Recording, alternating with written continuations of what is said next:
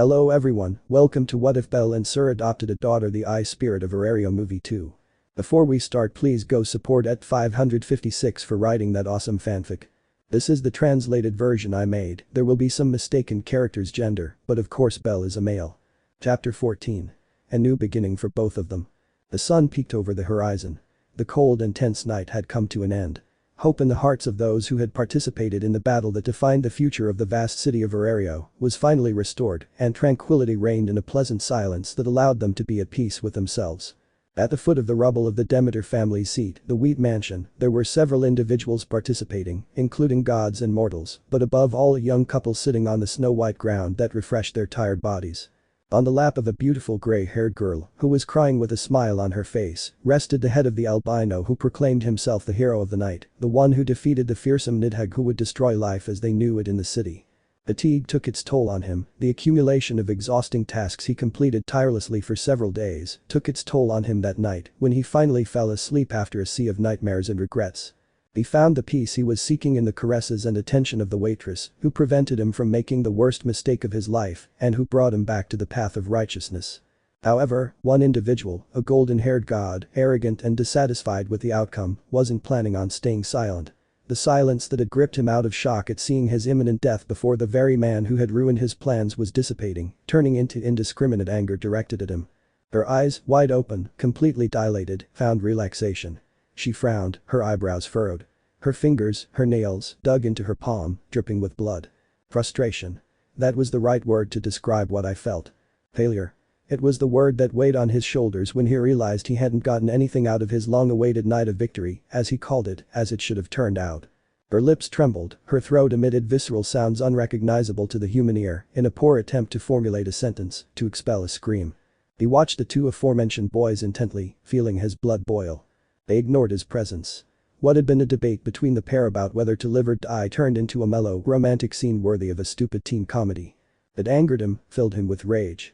How was it possible that the albino, who had appeared harmless and weak in the lap of that goddess disguised as a mortal, hadn't even offered a final ending to the story he had written in the underworld? Why did the black stain on the self-proclaimed hero's soul disappear so quickly? Is that girl responsible for his inability to corrupt the hero in a last-ditch attempt to snatch what the new world held most precious and beloved? Perhaps did he fail because of trivial emotions like love? Was that the reason why, even though he had lost and wanted to take with him the long-awaited hero he'd sought after so many genkai, he felt like a worthless piece of shit? Well, he was, the emotion that fact left him with, the bitter taste in his mouth and the sour taste in his mouth, was completely focused on insignificance. My evil, even though I snatched that brat from him, even though I hurt his loved ones and even nearly killed his goddess, it didn't reach him. From the pile of rubble on which his back rested, he struggled to his feet, suffering the ravages of the beating, the blast, and the exhaustion.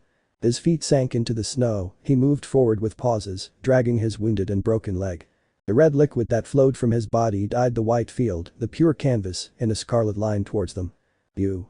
He gritted his teeth in spite, reaching out with his index finger, trembling and hesitant, toward the waitress. Damn, why the buck did you interfere? His voice resounded in every corner of the city with a power worthy of the screeching of the dungeon, as if each wall were bouncing the sound to amplify it and provoke a fleeting and eerie echo. It's your fault. It's your bucking fault, you bucking goddess. You always remain neutral like a tyrant queen who ignores what doesn't affect you. Now you come and ruin the only thing that could make defeat less painful. Or you take away from me the only satisfaction I could get from this shit. His anger was heightened. Every area of his skin turned a deep red and his facial expression was twisted with fury. He spat with every word he spoke. His lungs burned with every breath he expelled. Just screaming plunged him into pain and burning from the inside out. But what else was left? Nothing was left. His life's work was ruined. The city was saved, the defeat consummated. Everything he'd worked for crumbled before him because of a piece on the game board that should never have appeared, a pawn hidden from the rest, but growing into a threat he didn't realize. Under his nose, underestimating it, the executioner of his dreams and hopes was born. If only I had died at his hands, I wouldn't mind disappearing, staining his light with my blood, covering his soul in black, that he would consummate his revenge that would not have made me any different. A damned being guided by his impulses and emotions. His heroism would have become an empty, unattainable ideal for him. His breathing became labored. His throat ached and his mind spun from the exertion. He gasped for air, gulping in and out desperately. His ears buzzed as if a mosquito were inside them, preventing him from distinguishing sounds. However, despite the temporary deafness, his feet felt a rumble in the ground that alerted him, warning him that someone was approaching with unfriendly intentions. His skin prickled. The sun that had been shining on him turned into a shadow as the enormous figure of an adventurer stood before him, stoic and angry, brimming with unquenchable rage and bloodlust. The king. He gulped when he realized it was the captain of the Freya family, who had an expression similar to the one he had when a certain ugliness sparkling toad woman from the Ishtar family insulted her goddess. Don't come any closer. Stay away. Dionysus cried out in despair, retracing his steps along the path of footprints until his injured leg gave way and he fell to his feet in the snow, crawling away from the intimidating figure of Bose, who, unlike anyone else on the scene, had no moral code to abide by and no intention of keeping him alive. He's a calm and collected adventurer most of the time. But when his beloved goddess is insulted, he reveals his terrifying true nature. Do you plan on continuing to defend that impure goddess? That idiot who hobnobs with mortals in an insult to what we stand for? You don't matter to her, idiot. No one matters to her. When she's had enough of you of everything and everyone, she'll discard you like she has done for as long as she exists. You can't change who you are, brat. Gods don't change. You will not be the exception, Uig. Her neck was squeezed by the enormous hand of the family captain as he babbled hurtful words, poisoned darts at Freya's children, and the goddess herself, seeking to provoke them, hurt them, break the calm that was finally granted to them. The stirrups on Bose were lost. His teeth ground together and his eyes, bloodshot and furious, aimed to destroy the filth that stained his fingers. Ha. And no matter how much you deny it, you'll never be like them. You'll never be able to be with that brat. He mocked, relentless in his attempts at provocation. But there was one detail, a tiny detail, that he hadn't noticed since the verbal attacks had begun minutes before. Otter, who was squeezing and strangling the god more and more, to the point that air stopped entering his lungs and his eyes were beginning to bulge out of their sockets, looked behind him, over his shoulder, in search of his goddess's reaction to the multiple provocations, and what he observed was a surprising indifference. Bose's hand released Dionysus, letting him fall to the ground like a sack of potatoes. He turned away and ignored him. If his goddess didn't give a damn about what that scumbag was babbling about, then neither should he. Their words don't reach her. She's in her own world, the world I so long for, the one we so wanted for her. No matter how hard you try, you won't be able to disturb her happiness. The gesture full of pity and condescension was pointed at the deity after he saw the beautiful smile on the lips of the woman to whom he swore loyalty. She gently stroked the albino's white locks, using a torn piece of cloth to clean his face, covered in ash and dirt. She wanted to remove every trace of filth from the beautiful creature she loved so much, as if that would allow her to be at peace with herself and drive away the negative emotions that had recently nearly taken over. It was a tender scene, similar to the one that had happened long ago when everyone hated the young man for defending a Vuover. Just like that time, Sir Flova or Freya stood by him, offering their support. Although this time the participation, the salvation, was direct. She was no longer a spectator watching the course her favorite human would take, the longed-for otter she yearned for so much. No, she finally understood that there were things more important than her desire and curiosity. And that was it, the mortal who stole her heart. Rest. Everything is okay. I'm here with you. The girl said, shedding tears of joy that fell one by one down her chin, falling into her lap without hitting the inert and calm face of her protege. You're not worth it. You will be forgotten, treated as an urban legend or a bad memory. There will be no trace to leave, no negative emotions to motivate hatred. Tonight, the name Enyo will be secondary because the rise of the new hero, that beacon of hope we have awaited since the ancient heroes of the Zeus family disappeared, will monopolize the attention. Your life's work will not be remembered. Your very existence in this world, ignored. It is an ideal destiny for you. Otter's hoarse voice, which rarely elaborates on a response, drove the final nail into the deity's coffin as word by word his soul broke and his dreams faded. There is no lie that hurts as much as a truth spoken directly. The contempt paled in comparison to the total indifference with which he was treated, even now that he remains in that world. Hate. No one harbored it. Grudge. It didn't matter anymore. It didn't generate emotion. He's a poor devil who just threw a tantrum, feeling more important than he was. He was a simple worm crawling through the earth and filth, feeling like a butterfly, and when he tried to spread his wings and fly, finding himself at the top of everyone's game, he faced a cruel fate. None of his lies were real.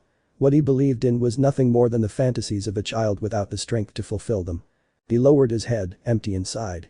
No, I don't.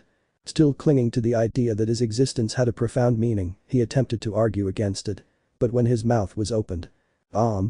A strong punch silenced him, making his jaw crack and throwing him to the side, crushing his flank to the cold snow that numbed him, swallowing the poison he had left to spit out in utter desperation, like the kicks of a person before being drowned.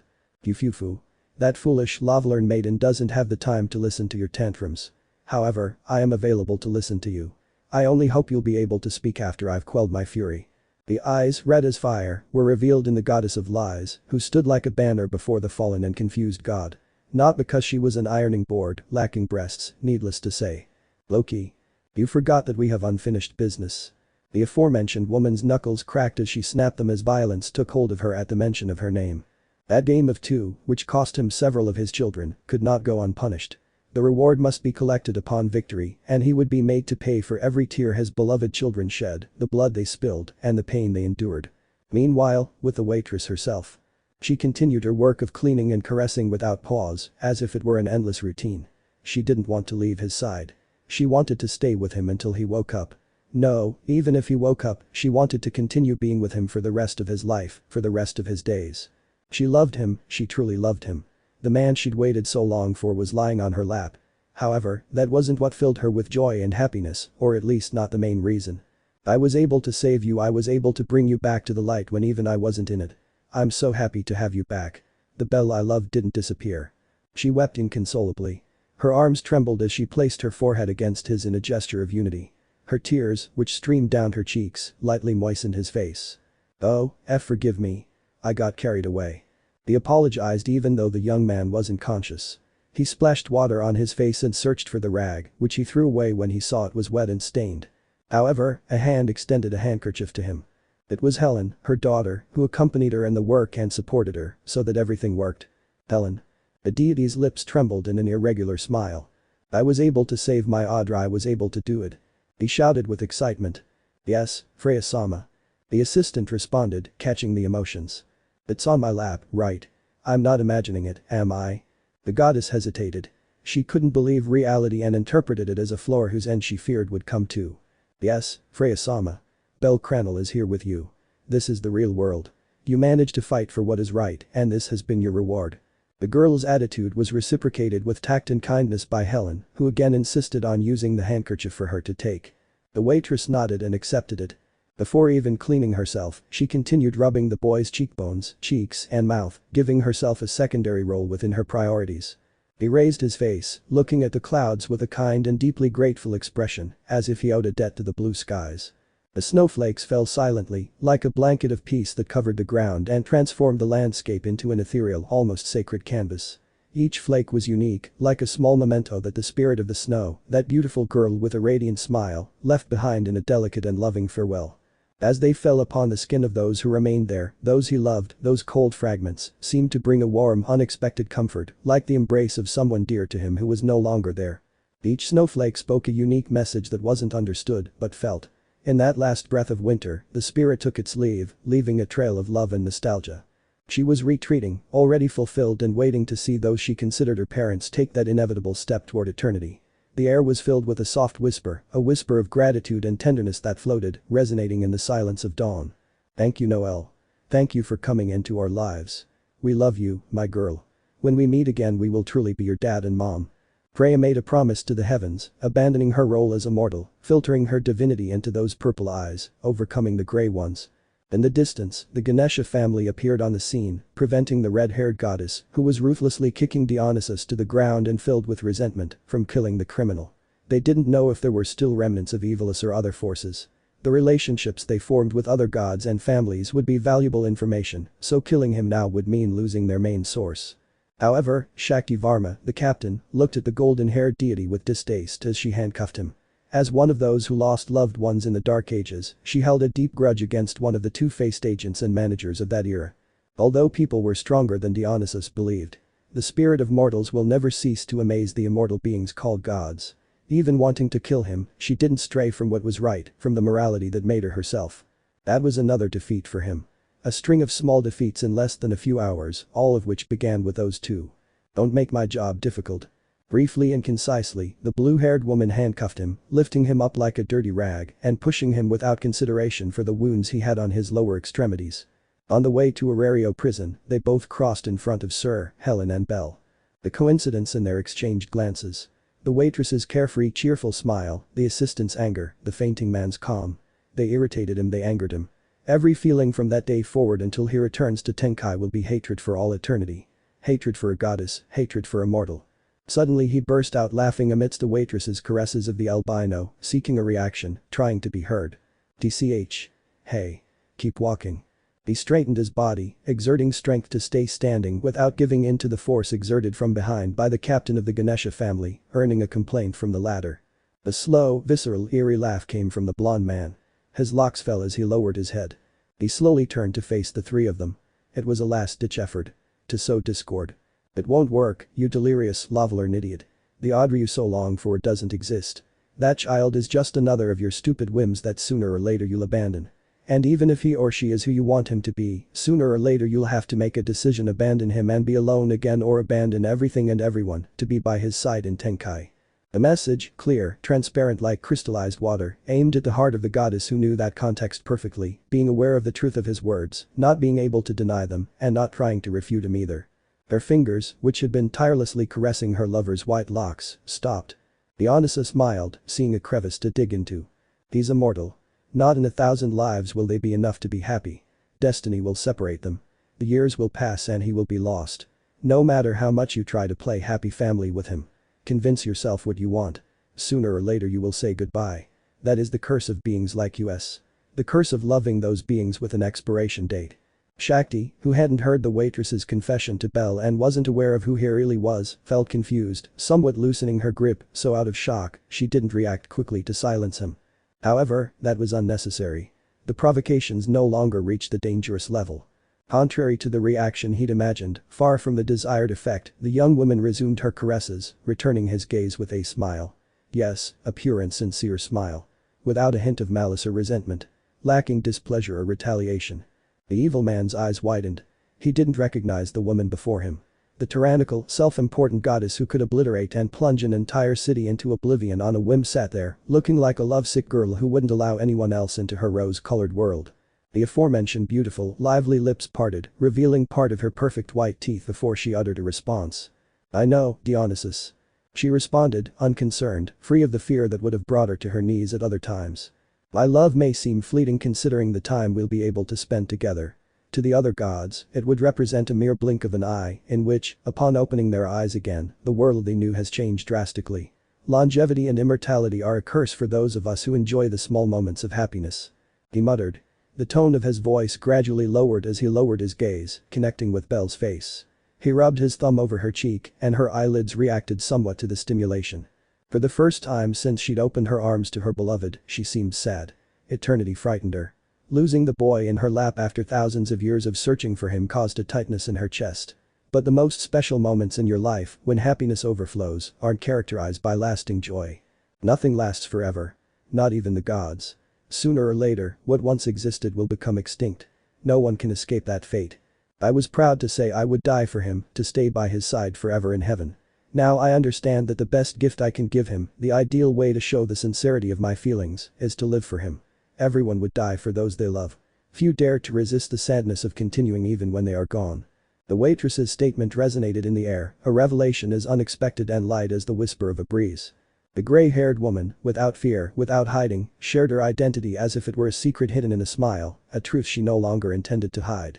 In that moment, those present felt the immensity of what it meant to stand before the goddess Freya herself, and yet, they perceived it wrapped in the simplicity of a casual confession. Hestia couldn't tear her gaze away, her heart pounding as her dark eyes followed Syr's every word. She bit her lip, her hand balled into a fist against her chest, trembling with a mixture of jealousy and pain. The confession of love in Syr's Freya's words for Bell twisted her soul in ways she didn't fully understand. Was it true love? Even in her inexperience, she could feel that every syllable held something genuine, something that went beyond a mere whim. The waitress's sad expression changed as she inhaled deeply, letting each word flow from the depths of her being. Her usually gray eyes now shone with a clarity and vulnerability few had ever witnessed. The air around her seemed to be charged with a subtle magic, as if the dawn itself had paused to hear her confession. I know that this love, like so many things in life, is destined to be fleeting. He began, sounding slightly hesitant but firm. Even if our paths part one day, even if he remains immortal and I an eternal goddess, I will never regret having chosen him, having loved him. This feeling I have for Bell is not a mere illusion or a passing whim.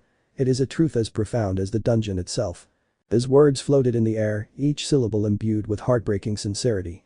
Syr looked up at the sky, which was tinged with pink and gold, as if searching the horizon for an answer to her own longings. "Choosing to love him has been the bravest decision I've ever made. I've seen countless sunrises and sunsets, I've witnessed eternity in its many forms, but nothing has resonated in my heart the way this love has. I want Bell to feel the same way about me, to understand the depth of what we share, even if our time together is limited." The goddess of the bonfire, almost bursting into tears, watched in silence, every fiber of her body feeling the weight of Freya's words. Envy, sadness, and admiration. It was difficult to choose which emotion dominated her at that precise moment. She couldn't help but feel displaced, but at the same time, she understood the purity of the love this girl was expressing. She continued, each time gaining strength as the sun rose, bathing the scene in a warm, comforting light. "Even if fate dictates that our paths must part, I will not regret for a moment having met Bell, having felt this love so pure and true. Every moment with him has been a gift, a spark of humanity that has illuminated my divine existence. This love has taught me more about the fragility and beauty of life than any other experience." Her words seemed to weave through the air, creating an aura of hope and melancholy at the same time. Dionysus, present at the scene, tried to dissuade her, his words of reproach drowned out by the force of the declaration and the imperturbable demeanor of the human. Freya, Syr, had erected an impenetrable shell, not of stone or magic, but of genuine feelings that no attack could break. "I'm not afraid of the end, nor of separation," he added, with serenity and determination. "Because every moment by your side has been eternal in my heart. And even if our paths diverge, I will carry you with me, like a light that will never go out, always reminding me of the beauty of having loved and of having been loved." The light of dawn enveloped them both, illuminating their figures with an almost heavenly purity. If anyone could see into her soul, they would notice how a bright white light replaced the dark clouds that once surrounded her, reflecting the clarity and sincerity of her feelings. It was as if each word had distilled love in its purest form, dispelling any shadow of doubt or fear. In that moment, the entire setting seemed to stand still, suspended between past and future, between the mortal and the divine. Love touched the hearts of everyone present, leaving an indelible impression of what it means to love unreservedly, regardless of the barriers life imposes. Closing her eyes, the young woman glimpsed a scene, the same one that always accompanied her, one in which her beloved Otter, her beloved Bell, was behind her, back to back, in his own affairs, but despite the distance that separated them at each moment, due to the very different tasks they performed, she felt him close to her. Little by little, more people gathered on the scene. Members of Hestia's familia made an appearance. The waitresses who were already on the scene, the children of the goddess who were watching the unfolding, as well as Hestia herself and the Ganesha familia. They were filled with doubts about the true identity of this dangerous woman. The impression about her hung in the air for those who hadn't grasped what had happened or understood the depth of the exchange between Dionysus and Syr Flova. Because the latter, lacking restraint and casting aside her fears, cast off that disguise to reveal herself as she truly is. She wasn't human, nor was she a goddess, but the woman who loves bellcranel. "Until the very last moment you deny me a small victory," the blonde whispered, giving in and giving Shakti the signal to leave. The funny laugh came from the young girl. "What can I say? I haven't even met my own expectations lately," he replied, bowing his head tenderly. The hatred with which she had regarded him before the gleaming dawn was no more. Her being was filled with love, a love that dispelled the fog and uncertainty, replacing it with a dazzling light that illuminated every corner of her doubtful being, which, for the first time in the deity's vast existence, found serenity. Drawing a trembling smile that became irregular due to the accumulation of emotions that assailed the assistant of that girl in love, both her own, as she was a participant and spectator in the resolution of who gave her tomorrow, as well as shared, due to the close bond that united them, Helen could not help but cry while her eyes turned purple that provided her with a broad vision that her mother possessed, beyond appearances, ignoring the exterior. Using that tool, he wanted to test a suspicion, to make sure that what was growing in the deity's chest was not his imagination. Her mouth, like her eyes, opened wide, showing herself impressed, astonished, by the image she was seeing, not believing it, not expecting it, nor giving credit to the imminent reality that hit her face like a solid blow from Otter himself. She slowly lowered her gaze to focus on the albino, who continued to rest in the deep restorative sleep he so desperately needed. What greeted her was. There was no way to explain it in words. It was the manifestation of something beyond comprehension, an intrinsic aspect of the pair's souls that a mere mortal would never fully comprehend. The closest way to describe the beauty and the flames that represented the essence of their lives was synchronization. A thin thread, like two hands, connected them. A sight never before seen, not even by Freya herself, who had no idea what was happening inside her, and even less so by the human, who possessed less information than the deity. The tears fell one by one. Despite the limited information she had, the fact that she could be wrong, which was the most likely scenario, she gave it her own fanciful interpretation, covering up her whims and desires. The rest of her family, who were at her side, did not understand the human's sudden reaction. Ellen's hand reached for Otter's side, giving a brief tug on his pants. It's her. He whispered, causing Bose to be confused. She unites them He babbled nonsensically, unable to make himself understood clearly. But, in his own imagination, within that subconscious world, he saw it. Or rather, he saw them. On the left, Sir Flova. On the right, bellcranel. And in the middle, holding their hands their daughter Noelle. Minutes passed, and the Hestia familia, with the exception of Lily, who continued to marshal the troops for the fierce battle, silently gathered around Sir and Bell. They had waited long enough, and much to their chagrin, they would have to be interrupted. Welf was the first to break the moment with a soft voice, addressing Sir with empathy. It's time to go. You need to rest. Sorry to interrupt, but we'll take you home. You deserve a rest. The blacksmith knew how much it would hurt the dangerous woman to be separated from her beloved, how that small shared moment would tear something from her soul. However, it was the right thing to do. The girl nodded without protest, taking a deep breath as she looked at Bell's sleepy face. Gently, she placed his head on the ground, brushing away the strands of white hair that had fallen over his face, and sighing as she stood up. Smoothing the dirt off her clothes felt like a goodbye. I would have liked to stay by his side a little longer. She whispered softly, with an honesty that surprised even herself. Something inside her was giving way, perhaps Freya herself breaking through to let that longing out. Araham and Makoto nodded, their way of thanking her for taking care of him during that time. Iridid carefully carried Bell in his arms, being the one who would take him away from there. The hero, still exhausted but victorious, rested on his companion's shoulder as everyone began to walk away, leaving behind Sir, the waitress who for that night had become the confidant and guardian of an eternal love. But Hestia, feeling thwarted, stopped and turned to her, a mixture of emotions flashing in her gaze. The name escaped her lips almost in a whisper, as if she were still struggling to recognize the woman before her. Sir. The little goddess clenched her fists, struggling internally. Every fiber of her being screamed at her not to do it, not to give in to her own pride, and yet another part of her knew this was an opportunity her beloved son would welcome. Bell would like you to join us. She continued, resigned and thinking about the benefit of the young man whom she loved like a son. The first thing he'll probably want to do when he wakes up is see you. So let's keep him from running off to the bar, hurting himself more in the process. He extended his hand toward the woman in danger in a gesture that seemed to weigh on his heart, but that somehow brought him an unexpected peace of mind at having done the right thing. Huh? Surprise reflected on her face, the aforementioned woman hesitated, puffing out her chest and placing her hands on top of it. The bonfire goddess, visibly nervous, felt her resolve waver for a moment and raised her voice in a burst of energy to protect her own pride. Don't make me regret my decision and come now, young lady. He shouted, echoing in his ears like an ultimatum a mother would give. Sir stared at Hestia's outstretched hand, not quite able to believe it. She didn't understand the goddess of the bonefire's sacrifice, nor the contradictory kindness that compelled her to offer something that clearly conflicted her. But the warmth in her chest was enough to make her cheeks flush in a way she couldn't hide, a feeling of happiness as pure as it was unexpected. However, as she took a step, something clouded her mind, a worry that returned to her with a vengeance. My friends?" she expressed, stunned. Her face, which had been flushed a second before, paled rapidly. Worry made her turn to look for the girls who had been caught in the explosion at the Wheat Mansion, the seat of the Demeter family. They're already being treated, Freya-sama. Anya is at the Insect family headquarters. Alan managed to get her there in time. Ellen, the first to speak, reassured her, informing her of the catgirl's whereabouts. The waitress listened intently, her heart still heavy. Despite the relief she felt knowing her little kitten was safe, she couldn't shake the lingering fear for the rest of the waitresses. It was then that Hogni, with his typical air of nobility and mystery, stepped forward to offer his own report, making strange movements as if preparing to narrate an epic. "The Lady of the Night whispers," he said, referring to Lunwar. She was embraced by the earth goddess herself, who joined her weeping like a river fed by the shadows. The gentle visionary, whose touch restores the soul, has woven her magic to restore their breath. And there, in the gloom, the fierce flame offers her pats of victory, for fate has smiled on them tonight. The gray-haired girl blinked, trying to follow the elf's flowery speech, his head held high, as if revealing arcane secrets. Still, something in his words comforted her, making her heart beat a little more calmly.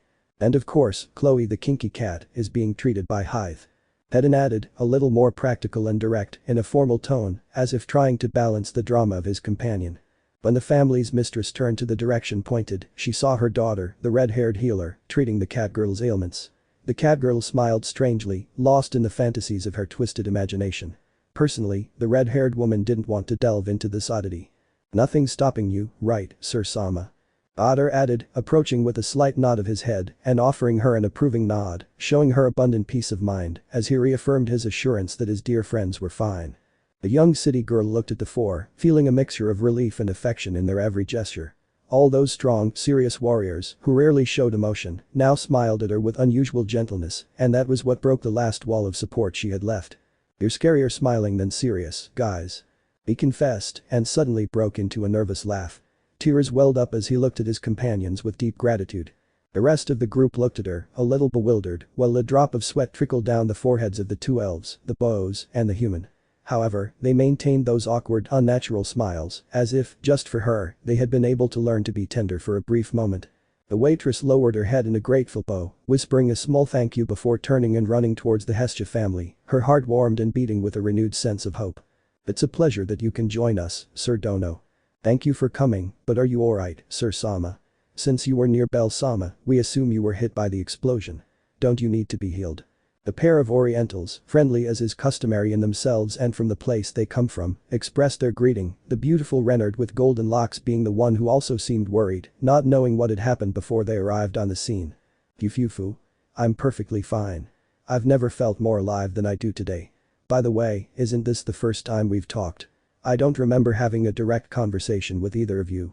The young city girl giggled in response, appearing cheerful and euphoric as she skipped as she walked, lifting her toes off the ground and gracefully landing back down. As the dialogue, the exchange, between the three women unfolded, in front, the blacksmith, who wondered if there were potions to heal the wounds that still afflicted his friend's body, and the goddess of the bonfire, who watched out of the corner of her eye, the naturalness with which the waitress behaved, had expressions of doubt. When the first of the two looked closely at the young man he was carrying, he noticed little to no sign of damage. The burns that burned, the cuts that bled until they dried, the flesh scorched by the Nidhegg's flames. All traces of battle vanished as if by magic, disconcerting him. Strange, unlike the rest who were caught in the explosion, he didn't receive medical treatment. Did the family healer Freya heal him? At what point? He questioned himself, raising his eyebrow as he didn't know the origin. He sighed heavily, ignoring it for the moment. Just because he was healthy didn't mean he shouldn't rest. While magic would be used on his body, his mind was also under great stress, which sooner or later needed to be relieved with a restful sleep. This was the perfect opportunity for that to happen. The little pigtailed goddess, on the other hand, would occasionally glance at Syr, only to later show interest in her son, as if she were making a connection between them, drawing a bond between them, one that she still found hard to accept, to confirm. She bit her lower lip, swallowing her disagreement and pride. Amidst the many glances, the black-haired woman and the gray-haired woman met. The latter smiled kindly, as if grateful for allowing her to spend a little more time with the love of her life, feeling deeply indebted to the deity. Because every moment by your side has been eternal in my heart. And even if our paths diverge, I will carry you with me, like a light that will never go out, always reminding me of the beauty of having loved and of having been loved. The words she spoke to Dionysus never left Hestia's subconscious. They repeated themselves endlessly, as if she were searching for the truth of that honeyed declaration. She was searching for falsehood, trying to find lies. But there weren't any. It didn't falter in tone of voice, sentimentality in its delivery, or even in its truthfulness. Pray you, do you really love my son in such a pure way? What changed in you? Before, you wouldn't have hesitated to destroy everything to obtain him. Now. The sad expression on the waitress's face as she realized that sooner or later she would be separated from the white-haired young man emerged as a recurring image in the deity's mind. Now it seems as if you've accepted that, even if your love may not blossom, you're content just to be by his side. You love him even though you can't possess him. It's unlike you. Every action since Noel left is unlike you. Perhaps have you finally come to understand what unconditional love for others is? Is it because Bell doesn't and won't succumb to your charm that makes you believe he's your otter? Or did you demand that he be? It's too much to process. Poor Hestia's head was spinning, feeling dizzy just asking herself that seemingly endless series of questions. By the way, Haraham. Do you like Bell too? When I accompanied Ryu to the market I saw them together. Hey. Lacking jealousy or anger, Syr hurled that question at the Renard, who saw her nervousness reflected in her body language as she bristled from head to toe, especially her tail, which stood up, making her golden hairs stand on end. An amused laugh, lacking in heaviness on her shoulders, liberating, was emitted by the human, mocking the blonde's reaction, while Makoto tried to calm her down. As the distance separated them from the center of the mess, forming a long barrier between what they left behind and those they left behind, the small group of people made up of members of the Freya family, who did not give up on observing their goddess as far as their field of vision would allow, could not help but sigh in relief at the satisfactory outcome of the conflict. The first to break the ice, asking a clarifying question that everyone was mentally asking themselves when witnessing the beautiful smile of someone who had always been a figure of admiration for as long as they could remember, was Otter, crossing his arms, being strangely kind, and softening his already hoarse voice. "This is what we've always wanted, isn't it? For her to be happy." The long pause punctuated the last comment. The general assent from the pair of elves and the human proved him right. It was worth it to go through so many tantrums and fights for this moment. I hope it lasts forever. I hope that boy can complete his task and give her everything Freya-sama has longed for. With eloquence and lacking in strange terminology and apparent meaninglessness, Hogni delivered his message, imbuing it with his deepest desires. His shoulder was touched by the palm of his companion of decades, who squeezed lightly and caught his attention, causing him to turn around. "That immature fool with nothing special about him besides the love of our goddess exceeded my expectations. And by far." Hedon smiled, proud of his student's achievement and the impression it had made on him. The three men expressed their opinions without restraint. The only one who remained silent was Helen herself, experiencing the heightened emotion of her goddess. It was a new feeling for both of them, one that, like a mere reflection of the beautiful deity, she didn't know how to conceal. Freya's symptoms were perfectly captured by her. From the tiny hesitation in her throat as she responded, to the numbness in her fingers, and, above all, the bright red color in her cheeks. Fufu. Their souls vibrate in sync when they're together. Not only that, a thread connects them so they sync. It's the first time I've seen it. She laughed in disbelief, trying not to let that perception sink in her subconscious and let Freya herself know. It was a secret she wanted to keep from him, her first, her most special one. One that, when the time is right, she'll know. So he'll keep it quiet, bury it deep inside his brain, so that he'll never be able to decipher it. The Hestia family and the waitress were lost. They were no longer reachable no matter how hard they strained their vision. That was the signal they needed to leave and return to their daily tasks. A war was waged, and the Orario side won. They turned around, unable to ignore the happiness that filled them with life. The last to do so was Hedon, who bowed his head, still smiling. "Rest, my student. You've earned it, you deserve it. When you wake up, you must keep the promise you made to her. Protect her, make her happy, and most of all wait for the second part of your training. Now that her feelings are out in the open. You'll take her on the best date of her life. I'll take care of that personally." He shouted in his subconscious like a promise to the four winds that he would keep, acknowledging the worth of the rabbit he raised before the battle. He raised his fist, his eyes blazing, those red eyes resembling the boy's. However, that impetus quickly dissipated, leaving him with only an opinion, a point of view. Though there may not be much work to be done. She already loves you just as you are. Your actions have paved that path. Her life's work of the vast existence that has passed between shadows, heartbreak and despair, will it be the final destination of your own journey? I hope so. I will have my complete faith in you. Don't let me down, don't make her cry, allow her to be happy. The memories of his first encounter with his beloved Freya-sama would never be erased from the elf. He was saved from performing a task he didn't want, from meddling in a war that held no interest for him. Many people who followed him were left behind, people who never questioned what he dreamed of. That's why he fell in love with his goddess. Those feelings won't go away. But he knew he'd never be granted the grace of being loved in return, since the deity was looking for someone else. But even if it is not his destiny to accompany her, he will support her, just like the one she decides to love. Often, love is letting go.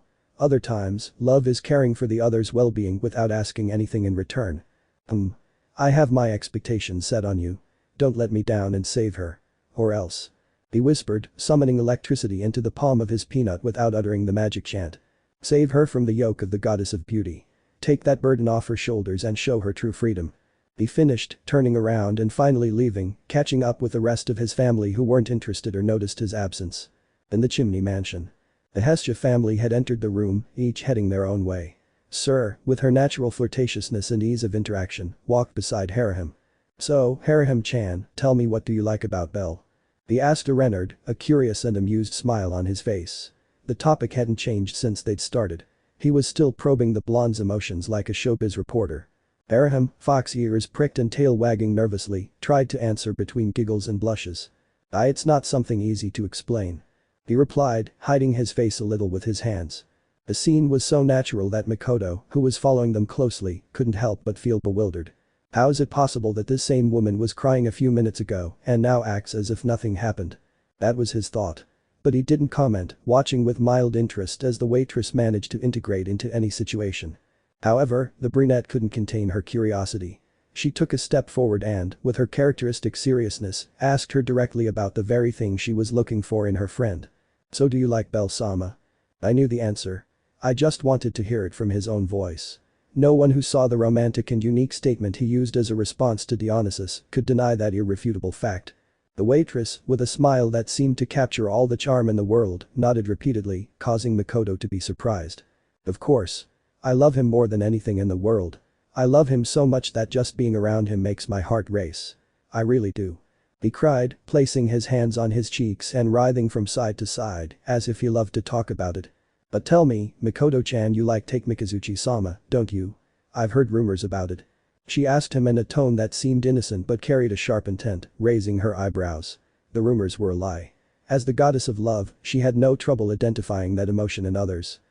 How could he figure out? Am I that obvious? The Oriental girl felt her face burn and, not daring to respond, she just looked away while Haraham tried to contain a giggle now that the attacks on her tranquility had finally ceased, the other girl being the target. The red-haired girl, amused by the reaction, was about to continue her game when Hestia's firm voice interrupted her. "Forgive me for interrupting the conversation, but I want to speak with Syr alone. Please take Bell to his room and let him rest. I'll catch up with you in a few minutes." The goddess's tone brooked no argument. Although surprised, the members of Hestia's familia complied. Welf and Makoto took Bell and headed toward the chambers, while Haraham cast one last curious glance toward Syr before following them, which was reciprocated with a wave of goodbye. "She's a nice girl. I'd like to be her friend," he thought, closing his fist, tracing it as a goal. When they were alone in the main room, the young woman began to feel a little uncomfortable. Her eyes darted around, exploring every corner, as if looking for an escape. To ease the tension, she began to speak casually. I must admit, this place turned out beautiful. If I didn't know better, I'd say it never belonged to Apollo. It even seems warmer than I thought," he commented animatedly, hiding his nervousness a little. The pigtailed deity didn't respond. She walked over to one of the single armchairs and sat down, crossing her legs and arms as she gestured to the other armchair opposite her. Her gaze was serious, almost judgmental. Syr, taking the cue, stopped talking and sat down. "First of all," Hestia began, calmly but with a certain severity, rubbing her eyelids with the pads of her index finger and thumb to massage the stress caused by what they were about to discuss. "What should I call you?"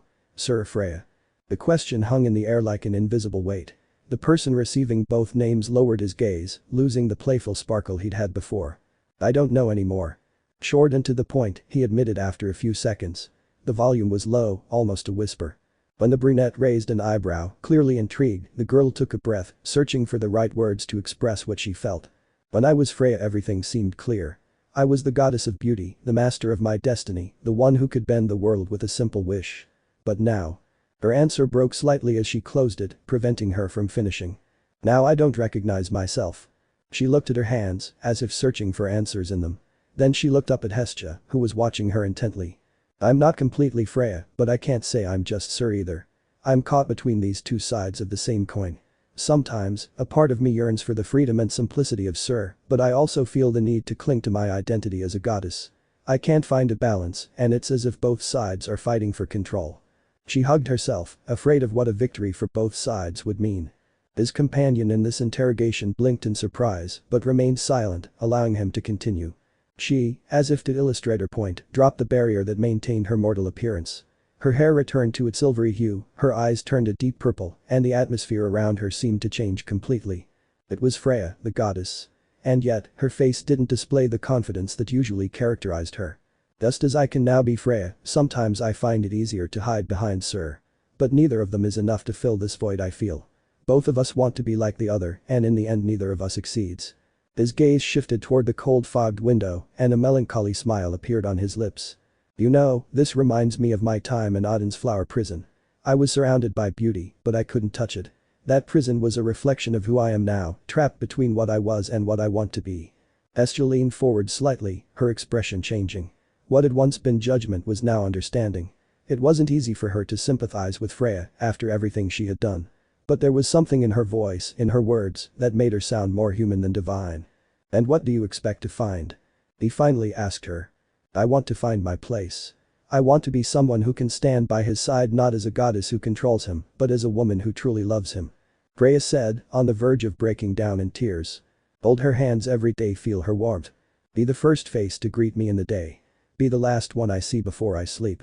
I long to share so many happy moments with you, to make memories that will replace the sorrow of eons." She looked at the ceiling, tears pouring out seemingly endlessly. "Every morning we wake up at the same time, preparing for our routine. I'll be working on the Lady of Plenty with my friends and he'll head off to the dungeon, leaving me worried for his well-being. Before we part ways and go our separate ways, I'll give him a bento, which he'll be rewarded with a kiss." Hestia's eyes widened. Bell would return covered in wounds from his careless fighting. I would treat them with potions while I cooked him a delicious dinner and scolded him for not thinking of himself. The wide smile spread across the sensitive silver-haired girl. "The years will pass, and between the money I earn in prison and me working at the bar, we'll be able to get a place of our own. It wouldn't have to be luxurious, and I don't want to use my family's money for that goal either. Something simple and homey would suffice. They say building a home from scratch is a unique experience in a relationship. I'd like to find out." The little goddess's face didn't even remotely reflect the shock she felt. Nothing could compare. What I heard was far from what a woman in the position of a deity would say. To abandon the yoke of the goddess of beauty to be by her side. I wouldn't mind being a mortal if in that existence I could be by her side. The deity of the bonfire didn't recognize the version of Freya before her. She was different from what she'd known, far removed from the tyrannical version she remembered. And when the inevitable fate separates us to hold his hand and tell each other in unison that we were the luckiest, happiest people in the world watching him take his last breath. The silver-haired woman turned her gaze to the latter, determined. "I want him to love me." The words echoed in the air, laden with such genuine feeling that even Hestia couldn't help but feel a pang in her chest. Freya returned to her alter ego, taking her seat again and looking at her lap with her hands on her thighs, completely downcast. The goddess of the bonfire leaned back in the chair, closing her eyes for a moment. "I can't say I trust you, Freya," he finally said, though it wasn't harsh. Then he opened his eyes, and they met his opponent's. "But I can understand what you're feeling. Bell, he has a way of changing people, doesn't he?" he added. The waitress smiled sadly and nodded. "Yes, even someone like me." The silence that followed wasn't awkward. It was a moment of shared reflection, where both women put aside their differences to recognize something greater. The love they had for Bell. A love that, though different, made them vulnerable. "Noel, what happened between you, him and that girl?" I addressed the topic of interest to the little black-haired girl. The girl took a deep breath before continuing, a tight lump forming in her throat that would otherwise have prevented her from speaking. However, there was no room for silence. "It all started as a game, a little joke to amuse myself. I brought Bell into the matter because I wanted to see how he would react, how he would try to deal with something beyond his control. It was something trivial," he admitted, smiling heavily, a gesture that reflected more sadness than humor. She sounded remorseful for framing it all as one of those pranks she used to play on the albino. Now that it wasn't, it hurt. The goddess of the bonfire, sitting opposite her, listened attentively, without interrupting. Her small fingers drummed against the armrest of the chair, as if trying to process the waitress's every word. But the days passed, and what started out as a joke stopped being one. The young woman's voice trembled for a moment, as did her pale lips, as if the words that came next were difficult to pronounce. I found myself caught up in something much deeper. It was so real, so palpable, that what had once seemed like a mere charade became a desire. One I'd never had before. She shifted her gaze to a corner of the room, as if memories could be projected onto the walls. The memories of her beloved daughter played out like a movie. Those days I shared with Belle and Noel were the happiest moments of my life. Eating ice cream while we laughed, holding their hands as we walked, even when Belle, embarrassed, was forced to flatter me because Noel asked him why he loved me.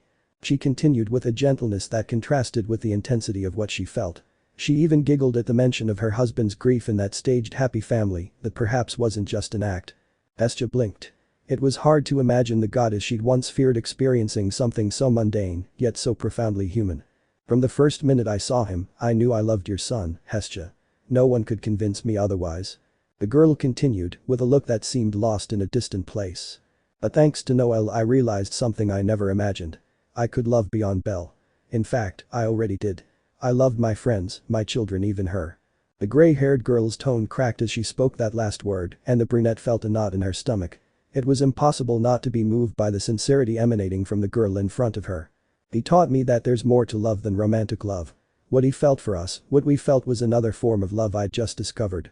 The impact the Infanta had on him, on the way he saw things, was enormous.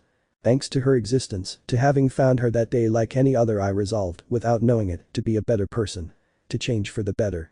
To be that woman she saw in me, in whom she saw a safe place, in the mother who held her hand and embraced her as her own. And, without realizing it, I began to wish that this farce would be my reality. There was a heavy silence, broken only by the occasional sound of wind against the windows. Hestia didn't miss a single detail of the goddess's sincerity, trying to find traces of the Freya she so feared, but all she saw was a broken woman struggling to rebuild herself. But I know one thing for sure. Syr's spirit sank, and she clenched her hands in her lap, as if the words hurt to come out. I know Bell already has someone in his heart and that's not me. The drops fell one by one from her cheeks, until they precipitated in freefall onto the back of her hands resting where previously mentioned. I will end whatever. Hestia nodded and confirmed, revealing the identity of the beautiful blonde-haired woman who enchanted the rabbit from the first interaction. The mention of the sword princess seemed to resonate in the air like an inescapable reminder. The waitress swallowed, closing her eyes tightly as a tremor ran through her body. And what will you do if he doesn't choose you? They asked him in a direct but not hurtful way. The young woman opened her eyes, filled with deep fear. She bit her lower lip and her hands trembled as she imagined a scenario she feared more than anything else. She saw herself being rejected, watching Bell walk away from her, choosing someone else. The darkness of those thoughts grew inside her, a vortex that threatened to consume her, causing her to return to being the goddess. It was then that the image of Noelle appeared in her mind, like a beacon dispelling the darkness and guiding her to the right path, the one she'd decided to follow in memory of the silver-haired girl. Her little girl looked at her with that bright smile that had always made her feel the world still had hope. If Bell doesn't choose me, I'll still be the mother of his child. We'll still be waiting together for our baby girl. That won't change. A tear rolled down her cheek, but the curve at the corners of her lips formed the wide smile that, although broken inside, remained sincere. Not only did the words leave a strong impression on the listener, but also the strength the girl found in her sadness. I want to be the woman Noelle saw in me. He placed his fist on his chest, an oath to the memory of the one who taught him to love. I want to be the best version of myself so that when she comes back, I'll be the person she always thought I was. The waitress's final words rang with such pure truth that the little goddess gasped. Yes, there was definitely no trace left of the goddess of beauty. In a world filled with my lies, my love for my children, my friends, Belle and Noelle. That's the only thing that's real. They both felt a pang in their chests. In front of the rabbit goddess, there was only a woman struggling to find a new identity. Debating internally.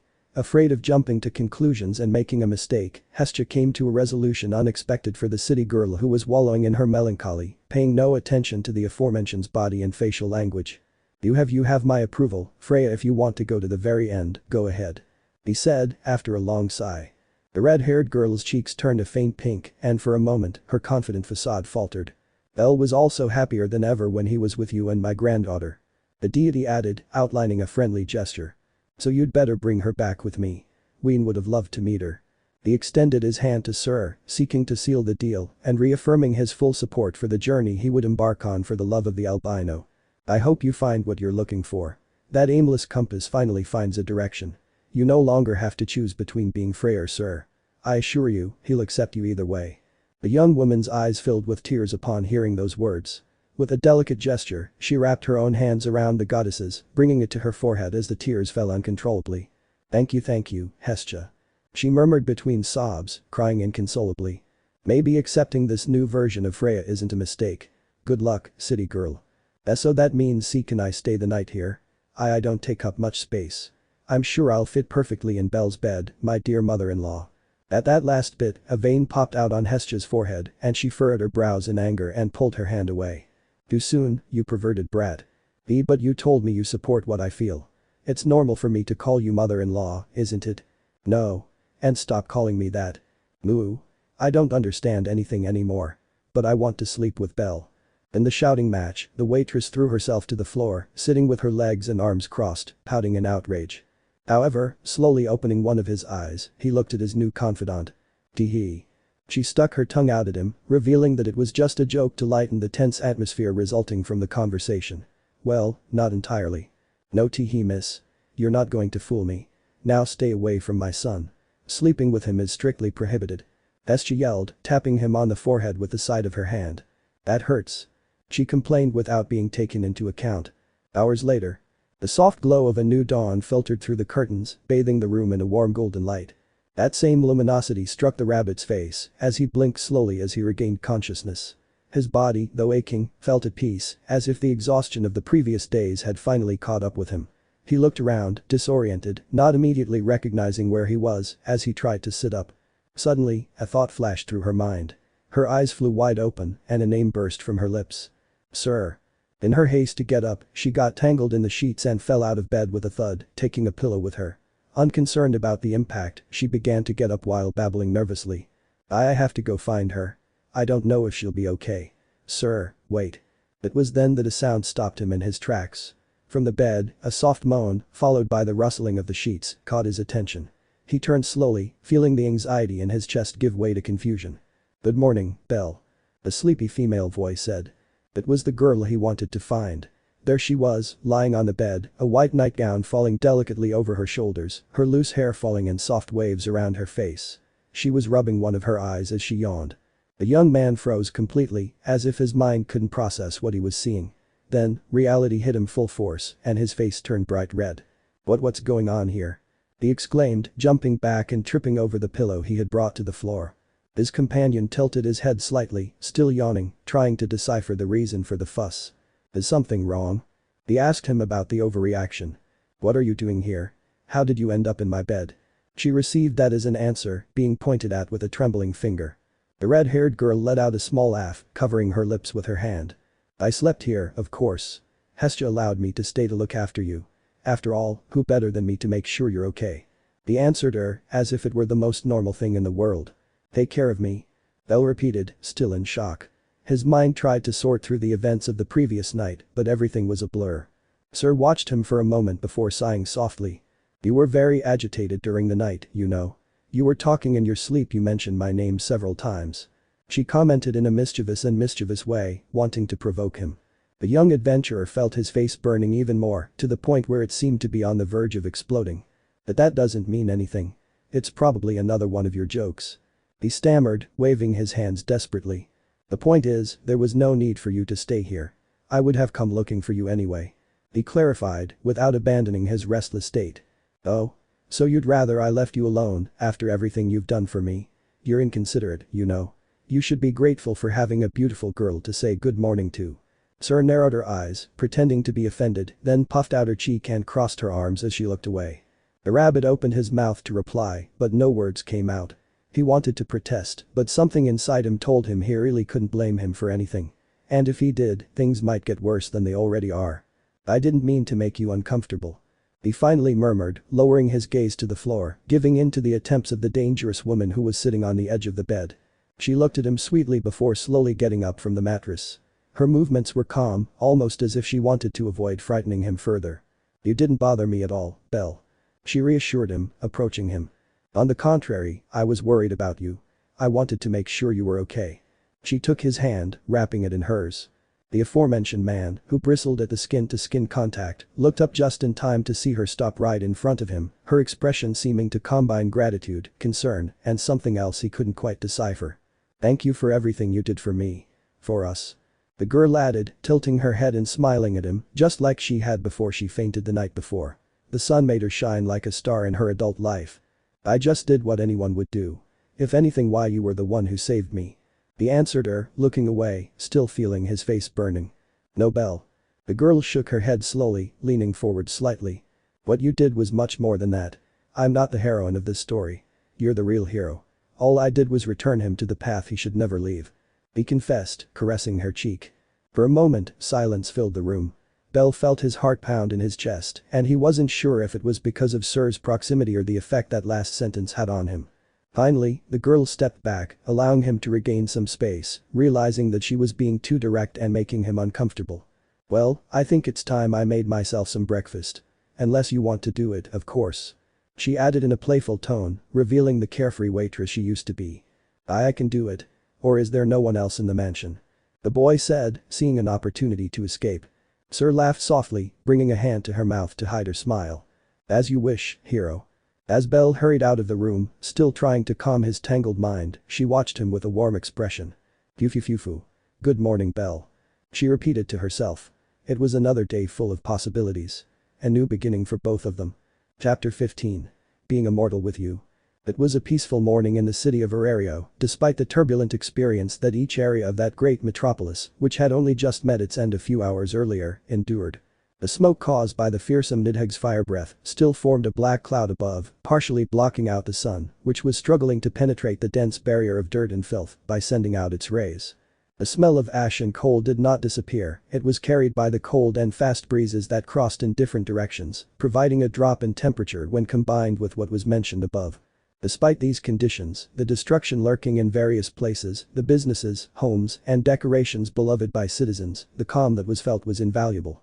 The great threat had been diminished, a new hero emerged amidst the need and fear of the innocent, rising to illuminate them with his light and allow them a hopeful tomorrow without risks, one in which they could smile without the shadow of evil lurking around every corner, waiting to make its move and steal from them what they most yearn for, love and desire. That hero's name is bellcranel. But the reason that beacon of hope shining brightly within his soul didn't go out the savior of that modern-day hero, longed for and needed was a simple city girl, one without apparent distinction or magnificence. An ordinary human, the way the ignorant would define her. His great heroine, if Belle were the one who had to describe her. Or Freya, the goddess of beauty and fertility, if those closest to her were questioned about her identity. But, I suppose you are wondering, at this very moment, where are these two individuals? Well, the answer is simple. Breakfast will be out in a moment, don't despair. The harmonious, almost angelic voice of the lively, gray-haired girl, ending each sentence with a sing-song extension, gave the warning as she appeared from the door that connected to the kitchen where she worked, then closed it behind her with a slight movement of her hips that pushed her with enough force to allow it.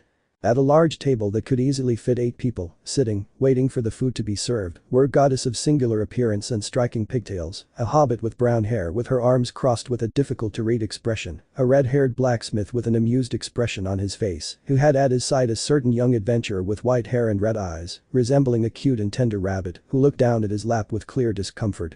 His cheek staining an intense color similar to the scarlet that shone in the eyes previously described. Inside the kitchen, accompanying the city girl in the culinary arts, was an unparalleled oriental-style beauty with black hair tied with a ribbon, who was visibly horrified by what she was seeing, as if she were witnessing a murder of all the rules that must be followed if one wants to cook. On the other side of the waitress, who was dressed in a pure white outfit like the soul she fell in love with, the hair of the man she gave her heart to, she was also supported and guided by a beautiful Reynard with golden hair and a fluffy tail of the same color with a white tip, slightly panicking, stopping the indiscriminate addition of ingredients to the enormous steaming and bubbling pot by the visitor. As you can see, we are in no other place than the home of the very famous Hestia familia, whose captain is the aforementioned hero, bellcranel. That enormous mansion that previously belonged to the sun god Apollo and passed into the hands of the bonfire deity for whom the family is named, Hestia. The chimney mansion, no more, no less. The cozy shack that, given its size, could hardly be considered as such. After the physically and mentally exhausting battle, they returned to the mansion to complete their duties in subjugating Evilus. When their captain was consumed by darkness, the gray-haired guest stopped him, and as an act of consideration from the pigtailed dwarf, he was allowed to enter her chambers, watch over Bell until he woke up, and then sleep. I didn't let him sleep in the same bed with him. He sneaked out in the night and I couldn't stop him. He locked the door with a key and a piece of chest of drawers. The aforementioned goddess's scream, breaking the fourth wall, clarified what she considered an important and vital point for understanding his intentions. But that doesn't mean that at the end of the day, Syr slept with Bell. It sounds bad, it could even be given a perverted interpretation, but nothing could be further from the truth. The albino was asleep for almost 24 hours until the morning after defeating the Nidhegg, when he woke up, so it was obvious that he was dying of hunger after not consuming any food for more than a day. When that scenario arose, the caretaker herself, who spent day, afternoon and night awake until he opened his eyes, offered to cook for him, although of course, knowing his limitations, she asked the 2 women from the Far East for support, worried about causing worse harm to her beloved if he were left completely free and unsupervised. And well, let's just say that neither of them expected the chaos that was coming. Makoto. Can I put this on him? It smells delicious. Syr quickly questioned the brunette, grabbing a black metal container containing a fine powder. Sir don't know. No. That's rat poison. Don't add it. Before her bucking chef could make a fatal mistake that would poison everyone who ate the stew, he grabbed her wrist and took the container from her. Does rat poison smell good? Reynard questioned herself, raising her eyebrow and sniffing the container that the Oriental woman was trying to push away, resulting in a strong burning sensation in her nose that forced her to cover it with both hands and turn around. Why do you listen to him, Haraham Dono? The Kodo quickly closed it, preventing them from wreaking further havoc with that lethal weapon.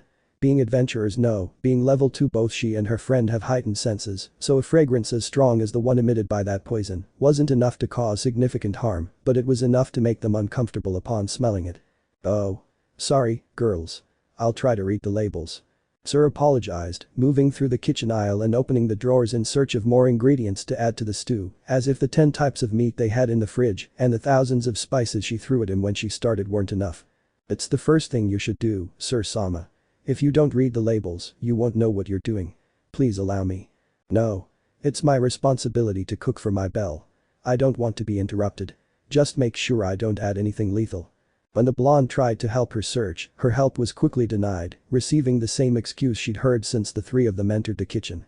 The Kodo and Haraham lowered their heads, giving up. If they couldn't prevent the stew from tasting bad, the least they could do was prevent it from turning into poison. Just making it edible would be considered a huge victory. While that was going on in that area of the mansion, an unparalleled scandal from which nothing good could come, in the dining room it was the opposite, absolute silence reigned and whispers, even muffled laughter without significance at the same time, as those present focused on the albino who tried to ignore them without success. The pat was given on the back, full of condescension and even pity. You've got it tough, old man. If the Nidhogg didn't kill you, his food certainly will. Though I won't mock him any further, because I might not even survive this breakfast. The blacksmith commented, sweating cold and scratching the side of his face as he tried to joke to ease his companion's embarrassment. How the hell did you survive the bento she made for you? He questioned himself, raising his eyebrow and swallowing. He didn't forget that every morning when they passed by the store where the waitress, called the Lady of Plenty, worked, she always gave him a box of food she prepared herself, and according to the albino, the taste wasn't bad and it filled him up. But now that he heard the girl's complete lack of control and inexperience in the kitchen, he couldn't help but worry about his friend's health and the enormous capacity his stomach has for not having gotten sick before, or the luck that no ingredient that would make him sick had been added to all those exchanges. He shook his head, deciding to change the subject and investigate the relationship between his friend and the waitress. Has her beauty finally captivated you? Have you accepted her? I mean, they skipped a lot of steps, they already had a daughter. He expressed with amusement, a comical laugh escaping him. While the matter of Noelle was still sensitive, the albino understood that he had no malice or ill intentions in mentioning her. On the contrary, it was his way of letting her know that the parents had become close in recent days, if not weeks. If Belle's blush was visible from across the city, right now it shone like the sun itself at midday. The skin on his face was tinged with a deep red that rivaled that of apples. The mere mention of it upset him, causing a deep lump in his throat that made him shiver and prevented him from speaking. He's never been good at dealing with these kinds of matters. Romance is an aspect he still doesn't know much about, despite knowing he's in love with a woman. But between being in love and talking about it is a huge stretch. It's not about that, Welf. There's nothing to accept. And you already know that Noelle didn't happen like the rumors say. She was our daughter, but not biologically. The young man rebuked them with a superhuman effort, raising his voice in a whisper so that the person they were talking about wouldn't hear the conversation and complicate the situation even further. Really? Can you assure me they haven't escalated into adulthood? I remind you that they spent more than a whole day locked in your room with no news and with the door closed, refusing to let us in. Oh, my innocent friend, you've missed a lot of steps. Another defiant and malicious smile appeared on the Redeed's face, pointing out that situation and reminding him of the lack of information the rest of the family received during their sleeping hours. He wanted to imply that something might have happened during those hours that he didn't want anyone to know about. The rabbit's ears twitched and his skin prickled like goosebumps, his back straightening and smoke billowing from his head. Impossible. That's impossible. We didn't do anything we'd regret. We just slept together. Nothing more. Besides, I was passed out so I doubt Syr would have tried anything while I was in that state. She'd be incapable of taking advantage of my vulnerability. He refuted the blacksmith's theory, appearing annoyed and somewhat offended by the latter's insinuations. He also let slip a few compliments and recognitions toward the girl who had worked so hard to take care of him, so he couldn't allow herself to be misinterpreted or unfoundedly accused. However, facing the pair, the goddess Hestia laughed nervously, glancing sideways toward the kitchen, with a portion of her soul spilling out of her mouth in obvious tiredness and restlessness. Well, I'm not sure that's the case. On the contrary, if she were behaving like she normally does, you'd still be in that room, and she'd be asking us for thousands of bottles of water to hydrate you. Let's not forget that she said mentally, somewhat dismayed and going against her son's beliefs as she peeked into the section of the mansion where the three women were preparing breakfast, focusing only on one in particular. That's Freya. And while she's changed for the better in recent days, so much so that I find it hard to recognize her, and I accepted her as your mate, she can still have her ways and her unbridled lust. I won't allow them to take away your purity. If I take my eye off her, it could unleash her desires and perversion."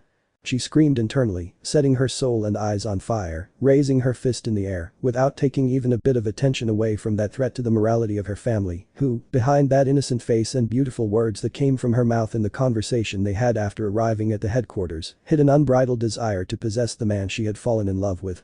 "I'm literally rooting for another girl to get my Bell, the one who stole my heart. Is this even considered NTR and Tory? Do I have some kind of fetish for that?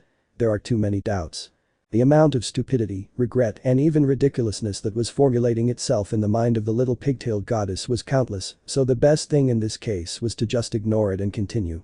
Breaking her concentration on trivial matters that wouldn't get her anywhere, the brunette's elbow at her side struck the right side of her ribs, bringing with it a sharp pain that made her react and turn around fiercely. But before she could complain aloud, the hobbit covered her mouth with her index finger, placing it above her lips, implying that she wanted to discuss a secret matter of mutual interest that couldn't be overheard by the others. "What's up, support Kun?" he asked in a whisper, removing the aforementioned woman's hand. "Lily wants to know what the strategy will be to separate Sir Sama from Bell Sama. She is a formidable rival who will not bow to anything. A rival worthy of fear. But you must have a strategy to neutralize her." The hobbit replied, showing a huge competitive spirit, unaware that the competition she was trying to prepare for had long since ended. With a long, drawn-out sigh, laden with tiredness and resignation, Hestia prepared to answer. "There's no plan anymore. I've approved her making her move to win him over. If you ask me, she's the one with the best chance of snatching Bell from Wellenwediver's hands. Besides, even if we tried to stop her, it would be impossible. Words won't work, threats would be counterproductive, and no matter how hard we try to keep them from being together, we won't be able to. It's a losing battle." He justified himself, giving 1,001 reasons why they wouldn't make any move to limit the interactions of those young people. Well, not so young considering Sir's actual age, on their way to a romantic relationship. Lily's skin paled, not recognizing the deity in front of her. Who are you and what did you do to Hestia Sama?" she questioned him, stunned, trembling. A vein popped out on the forehead of the pigtailed, busty but short girl, clearly offended by her daughter's poor perception of her. "I remain an entity that deserves respect," he reproached her, looking at her angrily. Yes. Whatever you say, Hestia Sama. The important thing here is. Don't pass me by." Without giving that statement the due, Lily held her chin and analyzed the situation, even as the deity's grumblings, who had every intention of strangling her, snarled. Following this, she crossed her arms with a mischievous smile, letting out a light sigh. "Lily was just joking, Hestia Sama. I didn't mean to upset you." He waved his hand, as if dismissing her comment.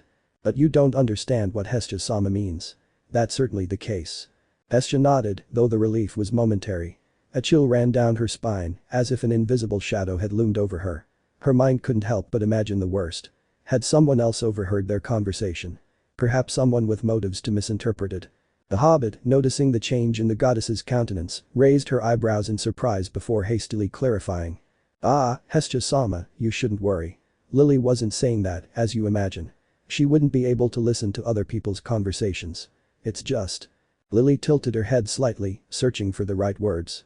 From what little Lily has had to do with that seemingly docile and unremarkable city girl, she believes she's no ordinary person. She's a fearsome person, Hestia Sama. A woman not to be taken lightly. He paused, as if weighing his next words. He's the type who would do whatever it takes to get what he wants. It ended. The deity felt a knot form in her stomach as she looked at her. Lily spoke seriously, her tone leaving no room for doubt.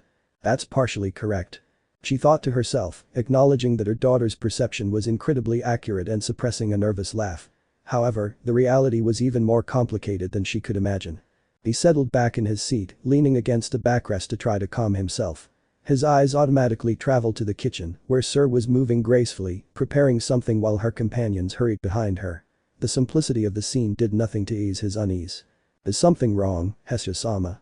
the brunette asked her, watching her cautiously. She just shook her head, putting on a smile that she hoped was convincing, so as not to arouse suspicion. "It's nothing, Lily. I was just wondering if it will take a long time to finish. I'm starving." He answered, shielding himself with the first thing that came to mind and praying that it would be enough so that the perceptive hobbit would not suspect what was really going on. Deep down, he knew he couldn't afford to let his guard down. Not with that waitress. Even though he approved of their relationship, if it happened, everything could go wrong just as quickly. Odds aren't supposed to change, yet he prayed, he wanted, that wouldn't be the case with Freya, giving her the benefit of the doubt. The kitchen was a small chaotic scene. Each of the three girls was immersed in her own world, creating a contrast as hilarious as it was inevitable. Mikoto, her patience stretched to the limit, alternated between giving precise instructions like a strict teacher and watching Syr as if she were a child about to stick her hand in an electrical outlet. "Sir Dono, don't grab that." Mikoto exclaimed as she watched the red-haired girl take a jar full of something slimy and strange. "Why not? It smells delicious." The red-haired girl shrugged, bringing the bottle to her nose and taking a deep breath before smiling. "I'm sure it tastes just as good. I'll add it," he said, heading to the stove. "That is not a valid criterion." The Oriental woman almost screamed, snatching the bottle from him before he could empty it into the pot. "How can you cook with that logic?" She rebuked him, asking him that question laced with disappointment, as if putting her in a kitchen was an insult to all those who call themselves chefs. And it's odd, considering she literally works at a restaurant bar known for its tasty food and the beauty of its waitresses. "Cooking is like love, Mikoto." Syr closed her eyes and clasped her hands with a dreamy expression after shaking her head and clicking her tongue, as if calling her teacher a fool. "Sometimes you have to take risks." He finished, winking at her mischievously. The black-haired girl frowned and looked at the strange piece of meat Syr had placed on the cutting board. "And this?" she asked him, pointing at him, horrified. "It's gray. Where did you get this?" He didn't realize when he took his piece of meat out of the refrigerator. No, the worst part was how it looked. It was stored there, of course. The girl blinked as if it were obvious, tilting her head and preparing to cut it off. "What kind of meat will it be? It's gray and green. Is it toad meat?" He muttered his doubts, bringing the knife closer and piercing the skin with its edge. "It's ordinary meat. But it's rotting. That's why it's gray and green." The kitchen teacher exclaimed, taking the sharp object away from her and grabbing the board with the expired meat, pushing it aside to throw it into the trash can. He leaned his back against one of the walls, sighing and wiping the sweat from his forehead. He couldn't stand it anymore. He wanted to leave and assign this tiresome job to someone else. "I feel sorry for Bell Dono if he marries her. She'll kill him with her cooking in the first few days of marriage," he thought with resignation as he put the board and knife in the sink to clean them later. Meanwhile, Haraham, oblivious to the culinary drama, was engaged in lighter conversation with a guest. "You really look adorable in that maid uniform," Syr commented, smiling broadly and complimenting the Reynard's innocent and striking appearance. "You should come work at the bar. Mamma Mia would love to have you in the lines. I'm sure you'd attract a lot of customers." She winked, rubbing her fingers together in clear reference to earning money, a gesture the dwarf often made when it was time to count the day's earnings. "Ah, no, Syr-sama." The blonde stepped back a little, waving her hands nervously. This humble servant's loyalty is to her family and to Bell-sama. She paused at the end of her answer, blushing as she mentioned the albino. The swaying, shifting motion of her tail betrayed her nervousness. Hearing and noticing her, a mischievous smile spread across the lips of the chaos-loving, red-haired girl. "Oh, I see, so that means you like Bell?" She questioned him gallantly, leaning towards Haraham and marking a false territory by puffing out her cheeks as if she were jealous, giving her a heavy atmosphere in which breathing was impossible. Haraham's face broke out in a blush. Her counterpart quickly broke away from her, hugging and crying in a Razzie-worthy performance. "If you like it. I can't believe the sweet maid of this mansion wants to steal my man. I thought you were a sweet and kind woman. Not a slut. I clarify that I don't mean literally," the waitress declared, feigning offense and disappointment in someone she considered a friend. Though none of that was real. Just a simple act to lighten the conversation. She had decided that, no matter what decision her lover made, she wouldn't force him to love her. But the blonde's reactions were so spontaneous and playful that they almost demanded that she bother her. "Your man." Renard blushed so much she looked like she was going to explode, emphasizing that part. "But Syr-sama, Bell-sama is not your man." "Ah, but one day it will be." The city girl feigned a melancholic sigh and placed a hand on her chest, as if she were in a play, as she answered him. "How painful it will be for me to take him away from a girl as sweet as you." "It wouldn't be a problem if I were just his concubine." The exchange reached a point where strangeness dominated, bringing with it an ethereal silence at the Renard's shameless confession. Syr's eyes widened, shocked by what she heard, halting her performance. The knife Mikoto was using stopped dead on the board.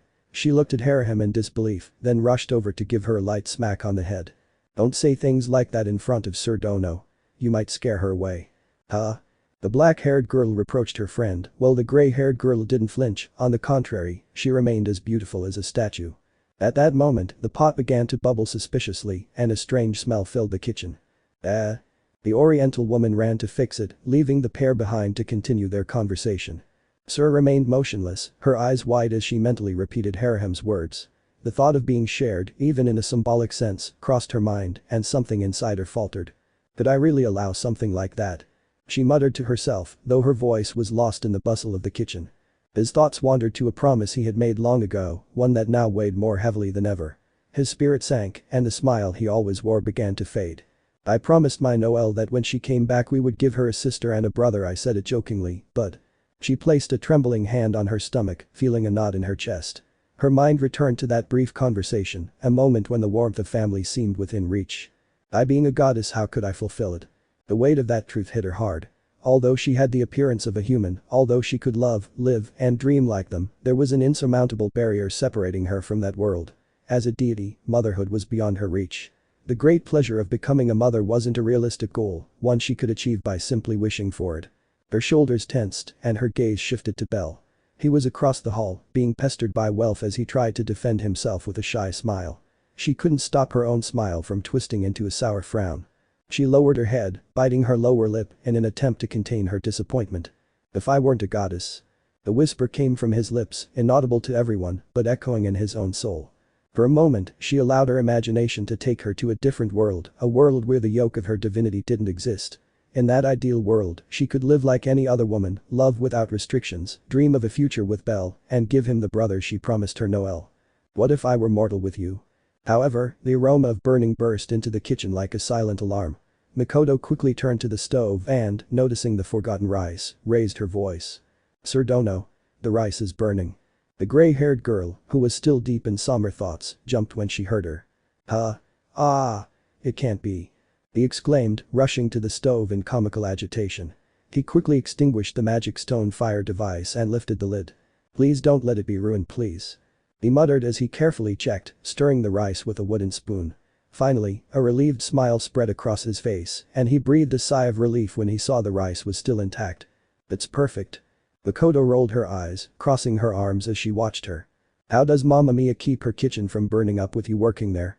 She wondered to herself, genuinely impressed by the dwarf's ability to keep the destruction of culinary art personified at bay. The waitress stood still for a second, as if she'd just been struck by an inexplicable sensation. Her gaze sharpened, as if she were trying to detect something invisible in the air. I feel like I've been offended and I have no idea who did it or why. She commented, completely forgetting her previous concerns, as if a sixth sense alerted her that someone was speaking ill of her. As this scene continued in the kitchen, at the dining table, Bell was caught in an awkward conversation with Welf, who seemed to be enjoying seeing him flustered a little too much. Do you remember the conversation we had when Syr stopped Enyo? Welf asked, his tone casual as he leaned back in his chair and placed his hands behind his head. His friend, jumping from his seat as if the subject at hand were anything but simple, nodded slowly, feeling the heat rise to his cheeks and climb to his ears. I could hardly forget her. He replied softly, glancing at Syr, feeling his heart beating faster than before. Yes, the scene where she saved him from the darkness that consumed him was something he couldn't forget so quickly. Every word, expression, tear and plea remained fresh and undisturbed inside him as if spoken for the first time. Even in his dreams, the interaction between them repeated itself incessantly, providing him with a calm he hadn't known since his precious Noelle departed from that world. What his daughter's mother had achieved was incredible. And the esteem the albino already had for her only grew to a level he couldn't even comprehend. The blacksmith gave a light laugh, looking up at the ceiling as if recalling what had happened. I only managed to hear the last part, you know, because we rushed here. She looked down at Bell, her smile taking on a mischievous tinge, but her intentions clear. But from what I heard, that sounded like a love proposal. He concluded, sending a shiver down Bell's spine, causing her to blush even more, almost as if she were about to burst into flames. I know. He muttered, clenching his fists on his knees. I'm aware of that. It's what terrifies me the most. He confessed, making Welf raise an eyebrow, leaning an elbow on the table as he looked at him with interest and, above all, curiosity. How could a woman's love terrify you? Yandir aspects and the like aside, Syr's case was special. She wasn't just some random girl who appeared out of nowhere and tried to get you for herself.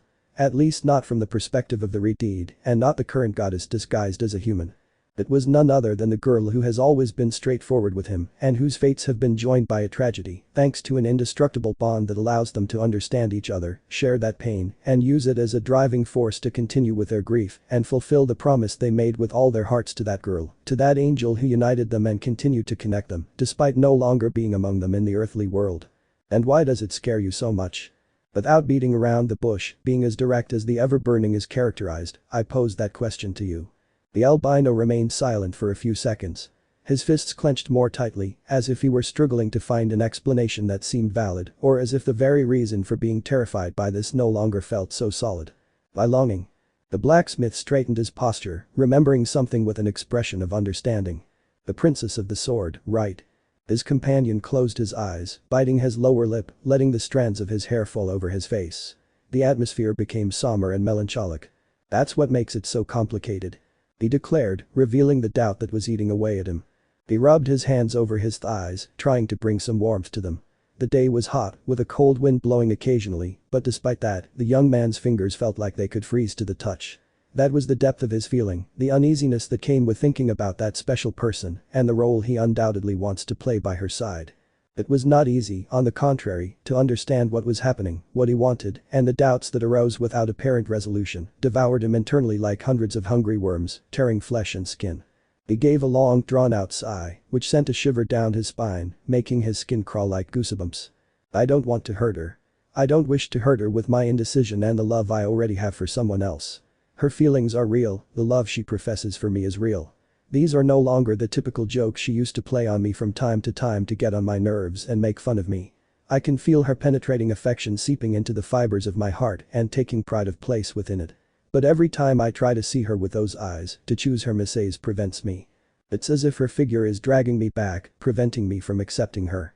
I don't know what's wrong with me. He confessed at length and in detail, describing what he was experiencing as best he could. He was still a child.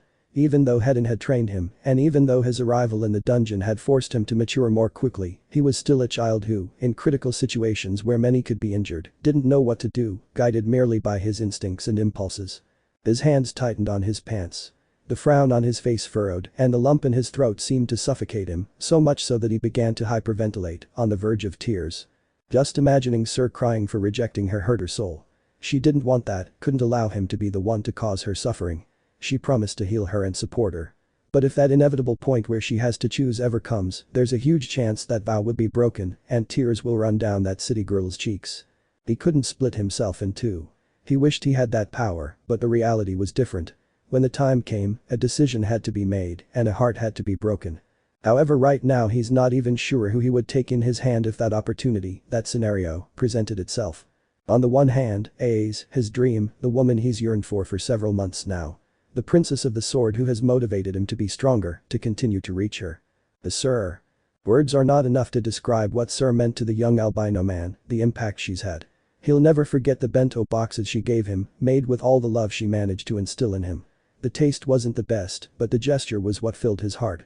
The moments they shared together, funny, sad, and entertaining, have been etched into his soul, with no way to erase or even erase them. And the recent events arising from the arrival of his beloved daughter Noelle put the cherry on the cake of everything mentioned above, allowing him to broaden his perspective and understand that the waitress who has been by his side, supporting him in his darkest and most gloomy moments, loves him. I feel love, I'm sure it's love, however I'm not sure who it's for anymore. Drops fell from his eyes one by one, wetting his pants and even the back of his palms, keeping his head fixed downwards, unwilling to lift it so as not to attract undue attention. A burning sensation that could easily go unnoticed appeared on his back, one that anyone could experience if the edge of a lighter's flame passed a few inches from your skin. That's the thing. No one was doing the actual work. There was no lighter to light the fire. But even so, the burning sensation remained. As if it were an instinct, immersed in his thoughts without giving it the due attention that it represented, he simply passed his palm over that area and scratched gently, hoping that the discomfort would dissipate. The blacksmith crossed his arms, leaning his back against the chair and staring at the ceiling in confusion, trying to find the right words to support his friend. Love isn't easy. Understanding that you feel it is the first step, but everything becomes distorted when there are too many women around, making it difficult to make the right choice. He's no fool. He remembers that from the very beginning, ever since they met, he hadn't a single qualm in his emotions toward the adventurer of the Loki family. Anyone with even the slightest sliver of gray matter and a shred of knowledge about human relationships could confirm this. However, for the first time, that undeniable and perishable reality has been cracking, reaching this point where the albino himself has fallen into an endless chasm, not knowing which rope to hold on to in order to climb and find the light. What do you do when your love no longer belongs to the person you believed in? What path should you follow when the light you thought was your guide has been overshadowed by another? That waitress from the Lady of Plenty had made great strides toward that goal. When he met her at the bar, witnessing her interactions with his friend, he had doubts about whether what she felt was love or simple obsession, a dangerous obsession that could end horribly if its purpose wasn't fulfilled. But now the Syr who confessed to him was extremely different from the one before. Something inside her changed, her spark, her intentions, everything about her was extremely different, so much so that it made the blacksmith uncomfortable. And it wasn't difficult to figure out what caused that change, because Bell himself had experienced it. If it weren't for that girl, the change would have materialized, and that innocent young man who aspired to be the hope of others would have been lost. The one who made you what you are or who managed to keep you on the path to continue being that. She thought. It was quite a dilemma. Those were the roles both women played. What we want and what we need aren't always the same thing. He whispered, prefacing what he would say next. A long, drawn-out explanation that would hopefully help the boy understand the path he would take. No one knows better what arises in your heart than this one. You've always been a person who is guided by what you feel and believe is right. I'm sure that if the situation arises where you must make a decision, you will do it correctly. Don't overthink, that's not your thing. Don't make excuses, because that would only unnecessarily prolong things. And, above all, don't allow your mind to dominate your heart, since the reason many girls have fallen for you is not because of your reasoning, which by the way is null, but because your emotions have caught up with them. Courage, fear, joy, sadness, you've experienced all of that. It's been fleeting, even monotonous, but it's a part of you. When you have to accept or reject a person, let the moments you shared guide you to the resolution.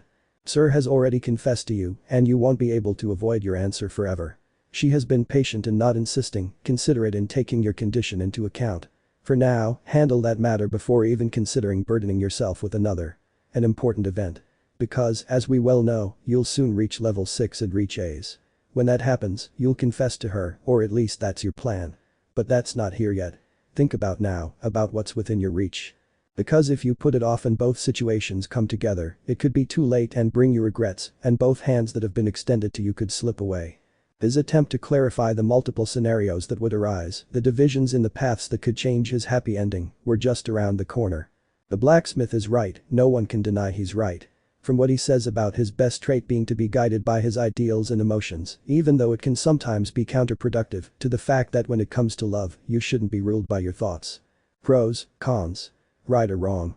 If you consider every tiny detail, any option can seem like the best or the worst, depending on your perspective. The here and now, what you feel at that moment, can be wrong, there can be problems, but it will be true love if, despite all this, you don't regret in the slightest having chosen it.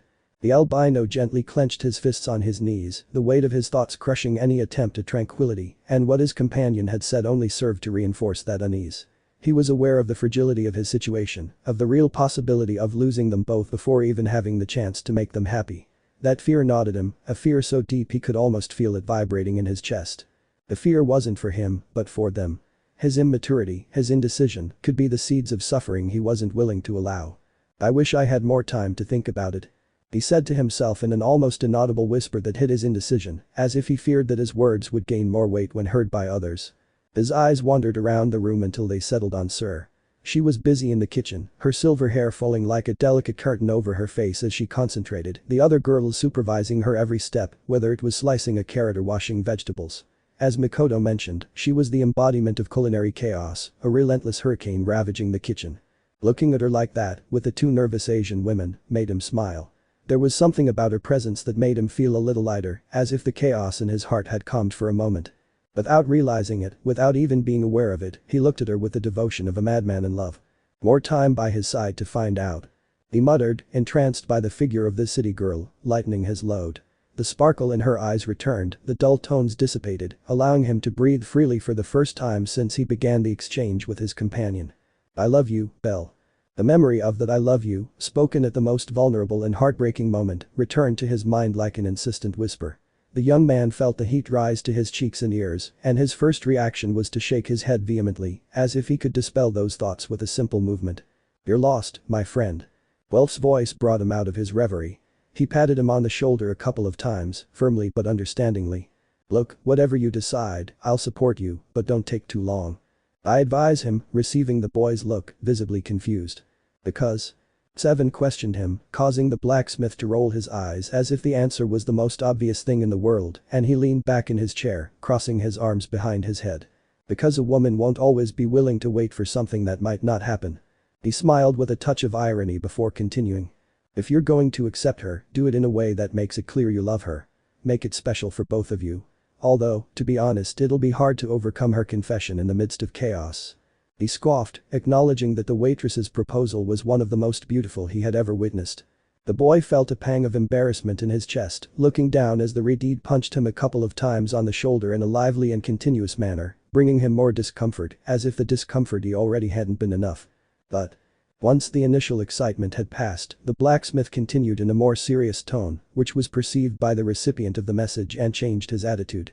"If you decide to reject her, do so clearly, without doubt, without regrets or false hopes. When the latter happens, you'll only accumulate empty dreams that sooner or later will explode, hurting her, hurting you. Take care of her, because even if you don't choose her, she'll hardly stop loving you. You're not obligated to accept her, but you are obligated to give her at least an ideal closure that allows her to continue believing in love." The air in the room seemed to change, thicker, heavier. Welf's words echoed like bells in Bell's mind, sending a chill down his spine. He knew his friend was right. If he chose one path or another, he had to do it firmly, sincerely, even if it meant facing the pain, because that way, at least it would be strong and fleeting, not slow and steady, digging deeper and deeper, until it left an eternal wound in the girl's soul. Love isn't a game. Someone having the courage to direct their emotions toward you isn't something you should take advantage of and play with. In a confession, they pour out their most sincere feelings in an attempt to reach you. They may succeed or fail, but they deserve respect and consideration, not pity or ridicule. "Thank you, Welf." Raising his head and smiling slightly although his eyes reflected gratitude and fear, the albino thanked him for his support. "I just hope that following your advice doesn't cause more harm than I'm trying to avoid," he expressed, turning back to see Syr. The blacksmith laughed, shrugging his shoulders nonchalantly. "What's the worst that could happen? You destroy Orario by rejecting her. Take it easy, old man," he said, joking as Bell laughed along with him, though they both felt a slight knot in their stomachs. It was a joke, right? The idea that something like this could happen was absurd, but there was a small part of them that hesitated to say it with such certainty. Orario won't burst into flames for rejecting her, right? They questioned themselves mentally, feeling insecurity growing. She was just a normal human being, one who would never harm anyone. She wasn't a deity or a person of great power who could disappear and wipe out entire civilizations with the flick of a finger, wasn't she? Both of their eyes widened as they remembered an important point. As she's a protege of the Freya family. Before the uncertainty could escalate with the revelation, the kitchen door burst open. Syr appeared, holding a steaming pot of the stew they had prepared, her face lit by a proud smile. "Breakfast is served," he announced enthusiastically, as if everything else could wait. Bell and Welf looked at each other, sharing one last smile before standing to help her. For a moment, their fears were left behind, replaced by the warmth of being together, if only for now. The atmosphere in the dining room was cheerful and full of anticipation. Syr smiled broadly as she struggled forward carrying the large pot of stew. "I'm sure you love it, Bell," she said excitedly, her eyes shining with complete excitement, giving her beloved a quick glance. "I worked hard to make a dish worthy of my Bell." Like a maiden in love, she blushed, smiling foolishly and shaking her head from side to side, as if she were ashamed to tell him that way. The aforementioned man, who froze for a second, raised his eyebrows in confusion at what he heard, wondering what she meant by being called her property in such a clear and unashamed manner, as if it were normal. The confusion and slight nervousness this caused him were immediate, reflected in the trembling of his voice as he responded and the twitching of one of his eyebrows. "What do you mean by my Bell?" He answered the statement with a question, probing her intentions, which were stupidly clear. But at this, the waitress simply ignored him, continuing on her way with a radiant expression. Nothing, not even the dense nature of her lover, would ruin her mood, not now that she cooked for him. This occasion was different from the others when he gave her bento. This was arguably the first time he cooked for her after their souls touched and their feelings surfaced, giving her an irreplaceable special touch. The golden light had reached their souls, giving them a guide, a path where destinies intertwined, and she wanted to take that route, wanted to make it hers. Although she was still aware that if she rejected it, it would all be over. There would be no more side hustles or attempts to take over her being. She wanted him just for herself. But if that wasn't possible, then she wouldn't force him. Her thinking had changed since Noel's arrival. She understood that love can't be forced. Despite being a goddess of love, it took her so many years to understand it. There are different kinds of love, and she experienced each and every one of them with the two most important people in her life. At the end of the day, they would keep their promise. Even if romance didn't allow them to be together, they still had Noel as a bond that kept them together. That irreplaceable, unbreakable bond that their daughter had provided them. They would see her again, no matter how many years passed, or if Belle fell in love with another woman. She and he would always be Noel's parents. That position, that privileged position, was enough for the goddess disguised as a human. However, that didn't mean she'd give up on her flirting and attempts to woo the albino. On the contrary, now that she's been the first to confess without receiving a response, she'll have to work twice as hard to ensure the boy has no choice but to make her his partner. Or at least make him hesitate to reject him. Just knowing that in another life, on another path, if things had happened differently, the two of them could have been together, was enough for her. The change in her was enormous. So much so that no one could imagine that the tyrannical goddess of a couple of months ago and the docile city girl who jumped from side to side to be with her Audra were the same person. Love changes people, and Freya made her do a 180-degree turn from what she had originally been. There was no trace left of the imperturbable queen. Almost her entire being was Syr. Anyway, continuing with the events after the interruption, after that extensive description of the heroine of this story, Mikoto, walking behind with the plates and the ladle, could not help but roll her eyes at the arrogant declaration with which her fellow cook bragged without restraint that one of the greatest impediments to satisfactorily finishing breakfast on time was her own ineptitude. Does he really think he did it right? He almost added rat poison. What if he put some in while I wasn't noticing and we all ended up poisoned? An adventurer with abnormal stamina being poisoned by a stew. That was the Oriental woman's thought, terrified just imagining the high probability that this would be the end of the Hestia familia, all for allowing someone they shouldn't have to cook. However, what was left for them? If they refused to eat the food, they would probably hurt the girl. If not, they would die. On the scale of importance, self-preservation clearly had greater value. However, given how excited and tender Syr seemed, it was difficult for them to refuse her whim, even if it would cost them their lives. I tried hard too, but not to give the dish to Beldono. The black-haired woman expressed, staggering from side to side in exhaustion. After the numerous scoldings she directed at the waitress, she was left breathless and salivating. She just wanted to throw herself down on the chair, eat that thing already, so she wouldn't postpone her suffering, and go back to sleep.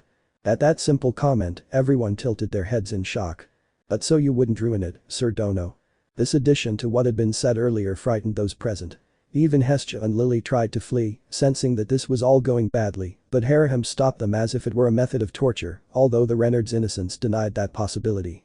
She only kept them there because she wanted to have breakfast with everyone together, like what they were. A family. The blonde puffed out her cheeks, offended, and turned her head to look over her shoulder at the kitchen manager, clearly annoyed by the insensitive criticism, which she interpreted as a direct attack on her self-esteem. That's so mean, Mikoto. You said we were friends, but you've been being mean to me. I won't give you the gift I was planning for helping me cook. The poor young woman exclaimed, on the verge of tears and making a somewhat ridiculous threat, like an elementary school girl, while pouting, tenderly puffing out her right cheek and quickly looking away from him again. Even I could have done it alone without your help. I'm a great cook. Only you guys don't know about exotic recipes. I've cooked for Bell many times and he hasn't disliked any of my dishes. Tell them, dear. Darling. Now he brought the poor rabbit into the discussion. He only wanted to eat, licking his lips with anxiety and desire at finally seeing something to eat. The whole day of starvation was already taking its toll on him. Despite the bubbling thick consistency of the stew, he considered it to be the most delicious thing he had ever seen. As Syr turned her attention to the rabbit, she turned her head and continued moving toward her lover's spot, missing a single unevenness in the carpet right in front of her. In an instant, her foot stumbled and the world seemed to slow down. It escaped the girl's lips as she watched in horror as the wobbly pot tilted dangerously forward, her body falling in slow motion as well. The lid began to open, causing some of the broth to spill out due to the inertia of the movement, almost spilling over. Syr. In a precise and exact movement not perceptible to the human eye before the disaster occurred, Bell, who shouted his name, reacted with the speed and promptness of an experienced adventurer, which is what he was. In a swift movement, he lunged at her, holding her with one arm to prevent her from falling, while with his other hand, he caught the hot, heavy pot. A slight hiss was heard as his palm made contact with the burning metal, which was still glowing red in spots, but that didn't matter to him at the moment. For a few seconds, they were in that position. She turned around, and her back was supported by the albino's hand who, due to the girl's weight, also leaned forward, reducing the distance between their faces to a few centimeters, making her blush and look at him with wide open eyes. It's like in love stories. Will he kiss me? Should he kiss me? She thought, excited, her eyes shining. Her heart started beating faster again. The warmth in her face returned. She lowered her eyelids, bringing her lips closer to kiss him, so caught up in the romantic atmosphere that she couldn't think clearly and wandered between what was real and what was mere fantasy. In short, she was a delusional brat living her romantic comedy and didn't want to miss the kiss scene with the leading man. "Hey, are you okay, sir?" Bell asked her, ignoring the burning in his hand as he searched for any signs of damage, snapping her out of it and forcing her out of her illusion. "Hey, I. The scent of her man's breath drugged her. Her face reddened even more as she realized how close she was to him and how clearly she could see his red lips begging to be kissed. And her heart beat frantically, even more than before. Indeed, she was crazy in love. Or perhaps just crazy.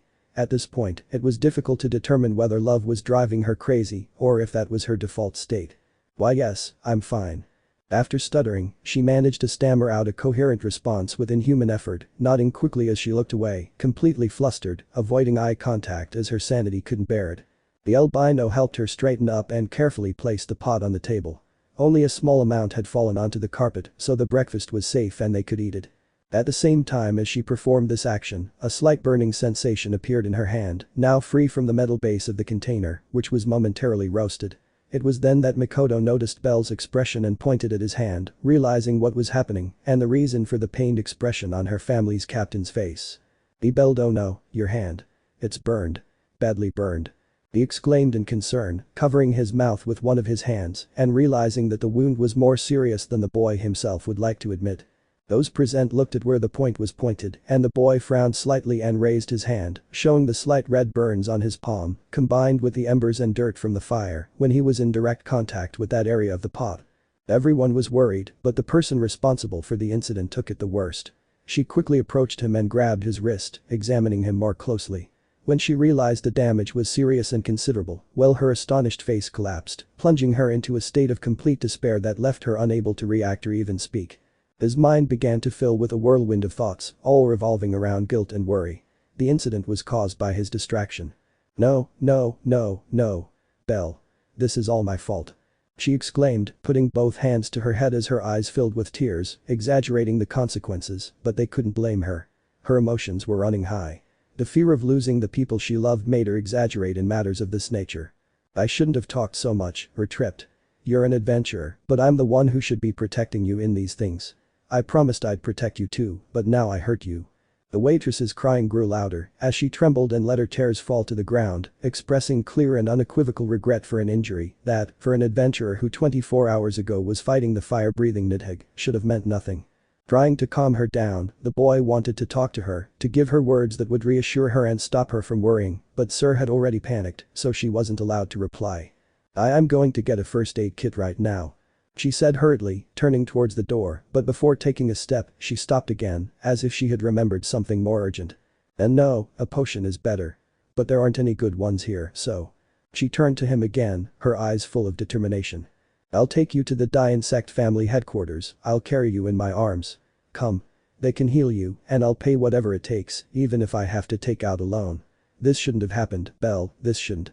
She stretched out her arms, urging the boy to climb on top of them, but was interrupted when she felt Bell firmly grasp her hand, forcing her to stop. His red eyes were fixed on hers, serene but filled with a tenderness that seemed to calm even the storm in her chest. "Sour, that's it," he told her calmly but firmly, echoing in the room, filling the space and finally causing her to fall silent. Her shoulders shook as she looked at the young man, tears sliding down her cheeks seemingly endlessly. "Bell." She named him in a whisper, guilt still stuck in her throat.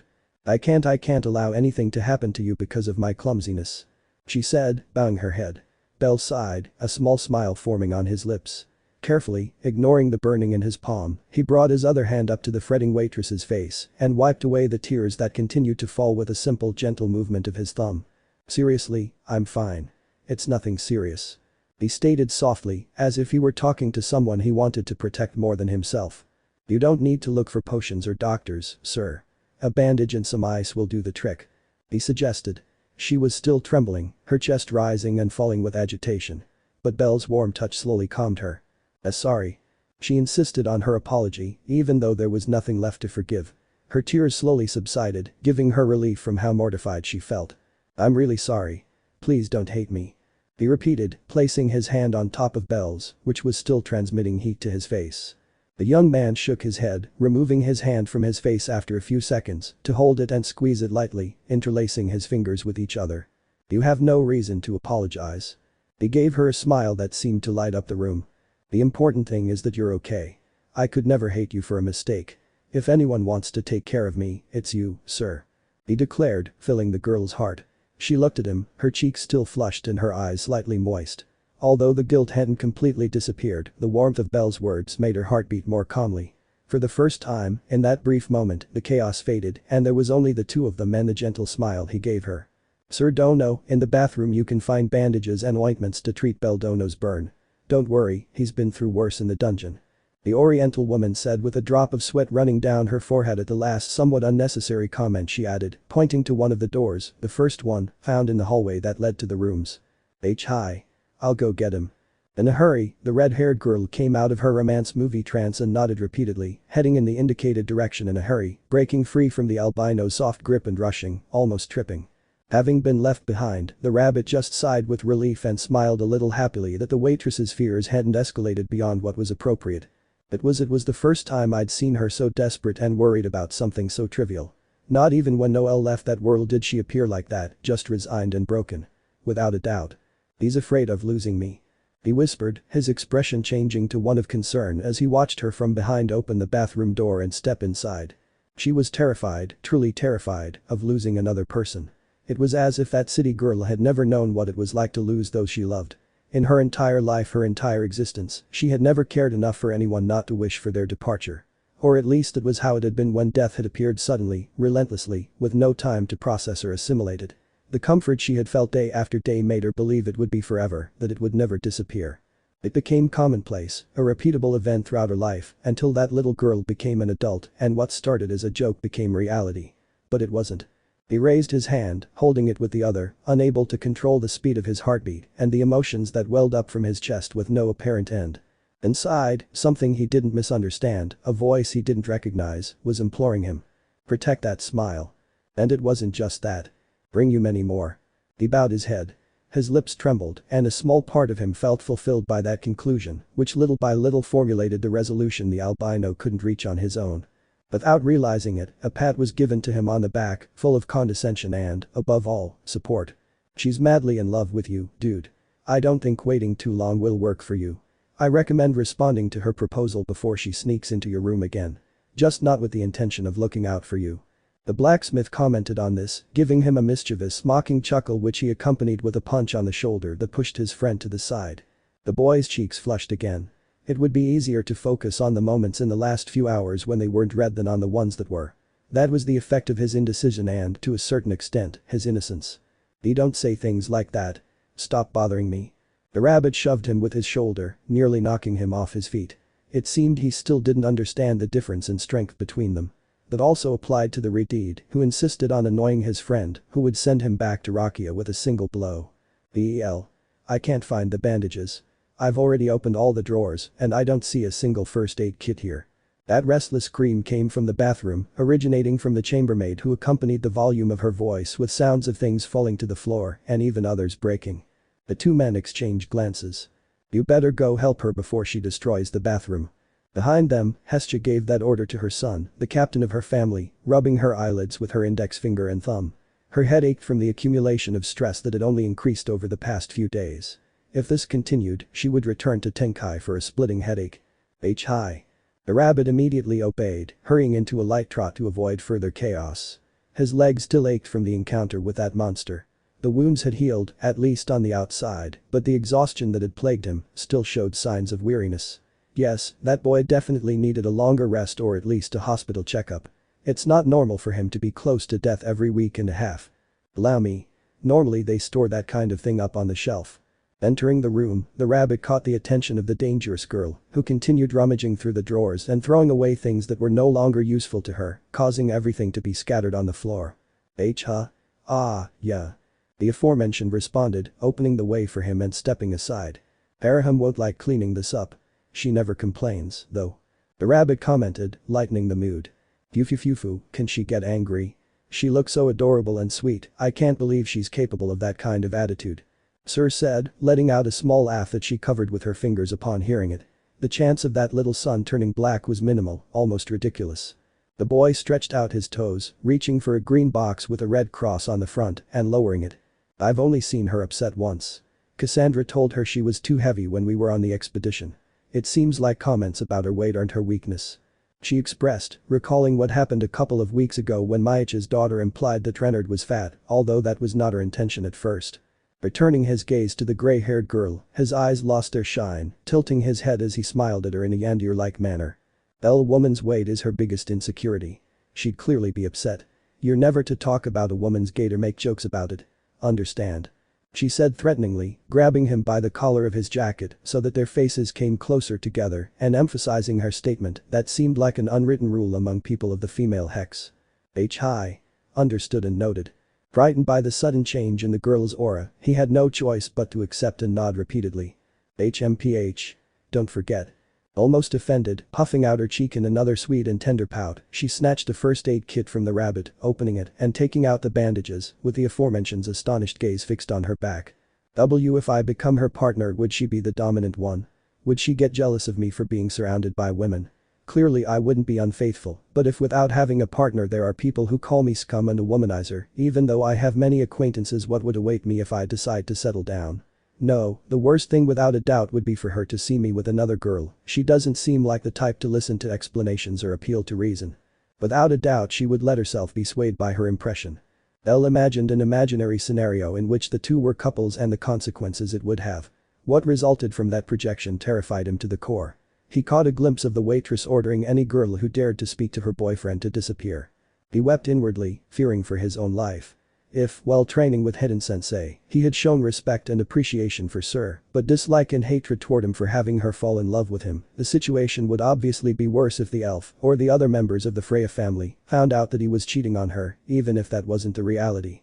As his mind wandered, his companion closed the door, locking them inside. L. She called him a name in a dark way, interrupting him before questioning him about his action, which gave the boy a bad feeling. She quickly peeked behind him, placing both hands on his shoulders and peeking out from behind him. Please sit on the toilet. He ordered, smiling at her. I'll heal you here. Sit on the toilet. I'll bend down and bandage it. You don't have to worry. Hythe has taught me many times how to heal wounds. The gray-haired woman snorted as her eyes shone brightly in complete determination to achieve her goal. Hi. Doing as instructed, the boy took a seat. Who is Hythe? He mentally questioned himself. He didn't recognize that name. No one in the bar had that name, so he could guess it was someone else's. However, it didn't take long for him to remember it. Hythe, is she the girl who healed Kami-sama? He remembered the young woman with pigtails and red hair, a healer who claimed to be from the Freya family. Syr quickly covered her mouth, noticing her carelessness. For a moment, she spoke to him about one of his daughters with such familiarity. Why yeah, well it's just that since Mamma Mia was part of the Freya family, sometimes several members visit her, and that's why I know them. He looked away, fiddling with his hands on his chest and avoiding eye contact at all costs. He's lying to me. I let it go. The rabbit pretended to believe her, smiling so that she wouldn't suspect that he didn't believe that story. Thus, without further interruptions, with trembling hands and an expression of absolute concentration, the girl wrapped Bell's hand in the bandage moistened with cold water. Each twist of the cloth was slow, as if any sudden movement could make the situation worse. Is this okay? She whispered to herself, internally debating whether she was doing her job right, avoiding looking at him directly. I don't know if Hythe would do it differently, maybe more professionally. The healer's name slipped out again. But she was so focused that she wasn't interested. The boy raised an eyebrow, trying not to laugh at her nervousness. He enjoyed seeing her like that. It's okay, sir. Seriously, don't worry so much. He expressed, interrupting that spectacle, that side of the flirtatious and shameless young woman, which only he knew. He stammered, biting his lip as he finished the bandage. His gaze flickered between the wound and Bell's face, as if searching for any sign of pain or displeasure, which none of them showed. On the contrary, what was visible on the boy's face was calm, a state he tried to convey to him. Embarrassed, she returned her full attention to the bandage, either ignoring it or trying to. Her heart raced at the sight of her lover. It had been that way ever since she awoke from her long sleep. In that state of calm, in which if thoughts were expressed in a barely audible whisper they would be heard, the rabbit's mind wandered, recalling what had been expressed to him on that occasion, the one in which he was on the verge of losing himself, the one that nearly darkened his soul. The words that rescued him and the self-loathing she displayed. At her weakest moment, a hint of self-loathing, a hatred for what she was, appeared in Syr, one that, with a cool head, without the sound of her heart beating and pounding in her ears, Bell was able to interpret. He closed his eyes, allowing his memory to return to those words, to simulate them in a tracing, an exact copy. It sounds hypocritical coming from me, I know. I, who have brought suffering and pain to so many people. What suffering could this have caused her? What regrets did this seemingly ordinary girl with no deep background carry? However, in this position, with you being the one about to fall into that endless dark hole, I must be a hypocrite. A tragic hypocritical heroine, like all heroes, right? The tragic heroine a hypocrite. There are many things you don't know about me. The mystery of the waitress grew. Regardless of who she was, the doubts that arose about what she really was grew. From the beginning he knew she wasn't what she seemed on the outside. And perhaps most of them will make you hate me. But there are 3 truths that will never be questioned in my entire existence. Hate her. What sins has she committed that make her think that young man would come to hate her? There was darkness in her, a blackness that would cover those around her like a cloak. But there was also light, a light that replaced what was there. He shook his head, abandoning any theories or suggestions. He understood. That girl keeps secrets, we all do. But no matter how heavy those secrets were, no matter how bad they would never replace what he'd experienced firsthand at her side. No secret would erase the impression I have of you. He muttered. For a moment they made eye contact and he gave her another kind gesture, smiling sweetly at her. Heat surged to the girl's face and she quickly looked away. I'm sorry again. He said awkwardly, his hands, now firmer, finishing adjusting the bandage. It was the only way he could find to change the subject. The boy gave a light laugh before answering her. Sir, you don't have to apologize anymore. Honestly, I'm not upset. He reassured her, wanting her to give up her regrets. But she still looked like a cornered animal, with tense shoulders and lowered eyes. That fragility contrasted so sharply with the Syr Bell knew, the flirtatious, self-confident, and slightly provocative woman. Now, she seemed a mixture of both, as if masks and truth were beginning to intertwine. He watched her silently, realizing how much they had both changed in the past few weeks. There was something different about their interactions, something deeper, more real. And although there were still many unanswered questions, things to learn about each other, in that moment, only one thing mattered. Them. No backstory, just the tender interaction they were currently experiencing. Thank you, sir. He said in a low voice, but with a weight that made her look at him immediately, surprised. Why? She didn't understand where the sudden thanks came from. He let a soft smile grace his face as he slowly closed and opened his partially bandaged hand. For always worrying about me. For the first time, she didn't know how to respond. The words echoed in her chest like a warm melody that sweetened her existence, and all she could do was nod, trying to hold back the tears that threatened to flow again.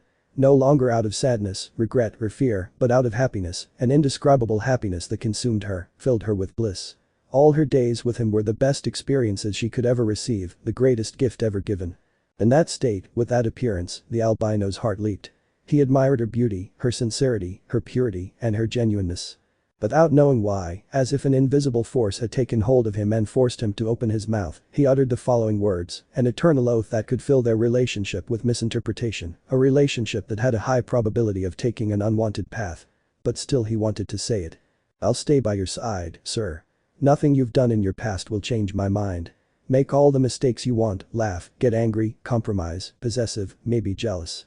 It doesn't matter what attitude you adopt or what personality you display. I will accompany you as your loyal knight, ready to protect you and keep that beautiful smile I adore so much. His purest feelings were expressed in his answer to a question that no one uttered. The pause that followed only served to enhance the romanticism. In a silence where the dripping of the tap was the only sound nearby, everything seemed to slow down.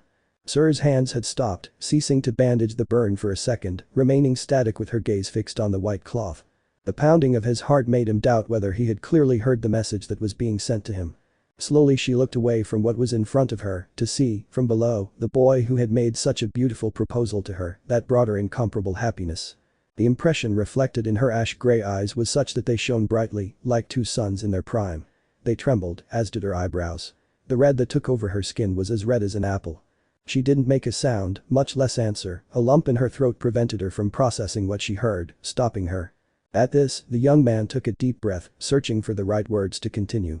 He still needed to convey more of what he felt to Syr, to allay his fears and, at the same time, to show his gratitude. "I promised you, remember?" He spoke softly, showing a warmth that transmitted to the waitress's chest, causing her to raise her fist on top of it. "No matter what happens, I'm going to do it. So don't be afraid." He bowed his head. She, uncertain but captivated by the sincerity of his words, began to shed tears. "Still be the sweet, flirtatious, and slightly chaotic waitress you've been since I met you. That's the Syr who gave me strength when I needed it most, the one who taught me I could keep going."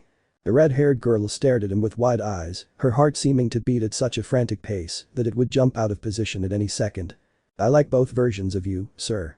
And I'm sure I'll love any other version out there," Bell confessed, tilting his head slightly as if he wanted to connect with her even more. "But, without a doubt, I prefer the real you. The one I met the first time we met. The one you are most of the time, the one who reached out to me." Those words echoed like thunder inside Syr. His mind was filled with a whirlwind of emotions, among which joy, surprise, and overwhelming love stood out. Without realizing it, he tightened the bandage even more, drawing a groan of pain from the person who was supposed to be treating his wounds and who said she didn't want to hurt him. "Ah. Syr. That hurts." The aforementioned man complained, shrinking slightly as he looked at her with disbelief and amusement, even affection. I understand that the girl's reaction was correct. Any woman, hearing that, would react the same way, even if she had no romantic interest in him. But Syr wasn't listening, she was lost in her thoughts. "He loves me." He said it so directly that it's impossible to misinterpret. Internally he screamed with emotion, imagining 1,000 versions of that confession, each one more exaggerated than the last. "Noel, your dad loves me. He said he prefers the real me. I love him so much I can't contain it. I want to shout it to the whole world." She was a girl in love, overflowing with emotions that filled her with joy. The ecstasy of reaching that conclusion, of understanding that her love was reciprocal, mutual, was unparalleled. Even if she didn't put it into literal words, she interpreted it as an unequivocal proposal of pure and true love. In that state, the boy tried again to get her attention. "Sir. The bandage. The bandage. Oh no, I'm so sorry. I didn't realize." Finally, she came out of her reverie and realized she had tightened it too much. With a strangled cry, she unwrapped the bandages and stepped back, bringing her hands to her mouth. Her lover laughed softly, moving the injured hand carefully. "Okay, just don't rip my arm off, okay?" He sneered, laughing to keep from crying. The waitress nodded frantically, her cheeks still flushed. She hurried to bandage him again, this time humming happily like a child who couldn't contain her happiness, shaking her head from side to side. She was stared at by the man she'd waited so long for, who was fascinated by her innocent and genuine side. Although his hand burned a little, he couldn't help but feel comforted seeing her like this, as if all her worries had vanished for a moment. However, the joy that lit up her face slowly began to fade as she repeated the boy's words in her mind. "To the real me," she whispered, feeling the intoxicating ecstasy transform into a disturbing discomfort. "My real self?" She questioned herself as her hand stopped moving for a moment, her breathing deepening as she realized that her real self was not Syr Flova. As much as she wished it, as much as she wanted to cling to that identity, the truth remained unchanged. It was all a facade, a carefully constructed lie. Because she wasn't Syr. She was Freya, a goddess, an entirely different existence than the one Bell spoke those beautiful words to. The weight of that thought fell upon her shoulders. Hesitantly, her heart sinking, she stopped and looked up at Bell, her voice trembling as she asked the question that was gnawing at her insides. "Bell, if I wasn't really who you think I am, would you still love me? Would your impression of me change?" The boy froze, his lips parting as if he wanted to respond instantly, but no sound came out. The pause, though brief, felt eternal to Syr. He closed his eyes tightly, as if bracing for the blow would cushion it, and he clung to the hope that he might still be accepted. And finally he spoke. "Syr is Syr. Nothing matters but what I've known and seen of you. Even if you're a different person, you'll always be Syr." She opened her eyes slowly, not fully understanding what she had heard. Her thoughts were dominated by profound confusion, but also by relief. "PFFF. What does that mean?" A chuckle escaped her lips as she processed those words. Suddenly, the laughter turned into genuine laughter, a sound so pure it filled the air. The albino, his cheeks flushed, looked away. "Then don't make fun of me," he protested, rubbing the back of his neck, visibly embarrassed by the mockery. "It was a tricky question. I just said the first thing that came to mind." The red-haired girl continued laughing, wiping away a small tear that formed in the corner of her eye. I understand. She comforted him as she carefully finished bandaging his hand. "And you know what, I'm happy with your answer. It's something you would definitely say, Bell." She stood up, smoothing down her uniform skirt and dusting off her hands, as if finishing an important task while returning another smile, this time acknowledging that, even if it was incoherent and a little silly, what the boy said was to be expected. "Let's go eat. The others must be waiting for us," she added, turning her back on him and heading for the door, raising and lowering her heels. However, he stopped at the threshold. You go first. I want to go to the bathroom quickly, I'll catch up with you soon," she asked, embarrassed. The young man blinked, nodded, and left without further questions. When the door closed, Syr turned the lock, let out all the air she was holding in her lungs, and leaned against the wall. Bell. She named him, bringing her hands to her face, completely blushing. The heat she felt wasn't just coming from her face. It seemed to emanate from every fiber of her being. Her mind filled with Bell's words, replaying them over and over again. She shook from side to side, like a child unable to contain her excitement. What can I do? I love him. I love him so much. She screamed to herself, crushing her face in her hands as small clouds of steam rose from her head. Several minutes passed in that state until finally, regaining her composure, with a smile she couldn't erase, she straightened up, arranged her hair and opened the door, ready to face the world or at least, the next bowl of stew. Having calmed her nerves, renewed herself and adopted her usual calm, especially required for what would come next and what she would do as her next flirtation, she walked down the hall to the dining room where the members of the Hestia family, who had received her so kindly, were waiting for her to start breakfast. Everyone looked at her, the center of attention. It was a homey feeling, one she rarely experienced. Her family wasn't very close. They didn't gather together and radiate that warmth when they were together. Nor did it benefit the emotional bonds between the members that the goddess herself was absent. Perhaps if she were less chaotic, she could have that closeness they possessed. "Barely are a family," he said, allowing himself to enjoy and feel part of it. "Maybe I'll gather my kids around the Folkvinger dining room from time to time for breakfast and a conversation about their days." He made a mental note, proposing to start a relationship with those who had sworn loyalty to him. Upon reaching the table, he looked for empty seats, realizing that the only one without an occupant was right between the albino and the Asian woman, who gave him a quick glance, pointing at the chair and giving him a thumbs up, implying that she was the one responsible for no one going there. The gray in the waitress's pupils shone again, moved by the black-haired girl's support to be able to be close to her beloved. "Makoto. I love you, Makoto. I'll tell Otter to bring you lots of gifts as thanks for this." He felt indebted to the girl, shaking his head from side to side as he took long strides, heading to her well-preserved and reserved spot. He had to make it up to her. He was willing to buy the whole world to settle the debt he owed her. Without realizing it, or even anticipating it, she made a new friend. For someone who had never considered having genuine relationships until meeting Belle and Noelle, causing her to realize she had them with her friends and children, gaining another genuine bond excited her. "Let me guide you, Syr-sama." "Oh? Sure." Arahim, who was handing out the cutlery, appeared, linking her arm through hers to carry her even though it wasn't necessary. However, the dangerous girl didn't refuse. On each tablecloth rested a plate of steaming stew, emitting an aroma that, to the surprise of those present, since it was something prepared by the worst chef ever, smelled good. But they couldn't be too complacent. A delicious aroma doesn't always come from delicious food. When Syr sat down at the table and noticed there was only one spoon for her and Belle, her eyes lit up as if she had just found treasure. "Oh, it seems there are no more spoons." Arahim commented in a carefree tone, although it was evident that she had planned everything precisely. The albino blinked several times, confused, sure that this wasn't true, and trying to get up to look for them. I can go for another one, no problem." Before he could leave his seat, the Renard gently pushed him back into his seat, with a firm smile. "There's no need, Belle-sama. There are no more spoons left."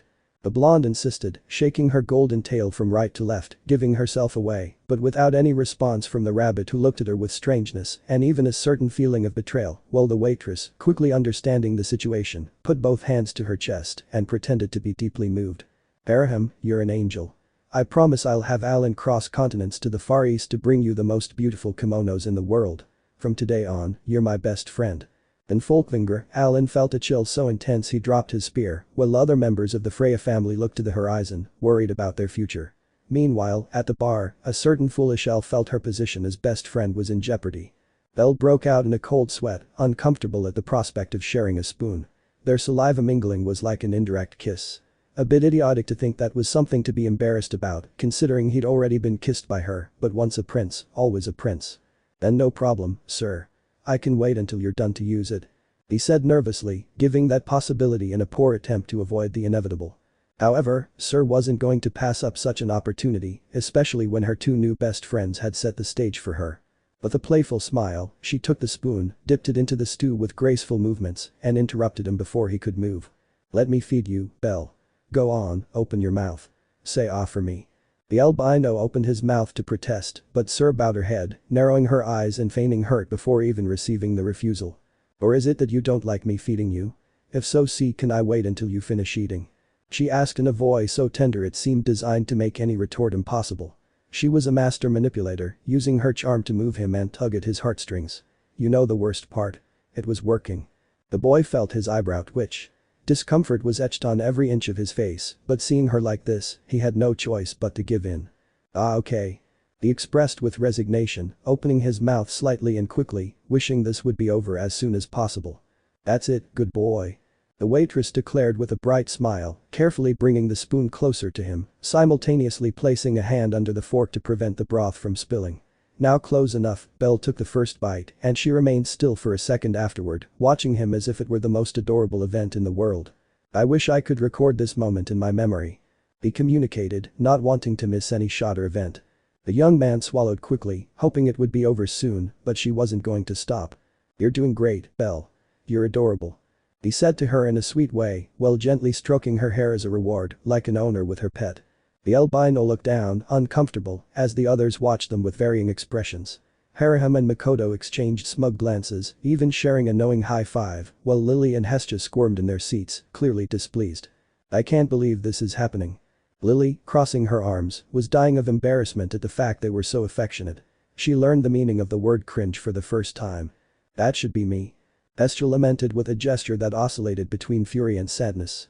For his part, Welf tried to contain his laughter, but something in Sir's gaze told him that any mockery would be severely punished if uttered in the girl's presence. Perhaps it would result in impalement at the hands of a werecat and its sharp spear. "Okay, so again, say ah," Syr repeated, directing another spoonful, this time loaded with diced chunks of vegetables and meat. Ah. Bell opened his mouth a second time, crying in shame. The humiliation he'd received was unjustified. Being fed like a baby in front of his family should be considered a vile and cruel method of torture. However, when the food entered his mouth and he chewed it, a kind of glow sprang from his body, his face lit up, showing total shock. That sudden gesture made the woman nervous, who momentarily abandoned her confidence, replacing it with doubt. How are you?" he asked him. He wanted to know if all his effort had been worth it. Before he could answer, the young man swallowed. How is it? It's delicious. It's the best stew I've ever tasted." He responded with great emotion, there was not a hint of a lie. "That?" Makoto and Haraham questioned, in disbelief. All the chaos and random addition of ingredients to the stew did it result in delicious food. The dangerous woman's spirits were renewed, looking askance at the two Orientals with superiority. "I'm glad you liked it," she declared, incredibly happy, dipping the spoon again to continue. Watching her happy and excited, Belle could swear that lights were emitting from the girl's body, a visible tangible aura that was the manifestation of her happiness. "Then say ah again," Syr asked promptly, almost resembling an innocent little girl who wanted to continue playing with her toy. "Ah." The young man opened his mouth again and the food entered. "One more." "Ah." "Other."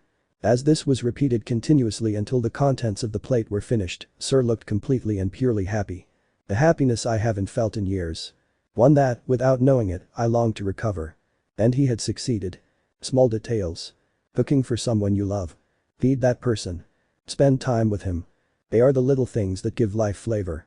That purify your heart. And that was exactly what was happening at this very moment. This moment was just theirs. And no one would take them away. She continued feeding him without diminishing her enthusiasm, giving him little pep talks every time he accepted a bite. "Look how well you're doing, Belle. I'm sure you'd be the best baby in all of Orario," he exclaimed, laughing happily. Although that comment made the aforementioned man wish the ground would swallow him up. Finally, the plate was empty and she looked at it with an obvious sense of triumph.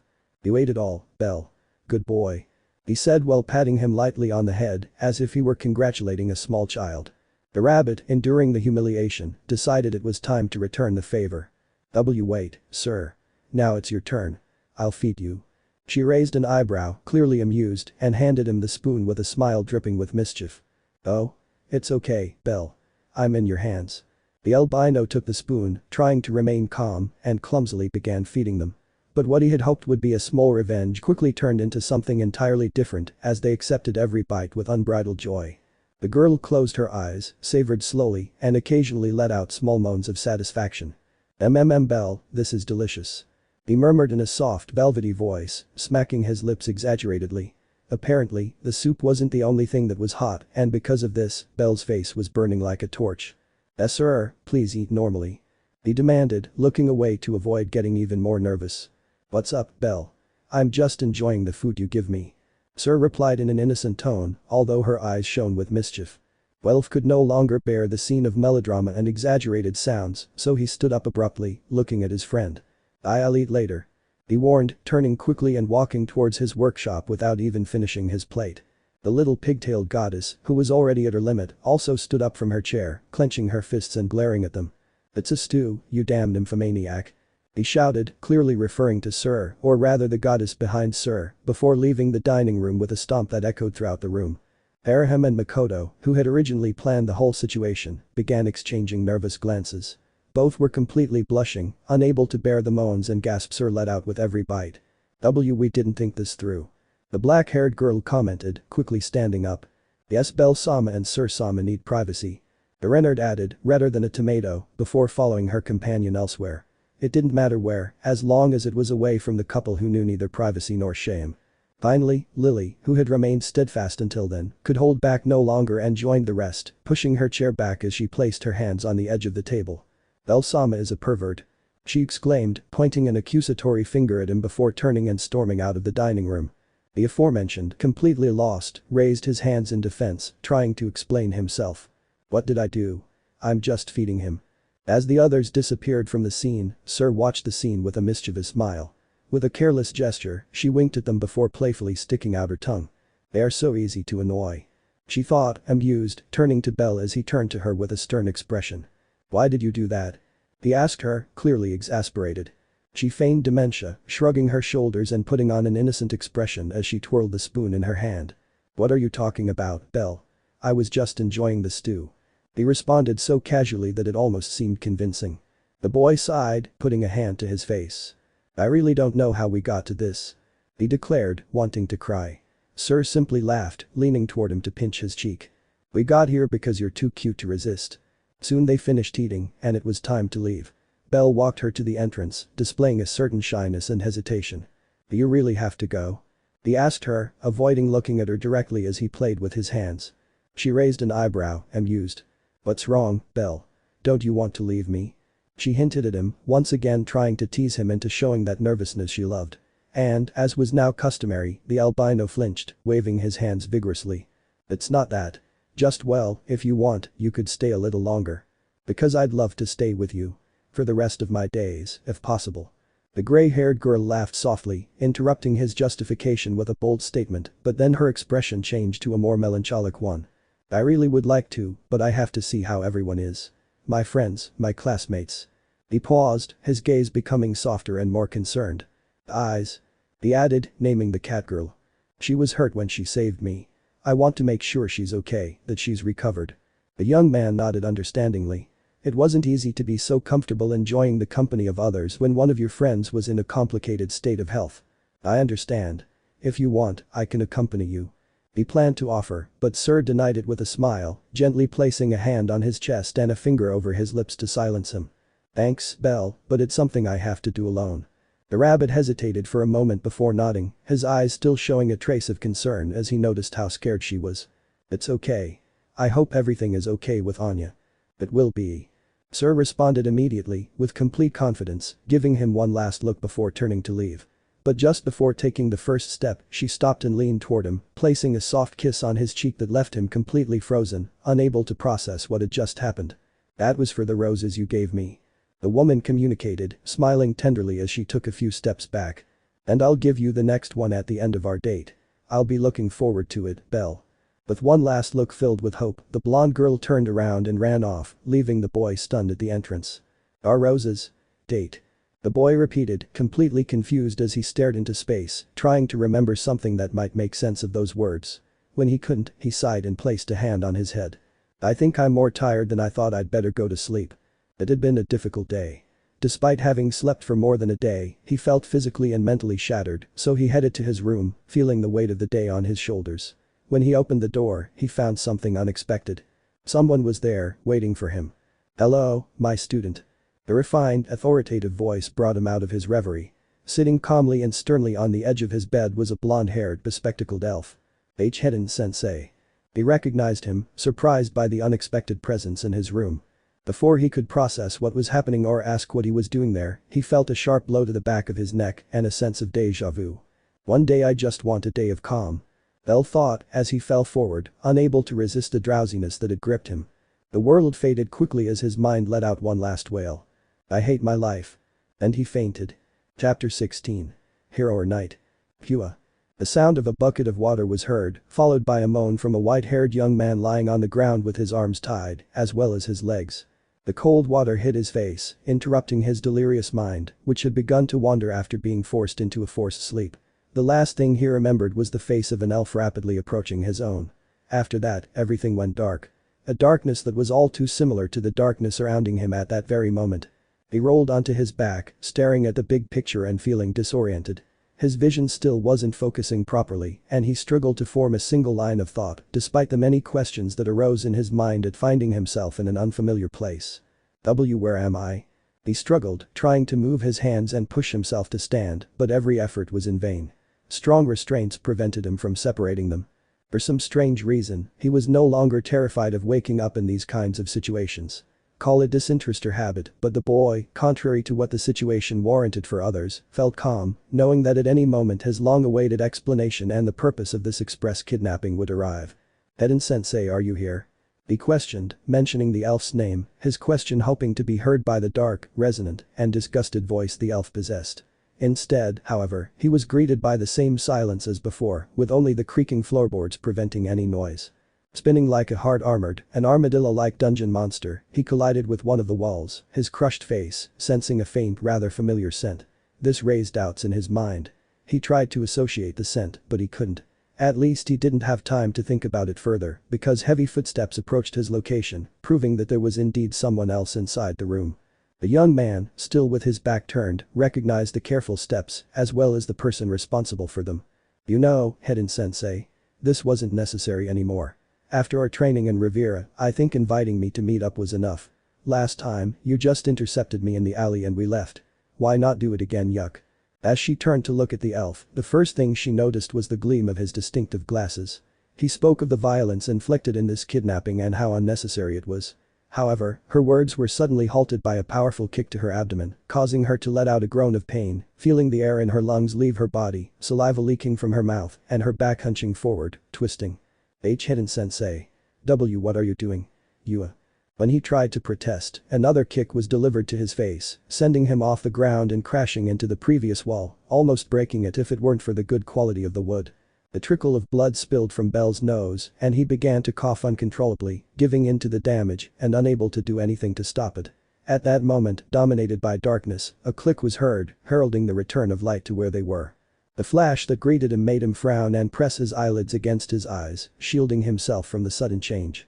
His vision was still not adjusting, and he felt a heavy pressure on his jaw, making his bones rattle and crack. He's going to break them. That's what he thought as he was lifted off the ground like that. Blood continued to drip from his nose and split lip. In less than a second, his face was staring straight into his captor's face, who, as usual, didn't look very friendly. A vein popped out on the elf's forehead. His brows furrowed, and the pressure he exerted on his grip increased as he looked more closely at the rabbit that was causing this unstoppable fury. Why? You still have the nerve to ask that question, you idiot student. Because of you, Freya-sama almost died. When Bell tried to understand the source of that anger, it only grew stronger upon receiving the answer, sowing more doubts than solutions. She had difficulty speaking. The stiffness in her jaw severely limited the words she could utter. Her teeth ground together, and she felt as if, at any moment, the joints holding her jaw to her skull would give way, detaching her. What do you mean? How was it my fault that Freya-sama The loud crash echoed through the room. The rabbit's back slammed into the wooden planks again as Hedon himself violently threw him. The boy's eyes widened as he was pinned to the wall, sinking into terror. That stupid decision you made caused a lot of damage, moron. If it weren't for that stupid cat covering for her, she'd be in Tenkai right now, and you'd be dead at the hands of one of us. A stupid decision. Hiden-sensei, I don't understand. The blonde staff was thrown aside, closing the distance between him and his student. He grabbed him by the collar, pulling him out of the hole in the wall and demanding it. Despite his attempts, his words didn't reach the rabbit's mind and he only wanted to avoid being hit again. Okay, I'll explain it to you. He let go of him, causing him to fall to his knees on the floor. Do you know why the wheat mansion exploded with gods and children inside? Because it took you so long to defeat that damned Nidhogg. If you had done what that false hero asked, killed him in one fell swoop, we would surely have reached that evil god sooner and stopped him. But no, you decided to ruin everything and force us to come help you because you couldn't finish the battle you started. That simple mistake led to a chain of events that could have been avoided. The boy's shock upon hearing it detailed, brimming with hatred and resentment, made him realize that incident. The memory of the destruction in the area returned to his mind. The wounded and bloodied bodies in the surroundings. The smoke and residual fire from the explosion. The cries of those affected and the survival of that damned god. The long sigh came from the elf, calming his spirits as he had made a connection with the rabbit, who lowered his head and pressed his nails into the planks, digging them in obvious regret and a state of complete shock. That was my fault, right? The trauma was evident. Thanks to Sir's visit and the long, restful sleep he had, he forgot the huge mistake he made that night. Your actions were motivated by a desire for revenge and your own immaturity. I can't judge you for seeking to kill the person you considered responsible or to vent all the anger you'd been harboring against a target because I would have done the same thing. But often, those kinds of emotions are what lead us to our downfall. In any case, the mistake was mine for not training you to control your volatile temper. I should have known that, after that girl's death, you'd be mentally unstable. Very well, that won't happen again. Hedden spoke at length, showing empathy and understanding for the boy's actions, replacing his anger with warmth, something unfamiliar to him. This change shocked the boy, who stuttered as he raised his head to look at him. But, Hedden-sensei, it is just as you said. There was no mistake in your words. If I hadn't let myself be dominated, if that monster had died with my first attack, Kami-sama, Demeter-sama, Freya-sama would not have suffered. And what's the point of repenting now? The people you mentioned were saved and are fine now. I was overcome with anger when I saw you happy and unaware of what you did, but it seems I was wrong. You bear the burden of those harmed by your actions. That I respect. Yes, there are many things I regret. The rabbit replied, returning to a depressed and sorrowful state. Hedden, on the other hand, made him see that there was nothing wrong with him and that he should get over it because it simply didn't matter anymore. Still, that didn't lessen the weight of responsibility Bell felt on his shoulders. It's not your fault. No. No, it isn't. Blaming you for the actions of that idiotic, sick god is exactly what he would want. Don't give him that pleasure. Well, you played a part in the outcome of things. The guilty party is none other than Dionysus. The elf's hand extended as a sign of peace and help. The boy hesitated for a second, staring at it. When the blond man's brow furrowed, he knew it was best to accept this strange kindness and take it. With a jerk, he was back on his feet. At a speed he couldn't perceive, his hands and legs were freed from their restraints, allowing him free movement. If you focus on the mistakes you made instead of just learning from them, all you'll achieve is to let everything slip away from you. Overcome them, but don't forget and move on. The sparkle in Bell's eyes was restored, losing the dull tone that had appeared when he immersed himself in contempt for his past mistakes. You're an impulsive and annoying idiot. Despite those flaws and how much I hate to admit it, you're not a bad person. You took everything I taught you in those few days and applied it. You understood that limits are in the mind, and you surpassed them. I have to admit I had no hope for you, but you surprised me greatly. I'm not sure whether you're praising or criticizing me, Hedden-sensei. You still have the problem of not closing your mouth and letting others continue talking. Sorry. The elf's eloquence was interrupted by the albino, who, with a drop of sweat running down his forehead and a growing confusion within him, didn't know how to react. At the interruption, he received a criticism, a reprimand, from his master and was forced to apologize and allow him to continue. What I'm getting at is that you undoubtedly possess great potential to save her. Thank you for not being corrupted by the evilest leader's attempts and allowing Sir Sama to smile. Sir. When that name was said by Hedden, Bell could do nothing but repeat it, blushing and smiling at the memory of the waitress. Yes. If it weren't for her, that dark flame would have consumed me. Sir was there at my lowest point and helped me stop the negative emotions that were dominating me. I was able to return to the light thanks to her, and I feel deeply indebted to her for that. The elf's expression looked complicated. He adjusted his glasses more out of a nervous tic than out of necessity. At the same time, the boy's mind wandered, returning to that moment when feelings surfaced and they shared that grief, overcoming it. Lately I've been unsure of the direction I'll take. My life has undergone many changes in recent days and I feel like I'm not running at the same speed as the world. Bell laughed, scratching the back of his neck nervously. Tell me, bellcranel, what is Syr Sama to you? What do you feel for her? Hedin questioned, breaking his student's thought bubble, who was still thinking about the waitress. I've asked myself those two questions several times in the last few days. I still haven't come up with a definitive answer. But if I had to give a name to what I feel and what she represents to me, would it be a loved one? Oh. Wrong answer. You were doing well, he continues. Why is my answer wrong? It's what I feel. Oh. No retorts, just honest answers. But I'm being honest. Oh. The boy's head was repeatedly hit by his teacher, who was scolding him. It was as if the options he offered were unsatisfactory and he was trying to force Bell to give an answer that met his standards through beatings and punishments. The great friend. Oh. My daughter's mother. Oh. I'm looking for a deeper answer. Dig into that little brain of yours. It's hard if you don't let me think. Oh. The constant tapping of the staff against his head formed a bump and made him shed a tear as the boy didn't know how to stop it. He's one of the most important people in my life. Is that okay with you, Hedin-sensei? He raised his hands as he made this statement angrily and vehemently, anticipating the staff's descent to strike him. To his surprise, that didn't happen. On the contrary, the elf's hands relaxed, no longer tense, as he lowered and placed the butt of the weapon on the ground. Do you see that you're capable of reaching that conclusion? These generations certainly learn best from hardship. The elf commented, shrugging his shoulders and turning away, satisfied with the role Syr played in the boy's heart. Well, it still wasn't enough, it was enough for now. One of the most important people in your life I can work with at. He held his chin, making a firm fist and preparing to proceed with the next part of his plan. Come with me. There are many things to do and little time to accomplish them. Accompany him? Where? No. First of all, where the hell are we? Refusing and asking multiple questions, Bell received a sharp look from the blonde, making him tremble to the core and every hair on his body stand up. Don't you remember rule number 1 in my classes, brat? It's impossible to forget her, Hedin-sensei. Then tell me. Hi. Rule number 1 is don't ask stupid questions. Very good. It only took the mention of said rule for Bell to stand at attention and leap out, complying with the elf's request and following him to where a door was being opened, revealing a large room. The in-room was modest, with just a table, a couple of chairs, and a bed against the wall. The light from the magic stone lamp flickered softly, casting shadows on Hedin's serious face. We're at an inn in Orario, far from the center, but close to the Bridge of Heroes. The rabbit nodded slowly.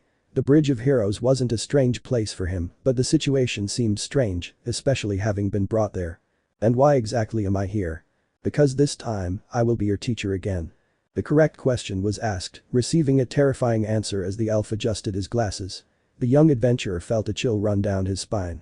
The last time he had trained with Hedin, he had almost not lived to tell the tale. While he recognizes how efficient he is when it comes to training, it was not in his plans to go through that hell just hours after waking up from that long sleep and almost die against the Nidhogg. Wait a minute. Why do I need training again? Because a difficult test awaits you.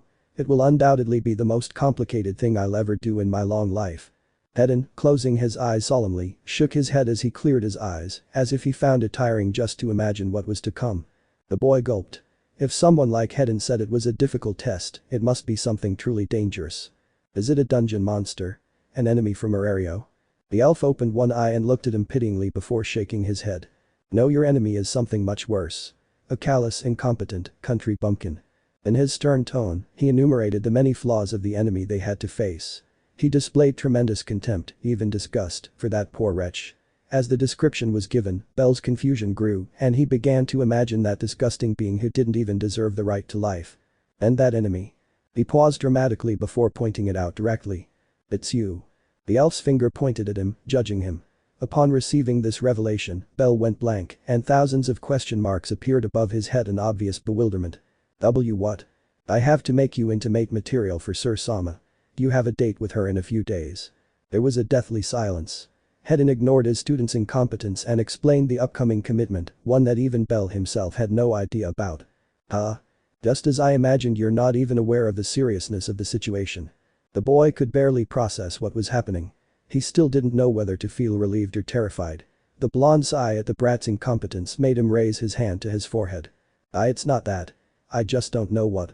Before confessing his complete ignorance of what she was talking about, a fleeting memory flashed through his mind, shining a spotlight above him. It was Syr's voice, filtering into his thoughts and revealing the truth. It was during the farewell at the door of the fireplace mansion. When the imminent moment of parting arrived, the girl had suddenly given him a kiss, indicating the reason for it. That same reason was the one that resonated in his subconscious. That was for the roses you gave me. And I'll give you the next one at the end of our date. I'll be looking forward to it, Belle. Is this about that date? Are you referring to that date? I don't remember doing either of those things. What flowers were you referring to? He held his head, paling and tousling his hair in obvious frustration. Have you forgotten the first time we met? You were on your way to visit her, and I intercepted you in the alleyway next door. You were worried you wouldn't be able to go after her and keep your word. I told you I had you covered. That's what it's all about. I bought her flowers and wrote them to her in your name, so she'd know they were from you. That way she wouldn't be disappointed by your absence. What did he do? Thank me later. Now we have to. No way, I'll thank you later. What did that letter say, Hidden-sensei? It's irrelevant that we've reached this point because you'll keep your word and agree to go out with her. The Harvest Festival is coming up and it's your duty to give her an unforgettable memory. Harvest Festival? My word. But it was your word, not mine. I didn't ask you out, you did. The discussion between teacher and student dragged on. Their responses were instantly echoed. The rabbit's desperation and screams were becoming annoying to the elf, who adored silence and stillness, so his previous calm state was being replaced by the characteristic anger his student knew. But the student's level of shock and denial prevented him from feeling terror. The boy slumped his shoulders, taking deep breaths to calm himself and breathe properly. The constant shouting had exhausted him, and the calm, sympathetic response he received in return frustrated him. Have you stopped acting like a brat, idiot? Yes, I think so. Hedden questioned him, being answered between gasps and gasping. The elf pointed the sharp blade of his staff at him, threatening him. The tip pointed, piercing his brown jacket and touching his skin. You said you felt indebted to her for what she did, didn't you? So the best way to repay her is to give her a wonderful date. Why yes, I did say I owe sir. But I'm not sure these are the ways to repay it. In fact, I doubt I'll ever be able to. I wish it wasn't something planned by others. So what do you expect to pay her back? A date is a small price to pay. Besides, she seemed excited about the idea, didn't she? That girl has had few happy days since Noel left. Am I wrong? Help her replace those tears and sorrows with smiles. That's what I want. But. Doubts began to form in the boy's mind, manifesting themselves in an internal debate. His fists clenched and he bit his lower lip. In that instant, the rabbit's mind wandered, caught in a whirlwind of memories. The image of Ace burst through the uncertainty and noise, bringing with it the shadow of a silent longing, a feeling that had accompanied him long before Syr entered his life. But then, like a warm whisper in the midst of the chaos, appeared that sweet waitress. The young man tried to hold on to the truth in his own heart, trying to utter the words that would confirm that his love had already been named, that his soul had been captivated long before he met the gray-eyed girl. But when he opened his mouth, no words crossed his lips. My life or lives changed when we met. If I don't do something now, I might regret it for the rest of my days. But what should I do? Why am I hesitating? Syr and Ace, what are they to me? Who do I really love? As these questions arose, Hedden watched him, his eyes analyzing every shred of doubt in his expression. He saw the fragility within him, the uncertainty that consumed him, the possibility that a single push could tip the scales in either direction. On that fine line where feelings can still be shaped, any word, any gesture could bring him closer to his own interests or push him away forever. As much as I wish he would choose you, Freya-sama, at the end of the day, the final say belongs to this idiot. You said you wouldn't do anything to win him over if you were rejected. That it would all be over if that day ever came. But I don't want that to happen. My wishes are that yours can be granted. I will do my best so that you can smile again like you did when you were with that child and her otter. He sighed heavily after that thought. You win. I'll coach you for the date. During those days, you'll have time to decide what to do. When we're done, it'll be up to you whether you invite her again, this time in the way you think is right, or decline, confessing it was a ruse on my part. Oh really? Yes. You are free to choose your desire to be what you want. The rabbit's eyes widened when that term was coined by the elf. That word echoed in his head, bouncing off the walls and leaving him stunned, astonished. He was about to question how he knew the term he used to refer to the sword princess, but stopped when his master's brow furrowed, avoiding treading on dangerous ground. Don't break rule number 1. It was remembered. Hedden exhaled with resignation and, without giving Bell a chance to question anything further, firmly decreed. We have a lot of work to do. Let's go. Not fully understanding what he'd gotten himself into, Bell followed. As he reached a coffee table, the sight took his breath away. Piles of books stacked high, forming small mountains of paper and ink. Some were organized, while others lay on the floor as if they'd been recently flipped through. The sensei indicated a chair with a slight nod and then reached for the stack of books. Before you start practicing, you need to learn the theory. Theory? What are you talking about? The theory for you to become Sir Sama's ideal man. The boy's doubts were naturally resolved by the blonde, leaving him silent, not knowing whether to laugh or worry. That? He must possess natural elegance and impeccable posture. His etiquette must be beyond reproach, both at the table and in society. He must know how to converse, captivating with measured and timely words. He cannot be vulgar or clumsy. A man who masters the art of dance, who knows when to lead and when to yield. A gentleman who exudes confidence without being arrogant. When the elf began to list the characteristics that this Isella must have, Bell understood that this was serious, wiping the nervous smile from his lips and beginning to sweat coldly. Wait a moment. You have to understand fashion, know which outfits enhance your presence, and what the best color is for each occasion. And, of course, you have to understand the mind of a lady. How am I supposed to learn all that in a few days? Hedden raised an eyebrow, as if the question were irrelevant. He couldn't care less about the young man's concern at this point. That's why we're going to train. He retorted, causing her to gulp as his fingers snapped and a soft magical breeze swept through the room. You have the rest of the day to read, and at dawn we'll put it into practice. Hedden declared, a dangerous gleam in his eyes. Bell opened his mouth to protest, but before he could, Hedden started counting. 5. Wait, this is ridiculous. 4. I can't read all that in one night. 3. Hedden-sensei. You can't be serious. Before he could finish his count, the magic surrounding him intensified. At that moment, the young man, realizing he had no escape, sank into his chair, picked up the first book, and opened it immediately. Etiquette and Behavior. The Key to Social Success. He sighed, resigned. That night was going to be more exhausting than any dungeon battle so far. Sir's point of view. Finally I'm here. Panting, placing her hands on her knees and leaning forward, demonstrating deep tiredness, a certain gray-haired girl looked straight at the city's enormous hospital, the headquarters of one of the most famous families in medicine. It was the Dai Insect family headquarters, the place where she told Alan, after the Kazuki explosion incident, to bring Anya after she was seriously injured to protect her. She felt indebted to her. She was worried about the girl she had wrapped in her cloak years before. She feared for her health, that she was the one responsible for her nearing death. He took a deep breath, recovering. His eagerness to see her was so great that he ran from the fireplace mansion, after breakfast with Belle, to the bar to change into something less revealing. She was currently dressed in her waitress outfit. Upon arriving at the Lady of Plenty, her friends asked her many questions, but she didn't listen or pay attention, leaving them with only a, "I'll go see Anya" before leaving. Once at the foot of the stairs, he was able to relax a little. His stomach was growling and his head was spinning. He really wanted to throw up. Maybe it wasn't a good idea to run around and get all worked up after eating. He regretted his mistake, shaking his head and climbing the aforementioned stairs. People were coming in and out. Patients arrived with various injuries. Others left in wheelchairs, accompanied by their families and loved ones. It was a typical hospital scene. She walked up to the reception desk, bumping into a familiar face. The face of the family captain, the best healer in all of Orario. She didn't plan on recognizing her as such, though, so as not to arouse the jealousy of her daughter, Hythe Velvet. He approached where the silver-haired woman was standing in front of her, who showed her typical lack of expression, denoting total professionalism. "The saint. Is Anya Frommel here? How is she?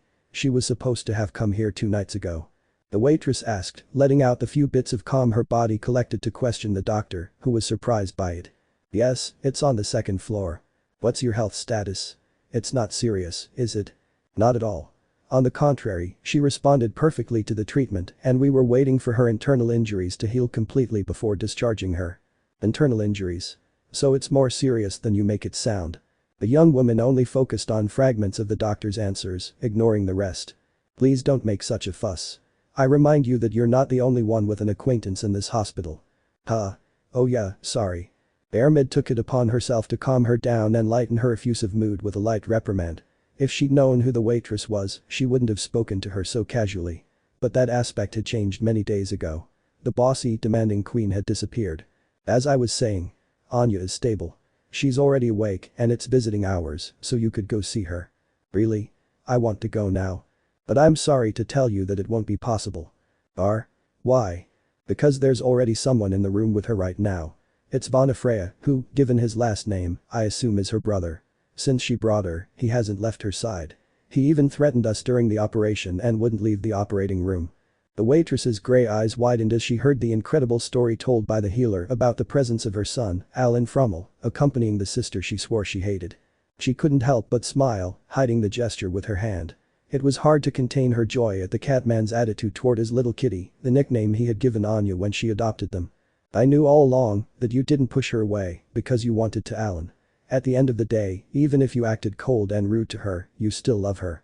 You love her so much that you swallowed your pride, broke your promise to yourself, and helped her when you thought you were losing her. It was a good idea to have to force you to give her the priority she deserves."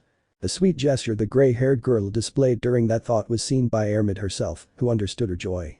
While she didn't know the story behind that pair of siblings, she could tell from Sir's reaction that it had been complicated. "I'd like to see them. Well, I don't like the idea of separating them when it was difficult to reunite them. Alan has already monopolized my pretty kitty too much. You do know that you can't interrupt the visits, right? I'm not going to interrupt you. I'll just tell you it's my turn and you'll give me your place." The wink followed the argument. A drop of sweat trickled down Dee Saint's forehead and she shook her head and had no choice but to agree, noticing that the girl's concern was genuine. Ermid took charge of guiding her. They moved through the hallways. Sir's gaze wandered around the rest of the rooms in the facility.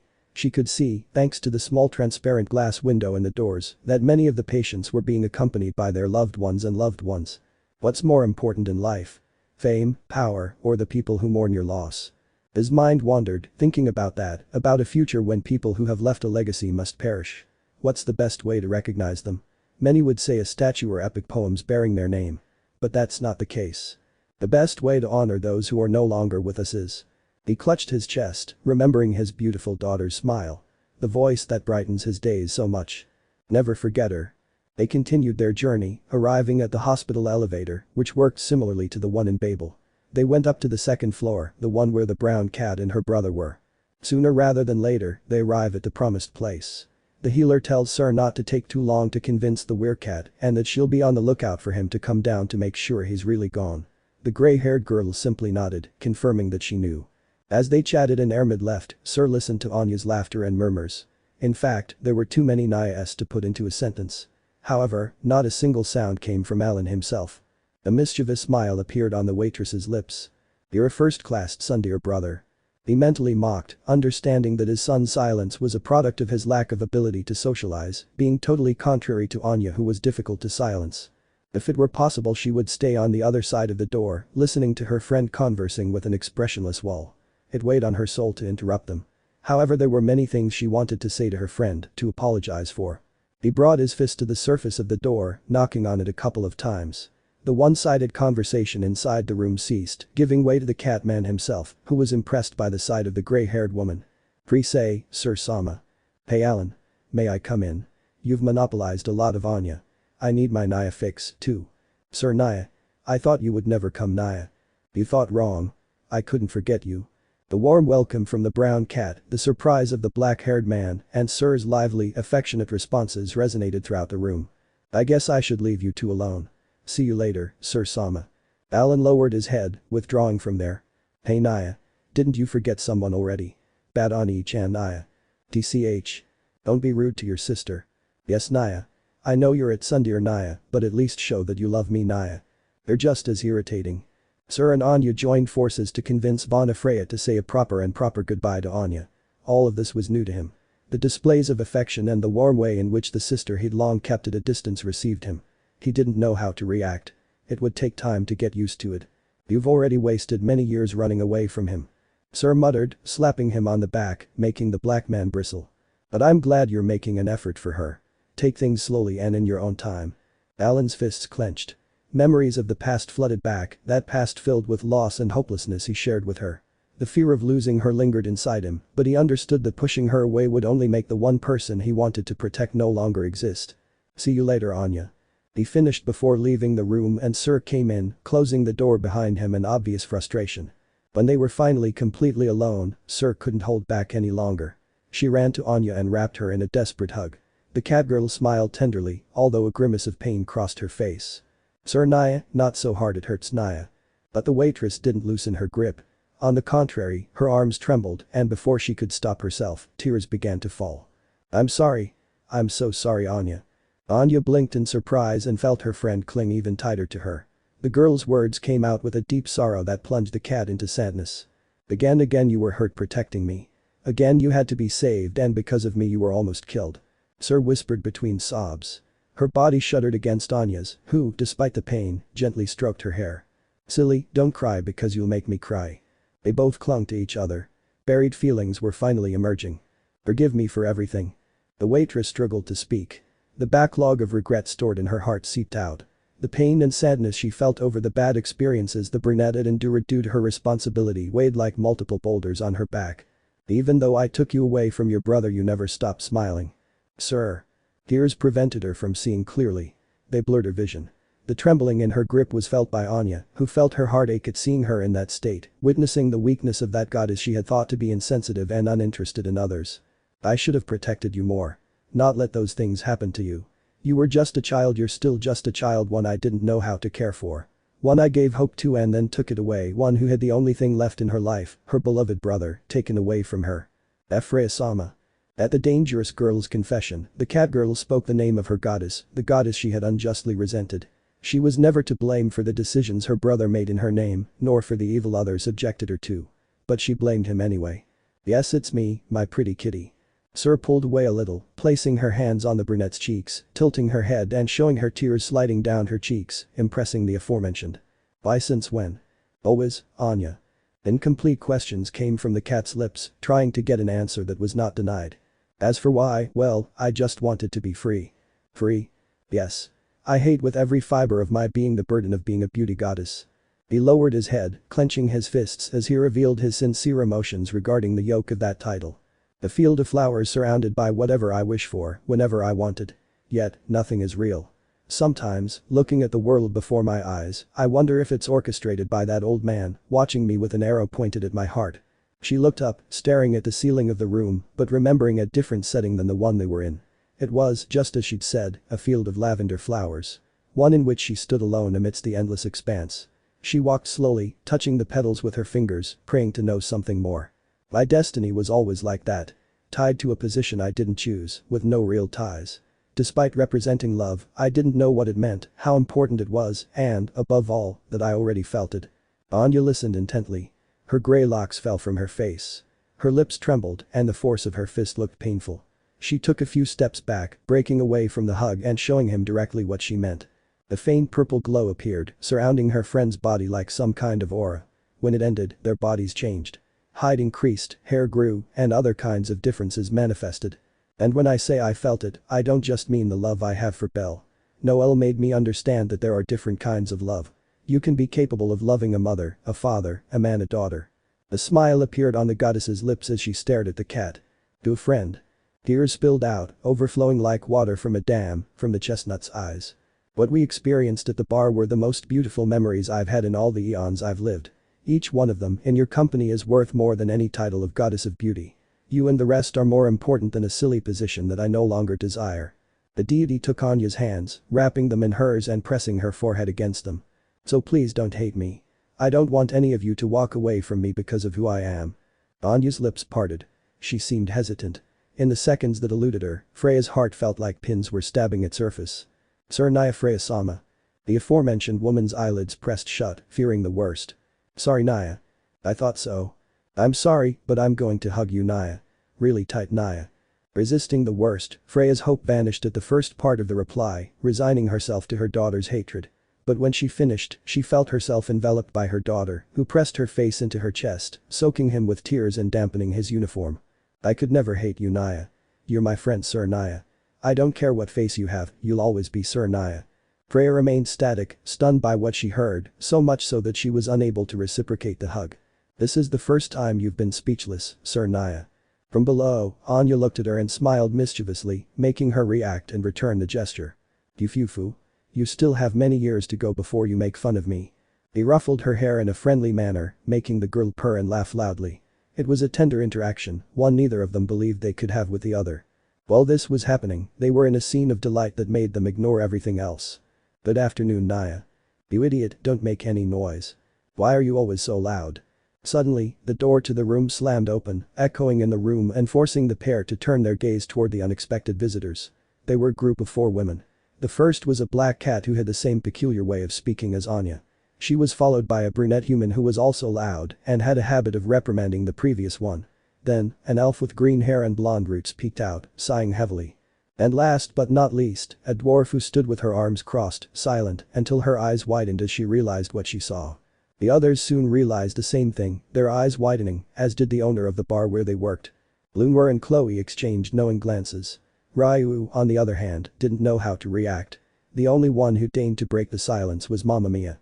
"So, you've finally decided to show your true colors, silly girl." The silver-haired woman, still hugging Anya, nodded slowly, fearful of the murderous elf's reaction upon seeing her there.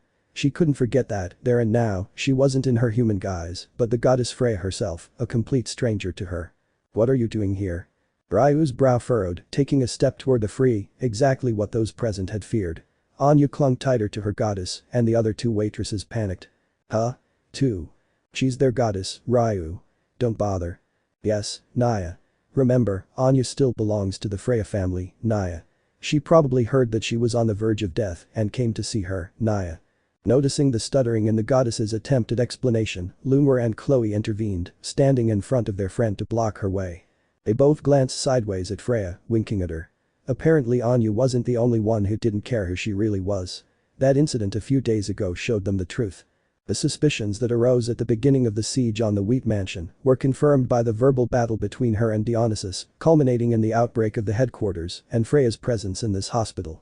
However, despite the justified excuse, which would be believable to anyone else, the hostile gesture, the furrowed eyebrows, did not disappear from Ryu, who pointed directly at the goddess. "And what would your goddess, who hasn't visited you in over 5 years, be doing here, wearing the same uniform as us?" TSS. The question hit the nail on the head. The cat and the human stared at the deity and were dwarfed by the incessant dark aura emanating from the elf, who didn't buy the lie and pointed out the obvious. Sweat trickled down their foreheads. Nervousness grew, and panic gripped the four idiots, unable to give a satisfactory answer to the prejudiced, impatient elf. "You know, brat. At this point, it's pointless to keep it a secret. The sooner you let them know, the lesser the consequences will be."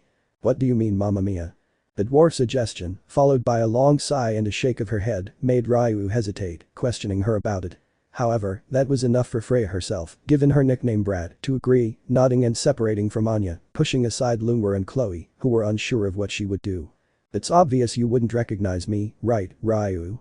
The aforementioned girl's skin prickled with goosebumps when her best friend's voice came from the deity, causing her to spin with slow, machine-like movements. It was there, before the eyes of the spectators, in front of her friends, that Freya revealed herself as she truly was. Doing the same thing as with Anya, she returned to her Syr form. "Ryu, I always Ryu." In a swift movement, imperceptible to the others, the waitress's shirt collar was grabbed by the elf's hands, slamming her back against the wall and making her tremble. "Stop with those damn tasteless jokes. What do you gain by copying my best friend's appearance? Answer me." Ugh. Skeptical, she refused to believe what her eyes saw, increasing her anger and disgust. Cracks began to form in the rock.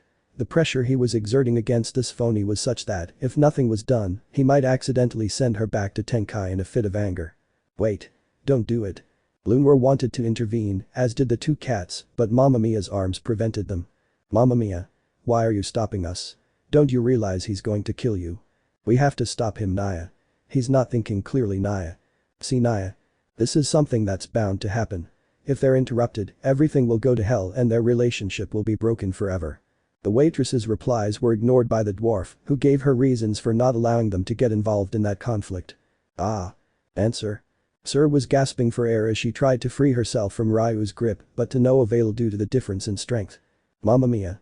If we interfere, their relationship will break, but if we don't, Syr will break. Keep quiet and watch." The woman in gray hair was spinning. The screams reached her, but she couldn't stay focused on her friend.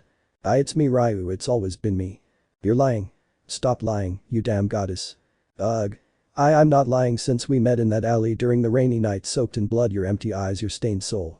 The elf's expression twisted, trembling at what she'd heard. A chill ran down her spine, causing her strength to ebb away. How come you?" "I know because I was there." A smile appeared on Syr's lips, a sincere smile, a shining gesture, one that no one could match or copy, one that gave her a glimmer of hope in her dark life after she lost everything that night that seemed so far away. "I couldn't forget the day I met my best friend." "Best friend?" Syr nodded, confirming it. "I never expected to meet you. They found you by chance, but. Tears spilled from the waitress's eyes. Ryu felt a deep ache in his chest seeing her like that, empathizing with that damn goddess. But I'm glad it happened. Some of my happiest moments have been with you. Sir. The elf's voice broke, uttering that name as she saw in that woman the best friend she demanded to find. But why? I've always hated being who I am. When I become Sir, I feel free. Sharing my days with you all gladdens my soul, fills my heart. I could never achieve that feeling as a goddess. My dreams are born and fulfilled when I am human. The girl's back slid down the wall. The force with which she was crushed was being reduced. I'm sorry for not being honest with you, Ryu. I thought if I showed it to you you'd hate me. But I don't want to keep lying to the people who are important to me. I want the bonds to be real. I long for something genuine. And even if you decide to hate me, not forgive me, for me you'll always be my best friend. This is too much information to process. Ryu's hands opened, turning around and causing Syr to fall to the ground on her knees, coughing and breathing again without the pressure on her chest. The elf's gaze shifted to the waitresses, ignoring the fact that Mamma Mia was complicit in this. She only cared about how deeply involved the others were in this mess. When did you find out about this? Why didn't you even tell me? We only learned about it during the Wheat Mansion incident. Dionysus deduced it from his reaction when we talked about Noel. We didn't tell you because it wasn't our place to tell you, Naya. Sir will always be Sir, Naya. The responses were made in sequence, starting with Lunwar, followed by Chloe and Anya. Neither of them seemed stunned or opposed to this true identity. Needless to say, between the time they found out and now, they had the opportunity to process and accept it, something Ryu herself hadn't. He rubbed his eyelids for a moment, then saw the gray-haired girl lying on the floor. What brought that scene to mind was the event where they met, only in different roles. Now, it was her turn to reach out and she would. Huh? Sir, it's her. Even if they call you by another name or you look different, that doesn't change the fact that you were the one who was saved. As long as you remain that woman inside, I could never deny or reject you. Syr looked at her friend in confusion, who smiled at her the same way she had years ago. Her gray eyes shone.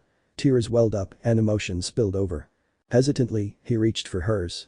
Their fingers touched, but before he could grasp it firmly, Ryu yanked her with all his might, yanking her up and wrapping her in his arms. You'll always be my best friend, silly. Syr's body trembled, clinging to the elves as if her life depended on it. She couldn't let go or stop crying. The enormous relief she felt at being accepted by her friends, those companions with whom she'd shared 1,001 adventures, was the genuine feeling she'd been searching for thousands of years. We would never reject you, Naya. In fact, now that we know you're a millionaire, maybe we'll ask you for favors, Naya. Don't ruin the mood, stupid cat. Hee. Chloe's tail was pulled when she showed greed and a desire to take advantage of her friend's position. Her status as a goddess of beauty and the riches of the Freya family would have given her the dream life she so desired. But her delusions were interrupted by Lunwar, who brought her back to reality. Fufu. Join the hug. You should be part of this too. Syr wiped her tears with the sleeve of her uniform, still moved, asking the three waitresses to join her in the group hug.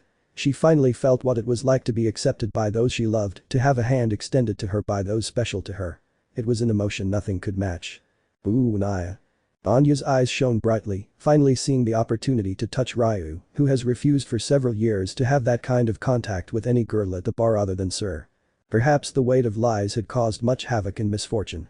But the light of truth was giving them that shared moment that, unbeknownst to them until recently, Freya had longed for.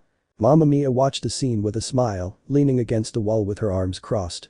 Seeing Syr like that, clinging so desperately to Anya, Ryu, Lunwar and Chloe, made her think that the selfish goddess was finally growing up. A feeling of pride settled in her chest, though she wouldn't say it out loud. However, a doubt persisted in his mind. How do you plan to tell the boy? I'm sure you're still afraid he'll walk away because of it. You've always suffered from not being accepted for who you are, but for what others think you are. She let that thought hang in the air, without saying it out loud, while the other waitresses looked at her directly, putting it out of her mind. Mamma Mia, come join the hug. They all asked in unison, making room for her.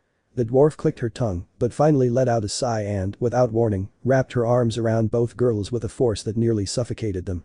And Naya, Mamma Mia, you're going to break us. T2, strong Naya. Ugh. Is he trying to hug us or kill us? You always take things to the extreme, Mamma Mia. Fufu. You must love us a lot. Anya and Chloe complained, their ears and tails twitching. Lunwar couldn't breathe, and Ryu herself was starting to have difficulty breathing. Syr let out a stifled laugh, but in the middle of the hug, she looked up and gave Mamma Mia a serious look. Hey, can I ask you a favor? Sure, what do you need? I want to do a good job. Would you help me give food to the wounded in the hospital and to those working on rebuilding the city? She took a deep breath and, with a determined look, ordered it. For a moment, silence reigned in the tavern. A vein appeared on Mamma Mia's forehead before she abruptly let go of the girls. Are you an idiot? Don't abuse my kindness, brat. Tee-hee. The answer was exactly what the waitress expected, sticking out her tongue and winking playfully. The genuine relationships she always wanted were given to her. And the first one she had, even if she didn't identify it that way, was that dwarf. In the dungeon, the next morning. No, no, no. What the hell are you listen to when I talk to you, you bucking brat? I already told you not to stutter when talking to women. What part of that don't you understand, you brainless guy? Sorry, Hedon sensei. But it's really hard to understand on an empty stomach and without having slept. Ugh. We found ourselves in one of the alleys on the 9th floor of the dungeon, near the middle floors. Inside, a blonde-haired elf was angrily and completely unfilteredly shouting at a poor rabbit lying on the ground. The albino tried to contradict him, but in return received a solid kick to the abdomen that made him writhe in pain, feeling the non-existent food in his stomach rising to be vomited. Those are no excuses. We've been here for over 7 hours, and you haven't been able to get a date from a single woman. Even the rookies run away from you after you save them. What's wrong with you? It's simple, you just have to approach her, give her a few kind words without going too far, because she'd burn you up by being unfaithful to Sir Sama, and leave. That's all. They're the one who should ask you out, and you should delay your answer. You make it sound simple, Hedon sensei. But I've never been good at flirting with women. At least not consciously. The cries echoed throughout the entire floor, unnerving the adventurers passing through the area. Some even felt they were the ones being scolded and quickened their pace. Bell, for his part, was simply trying to stand up, brushing the dirt off his clothes, which were partially burned by the multiple electric attacks the elf had launched at him after each failed attempt. Why are you so cruel to me? I haven't even been able to sleep properly. Because of my sleepiness, he triggered his magic on me. It's not fair. What was that I heard? Were they complaints? I didn't say anything. The vein popped out on Hedon's forehead as he listened to the rabbit's innocent whiny murmurs, resembling a child silently throwing a tantrum. When he realized his words had reached his master's ears, he feigned dementia and averted his gaze, sealing his lips. What I mean, Hedon-sensei, is that I couldn't even finish reading the books. There are many things I didn't learn, and others that I couldn't understand no matter how much I read. Being someone's ideal man is complicated. Don't remind me of the first failure of this training, you damn idiot. How did you expect me to read almost 1,000 books in one night? It's physically impossible. I didn't expect you to read them from cover to cover, you moron. What you should have done was skim the index and pick out the right topics. What the hell do you care where the different types of cutlery came from? Your homework was to learn how to use them. You weren't able to complete that simple task. Oh. That makes more sense, ow. The blonde's frustration had reached unimaginable levels, and he struck him over the head with his staff. After training before the fight against the Nidhogg, he had held him in high regard and saw enormous potential, at least as a warrior. But now that he's teaching him something as simple as how to behave properly around a woman, he's no longer so sure it was right to put him on a pedestal. Look, I'll give you one last chance. You have to ask out the first girl who comes up to this floor and catches your eye. No exceptions. What if it's… I said no exceptions. Besides, if it's someone you know, it'll be easier for you to invite her. So don't make a big deal out of it and do that simple task. If it fails, what would be the consequence? It's good of you to ask.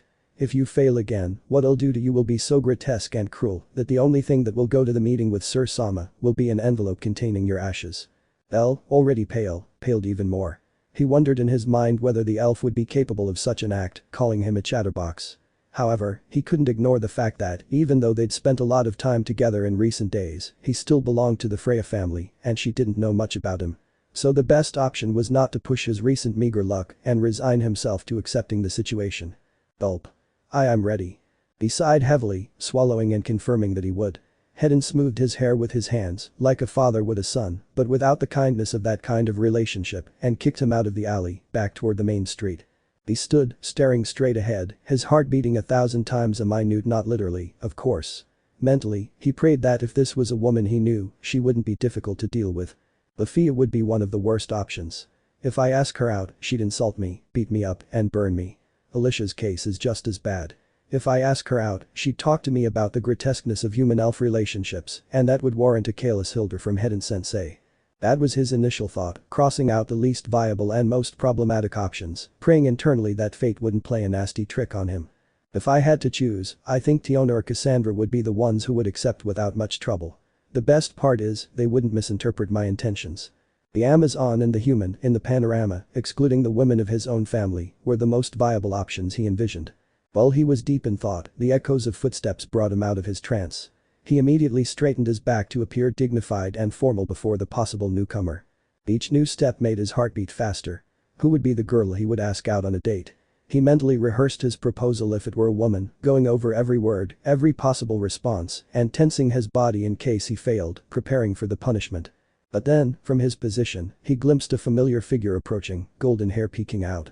Her breathing stopped for a moment as she felt a barrage of emotions that chilled her blood and heated her cheeks. It was as if hell had frozen over. It can't be. Of all the people who could have been in the dungeon at this very time and place, why did it have to be A's? Indeed, it was the Sword Princess. Her golden yearning. As expected, he panicked, turning around in complete terror, trying to escape and, above all, make sure the swordswoman hadn't seen him. He breathed a sigh of relief when the latter just stared at her sword with a blank expression, as if it had broken or needed maintenance. Good. I must take advantage of your opportunity and hi. In his attempt to escape, with slow and silent steps to avoid attracting the attention of the first-class adventurer's sharp senses, he saw a cane sticking out of the alley that had just been kicked out, and the gleam of glasses threatened him, despite the lack of visibility of the rest of the person using them, making him scream in his thoughts. He remained static in his position. The blonde was still immersed in her own worries and complaints. Sweat trickled down the rabbit's forehead, starting an internal debate about what was coming. What do I do? I'm not ready to ask A's out on a date. I'm not even level 6 yet. Also, why the hell do I feel bad for Syr for considering inviting her? Ugh. I don't get it. He ran his fingers through the strands of hair, squeezing them and pulling out a few white strands. He glanced sideways at the alley, where murmurs were originating, giving him a bad feeling about what was to come. If I go, I'll do it wrong. I'm so nervous I'm sure I'll screw up. But if I don't, Hedon-sensei will kill me. What a difficult situation. He pressed his eyelids shut, terrified. The hole he felt in his abdomen was devouring every ounce of peace of mind. However, the more his doubts grew and the longer he procrastinated in making a decision, the less room for maneuver he had, limiting his time to choose one of the options. What's more. Bell. His name was spoken by the Sword Princess, making every hair on his body stand up like a frightened rabbit. It was already too late. Fleeing was a path lost. The blonde's pace quickened, increasing its speed at the sight of a familiar face.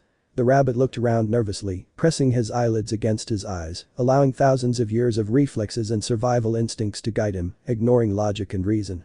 And what did your instincts tell you? Well. Sorry. Run away.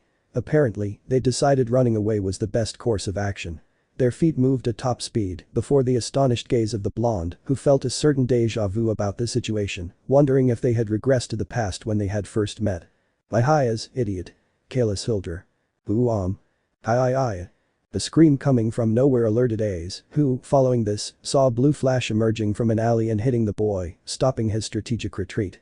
Dragging his legs and blowing smoke, Bell returned, facing the girl with a complicated expression. Hola A's. Bell, are you feeling okay? Your hair is standing on end. Why yes. Nothing like an electric shock to make you feel alive. I'm fine. What I mean is, I'm fine. That's how brief the conversation began. The emotions were easily readable on Bell's face. Well, for anyone other than the Sword Princess, who isn't known for that. Bell fiddled with his hands, sighing and trying to gather his thoughts. This strange behavior aroused suspicion in A's, who worried about him. Are you really okay? I see you exhausted and embarrassed. She received a repeated nod, confirming her answer. Without trying to press the issue further, she accepted it. Bell, I wanted to see you. Huh? That statement made the young man's heart race, forcing him to look at her head on with his red eyes shining with excitement. It's been several weeks since we last saw each other. It feels like an eternity. A smile appeared on Bell's lips upon hearing this, feeling a little excited. Yeah, it feels that way. We haven't spoken since Noel. He confirmed what Ace had said, lowering his voice as the princess's name came to his lips, recalling what had happened days before.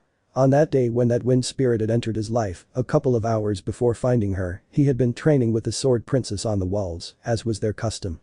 Ace's head tilted in confusion. Despite the boy's efforts to not be overheard, the name reached her. It's nothing. There's a lot to catch up on, I guess. He quickly excused himself, shaking his hands and finishing by scratching the side of his head. Bell, if there's anything you're worried about, you can trust me, just like I trust you. The boy's cheeks flushed, thinking about what his teacher had asked of him and the reason he was in front of the blonde in the first place. Actually, there's something I'd like to ask you. Belle's whisper was lost in the air, but Ace heard it clearly. From a few feet away, Hedden watched him with his arms crossed, his gaze sharp and judicious, as if evaluating his every move and preparing to punish him should the unwanted failure occur. This was a signal to Bell, who nodded to himself, gathering his courage and focusing on what he was about to do. Sure.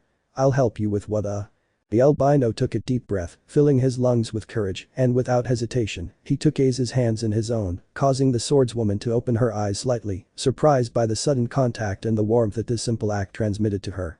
Ace, would you like to go on a date with me? Just you and me. A real date. The silence that followed seemed eternal. Ace blinked as a blush slowly stained her cheeks. Huh. He muttered. In Riviera. Secure area on the 18th floor. Outside a business in the city of Riviera, two very famous figures stood out in the city of Orario for their incredible feats as adventurers. They sat opposite each other at a table in a restaurant bar renowned for those who venture into the depths of the monster pit. The albino had his hands on his temples, rubbing his thighs with obvious nervousness, avoiding eye contact at all costs. Any kind of interaction with the blonde reminded him of how direct his words were and how quickly she agreed to this meeting. Ace, like him, looked at the place with an expression unlike her usual indifference. Her cheeks were still hot and flushed from what had happened minutes before. After having given yes, an answer Bell hadn't expected, Hedden surprisingly allowed him to continue with it to the very end, even though the main objective of that test was to receive the answer rather than develop the quote. What's Hedden-sensei planning? I thought he'd stop the date as soon as he saw me walking away with her. Now I just feel his gaze fixed on us. This was the boy's thought, sweating cold and identifying the location of the elf out of the corner of his eye, who was only holding a cup of tea in his hands while watching them. Did he really take the opportunity to buy something for himself? Ignoring that detail, Bell's mind descended into unprecedented chaos, searching his memories for any mention in the books he'd read the night before that discussed how to deal with the woman of your dreams, the one who takes your breath away and whom you've been trying to achieve ever since you met her. Unfortunately, he found nothing.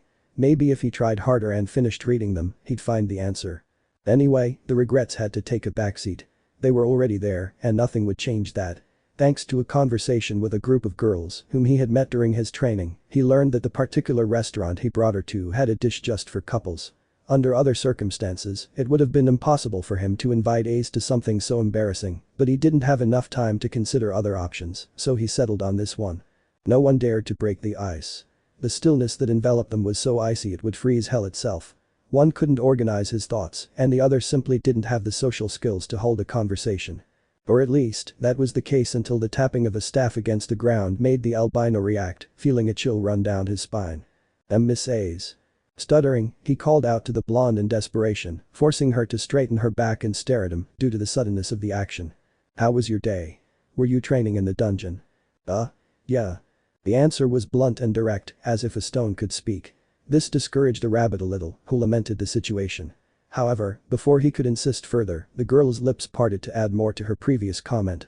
I've been training lately. My strength feels less than before. After what happened against that creature, I realized that I can be stronger. I see. I'm glad to hear that. Although, in my opinion, you're already very strong. I still have a long way to go. A sigh of relief came from the rabbit when he saw that the conversation was being guided along a simple path, as is the daily life of both of them. And you, Bell? How have you been these past few days? Let's take advantage of this opportunity to catch up. I like the idea. The truth is, I've missed these kinds of moments with you.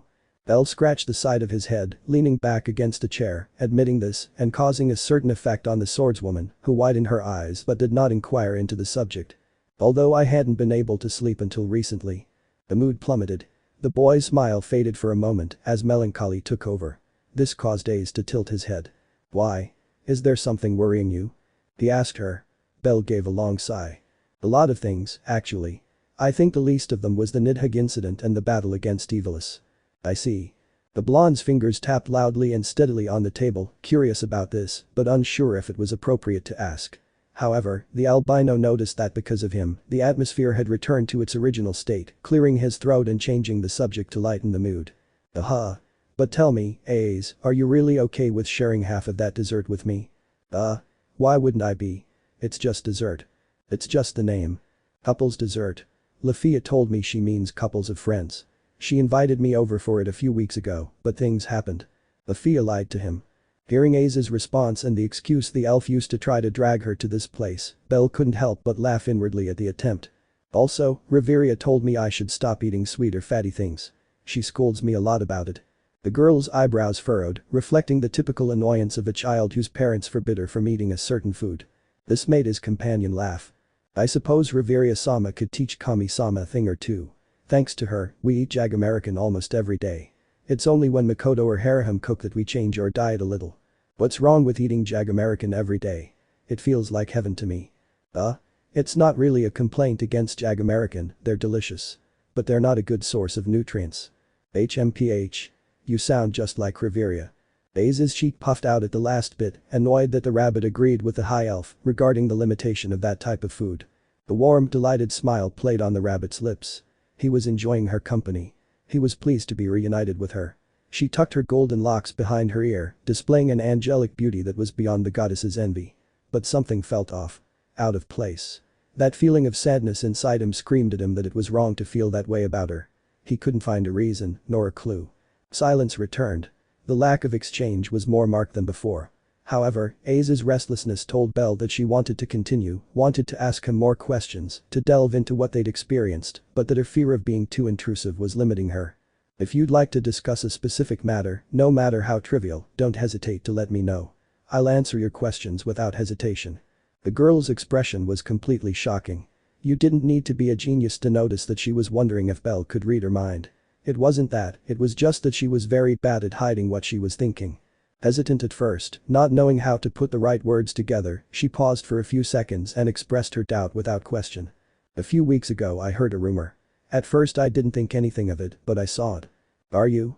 If it's about my supposed monster fetish, I have to tell you it's totally false. Monster fetish? Forget it. Go on. What I mean is there were rumors that you had a daughter with a waitress from the Lady of Plenty. Bell's eyes widened at the sound of her, feeling a pang in his heart that didn't bode well. Immediately, the image of Noelle appeared in his mind, causing him to lean forward and a lump to form in his throat. Are those rumors real? It's not what you think. Noelle isn't. The doubt was real. The fear was palpable. The trembling in Aza's eyes surprised the rabbit, who was unsure of how to respond and stuttered until he interrupted his impulsive reply. However, he noticed one detail. Denying that Noelle was her daughter was denying Noelle herself. She couldn't allow that. Yes. It's real. Sir and I are Noelle's parents. Even though he's no longer with us, we're still his parents. But it's not what you think. I say she's my daughter because we both decided to adopt her.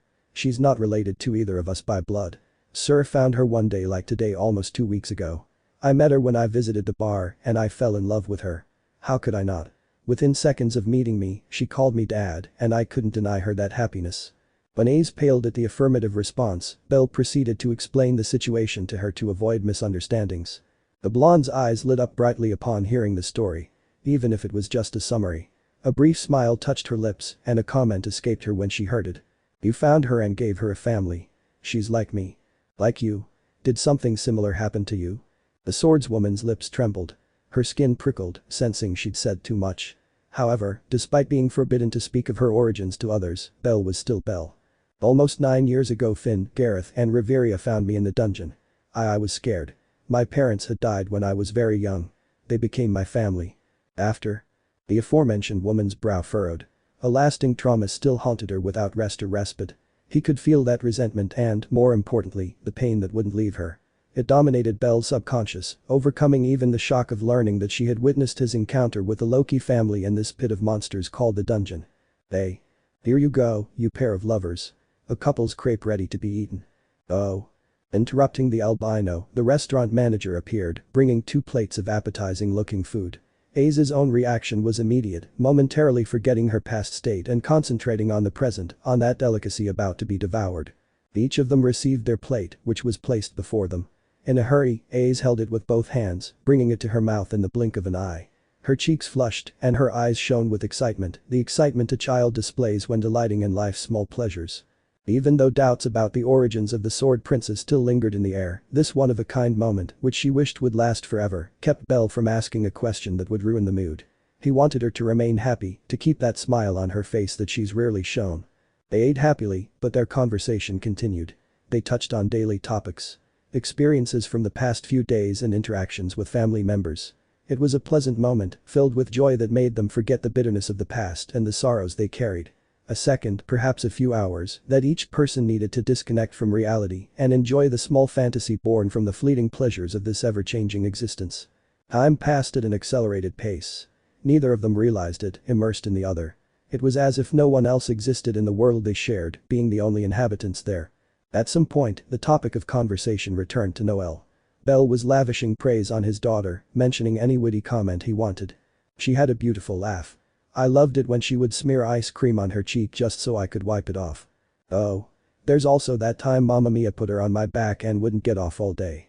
I wasn't able to get off her until she fell asleep. Baze's gaze was fixed on him. She enjoyed listening to the spirit with which he told his stories and witnessing the beautiful smile the young man displayed whenever the princess's name came out of his mouth. We mustn't forget that scoundrel lied to me either. She once pretended to have hurt her knee and I took her to Ermid's only for her to tell me the red stain was ketchup.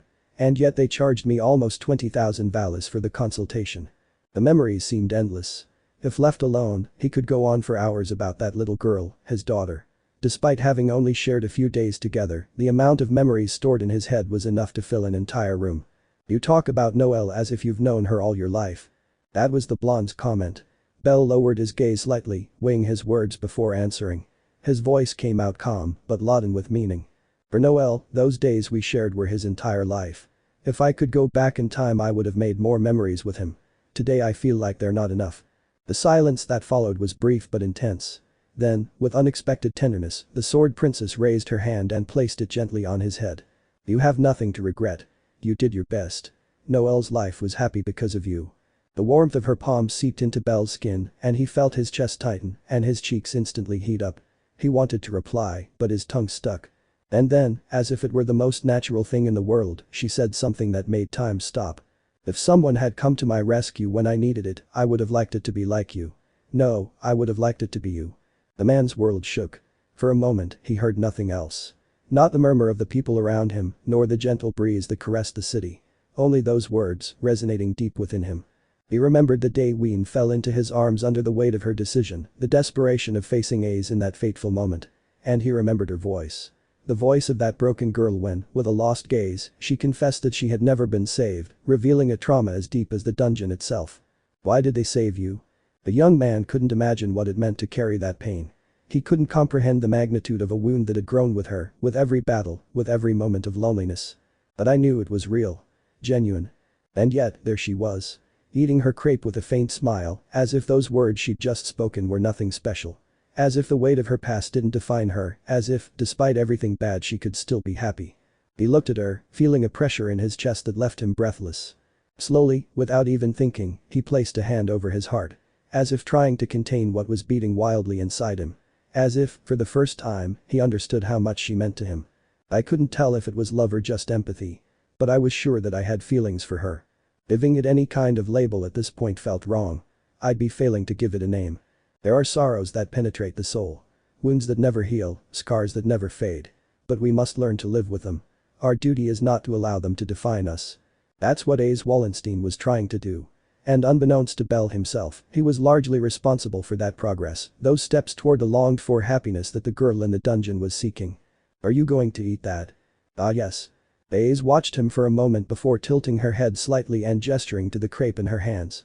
Bell blinked, as if just remembering he was still holding it untouched. Without thinking twice, he took a bite. The sweetness instantly invaded his mouth, causing his expression to twist slightly. I've never been good with sweet things. He admitted with regret, swallowing with some difficulty. She watched him silently, with that same imperturbable face as always, but her lips curved in an almost imperceptible smile. The same doubt arose in her what to call what she felt. The conversation went on longer than planned. It was only natural, considering how comfortable they felt together. They didn't want to interrupt the peace each other's company brought them. They made small talk, just like they had before they began to delve deeper into Noelle. They shared experiences, smiles, feelings. It was strange that Hedin hadn't intervened at that point. It could be said that Bell's attitude was far from the perfect man the elf was trying to turn him into. However, there was no trace of him. While his presence was still perceptible in the vicinity, he wasn't throwing his characteristic thunder at his stupid student. As a result, the albino tried to push his luck a little, steering the conversation into a somewhat reckless direction. Lately, I've been specializing in other areas of my life. I've been taught etiquette and manners by a rather terrifying teacher. Label? Yes. Since I come from a farming town, I don't know much about it. I guess it's never too late to learn. I understand, but why label? A drop of sweat trickled down the rabbit's forehead at the question. The answer to that was that he had to learn how to woo a specific woman because of a blonde maniac trying to force him into a relationship with a certain waitress. But he would never say it that way, much less now that he felt his master's murderous intentions again. He even swore he heard the wind whispering Kayla Silver. I just want to live up to the expectations that several people have placed on me. I see. I wish you luck, but I'm sure you'll make it. You always exceed other people's expectations. You've even far exceeded the ones I've had for you. A gentle breeze blew through their surroundings, stirring both of their hair. The light from the crystals high above the floor, which gave the appearance of sunset, enhanced the blonde's figure, making the albino's heart race even more wildly. Ever since he met her that day. From that moment, approximately 6 months ago, he longed to share this kind of closeness with her. There wasn't a day or night that went by that he didn't dream of holding her hand, walking beside her, smiling at each other as they enjoyed their mutual understanding. He longed to be seen as her equal, to live together as one of his kind. His golden desire was before him, shining with the intensity of 1,000 suns. This scene should have filled his heart, dispelled any doubts within him, and helped him reach a resolution in the storm of unknowns that blinded him. However, it wasn't so. Now that he finally had what he wished for, everything felt aimless, incomplete. "Ace, do you know what love is?" Suddenly, escaping from her mind, putting that question into words that shouldn't have seen the light, Belle uttered that, shocking the blonde, who opened her mouth in surprise. She even paused before taking the last bite of her dessert. That was how deeply moved she was by a simple question that wasn't so easy to answer.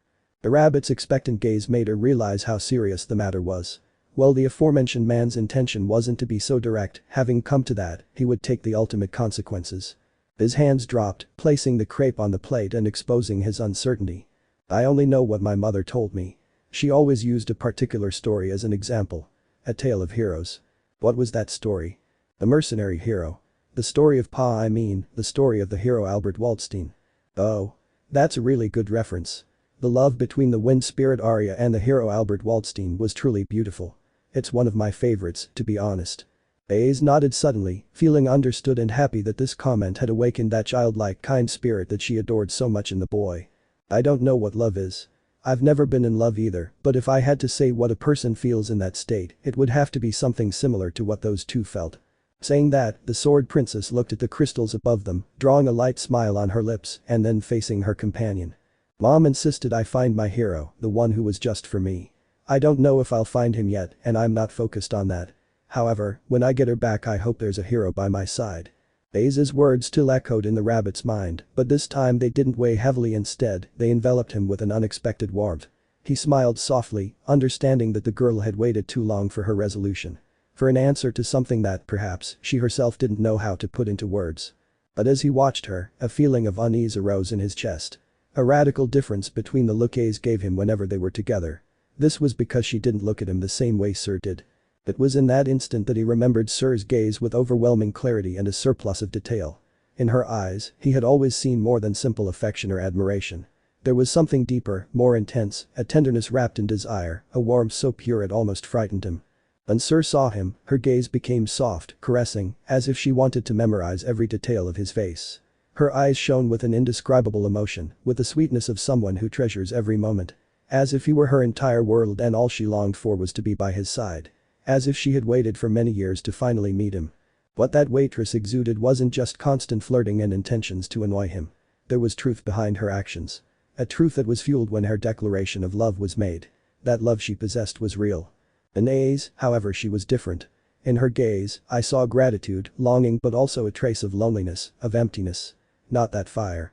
Not that palpable love that Syr poured out in every gesture, every whisper, every smile she gave him. She didn't see him as a man she wanted by her side. She saw him as someone who could save her. As if, deep down, she hoped he could fill that space in her heart that had been empty for so long. She wants a hero. The thought settled in his mind as an irrefutable truth. "Syr, what are you looking for?" He bowed his head, closing his eyes for a moment. He didn't have the answer. Not yet. But now, more than ever, he felt he was close to finding it. The meal was finished, and they both stood up. They walked around Rivera's deck for a few minutes, enjoying the cool breeze and the sound of water running between the rocks. The conversation flowed naturally, easily, as they slowly made their way up the stairs. But then, the time to part ways came. Stopping at a spot where the view of the lake unfolded in all its splendor, Aze broke the silence with her serene tone. "It was nice to accompany you." "Yes, it was a nice date." "Was this a date?" Aze tilted her head at the meeting's etiquette. Bell blinked as well, a little surprised by the question. "Well, was it for you?" The swordswoman remained thoughtful for a brief moment, analyzing her feelings with the same precision with which she wielded her sword. Finally, a faint blush settled on her cheeks, and with an unusually shy expression, she nodded in affirmation. "Yes, I think so. It's just like Elfie and Tiona described it." The silence stretched between them, not awkward, but charged with something new. Something vague, floating between them. And for the first time, Bell felt that perhaps the gap that had always existed between him and Aze had narrowed just a little. However, seeing her in that state, perhaps being one of the few opportunities he would have to reach a conclusion, his mind wandered, taking advantage of the preamble of the departure. One thing was clear. The sword princess longed for a hero, a beacon of hope to save her in her darkest hour and guide her to her longed-for destiny, the dream goal that has haunted her for as long as she can remember. Syr, on the other hand, wanted a swashbuckling knight to rescue her and stay by her side, a man who would love her like no one else has, who would love and understand her. Hero or knight? That is the question. The two paths that lay before bellcranel's life. Which would he choose? Had fate already made that decision for him? Why? Why can't I be both? He questioned himself, his eyes widening and a confident smile spreading from ear to ear. That indecisive foolish boy finally understood that you can't be pigeonholed into just one thing. I wanted to be the hero of Aze. He wanted to become a knight of Syr, whatever that meant. Even though he didn't understand what that would entail, he wanted to be one. And, in an act of profound determination. After. He called her, determined to tell her what was in his heart. Aze turned at the sound of her name, just as she was about to leave. It was then that Bell stared at her, his red eyes glowing with unusual intensity under the light in Rivera's apartment. He looked firm, determined, but also warm. When you need a hero again, even if circumstances are adverse and you feel like everything is falling apart, I will gladly take on that role. The swordswoman's golden eyes widened in surprise at the unexpected declaration. The boy didn't look away. It wasn't an empty promise. It wasn't just an impulse. It was an oath. The woman opened her mouth to respond, but couldn't find the words. "However, I also wish to be a gentleman to those who need it." "What's the difference?" she asked in a whisper, more to herself than to him, who was silent for a moment, letting the night breeze play with his hair before answering. "The hero appears when the world is in danger. A knight is always there, even in the simplest moments, even when no one calls for him." At that moment, she felt something inside her shudder. An indescribable emotion that was intensified when Bell gently took her hand, providing that touch that was both warm and firm. "I'm sorry, Hedin-sensei.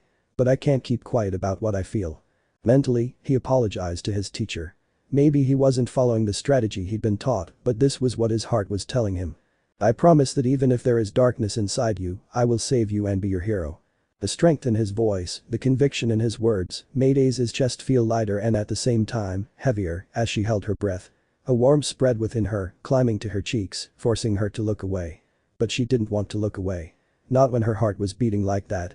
Finally, she nodded. For a moment, time seemed to stand still. But as quickly as the moment arrived, Bell let go of her and stepped back. "I have to go." The young man finished, speaking more quietly. He turned away immediately, as if he feared that staying any longer would make everything even more difficult. The sword princess watched him walk away. She watched his silhouette fade with each step he took away from her. Instinctively, she pressed her hand against his chest, still feeling the echo of his touch, the weight of his words. There were many things she still didn't understand, many doubts accumulating in her mind. But there was one thing she was sure of. "I'll be waiting for you." And he would keep his word. However, despite having obtained something as valuable as that oath, he felt something else, deep within him, slipping away. From a distance, Hedin watched silently, attentive to the figure of his student.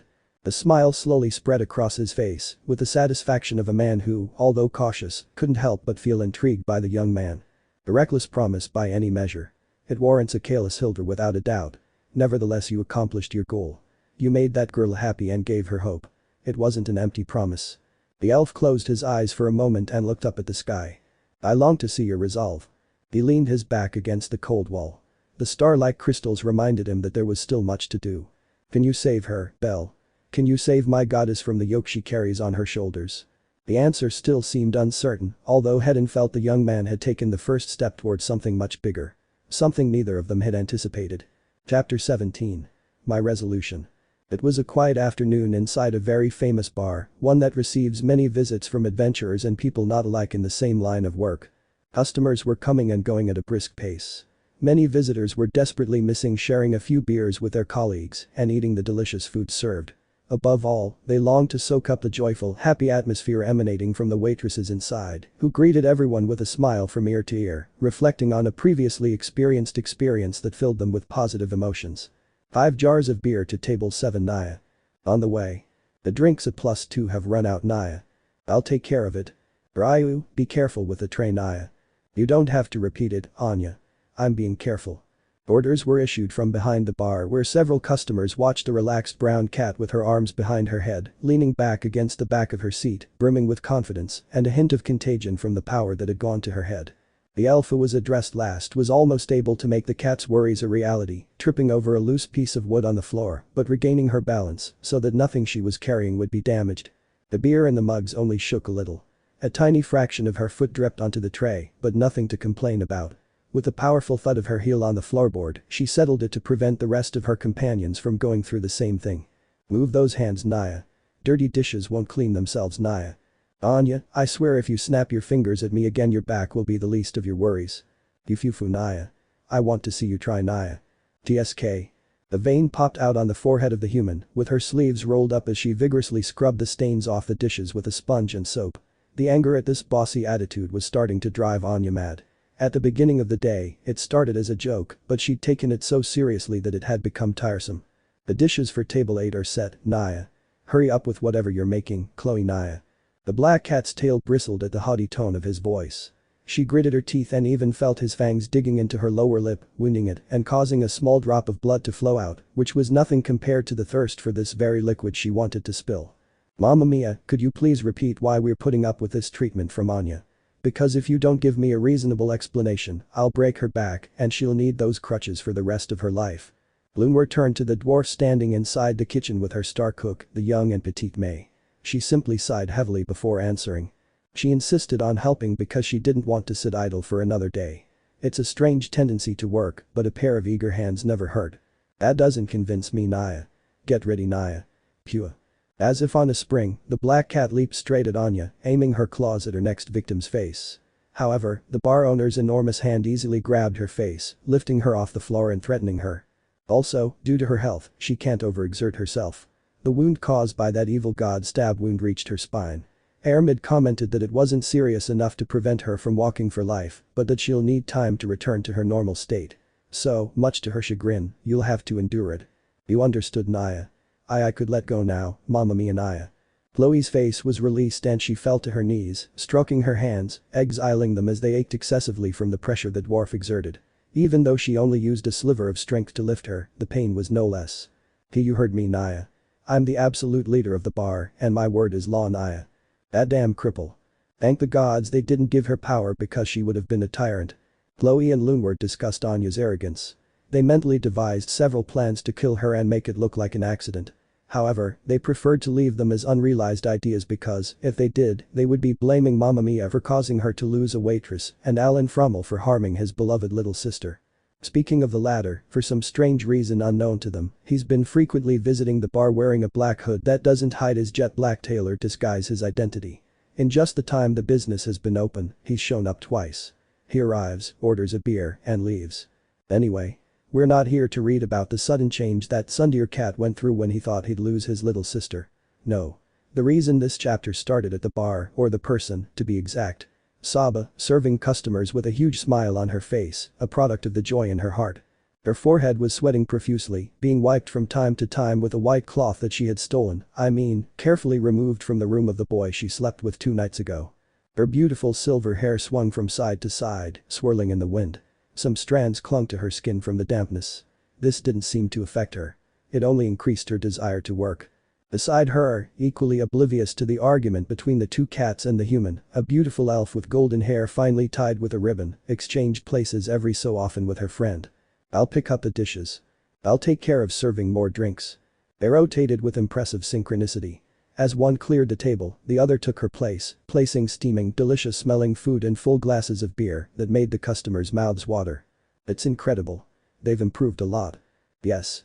And for some reason, Syr looks more beautiful than usual. Ignoring the diner's comments, she diligently went about her work. However, every now and then, she would turn toward the bar's entrance, waiting for a special visitor. As she did so, she would pause for less than a second, raise her fist to her chest, and the blush would rise behind her cheeks, and she would swallow.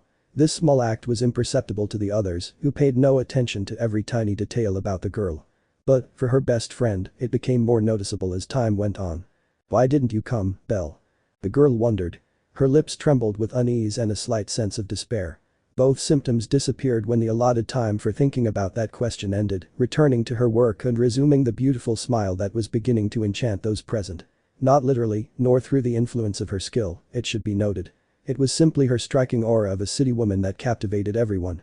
"Slow down, free mmm. You were going to call me by another name again, silly. That's the third time in less than an hour."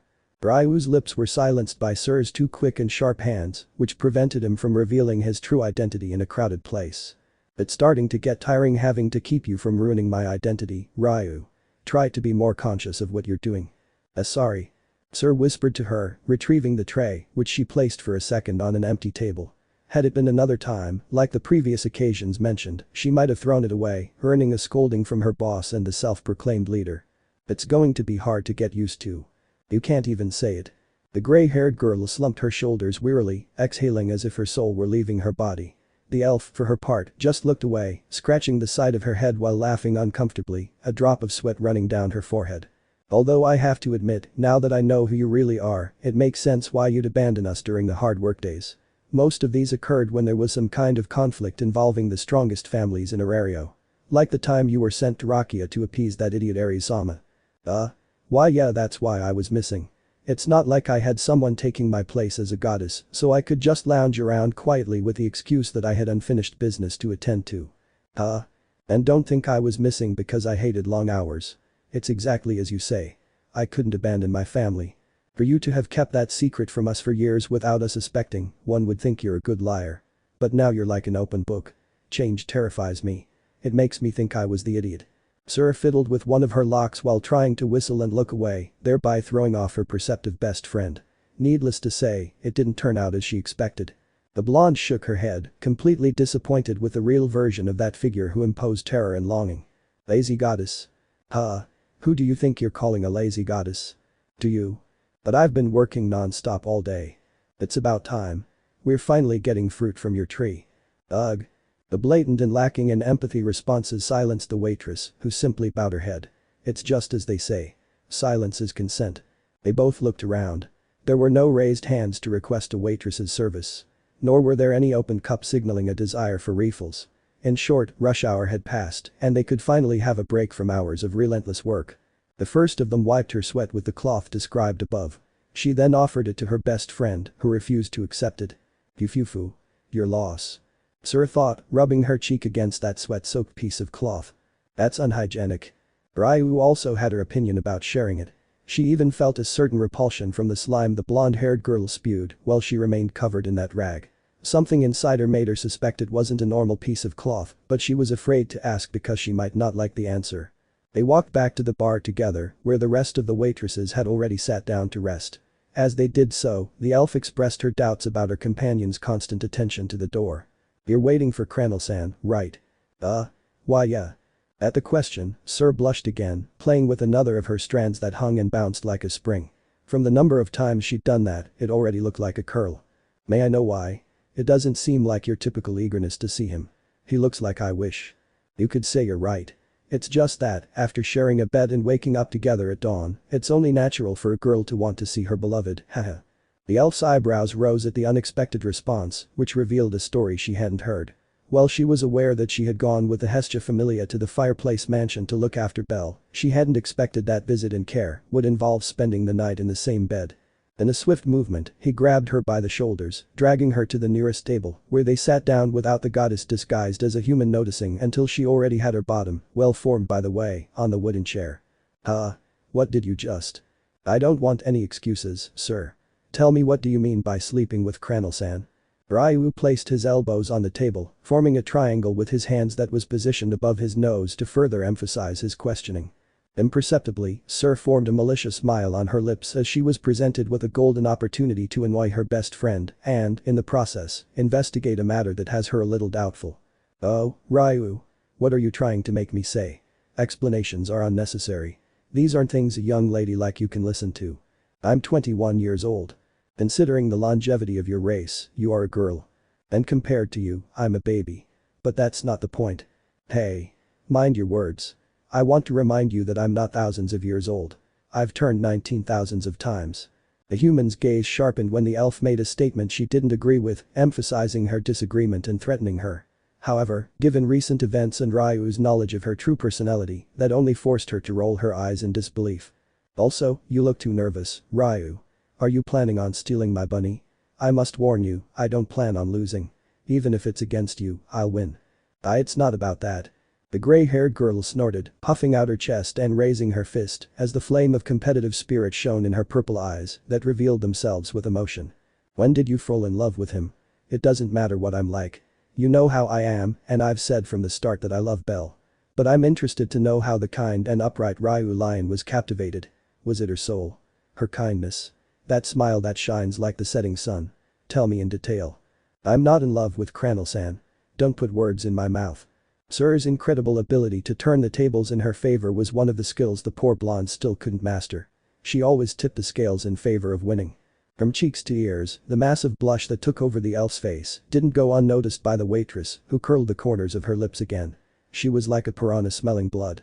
She wouldn't stop until she had slayed her victim. Meanwhile, Ryu kept her head down. Her hands clutched the apron of her waitress outfit.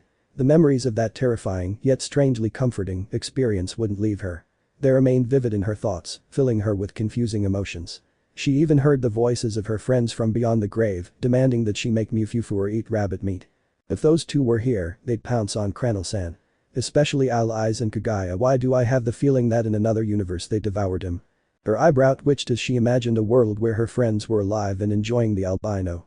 She chose to shake her head and dismiss the idea, which, for some strange reason, infuriated her because of how feasible it seemed. "You're exaggerating, Ryu. What's the worst that could have happened? Seeing him naked or him seeing you naked? Why were you so startled?" What had sounded like a ridiculous possibility bordering on the improbable was shaken when, upon mentioning it, the elf's reaction became suspicious. Syr's words stopped dead in their tracks, and the theories formulating in her head went from 1 to 1,000. His trembling index finger pointed at her, as if she were a criminal exposed by a common civilian. The accusation was pronounced. "A immoral and perverted elf. Don't tell me that. I can't believe the girl I rescued in that alley could betray me like that. You're a homeless cat who wants to steal my child's father. Damaged. Stop making a scandal, they're listening to us." The visitors' gazes quickly settled on the pair. Their ears twitched, as if adjusting to better listen to the gossip swirling around the 30-square-meter room, which caught their attention. "I have to level the playing field. This silly elf is getting ahead of me, and I can't allow it. I'm having flashbacks of Kaguya. I know. I can create the ideal atmosphere to cause an accident in which Belle sees me naked and, in doing so, replace Ryu's image with mine. But I have to think carefully about my move. My cute innocent facade is one of the things that captivates my dear bunny. I find it funny that you perceive yourself that way." With her chin held in place, the waitress's thoughts left her subconscious and were expressed outwardly. Unaware of this, and a little impressed by the gray-haired girl's high regard for herself, Ryu wanted to mock her, but her words fell short. He crossed his arms, shaking his head for the millionth time that day. "What's the point of that? You practically slept with him, so you have a bigger advantage than anyone else." "That's not true. Hestia slept with Belle every night before they had separate rooms. I've also fallen behind against that busty dwarf who isn't even seen as a love interest." "You're too cruel." Somewhere in Orario, Hestia felt like strangling Freya. Though no one could deny that she was right about that. "Look, Ryu. I know this is your first crush. But I'm not in love. But you should know that taking advantage of things as small as holding hands or sharing ice cream is important for marking territory and demonstrating dominance in front of the harpies trying to snatch your man away. The problem is every step forward I take is on someone else's footprints. If I want to surpass them I must do something no one else has done." Syr raised her hands, boasting and reaffirming her resolve. Ryu's expression didn't change. It was still that of someone calling someone ridiculous. However, she wouldn't say anything anymore. At this point, it was useless to make her understand the nonsense she was spewing. Although she had to admit that. "I'm glad to note that my best friend is the real person and not the goddess." The noisy spectacle of the dangerous girl ceased when that comment was heard, making her nervous and returning her butt to the chair. What do you mean by that? Fufu. You better listen to this from everyone. Come on. The elf stood up and signaled for her to follow her. They both walked toward the bar where the rest of their companions were still sitting. Because of the customers' eagerness to gossip, they didn't place any more orders. From a distance, Mamma Mia watched her waitresses, her face less tense than usual. Apparently, the acceptance of her goddess and the revelation to the women important to her also lifted a weight off her shoulders. Now she could share the responsibility of caring for that fool with more people, as well as the secret about her identity. Did any of you expect it to be you-know-who? The blonde asked that question to the rest, who responded immediately. Not really. Although she did have her moments where she acted like a crazy yandeer. Understand? Most of the time, she played herself like the city girl we knew and loved. That helped me conclude that that's actually the truth behind the mask. Yes, Naya. After we found out the truth, Naya, I had time to think about it, Naya. The mask was Freya-sama, Naya. Sandemes Naya, Naya. Look who's saying it, Naya. Lunwer was the first to make her impression. Chloe followed, still being pestered by Anya, driving her mad. As the confrontation between the cats developed, Syr sought help from the elf behind her, holding her hand like a mother caring for her daughter. What we're getting at is that Syr Flova seems more authentic to us than Freya-sama. The red-haired woman's lips trembled.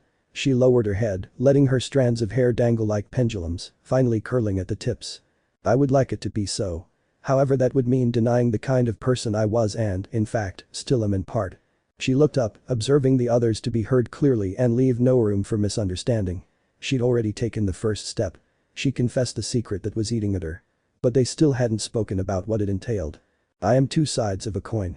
Even if I reject one of them, it's still a part of me. That's why I can neither deny nor affirm which is the true me when I am a fusion of both. Clenching his fists until his knuckles turned white, fearing rejection, he questioned them. If the coin were only the face of the goddess, would they still love me? Small tears formed in her eyes, ready to spill. The girls at the bar exchanged glances with each other, as if that would help them come to a unified answer. The wait seemed eternal for the girl in danger, who felt her heart beating rapidly and relentlessly. The pressure in her chest was suffocating her. But that same pressure was released when she heard her friends' voices, in sync, saying what she longed for. We would accept you just the way you are. A strange feeling of warmth welled up in her previously aching chest. Her cheeks flushed red, accompanied by a relaxation in her facial muscles, a product of the joy she felt hearing it. Yes. The truth is, your other self can't be any worse than the current one. A bossy, malicious, lazy person who's always getting us into trouble. Huh?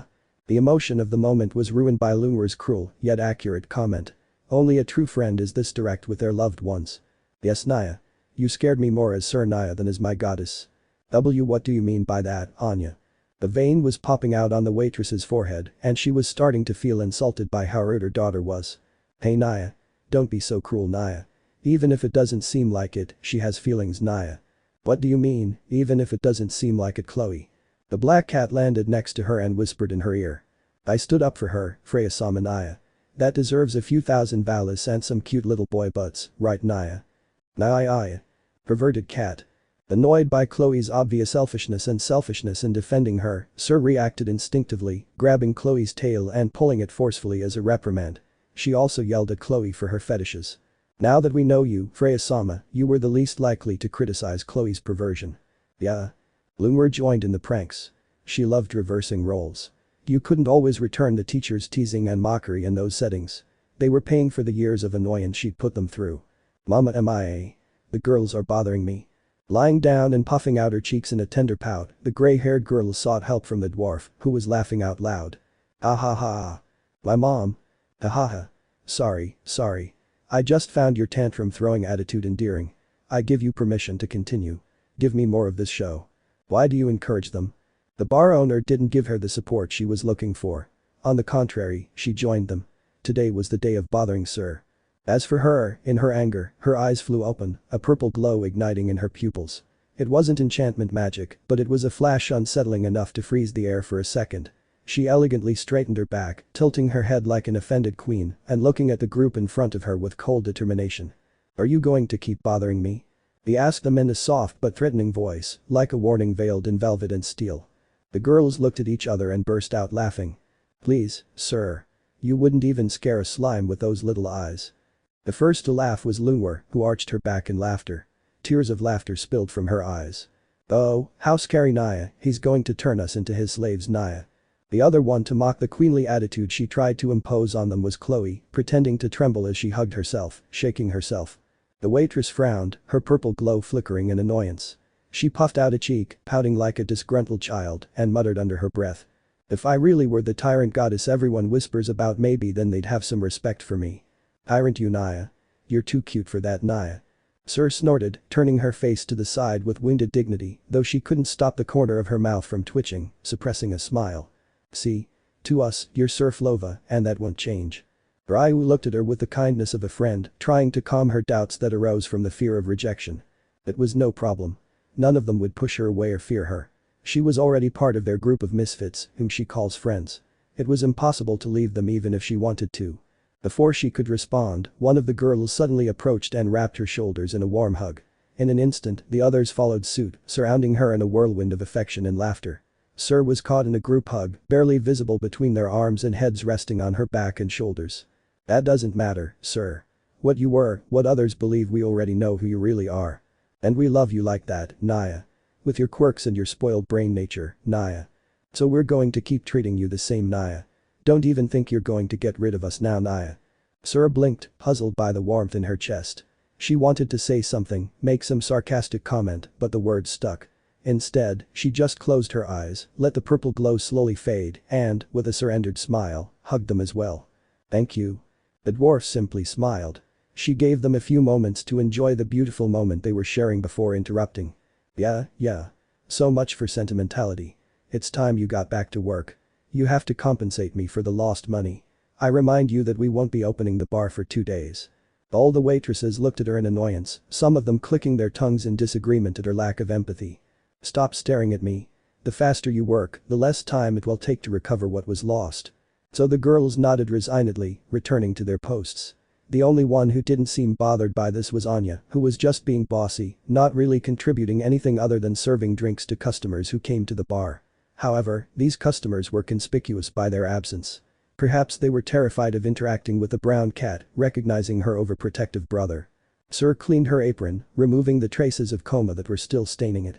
While she's been doing a remarkable job, she still struggles to stay clean while doing so.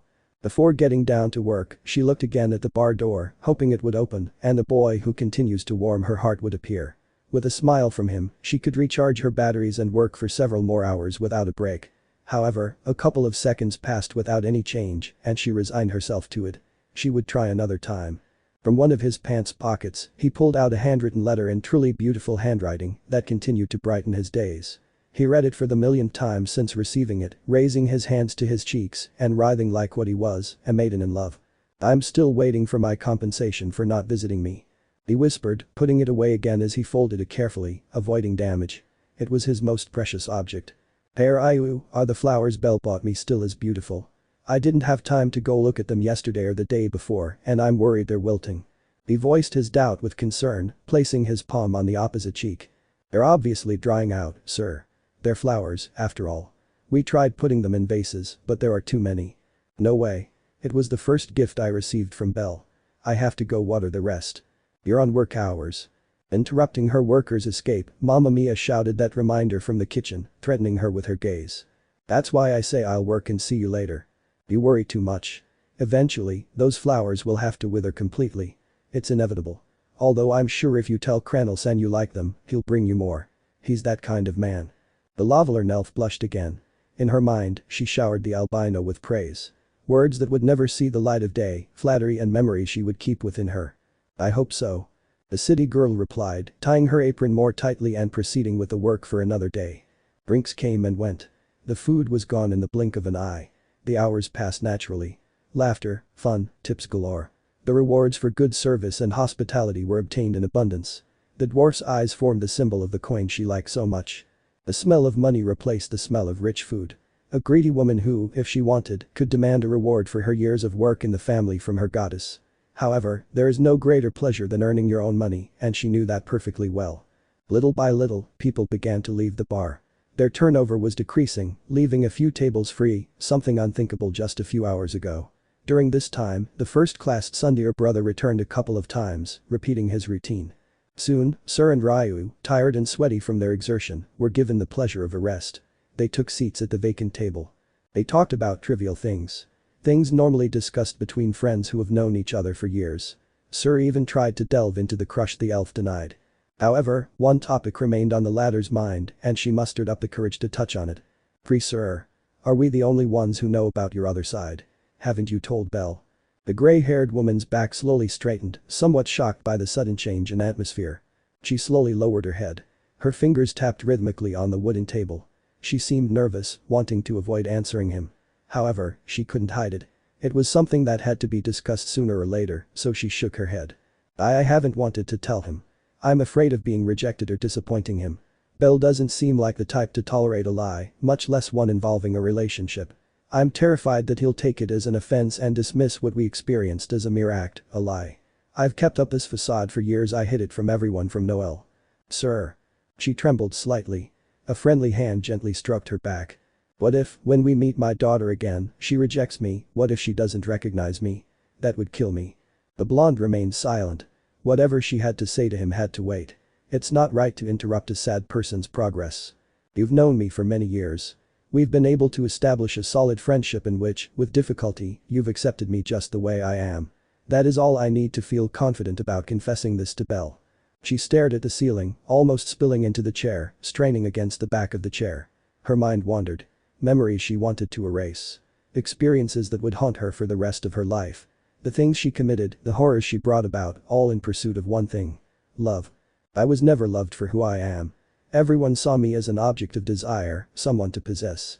I've never known a genuine relationship where we're equals and they love me, ignoring what being a goddess of beauty entails. At least that was the case until I met you. That gives me a sliver of hope that Noel and Bell might accept me. But I'm still scared. In Bell I'm looking for a different kind of love. Romantic love. I want him to hold me and pamper me. To listen to him and be heard. To hold him when he's cold. To be with him every sunrise and be the last face he sees when he sleeps. I love him. I love him like I've never loved anyone. The confidence and assurance with which the dangerous woman confessed this open secret was worthy of admiration. A person who always expresses their emotions without restraint is someone who deserves respect. Ryu raised his fist, placing it on top of his chest, which, for some unknown reason, hurt. It's the same for me? He questioned himself internally. His lips trembled and, seeking confirmation, he looked towards Syr, who was still lost in her deepest desires, the things she longed to share with Bell. The experiences she intended to pursue and the memories she wanted to create. When the time comes, I'll support you. Let's make sure Cranel-san accepts you in all your ways. Ryu. You saved me when I hit rock bottom and was filled with doubt. It's my duty as your friend to make up for it. You deserve to be happy. No, Ryu. You don't owe me anything. I received payment a long time ago when you became my best friend. I too want to see you smile genuinely, achieve your happiness. They shared a knowing look. They smiled at each other. It seemed incredible to them what good things can happen after a tragedy. If it were you, I wouldn't mind losing. I'm sure you'd make a great match for Bell. As would, much to my chagrin, Ace Wallenstein. We fell for a womanizer. I already told you that I don't have feelings of that kind for Cranel-san. Bullshit. You're a terrible liar. It shows on your face every time we talk about him. Even now you're blushing. Bell lies. Ryu looked for a tray to check it and when he saw his reflection he noticed it. You take it too seriously. I have no problem with that. You can love whoever your heart chooses. At the end of the day, only Bell will have the final answer. The elf held the hem of her skirt, embarrassed. She lowered her gaze, her voice barely a whisper, laden with sincerity and a hint of sadness that floated between them. If Bell chose me I'd be the happiest woman in the world. But also the most miserable. Because I know that, by doing so, I'd be stealing my best friend's happiness. Syr remained silent for a moment, staring at her with an unreadable expression. Then, she tilted her head with a mischievous smile and narrowed eyes. You can always join me and form a threesome. He joked in a light tone, as if he could dissolve the tension with a dash of cheekiness. Syr. Never. I would never do something like that. The waitress let out a soft, melodic, and slightly sad laugh. She leaned back in her chair, letting her eyes wander toward the window as the smile faded, giving way to a more sincere, almost vulnerable expression. Me neither. I want my Audra just for me. Not because of who I was or what I stand for. He looked back at Ryu, his gray eyes shining with unusual depth. I want to be your priority not because I'm Freya. But because I'm Syr. Just Syr. The silence that followed was long. As if they both understood that, beyond feelings, there was respect and true affection. The glow of red in her cheeks, accompanied by the purple flash emanating from her gray pupils, suddenly faded as a budding insecurity gripped her. It was something she hadn't been able to shake off since losing her beloved daughter. It was closely tied to the promise they made to each other. We promised to reunite. We swore to return to her parents when that happens. However, I have no idea how I'll achieve that. I want to believe the love we have for her is so strong that it will allow our paths to intertwine in the future. But. He clutched his chest. His voice grew less confident. His words trailed off in a broken, almost broken tone, on the verge of tears. I really want to be her mother. To be able to enjoy the beauty of motherhood. To hold her when she's a baby, to pamper her as she grows, and to hold her hand when she faces something scary. Sir. She wiped the tears spilling from her eyes with the sleeve of her uniform, taking a deep breath and calming herself. These were dreams that would never come true. Hopes imposed on a distant, impossible wish due to the nature of her existence, the punishment that came with being a deity. I can't get pregnant. I'm a goddess. In part, I envy mortals for being able to enjoy pregnancy. Of course, avoiding the part where your belly grows and your mood turns sour. It's something that's always been on my mind, and it makes me question whether being chosen by Bell is the best thing. I won't be able to give him that. He won't get a daughter from me who's blood of his own blood. She looked at her friend, whose expression was complicated. The deep dilemmas that plagued the mind and heart of the young, gray-haired waitress reached her, sharing her pain. Baze Wallenstein and you would be a better choice for Bell. You two can become real mothers. No matter how many children you have, I love them as if they were my own. I'll be the doting aunt who wants to hug and spoil her nieces and nephews. I don't mind being relegated to that role because I'll still be the mother of his firstborn. Nothing and no one will change that. A pure and hopeful smile spread across the gray-haired girl's lips and she bowed her head in a friendly, condescending manner. The evolution, the change she'd undergone in recent weeks, continued to impress everyone. From a distance, straining her ears to catch every detail, Mamma Mia listened to her. He couldn't deny what she was saying, nor could he offer her words of encouragement because that was the unalterable reality. These were the rules she had to live by, and not even her love could break them. How would you handle it, Ryu? In these situations, the roles are usually reversed. The dwarf questioned herself, waiting for the elf's response, who was trying to organize her thoughts before issuing a verdict that could reduce the gloomy atmosphere that was spreading in the bar. The FFF. I didn't expect a beauty goddess to be so insecure. I guess you can't judge a book by its cover. Huh? It's hilarious.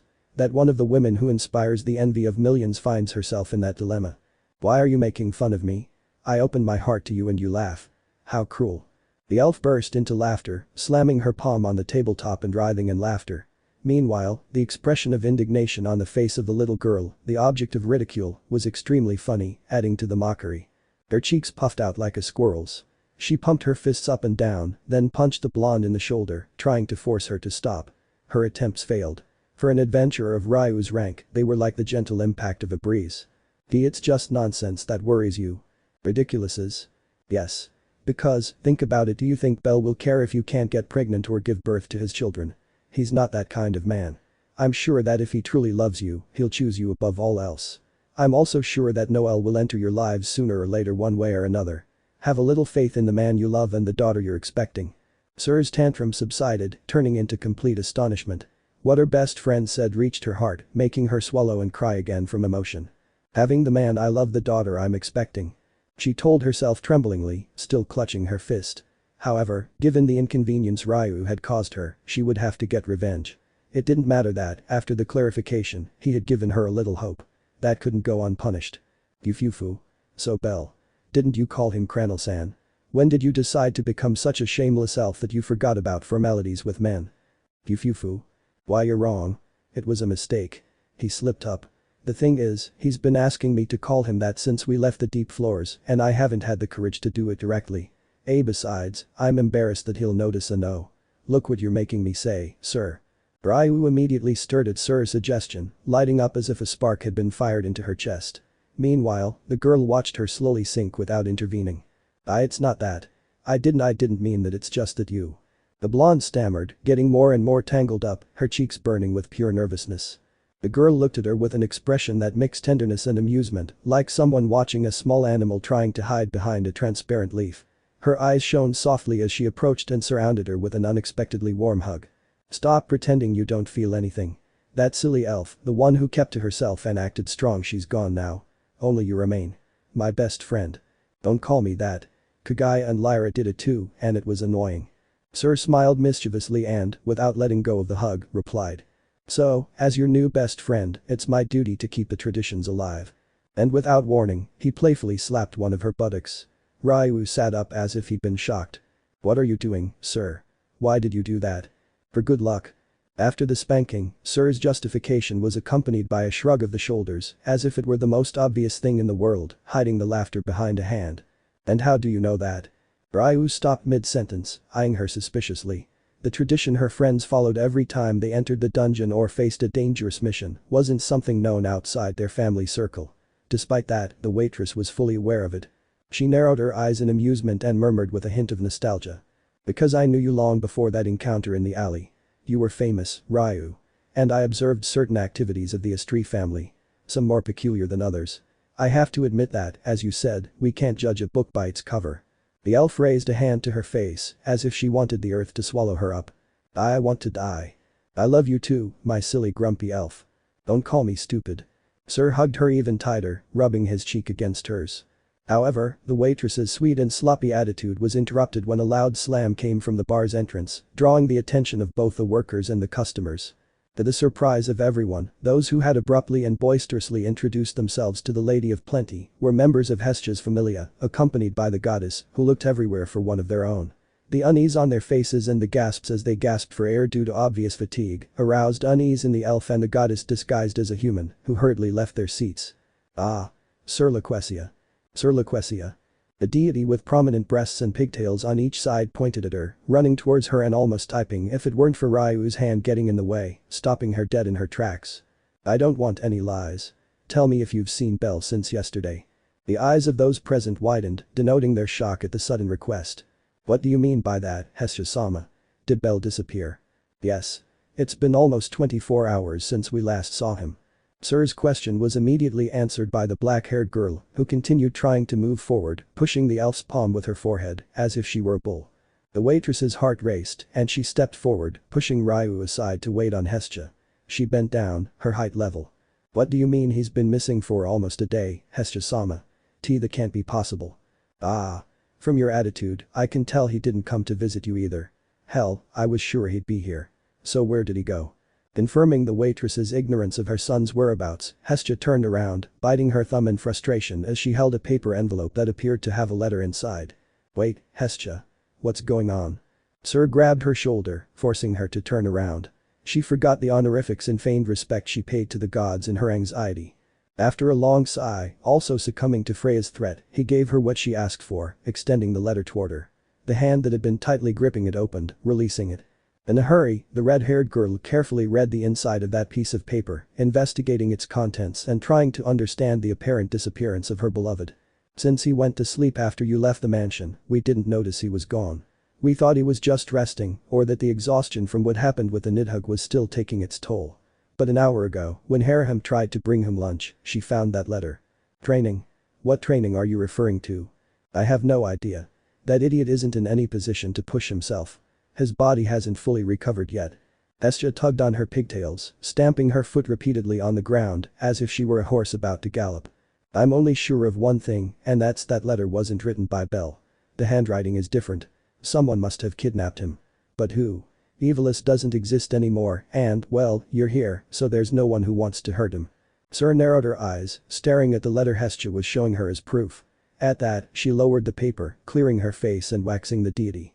And how are you so sure Bell didn't write it? That handwriting, it looks a lot like the letter he gave me a few days ago.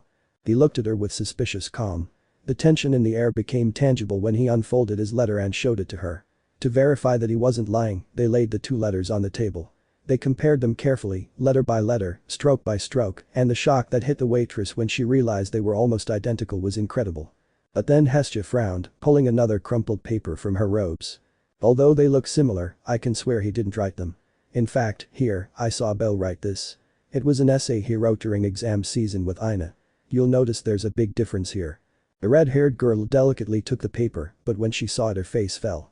The handwriting was horrible. Sloppy, rushed, almost childish. Nothing like the previous two. Her smile faded. Her eyes dimmed, losing all their sparkle, as if a shadow had taken over her interior. She felt an icy emptiness form in the center of her abdomen, so sudden that her breath nearly escaped.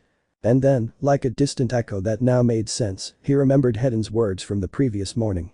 "I have unfinished business. I won't be able to watch you today or tomorrow." His expression changed suddenly. The emptiness turned into a boiling pressure, and his once serene face twisted into a sinister grimace. His eyes narrowed with suppressed fury. The smile that appeared was more of a threat than a gesture of courtesy.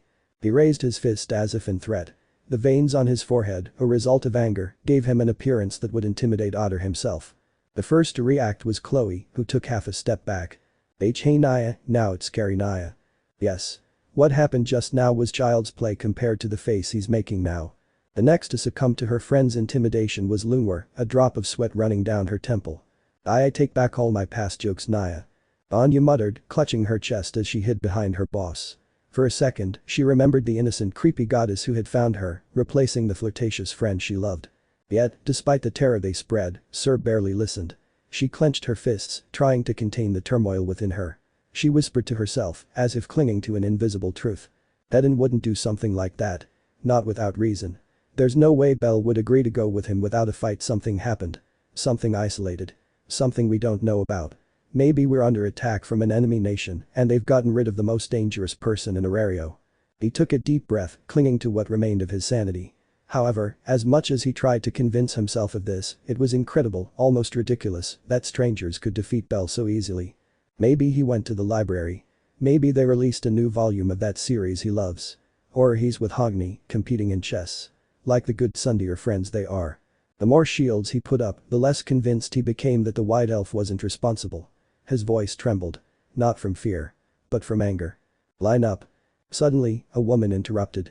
That simple gesture broke through the dense barrier that stood between the jealous woman, her friends, the Hestia family, and the rest of those present in the bar. With a look brimming with bloodlust, the waitress glared at the aforementioned woman, intimidating her. He quickly hid behind his partner, using her as a human shield. Cassandra, why Daphne? Welf recognized them, naming them. "Are you looking for that womanizing rabbit?" "Womanizer?" "Yes, womanizer. That brat is in jail, picking up girls left, right, and center. He invited Cassandra and me to lunch at Revere on a triple date, and if that wasn't enough, he wanted to take us to an inn." Irideed's revelation opened the eyes of those present, who remained transfixed by what they were hearing. For a second, they doubted the veracity of those reckless accusations. That must be a lie, ha ha ha. Bell isn't that kind of man." "That's right. Little rookie has been saving girls in the dungeon and then hitting on them. He wanted to take me to Love Square when we got out." When Syr tried to downplay what the two girls from the Maich family had said, a random woman she had never met before confirmed the truth of the events, silencing her instantly. "He flirted with me too." "That's right. A minotaur attacked me and I was saved by him. Bellcranel carried me in his arms when I only had a small wound on my leg." Suddenly, every female inside the bar started sharing their recent experiences with that eternally horny Casanova rabbit, as Lafia describes him. As the statements continued, Syr's mood worsened. A nervous tic manifested itself in the form of throbbing in her eyelid. She raised her right eyebrow and crossed her arms, adopting the Yandira aura she emanated when she was in her Freya form. This didn't go unnoticed by the others, who simply shook their heads. The Loveler elf, who had rejected him, felt a strong desire to shed the blood of a white animal with red eyes. Did he flirt with all of them? Yes. But for some reason, just as we were about to answer, a blue thunderbolt struck him and stopped him. After that, a blonde-haired elf grabbed him by the leg and dragged him away from us, hiding in a nearby alley. "Hedon. I'm going to kill you, Hedon. How dare you teach my bunny how to flirt with other women? I'll kill you." He secretly vowed to take the life of one of his sons. In the cell, he felt a chill run down his spine, filling him with fear as he walked alongside the man accused. "Let's go to the dungeon, Hestia." "You're speaking my language, Syr, whatever." They both squeezed the cards in their hands, crumpling them into a ball and throwing them to the floor. They took a decisive step forward, resonating throughout the business and imposing their presence. Behind them came the waitresses, who also seemed angry. Well, the reasons varied, including jealousy in the case of Syr and Ryu. Chloe's sense of losing that cute round butt. Or simply resentment at identifying the rabbit as a womanizer who plays with the hearts of young ladies, especially their friends, as was the case with Anya and Lunwar. They all wanted the same thing. "We will accompany you. It is our duty to castrate that rabbit with a butter knife." "That?" I said butter. "Hey, girls. Calm down. You can't do that. You have to wait until he tastes it first and gives me his seed so I can conceive Noel Jr." Like an army with a purpose they shouted their desire in true Spartan fashion. Syr tried to stop them, arguing that it wasn't time yet, but Hestia elbowed him in the ribs, urging him to duck. "What are you talking about, idiot? You can't get pregnant. You're a goddess." "Oh, right. Then let's just go for it. We'll figure out what to do with his carrot later. But he's not allowed to touch it without my permission." 2. As the group was about to hurry out of the tavern, the atmosphere froze with a single voice. "And where do you think you're going?"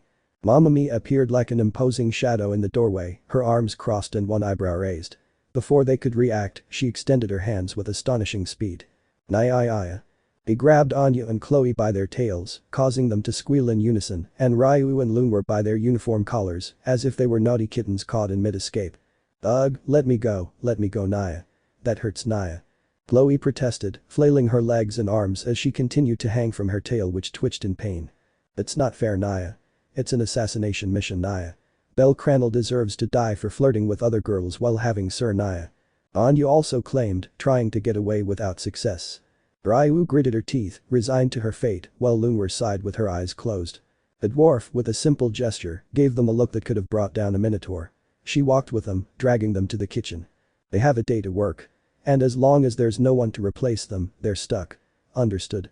While this was happening, Hestia and her family took advantage of the moment of distraction to sneak away at full speed, sensing that something bad might happen if they stayed. Don't look at us. I'll never work here again." Hestia screamed in terror, abruptly ending her visit and running out onto the street with her children like a group of guilty people on the run. Syr watched the scene, still with the shadow of her earlier expression on her face. Mamma Mia glanced at her and nodded. "You can go. You're not on duty today. Remember. First, you have to make sure he's guilty, and if he is, you cut off what makes him a man." "Hi, Mama Mia." The waitress didn't wait a second. She turned around, her hair flying behind her, and walked out the door without looking back. However, she walked back inside, smiling sweetly at her boss to thank her for her participation in the rabbit hunt. "Thank you, Mamma Mia, I promise I'll punish him appropriately," she declared. Without making it clear whether she was referring to her beloved or Hedon, and disappearing like a shadow, determined to find her otter. The little giant proceeded to release her maids, rubbing her hands together as if she were dusting herself after throwing away the trash. "Are you sure about this, Mamma Mia? At least one of us should go with her to protect her. Remember, she's a goddess, and the dungeon is hostile to deities who enter. I know the Hestia Familia members are strong, but what if they're detected and a bigger risk presents itself than they can handle?" "Yeah, Naya. What if a lot of minotaurs show up and surround them, Naya? They won't be able to handle it, Naya." "That's true, Naya. I don't want the one who will lift me out of poverty to get hurt, Naya. Always looking out for your own interests." Adjusting her uniform properly, Ryu asked a question born of concern, not a desire to make Bell pay for being unfaithful to Syr. Yes, just for Syr. There were no emotions of her own involved in that bloodlust. Anya also agreed, leaning on the elf's shoulder to stay upright. For her part, Chloe was giving herself away, being criticized by Lunwar. "I doubt it's necessary. There's bound to be one of those monsters following and watching her, ready to protect her if things go wrong. So don't worry." "Monsters?" Suddenly, a crash shook the tavern roof. Tiles fell to the ground, shattering into 1,000 pieces, while heavy footsteps echoed like hammer blows on the wood. And amid the creaking, a deep raspy laugh was heard eerie, like an echo from a nightmare. "Ijeja darkness will punish the albino thief. I feel the curse sprouting from my arm, longing to end the light in his eyes." The girls looked up in surprise as a pair of shadows slid across the skylight. Mamma Mia frowned, bringing an imaginary cigarette to her lips before muttering, "I'm sorry, but I'm not going to be able to tell." From that ridiculous creepy laugh, it must be that elf. Ainsleaf? Great. Now I'm even more worried. Who would trust a precious life to that idiot? The blonde crossed her arms, her expression a mix of annoyance and resignation. For some reason, the rest of the waitresses agreed. The footsteps on the roof stopped abruptly, as if they'd heard the previous incident. Then, a clatter of boots descending the facade echoed against the walls. There was a brief silence, and then, the bar door swung open with a guttural creak that chilled the air. It was the famous first-class adventurer, Ainsleaf. Her figure filled the doorway like a shadow devouring the light.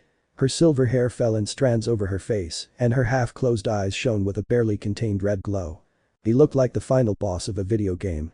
The aura emanating from him was suffocating, as if death itself had come in for a drink. The waitresses gulped, feeling intimidated. Except for a certain brown cat who tilted her head lightly. However, the fear he produced in those who dared to witness his majesty was interrupted when he spoke. "Why are you being mean to me? What did this eminence of works do to earn such contempt? We don't even know each other. Are you crying? Tears streamed down the dark elf's half-covered face as he reprimanded Ryu strongly, like the tantrum of a scolded child who was impressed by the childish attitude he had adopted after the imposing entrance. Ugh. The white elves are cruel to my kind, they always treat me badly. They have very sharp tongues. You and Hedon. He raised his new voice, naming his companion who also used to insult him. It's been years since we talked and you're still acting like this, Naya. Anya's comment cut short the complaint, shifting the dark elf's attention to her. You too, Anya. Unabu Naya. You know me tigas Unabu. Agni's crying intensified. The number of tears he shed was unusual. The city's inhabitants' perception of Dane's Leaf would never be the same after learning how sensitive and tantrum-throwing he was. Poor, ugly little thing. Even though I was the only one who didn't mistreat you while you were part of the Freya family, we even played chess together, why does everyone dare to betray this Dark Lord's trust? Is this the curse I was burdened with because of my birth marked by tragedy and misfortune? Acting like a crazy person again, Naya. I'm not crazy. Sorry, Naya. I didn't mean to bother you, Naya. I honestly didn't expect to see you here, Naya. By the way, I never got to thank you for the candy you used to give me, Naya. Thanks for being friends with the silly cat, Naya. Eyes. I promise I won't call you Junabu Naya again. But you just said it. No one respected Hogni Ragnar. At least not the hate-filled version of him or the one he displayed in combat. Were they friends? Yes. But I was careful because I didn't understand what he was saying, Naya. Ugh. With his heart broken and no longer willing to endure the verbal and emotional attacks from those present, he turned around and walked toward the exit. I better go. Yes. Take care of that idiot and keep her from doing anything crazy. Do. Mamma Mia gave him that assignment. And just as quickly as he arrived, he left. Meanwhile, in the dungeon. Thank you so much for saving us, little rookie. You looked amazing jumping in front of us to stop those monsters. Rumors don't do justice to your bravery. The pair of beautiful rookie adventurers were excited and thankful, with sparkles in their eyes, for the intervention of a certain albino when their lives were in danger. There's nothing to be thankful for. I couldn't allow two beautiful ladies to be hurt by this horrible place. Staining those beautiful faces with blood would be a sin. The female's cheeks blushed, startled by the confidence with which the boy flirted with them. Rumors also said he was a womanizer who conquered every woman he met left, right and center. But I'd love for me to be one of his concubines. The first of them thought. A young woman with pigtails similar to Hestia's and chestnut brown hair. She was in the prime of her youth. A similar age to her hero. The second, on the other hand, a magician wearing a long robe and a pointed hat that obscured her shapely body, pouted, jealous of the attention her companion was receiving, monopolizing the man of her dreams. What things are you saying? Nothing but the truth. Their faces they seem carved by angels themselves. Bell reached out his hands, caressing their faces, shamelessly, as if such closeness with a person of the opposite sex was the most normal thing in the world for him. They felt a touch of the boy's rough fingers, feeling a certain wetness in a place that I'd rather avoid mentioning, so as not to receive a warning from Wapid. Their thighs rubbed together and they had to step back to avoid getting soaked. It was incredible what a simple caress could do to a woman recently saved by a heroic figure. We have to go. Then I won't stop you anymore. Continue on your way, pretty kittens. He winked at them as they walked back, exciting them even more. They turned and left, discussing the out-of-this-world experience they had just endured. They both turned for a second, blowing him a floating kiss. He accepted it, closing his hand and pretending to keep it in his heart. He watched them walk away, leaning his back against the dungeon walls as he smiled at them. It wasn't until they were lost in the distance that he sighed heavily and lowered his shoulders, clearly tired. Ugh. I've never felt so sorry in my life. Cute kittens. What kind of woman likes to be called that? He covered his face with his palms, squirming in embarrassment at continuing this training. The number of faces he'd seen, the strategies he'd already employed, and the responses he'd received from each woman he'd tried to seduce had all contributed to the tremendous hatred he was beginning to feel for playing with the hearts of the ladies. And that's still to come, Hedon-sensei. I probably deserve it for making physical contact with them. He squeezed his eyes shut, tensing his entire body, preparing for the multitude of thunderclaps to impact him. A few seconds passed, but this phenomenon didn't occur, even more disconcerting than experiencing it at point-blank range. What are you doing standing there? Who told you you can rest? From one of the alleys adjacent to the dungeon, the figure of the white elf emerged, placing his hand on the boy's shoulder and patting him a couple of times. This time, his reprimand sounded different from the previous ones. Instead of emanating negative emotions and words that bordered on threats, his tone of voice was gentle, understanding, and even friendly. Well, it's just that my mind was only occupied with insults. Insults? Yes. I feel like the worst scum in existence. Just yesterday I had a lovely date with a woman I've yearned for so long, and now I'm flirting with others without resentment. I deserve a punishment commensurate with my offense. That can be fixed. Just make me angry. The elf cracked his knuckles, ready to give him what he wanted. However, it was only a joke. Don't worry. You didn't cross any lines. The way you approach and treat girls still can't be considered cheating, so you're fine. You've improved so much in such a short time, it's admirable. It feels strange not having to use Kalis Hilder. A drop of sweat trickled down the boy's forehead as his teacher stared at the tip of his staff with a fervent desire to make it shine and bomb Bell. Just to be sure. When you say I haven't done anything that could be considered infidelity, you're referring to A's, right? A smart man wouldn't have to ask that. I'm obviously talking about Syr Sama, the true woman you'll choose if you value your life and to whom you must give the best date ever. It's your duty to shower her with love and smiles. Bell remained silent. His heart rate accelerated slightly, not enough to press against his chest, but enough to make him uneasy. You're still unsure how to proceed with her. Am I wrong? It's been almost 2 days of training and you haven't reached a resolution. Time's running out and so is my patience. Forgive me, Hedin-sensei. I know you've used your valuable time to help me become a better man for her. I'm sure Sir's feelings are genuine. The way she speaks to me. The kind way she treats me and the support she's always given me in the most difficult times. I'm truly grateful to have her in my life. But I feel like invisible chains are holding me back. They don't allow me to take the step forward and take her hand. I want to repay her for what she's given me and the beautiful memories we've made together. However, I feel like feigning love when I'm not sure I feel it is cruel. She doesn't deserve half-hearted emotions, and I'm afraid I won't be able to give her anything genuine. The young man's low spirits, which denoted a deep concern for the decisions he would soon have to make, were enough for Hedin, who looked at him with respect and nodded to himself, concluding that there's nothing left to teach you. All that's left is for you to pass the final test, my stupid student. Last test. Yes. You're prepared to handle any eventuality that arises on a date with Syr Sama. As I said, that was my goal, and you've more than fulfilled it, surprising me in the process. The blond man pointed forward, indicating that they should walk together and ascend to the surface of the dungeon, avoiding answering his question, adding mystery to the so-called final test. Bell and Hedin walked calmly, side by side, but this time it wasn't awkward, nor tense. It was calm, almost natural. For the first time since they met, there was no scolding, hitting, tension, or judgmental looks. Just a free-flowing conversation, without filters or reservations. The albino was surprised to realize that talking to him could be pleasant. Not like with a superior or someone who watched over him, but like with a peer. He felt like he was finally being treated as an equal, and that behind that stern demeanor, Hedin was a kind person. Strangely, even trustworthy. For the first time I'm certain there's someone who can save Syr Sama from the yoke he's been carrying for years. Hedin muttered, adjusting his glasses and looking directly at Bell, indicating that this someone already had a first and last name. The young man's eyes widened, slowing his pacing. The term save has been used by his master since they met, and he still doesn't understand what he's supposed to be saving her from. If he were asked to risk his life for her, he would do so without hesitation, but the way the elf portrayed it indicated that it wasn't a sacrifice of life or death, nor one in which he would have to face a tangible enemy. But one of emotions, the weight of conscience, and suffering accumulated over a considerable period of time. What regrets could Syr have? The albino questioned himself, lowering his head and recalling a phrase the waitress had told him to curb his bloodlust. To stop the attempted murder of Enyo. I stopped you because I don't want you to be like me. The brittle tone in her voice that accompanied that statement filled with regret and sorrow made the rabbit's skin crawl. He bit his lower lip, frustrated by how little he knew her and how much he loved her. He wanted to know more about her. To know every last detail of the suffering that this person carries, who has done nothing but provide him with support and love, genuine love. Although, as much as he wanted to, that information could only be obtained from her own lips.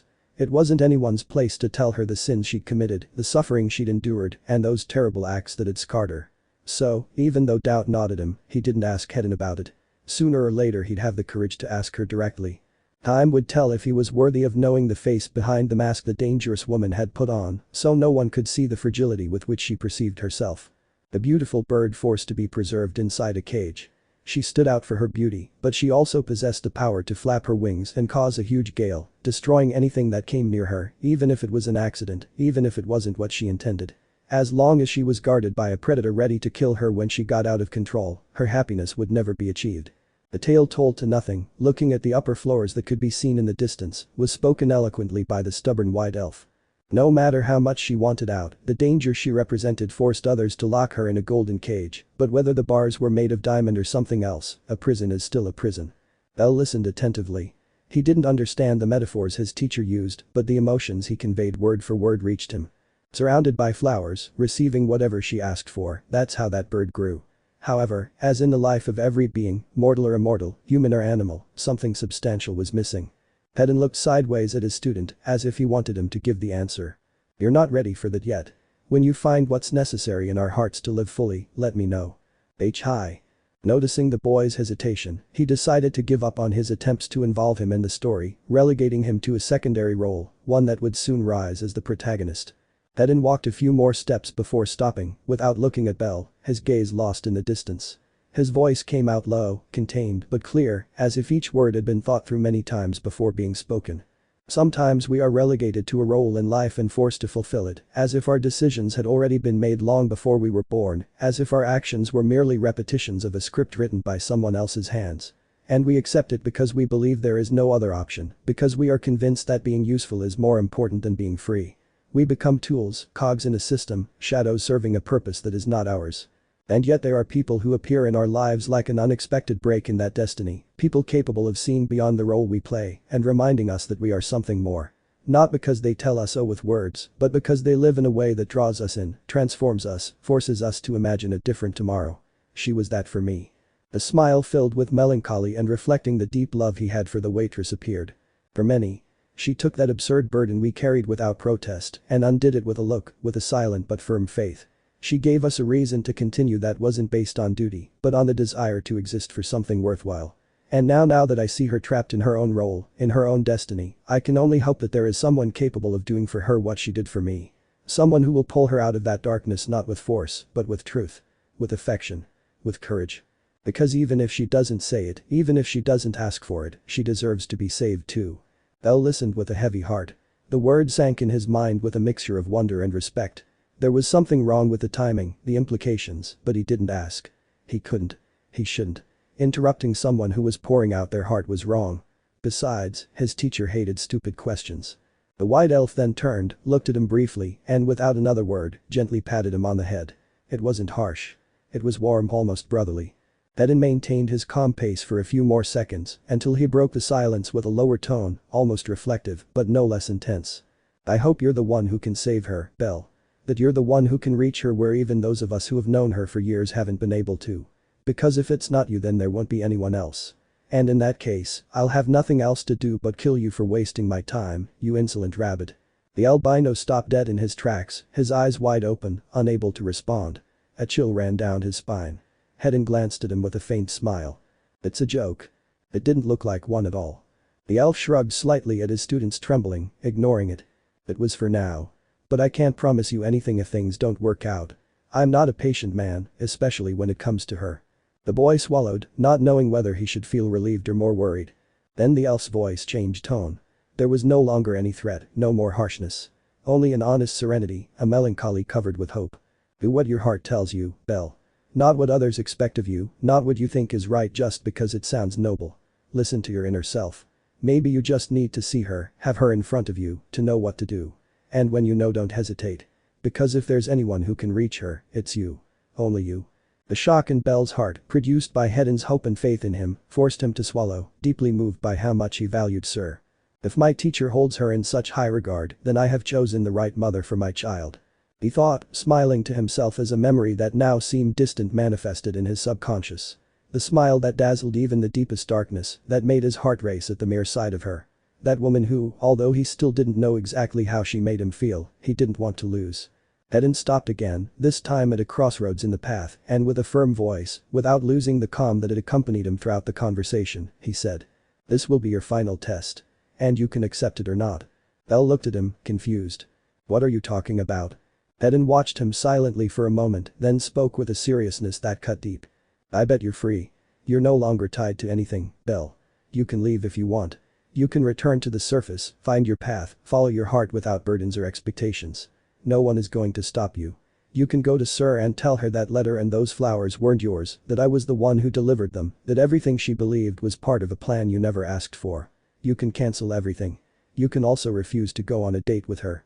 No one will judge you, and I won't punish you for your cowardice. Or you can be honest. You can ask her out on your own, with your words, with your reasons. Not out of obligation, not because someone planned it, but because you truly wanted. Because you want to be there. Because you want to be the one to give her that night, that hope. That choice is yours alone. Bell looked down for a moment, then nodded, calm but determined. So I'd like to train a little more. Hedden shook his head, not harshly, with a hint of pride in his expression. I have nothing left to teach you. It's time for you to take charge of your own life. That will be your battle. Your path. He took a deep breath, as if leaving behind the weight of a lifetime. He turned and began walking, with a firm step, toward his decision. The elf watched him walk away in silence. There was no reproach on his face, only a silent longing that tightened his chest. He closed his eyes for a moment, and with an almost reverent calm, he murmured to himself. Please save her. Save her like she saved us all. Give her the happy ending her tragic story deserves. Grant her the pleasure of knowing the real thing. Bell ran without looking back, driven by a desire he couldn't name, but which filled him completely. He didn't have a plan, no clear answer, but he did have a deep need. To get out, to find her. To see Syr. To feel like she was still there, that everything was real. As he ascended the corridors of the dungeon, the memory of her smile invaded him without permission. The lunches she prepared for him with such love. The quiet afternoons shared by Noel's side, when life seemed simpler. The promise she made to them both, to find each other again, to never disappear. That promise burned in his heart now, more alive than ever. His heart raced. The doubt dissolved between the beats. The decision was no longer a matter of logic or duty. It was a natural and inevitable force. His mind was no longer his own. It was dominated by a gray-haired waitress with eyes that disarmed him with a single glance. Bell. I could hear her. And Hedden's voice too, full of hope. Scarf. On the first floor, just before reaching the surface, a group of monsters blocked the path of several adventurers. Kobolds, goblins, nothing that could stop him now. In a single slash, he eliminated them. The magical mist lifted briefly after the bodies disappeared, leaving behind the soft clinking of falling magic stones. And then, when the smoke cleared, he saw them. There they were, right in front of him. The Hestia family. Wilf, Mikoto, Harahim, Lily, Hestia.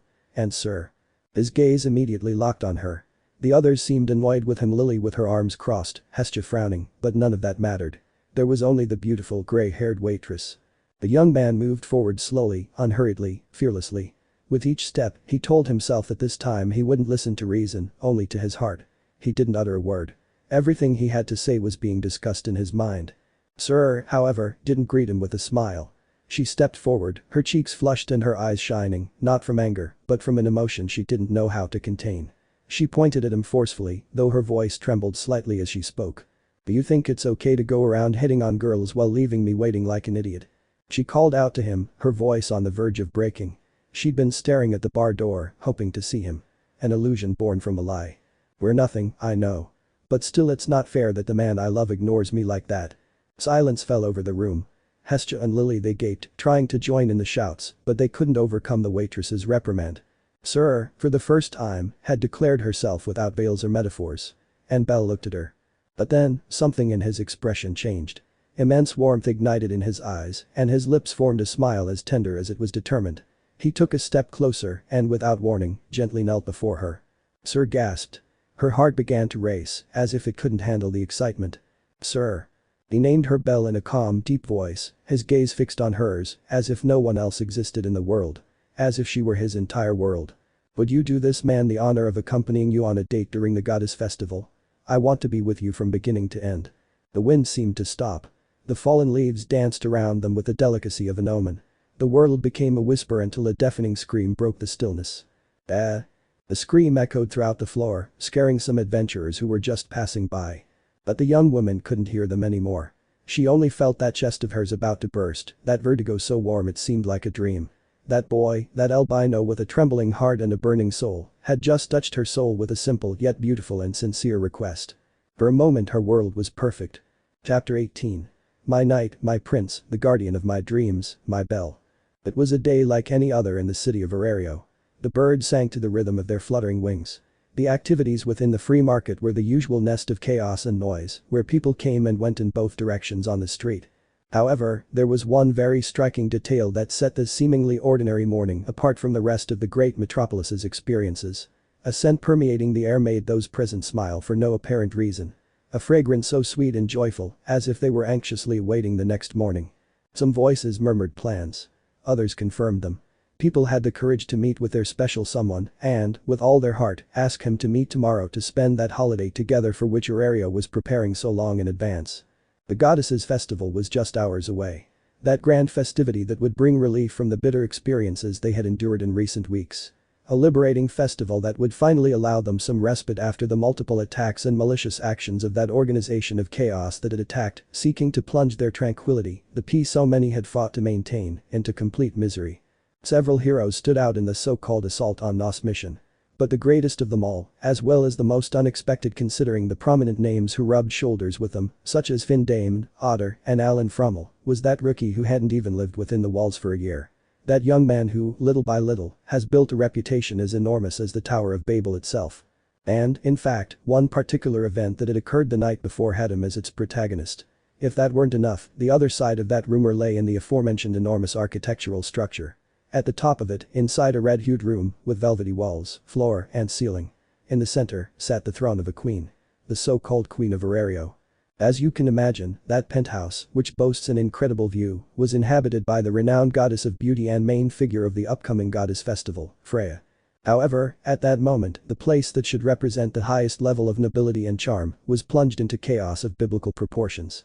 Footsteps thundered from side to side, echoing and spreading so loudly that even the people living on the floors below wanted to complain, but no one is foolish enough to hold anything against the goddess Freya. Freya-sama. Don't you think you're exaggerating? Accompanying the deity in clear despair and unease, a woman with silver hair, which covered half of her face, wearing a black uniform that was too tight and had an opening in the chest, spoke to her, feeling a little uncomfortable with the attitude of her matron goddess. Freya alternated between the room behind the throne, only to return to it and place a full garment on the armrest of her chair. She gave it a brief glance, holding her chin, then clicked her tongue and returned it to the wardrobe from which she had taken it. Not at all, my dear Helen. It's vital that I choose the right outfit for my date with my beloved Belle. I have little time to make a decision and it must be as perfect as the two of us together. But, Freya-sama, it's only noon and your appointment is first thing tomorrow morning. You have plenty of time. Of course not. A whole day isn't enough to properly choose my outfit, hairstyle, and accessories. My little girl, you're still innocent when it comes to dating. When you grow up, you'll understand. I am 19 years old. And yet you're still a child. Helen felt a little offended by the mockery of her deity, although she partly liked seeing her so happy. Her flushed cheeks and rapid breathing from the rush caused by making a choice that seemed simple on paper amused her. In recent months, she'd been learning about sides of her goddess she'd never imagined. Deep in her heart, a certain unease arose when she saw her behaving like a mere mortal, not the figure worthy of respect and admiration she had once known. However, when, thanks to sharing her emotions with her, she experienced the ecstasy and happiness that came from detaching herself a little from the role she had carried on her shoulders for so many years, from breaking away from that mask of perfection that had often suffocated her, she had no choice but to accept it and rejoice for her. Right now, that happiness was growing by leaps and bounds. The man responsible was the boy she was so worried about impressing. Bellcranel had appeared in her life to saturate it with color and give it a new focus. To give her experiences she'd never known. To fill her with a pure true love she'd waited for eons. As much as Helen hated that albino and called him a womanizer, she couldn't help but thank him for opening her eyes to her goddess. Because of that, Freya realized that the genuine relationship she'd longed for, far from the romantic ones her Otter would provide her when he appeared, were already there. There was true love from her friends toward her and vice versa. Her family members also loved her unconditionally. Not only for being a goddess of beauty who enchanted anyone she met with her voice and face, but also because she was a beacon of hope for them when they needed it most. She reached out and provided a home when they least thought they deserved it. Yes, within the Freya family, things may be anything but peaceful, but she has helped them advance as individuals and overcome their limitations. However, it's worth noting that she has begun to become more involved in Folklinger's activities, asking them not to push themselves too hard because, even if they fail and make mistakes, they will always be her beloved children and she is proud of each and every one of them. A new approach where love prevails, not the lust for power and the envy of dominating others. Even Otter himself has felt strange about how much she's changed, so he prefers to hand over his responsibilities to Helen and dive into the dungeon to avoid dealing with this new Freya.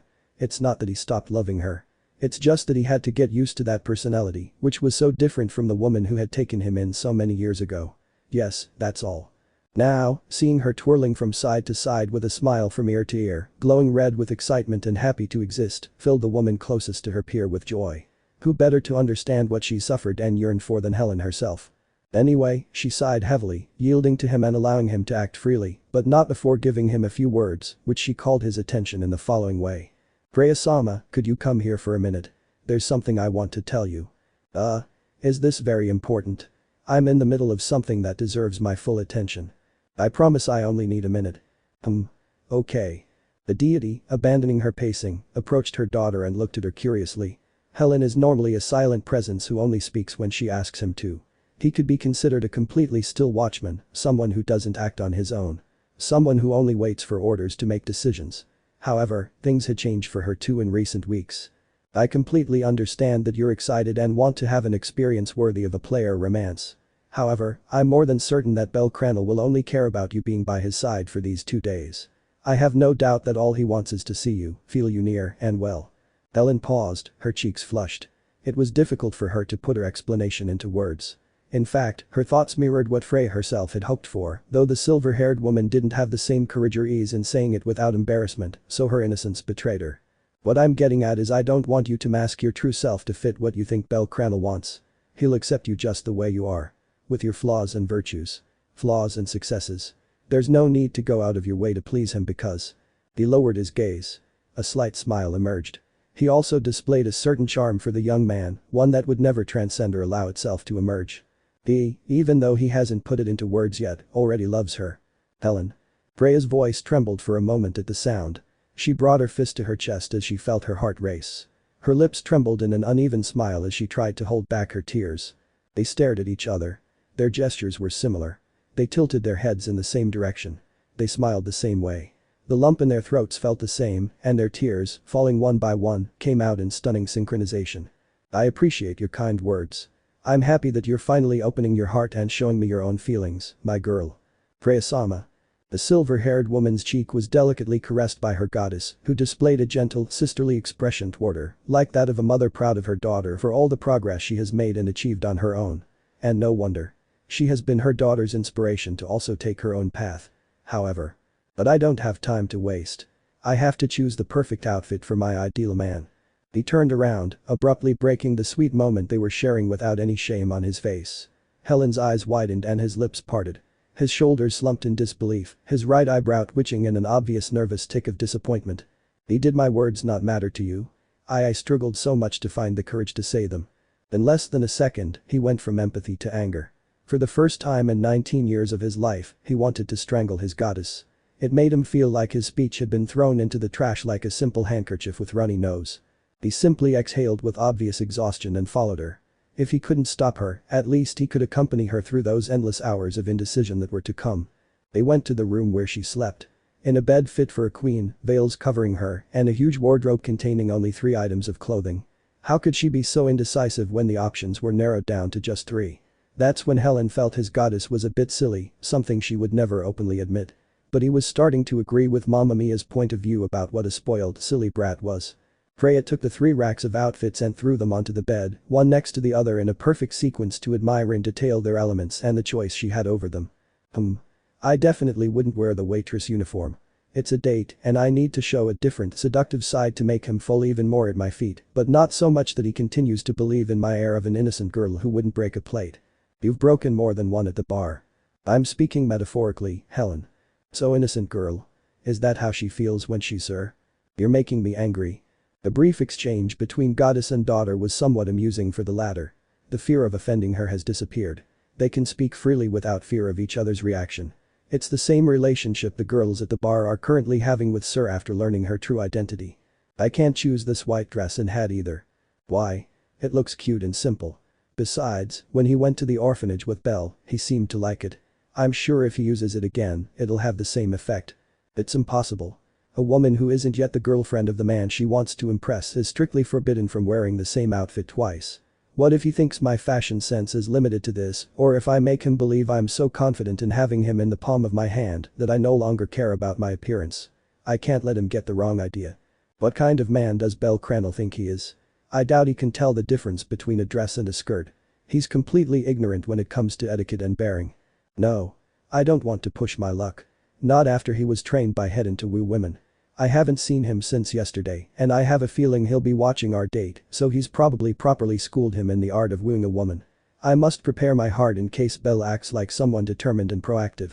My charms must be more devastating than her pretty face and soft hand, which I won't let go of until we conclude our date with a kiss. Freya raised her hands in a scene worthy of a villain, raising her voice and staring up at the penthouse ceiling. Helen rubbed his eyes in disbelief. He no longer recognized the insecure innocent girl at his side. His goddess, that figure of respect who intimidated by her mere existence, had been stolen from him. The last option wasn't long in coming. It was a white dress with some padding at the shoulders. A long dress that covered her feet but opened at the thighs to allow visibility of her legs and not cause problems when walking. In the back, there was more fabric that extended almost a meter from where it touched the ground. Anyone who saw it would realize that, indeed, it was a damn wedding dress. Yufufu. How embarrassing. Will you not use it? No, it's not the time yet. That will have to wait until Belle and I are married. For now, I have to choose between the waitress outfit and the simple orphanage dress. Freya looked nervous as she stared at the wedding dress she had bought many years ago, hoping to one day wear it with the man she considered her destined soul. That man who had finally appeared. The one who, just when she thought the wait was in vain, emerged from the corners of Orario to reveal himself as a beacon of light that restored her faith in her own happy ending. Inside, the words of his proposal echoed with a charming sway that made her squirm and rub her legs together in a somewhat perverted way. She couldn't help it. Every word of his request was a critical blow straight to her heart. She remembered his hand holding hers as he knelt before her. Not out of obligation or as a sign of respect, something she was used to from her family members. But with an unwavering will and a pure, as well as sincere, desire to please her. Stop fantasizing, Freya-sama. Interrupting the altered image of that memory, Helen raised her voice and complained. Her cheeks were flushed and she felt a hint of dampness coming from her crotch. Contrary to her goddess, her stamina for that sort of thing was minimal, if not non-existent. In fact, one of the girl's fears was that when Freya had sex with that rabbit, the pleasure would be so great that she would end up lying on the floor in the fetal position while a pleasant heat spread through her. Too many details. Ellen interrupted the narrator, preventing him from finishing his comparison. I honestly didn't expect bellcranel to be so direct with you. His proposal, from what I feel as you recall it, was worthy of a marriage proposal. That's practically it. It's impossible to describe it any other way. All I'm missing is the ring on my ring finger to confirm it, and we're on the eve of planning the wedding while we make wild love and… Freya-sama. Please return to the real world. Before the deity could fantasize again while holding her cheeks and shaking from right to left, Helen brought her back to reality, preventing her from the pleasure of twisting the story to her liking. You're right. It's just I've never felt so excited about someone asking me out. In the past, people have done the same thing as Belle. Down to the smallest detail and using the exact words he used. However, this time was different. The emotion I felt when he spoke was irreplaceable. Incomparable. It was as if my efforts to win his heart were beginning to bear fruit and he was realizing how much I love him, accepting me. They sat on the edge of the bed. Freya stroked her temple as she looked down with an expression of deep love. She was a maiden hopelessly in love. At last, she knew what true romantic love was. Not mere embers of a feeling forced to direct him by his position as a god of beauty. Belle wasn't just unique in his transparent soul.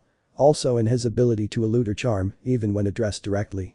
To earn her love he'd had to fight, toil. And he's reaping the rewards. It's the first time she's had to fight to get what she wants. And, like a great twist of fate, the person she's working so hard for is the one she's waited so long for as long as she can remember. Her beloved and beloved Otter. The best part is it was completely worth it.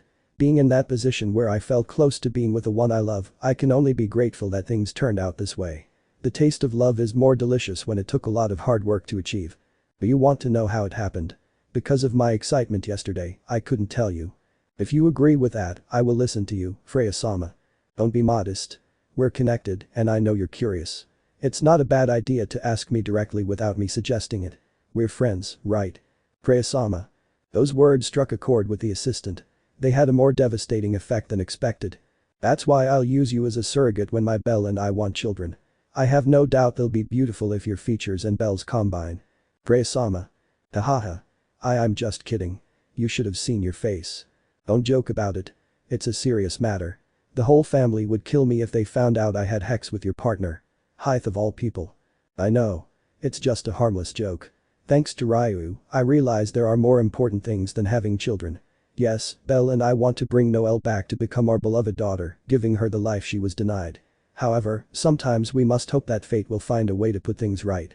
Today, more than ever, I understand that. Ellen's eyes widen. Freya's mature approach to things astounds her. That cloud of darkness, which the goddess refused to look at in her soul because she feared it was rotten from the many mistakes and evils she had committed in the past, dissipated until it matched the color bellcranel possessed. It hadn't just changed her way of seeing the world. It had also changed her inner self. That was the beneficial effect the young man had had on her life.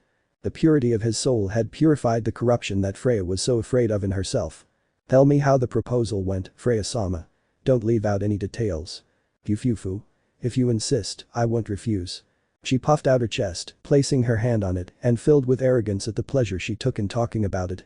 She smiled broadly, looking dignified and proud before beginning her tale. She held Helen's hands, turning them so they were face to face. It was a proposal, like you said, worthy of a marriage proposal. I remember wanting to kill him because of what I heard at the bar. It would be easier if I showed you. That way we can avoid any strange fantasies that might embarrass you. The deity suggested, winking mischievously. Because of the bond between them, they could see each other's thoughts and memories if they obtained permission. Needless to say, Freya was allowed to delve into them whenever she wanted, but she didn't do so for fear of offending her. The goddess leaned forward, touching Helen's forehead with her own. I watch over you, my child, the purity of my love.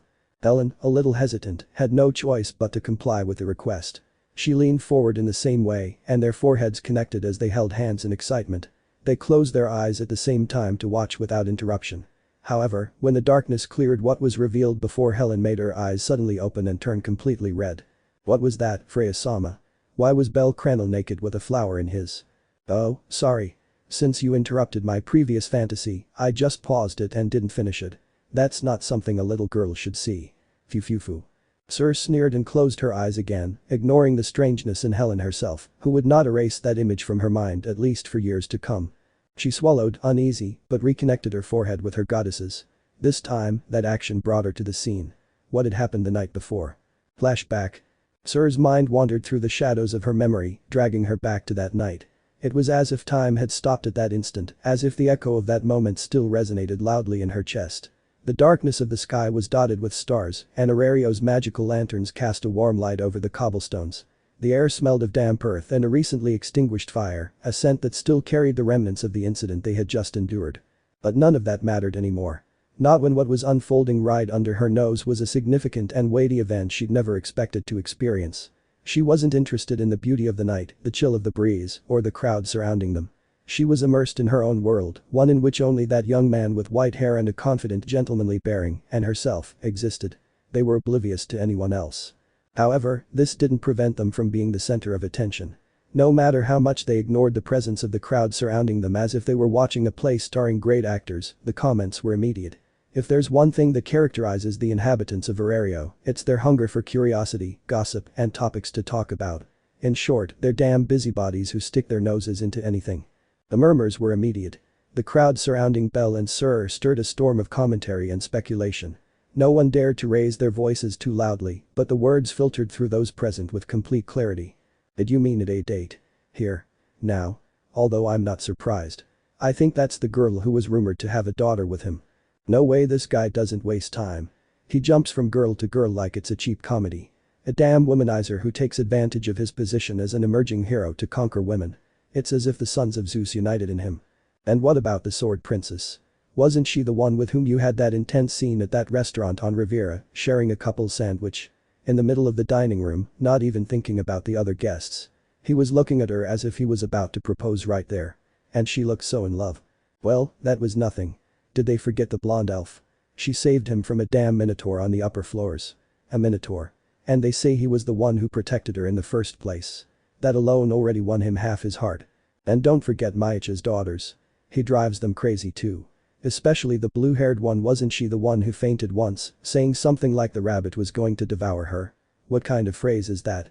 Yes, I remember. He yelled it in the middle of the hallway. He said he saw him approaching with red eyes and pointy ears like a demon. No one understood a thing. And now this. One more date. Another conquest of the rabbit. The faces of those present were a mosaic of surprise, criticism, and amusement. Some seemed outraged. Others, simply fascinated by the unexpected spectacle.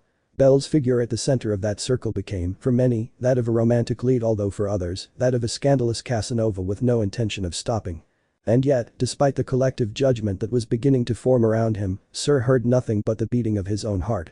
At another time, perhaps 5 minutes ago, he would have listened more closely to the word circulating among the passers-by, thus gathering more reasons to complain to the albino.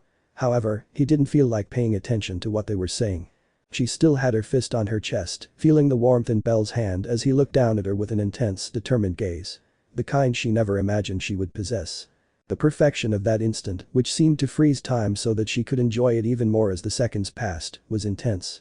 Her heartbeat, accelerated by anger before arriving, increased now with the excitement of being in that enviable position. I came here with the intention of complaining and making a jealous scene for him flirting with other women while he keeps me waiting for our meeting. But right now I don't even feel like talking. In fact, I can't think of anything else but. His mind was overwhelmed. His train of thought slowed for a moment, allowing the albino's words to echo again. Would you do this man the honor of escorting you on a date during the goddess festival? I want to be with you from beginning to end. The anger faded, replaced by an unfamiliar emotion. One that surged warmly from her heart and spread to every part of her trembling body. Syr felt incredibly good. It was a soft, enveloping sensation, as if her body were floating in a bubble, oblivious to the voices of the world, protected by the perfect moment that had formed between them. She didn't take her eyes off Bell, not for a second. She looked at him with a quiet intensity, with a devotion that would have surprised even her a few days ago. Her gaze filled with him. And something in her vision seemed to distort, as if her eyes, surrendered to her heart, began to see more than what was right there in front of her. Bell was no longer just the clumsy, sweet, and sincere young man she had pursued so many times and who had now finally caught up with her. Her feelings had finally touched him. Not at that moment. She saw him as a shining knight, like a figure stepping out of a story she had once imagined as a child. Taller, more gallant, more beautiful than he really was. Her longed-for knight. One of her own. Not because he had changed but because she could no longer see him any other way. Is this what lovers feel like? Is this what the world looks like when you really love someone? The scene before her seemed like something out of a fairy tale. He was leaning slightly forward, his hand extended, trembling slightly, offering her something more than a simple invitation. Syr, at that moment, couldn't help but compare him to something much bigger. This looks like a marriage proposal. The smile spread involuntarily across her lips. Not one of mockery, nor of exaggerated fantasy, but of pure, silent, and overflowing emotion. Of all the things she could have imagined would happen between them, she would never have expected this. Is that what he's offering me? No, wait. He said he wants me to go with him to the harvest festival on a date. But this whole situation feels like he's proposing to me. The way he said it and the atmosphere are perfect for that. She screamed internally, closing her eyes and writhing. She looked around, anticipating his response. But, giving in to the pressure, she returned her gaze to Bell. She puffed out her chest, swallowing and exhaling to give herself courage. Bell was still waiting for her reply. He waited with the intensity of a lion for confirmation from his beloved queen. Bell. Tell me, sir. The waitress's voice trembled as she mentioned him. Contrary to his usual demeanor, the albino answered her call without pausing to look at her. Without hesitation or shame. A critical blow to that woman who boasted and prided herself on always being in control, on unnerving him whenever she felt like it. On making him uncomfortable. LW, what's all this? Are you serious about? My proposal was serious, sir. I want to go on a date with you during the harvest festival. Spend both days by your side and enjoy your company. The red-haired girl's cheeks flushed bright red. Steam rose from the back of her neck and she felt dizzy from the heat rising to her face. The determination with which she acted. The confidence with which she spoke. All of them were critical hits to the young woman's heart. Syr laughed, as if trying to hide the trembling in her chest with a joke. A poor attempt to reduce the nervousness that dominated her. She looked away for a moment, uncertain as she proceeded with her claim, and murmured with a crooked smile. But so many girls after you, I'm sure I'm just waiting for my turn in a long line, right? She said it sweetly, but deep down, a small thorn grazed her soul. From everything she'd heard, from everything she'd felt. She feared that this moment wasn't just hers. But Bell immediately denied it, without taking his gaze off hers. He took a step closer, his voice low, warm, deeply laden with tenderness. There's no list. There's no one else. Because I don't want to spend the festival with anyone else. I want to spend it with you, sir. His voice became even softer, as if his words were not meant for other ears. For so long you've been there. Supporting me, smiling at me, listening to me when I needed it most. You gave me light on the days when I didn't even know which path to follow. He paused, looking at her as if he were afraid the air itself would break the moment. This isn't just a date for me. It's a way of saying thank you. For everything you've done. For everything you are. A reward, if you want to call it that, but also a confession. Because if I can choose someone to share this day with, to laugh with, to walk with under the lights, and to remember every moment forever, then it will always be you. She felt her legs weaken. That sweetness, so simple and so honest, was more than she'd ever dreamed of. And yet, it was real. He was there. In front of her. Choosing to be with her. Finally, the man she loved so much was choosing her over all other women. From a distance, Hestia watched him intently, her arms crossed, her brow slightly furrowed, as if trying to decipher whether those sweet words were genuine or born of an outside influence. When her eyes met Syr's, there was a moment when they both seemed to be asking the same question without actually saying it. Did he really say it himself? Then, with a barely curved smile and a warm glow in her eyes, Hestia raised her thumb. A simple gesture, but one that held a deep certainty. However jealous she felt, she took some pleasure in Bell's sincere and clear confession, so she gave confirmation to that doubtful girl who couldn't believe what she'd experienced. Yes. It's real. The city girl felt something soften inside her. Her breathing became shallow, almost shaky. She didn't need further proof. She didn't need to see his soul to know. Her own heart screamed at her. He didn't speak under the influence of another's words, nor under any pressure from Hedon or anyone else. There was no enchantment, no obligation, no heroic act that forced him to be there. What he said came from the depths of his heart. Then, with a tenderness that completely disarmed her, he gently stroked the back of her hand. It was a slow, almost reverent touch, as if he were afraid of breaking something fragile, but at the same time couldn't help but touch her, as if he needed to. And although his gesture was delicate, there wasn't even a shadow of doubt in his expression. He awaited a response with a will of steel and an iron resolve. He didn't move, he didn't pressure her, but he was there, whole, firm. Like someone who has taken an irreversible step. Syr remained silent. But not because she didn't know what to say, but because her soul had become too full. Because deep within her, that moment was the fulfillment of a desire she had secretly cherished, with the timidity of someone who doesn't dare name the longing. It was just as she'd imagined it for so many years.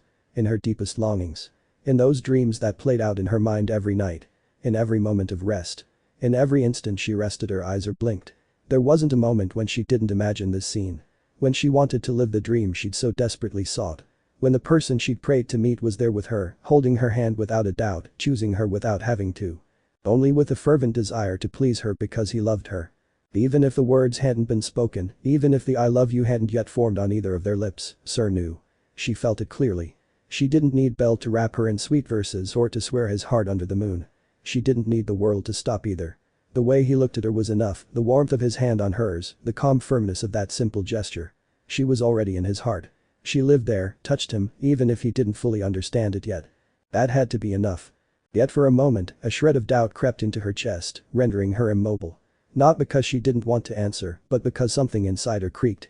It wasn't distrust of Bell. It was distrust of herself. Of who she was, of what she stood for. His heart was beating, yes, but within that accelerated rhythm there was also an old fear stirring, one that had been repeating itself for years. What if I'm not enough? What if I don't deserve this? What if what I am isn't clean enough for him who lights up the world of anyone who meets him? I deserve to be loved by my otter. He remembered everything he'd done. All the masks. All the lies he'd ended up believing, and the people he'd hurt. How he'd played at being someone he wasn't. How could she dare to feel loved when she'd hated herself so many times? How could she hold that hand when there were nights when she didn't even want to look at her reflection? And it was there, right in the middle of that whirlwind, that a declaration came to her mind. It didn't come with sweetness or tenderness. It wasn't a kind memory. And the one who uttered it was Mamma Mia. Listen to me carefully, you whiny bitch. You can wallow in your misery all you want, you can hide behind fake smiles or wallow in your obsession like a hopeless bucking nymphomaniac, but listen to this. Even the most bucked up of women deserves to be loved. Even you. Syr hadn't known how to respond that time. Her eyes burned, but she didn't cry. There was no room for tears. At that moment, she felt like she was being stripped bare without compassion, without a filter. Mamma Mia hadn't comforted her. She'd thrown the truth at her like a blow to the face. It doesn't matter if you're broken inside, if you sold yourself out, if you lied, if you've become something you don't even recognize when you look in the mirror. Love isn't a prize for the pure, nor a trophy for the saintly. It's a right. Do you understand? A right. So stop playing the martyr, you stupid bitch, and accept once and for all that you can have that too. And if you don't believe that, then you don't deserve shit. What a cruel way to put it. That was Sir's thought, remembering that day with a sour pang in his chest. Couldn't you have said that without calling me a bitch or an nymphomaniac? I knew Mamma Mia could be harder than a rock and less gentle than a brick, but those words had stuck. They were truths coated in insults, but truths nonetheless. And they hurt precisely because they reached the bone. Because, in some way, they spoke to that part of her that didn't dare ask for love, but craved it like air. And now, standing in front of Belle, his hand warm on hers, she felt like this, loved. No matter how dirty she felt. No matter how much she'd pretended. No matter how many times she'd hated herself. She deserved to be loved too. Not because she was perfect. Not because she'd done everything right. But because she was there, her soul open, trembling, waiting without masks, finally being genuine. And if that hand continued to hold her, with calm strength, with human warmth, then maybe, just maybe, it was time to start believing it. She's already had her first taste of true love. The confirmed love of her friends and children, who continue to watch over what she so desperately desires. Those misfit girls at the bar who have reached out and forgiven her. That silly, shoulder-loving cat who seems more excited to be Freya's friend than Sir's. That Marine in the employ of the Demeter family who always keeps things calm and acts as a mediator when she's about to do something stupid. That brown cat she hurt, whether intentionally or unintentionally, yet still found room in her heart to forgive her. That elf who lost everything years ago and is now rebuilding her life, thanking her for giving her a second chance, for being the one who saved her from her own darkness. Her best friend. And Mamma Mia. The list was long, not counting her daughters Hythe, Remilia, and Helen. But Mamma Mia was the first person to genuinely love her. Her rough, crass personality seemed insulting to her, yet she was the only person, even before she revealed herself to her friends at the bar, who would speak to her without fear of angering her. The number of people who know her identity and despite that have decided to stay by her side unconditionally has grown in recent days. The more she accepted herself, the more people began to do the same. That was the power of truth. The power that comes when you accept your mistakes, your past, without forgetting them but overcoming them. Deciding to be a better person. Not just for yourself. But also for the people who care about you. It's worth it to change. It's worth it to be better, as long as it means moving forward, leaving stigmas behind. Your past can't continue to define you, not when your goal is the future. And Syr, Freya, they finally understood. Behind that mask of lies, there was still a person worthy of love. One who sooner or later must be truthful with the man her heart has chosen. And when that moment comes she'll let it all go. Because she can't build anything genuine on lies.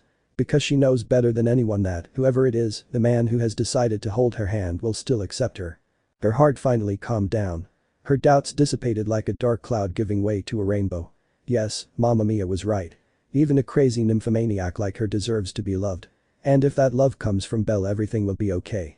With renewed energy and determination, Syr's fingers intertwined with Belle's with the certainty of someone who knew exactly what they wanted. Him. Her hands wrapped around his, leaving all doubts behind. There were no more shadows or masks. For a moment, she contemplated their joined hands as if they were the beginning of something new, the threshold of a promise she herself was willing to keep. Then she looked up, and her eyes shone with the sweetness and strength of someone who has chosen to love without reservation. I want to be with you just like this, the way we are now. But also in other ways so many more. I want to walk hand in hand with you without my chest aching from hiding what I feel. I want to be that silly, love-learned schoolgirl who is thrilled with every smile of yours, with every clumsiness, with every unintentionally sweet word.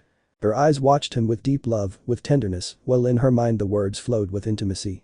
I want to do simple things with you, watch you read those stories about heroes you love so much, hear you talk about them, cook you something and pretend you like it when I know full well I'm a terrible cook, listen to you complain about going to jail and less simple things. I want to wake you up in the middle of the night just so you can hug me. I want us to kiss in every season. I want to build a home with you. A slight smile appeared on her lips, mischievous, full of warmth. And of course I want children. I want us to have a family. I want to see you hold another little miracle like Noel. Our Noel, that little angel who came when our lives were broken and glued them back together without us even noticing. I've never felt closer to you than when you had her asleep on your chest. Belle, I want to see you like this again. The memory brought with it a warm breeze and a hint of moisture in her eyes, but she didn't cry. It wasn't sadness. It was pure, unconditional, throbbing love. And to get there, you know we'll have to work. In so many ways. So brace yourself, because I plan to give it my all. There won't be a night when I don't remind you how much I want you. And it won't just be tenderness, Belle. I want to devour you with kisses, tease you, play with you until your cheeks burn hotter than your heart. I want the love we make to be full of meaning, but also of moans, of sweat, of guiltless pleasure. Even though I'm a goddess and I can't bear children. Something tells me that if we were lucky enough, the miracle, to become parents, it can happen again the way we wanted. She leaned slightly toward him, resting her forehead against his, closing her eyes for a moment. The gesture, delicate and silent, sealed everything she couldn't express with words. Thank you for seeing me. For loving me. For not being afraid of who I am. I don't need to tell you how I feel, because if you're holding my hand like this I know you already know. And there, joined to him in a silence that spoke louder than 1,000 voices, Syr knew she was no longer alone. Not hidden. Not chained. She was loved. And, finally, free. And after her decision, that brief moment of doubt that kept her silent and denied an answer to the albino who was still waiting, she proceeded to speak. "Get up, Bell." He asked her gently, but with a firmness that brooked no discussion. He blinked, puzzled, but obeyed. Syr didn't let go of his hand. With the other, she began carefully brushing the dirt from his hair, her fingers tenderly combing through the messy strands. Then she smoothed his clothes with a thoughtful gesture, brushing off the dust. The murmurs soon grew louder. Among the crowd, some voices whispered that it was a rejection, that he had lifted it only to avoid a scene. But she, without haste, without fear, finished straightening his shirt collar and spoke with a serene smile, brimming with sweetness. "It will be an honor for me to accompany the person I've been waiting for so long on a date. My loved one." She leaned slightly toward him. Her voice wrapped around the words like a caress, one that soothed the soul, gladdened the heart. "My foolish, brave, stubborn, and charming hero, my light in the darkness, my reason to keep going, my respite when all seemed lost, my beloved otter." He caressed her cheek with his fingertips, with the gentleness of someone touching something irreplaceable. Something she longed for before it even existed. That was him to her. Not just her predestined soul, not just her otter. But my knight, my prince, the guardian of my dreams, my… She paused before giving him the true place, the genuine name of what this young man was to her. "My bellcranel." The albino blushed deeply at the softness of her words, at how beautiful they were. When he tried to speak, Syr raised a finger and placed it on his lips, requesting silence with a gentle but firm gesture. "And most of all, I want to date the bellcranel I fell in love with, not the one someone else tried to turn me into." His eyes sharpened then, taking on an intensity he hadn't expected. The softness of his face transformed into a menacing gaze. Bell felt a chill run down his spine as his heart beat faster. Meanwhile, in a brief moment, Syr searched among the people for the blonde elf who wanted to change her man with those silly teachings that would alter the essence of her innocent rabbit. However, he was not among the crowd of spectators, so she gave up and sighed, returning her full attention to her nervous boy. "I'll take care of you later, Hedden. How could you even think of changing my bunny? Don't you know I love him for being clumsy and innocent? Although I should also thank you because it's thanks to your intervention that he felt confident enough to ask me out." He thought, having divided opinions about Hedden. She shook her head to rid herself of that thought. Once again, she focused on the one man she wanted to focus on in that perfect, unique moment, the one that belonged only to the two of them. A mischievous, even defiant and malicious smile spread across his lips as he continued to gently caress the albino's shoulder, using the excuse of cleaning the dirt that had already been removed from the shoulder pads of his armor. After this, she slowly brought her free hand towards the boy's cheek and let her palm come into contact with her lover's smooth skin, enveloping it with her courage. The rabbit's face took on a red hue, similar to his eyes. Those eyes that mesmerized the waitress. The ones she got lost in when they shone with that innocent emotion when she spoke. She longed for them to fix their gaze on her for hours on end. Those eyes that she longed to be hers. "It's my turn to unnerve you, Bell. I can't allow the roles to be reversed now that you're finally acting like a loving and sweet man to me. It's my chance to take advantage of that new side of you and win you over with more accurate attacks." She told herself, breaking the strong bond that intertwined their hands like an ancient seal that shouldn't be broken. Once she achieved this, she placed her newly freed hand on the other side of the albino's face, holding him with minimal force, but enough to keep him from looking away or turning elsewhere. She wanted to see the nervousness grow in his expression. To identify that blush as clear as an apple. The trembling in his eyes from the uncertainty of what he would do next. The feeling of dominance was irreplaceable. A characteristic that their versions shared, regardless of their differences. "I will mark what is rightfully mine. I will not allow the person I have worked so hard for to be taken from me. I must make the message clear. That the hero the women of Orario admire and yearn for has already been taken. And that is me." He uttered it like a mantra. An oath of invaluable value. "Sir, what is it?" "Bell. Don't interrupt the woman who will escort you to your appointment. Allow me to enjoy this moment and give you a reward worthy of your courage." When Bell tried to reply, his voice was silenced by the waitress's interruption, who didn't even flinch. The look of desire on her face didn't change as she spoke. "I won't share you with anyone. The combination of my insecurities wasn't enough to make me give you away to someone else. But it's no longer a sick love, an obsession I mistook for reality. What I feel for you now is no different than what a teenager experiences when they find their first love. I am a maiden in love who wants to be with you. To be everything to you." Their feet began to close the distance between them. Their breaths collided, filling Bell's nose with the scent of fruit and Syr's with whipped cream. The proximity only heightened the rabbit's embarrassment and he tried to look away, but couldn't move an inch. He tried to take a couple of steps back, but Syr's grip prevented him. "However, I want you to continue being a hero. To those who need you. To those who are overwhelmed by their own darkness and need your light to find their way. Just as you did for me. Just as Ace Wallenstein yearns for." The figure of the Sword Princess came to mind. That woman Bell had been striving to impress and enamor since his early days in Orario. He had no problem allowing them closeness as long as it wasn't romantic. With her ability to see souls, she had sensed years ago that a black flame was consuming a unique glow that begged for help, asking to be saved. And only one person could achieve it. The man who would do it stood before her. "Be her hero, Bell. But become my knight. The one who stays by my side even in the most banal and peaceful moments. The one who accompanies me in sadness, happiness, and never leaves me alone. You can be anyone's hero. But only my knight." A look of desire, filled with pleasure, appeared on her face. Her gestures, ranging from a slight trembling of her lips to her eyes slowly closing, exponentially increased the rabbit's nervousness and he couldn't find a way to get rid of her. It wasn't as if he disliked the idea of what was coming because he refused to believe she would do what he imagined. "Sir. Why you're not going to kiss me in front of all these people are you? Fufu. Where's that confidence you boasted about, dear? Darling?" The waitress's response confirmed his doubts. And if that wasn't enough, it reaffirmed his fears. Being kissed in front of that audience would only fuel the rumors. Although he was already used to them, and her proposal alone would start the gossip circulating, a kiss would undoubtedly explode like a Kazuki bomb. Arahim covered her face as if she hadn't seen worse in the pleasure district. Beside her, Mikoto placed her hands over her eyes, though she separated her fingers so as not to miss any detail of what was to come. In Lily's case, she seemed annoyed, ready to interrupt him, but was stopped by Welf, who winked at Bell, giving him a thumbs up in total approval.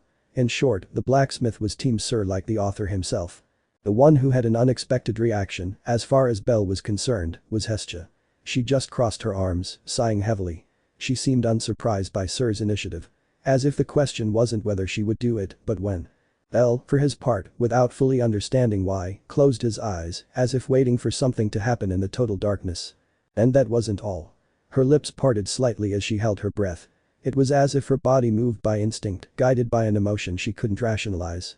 Her heart pounded, waiting for something. As if she anticipated a final outcome. He was anxious. The caresses on her cheeks only heightened the sensations. He leaned forward, taking the initiative. Seconds passed, seemingly endless, but what he thought didn't happen. Yes, he got a kiss. But not in the way he expected. Syr stood on tiptoe to reach him, and with infinite tenderness, she placed a soft kiss on his forehead. Her lips brushed his skin with the delicacy of a promise, warm and pure. It was a gesture that spoke 1,000 words. Not of immediate passion, but of deep affection. Of sincere love. One that could never be matched by a simple kiss on the lips. After this, with surprise written on Bell's face, she let go of him and took a couple of steps back, putting her hands behind her back and, with radiant energy, she raised her voice in front of everyone. "I'm looking forward to my date. My date with the person I've decided to love, with the person I love most in this world." His words spread like a gust of wind amid the expectant silence. They resonated in the hearts of everyone present, as if each syllable were laden with a sweetness impossible to ignore. And her smile, that smile captivated those who saw it, especially the one to whom it was directed.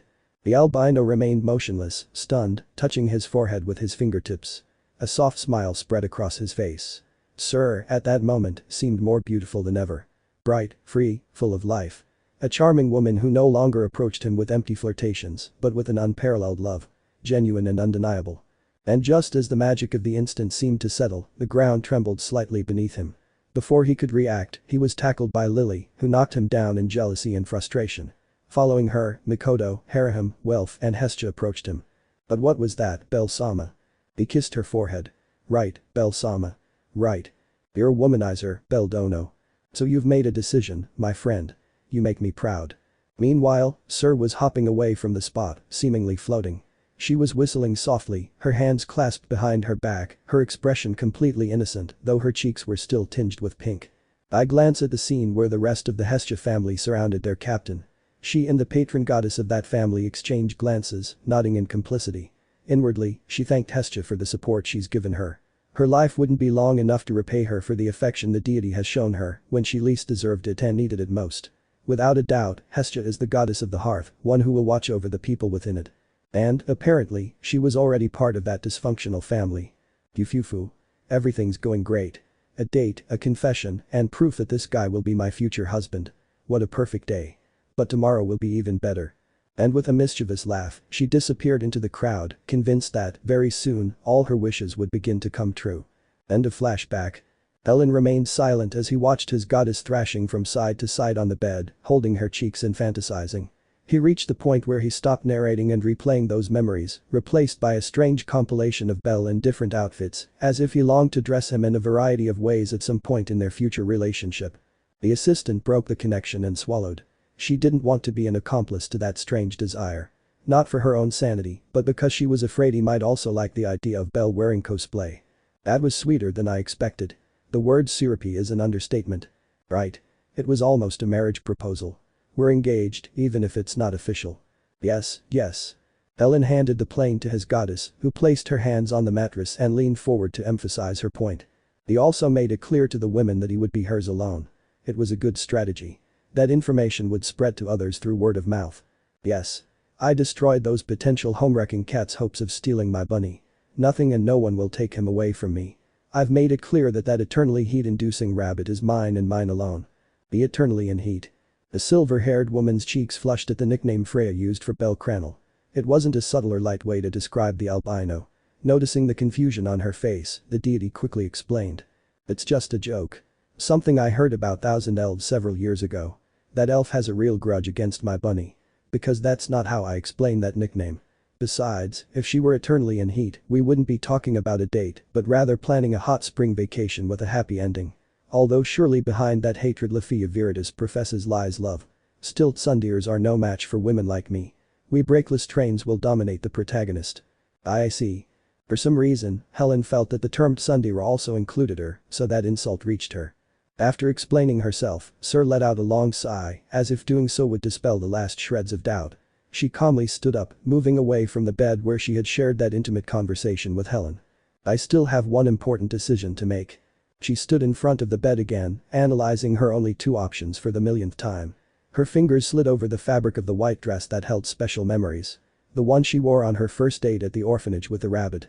In fact, she'd heard there was a small festival there and she'd suggest Bell visit during their engagement. I took sewing classes a few years ago before arriving in Orario. Demeter insisted on teaching me. Perhaps I could give this dress a flirty touch. It has that air of purity, but with a few stitches it could say something more daring. A smile spread across her lips. She imagined the changes she could make to a seemingly simple dress. Maybe something that whispers, I'm sweet, but I can make you burn with just a look. She paused for a moment, mentally picturing the tweaks. The neckline was just right, the seams tighter, a small embroidered flower near the chest. Something more pronounced that would highlight her curves, but wouldn't reveal more than necessary. As she mentioned earlier, she wanted to maintain that demure, pure, and angelic facade that characterized her role as Syr. Although it'll take me some time to adjust it. I should first get the materials and. It was then, before she could even begin to daydream, that Helen interrupted her with a gesture and a peculiar smile. He seemed to have a suggestion, an idea his goddess couldn't refuse. Don't bother yourself with such trifles, Freya-sama. Because you won't be wearing any of those clothes. Syr blinked, somewhat puzzled. Then her eyes sparkled with mischief and she put a finger to her lips, tilting her head. Oh wow, how direct. He turned around with a small twist and placed his hands on his waist. I wouldn't mind appearing completely naked in front of Bell. After all, I'd like to see how long he can last before his pretty little head starts steaming. Maybe he'll faint, although if that happens, I can always carry him. I've had practice at that sort of thing. A mischievous laugh escaped her throat, light as a feather in the wind.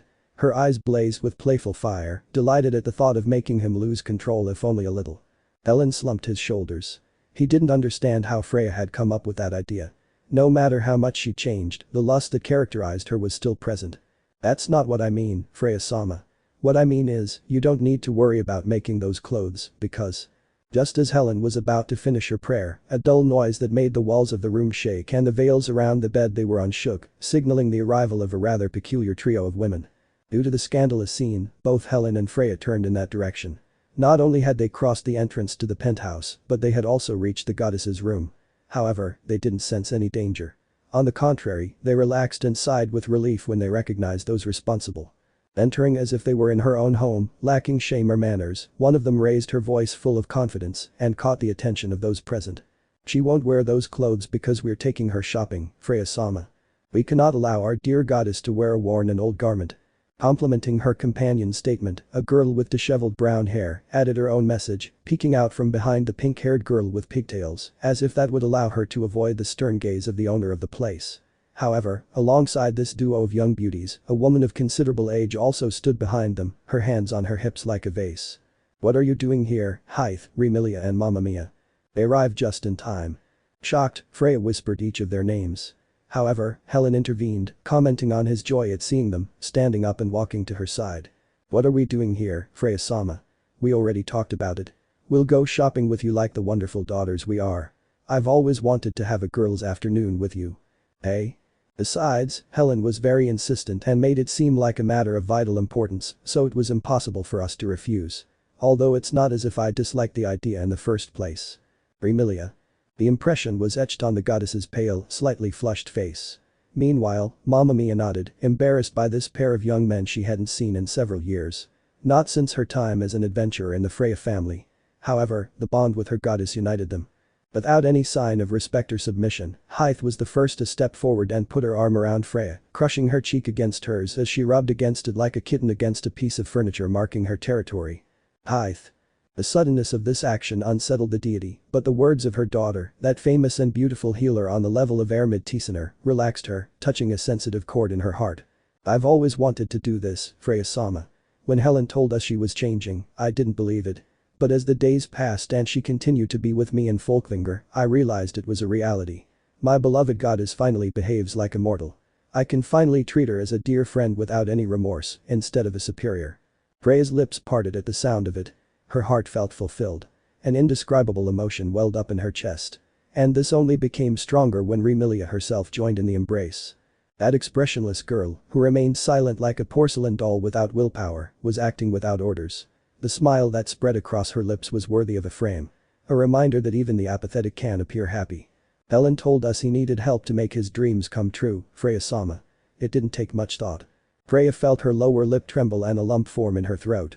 She gently stroked Remilia's messy hair as she hugged her even tighter, as well as Hythe, who continued to display his excessive affection. She shed a few tears, moved by how deeply she felt. Words were unnecessary in a situation like this. She hadn't expected this change to also begin to benefit the girls in her family. Especially Hythe and Remilia, who always seemed afraid to step forward and cut into a bond as important to their goddess as Helen and the girls from the bar. "And I wouldn't miss your transformation from nymphomaniac goddess to Loveler maiden. That's why I've decided to support you in your search for your ideal outfit. Although my opinion may be a bit outdated since I'm not up to date with fashion."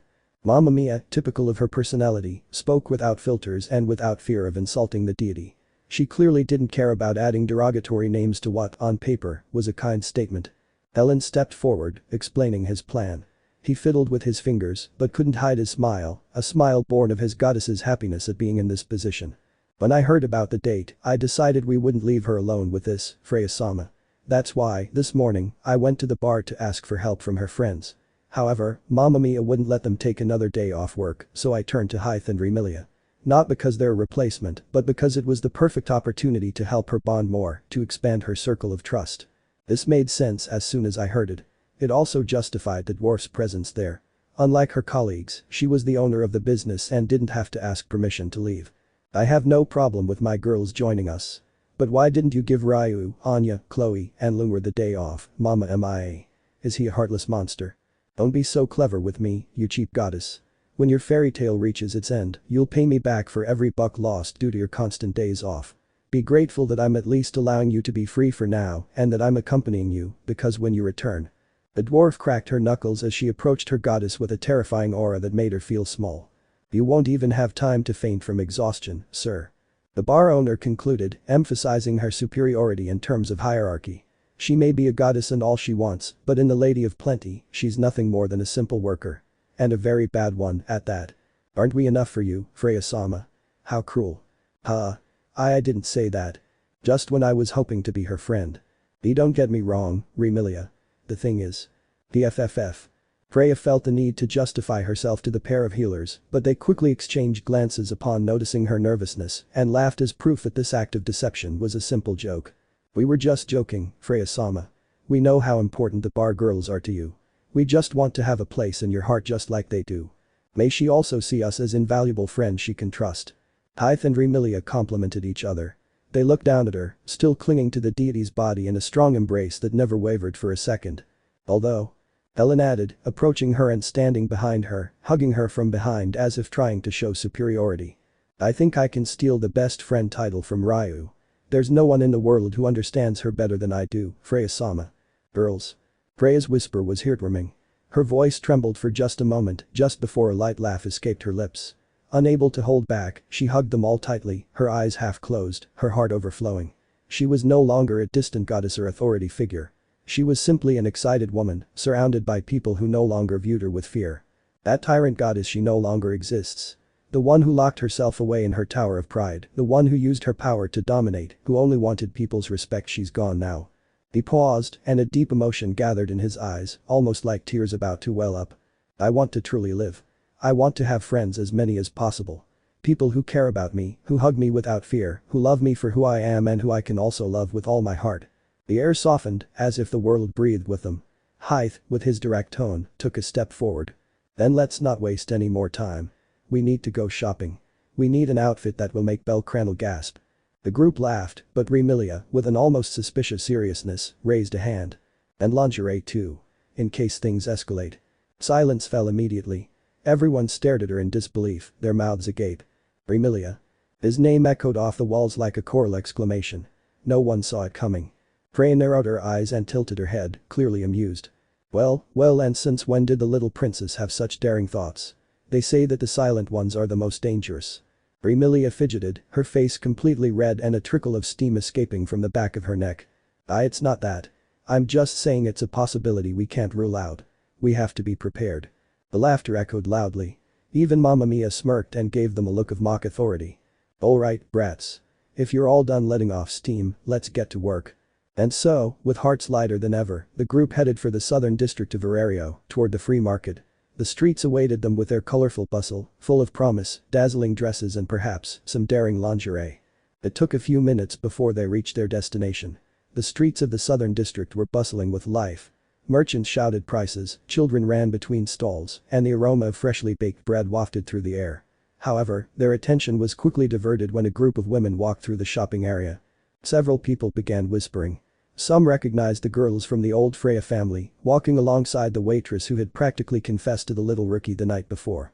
The scene didn't go unnoticed due to the freshness of the rumor. Nor could they ignore the presence of her prominent companions. Just how influential was this girl, who, outwardly, was an ordinary human? Well, those are questions that won't be answered anytime soon. Others noted the women's beauty, striking even among the crowd. There were also those who recognized Mamma Mia, remembering her former affiliation with Freya. A few dwarfs gave her a second glance, surprised to note that, despite the passage of time, she still stood out in the crowd. Among members of this same race, there were those who admired the dwarf's beauty like a fine wine. The older they were, the more femininity they grew by dwarven standards. Although the attention was stolen by the Orario diva, the golden mage with her striking presence drew the sighs of passers-by. The famous healer was on par with Ermid Tiesener in both abilities, and the top girls I want to take care of me list. The glances were endless. Between recognition and admiration, they left a trail of attention on every corner. Sooner rather than later, they arrived at their destination. A clothing store that looked anything but cheap. However, when the dangerous girl tried to point this out, her companions, almost chaperones, demanded that she not dwell on such unimportant details, pushing her inside the store without permission to reply. As they crossed the glass door, a sea of possibilities appeared before Syr's bright, impressed eyes. She covered her mouth with her hand at the sheer variety of options.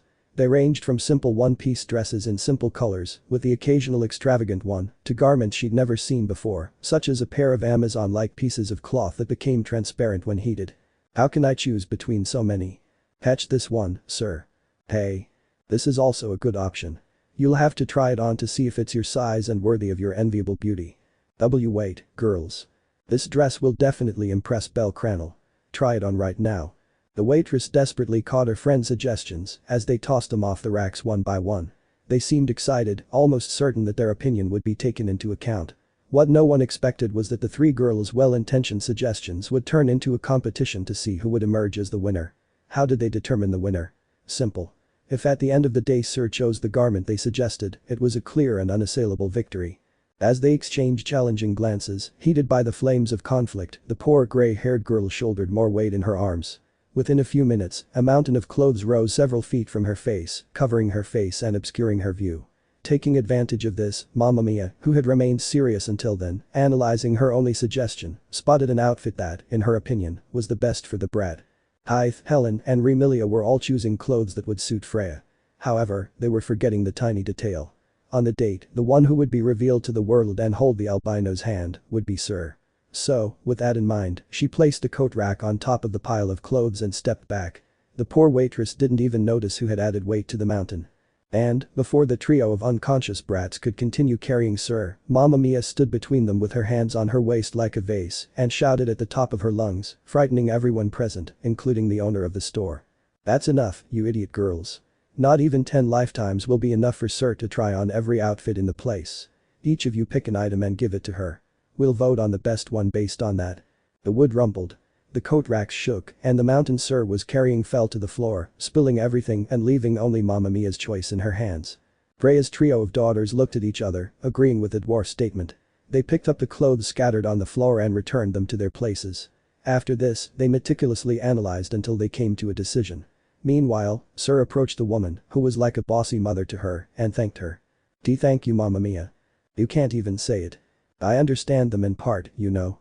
We were never that close, and now that the barriers that separated us have been torn down, they don't know how to treat me. Be that as it may, their chaotic nature is exaggerated. I'm glad they're being themselves. That they're genuine about their desires.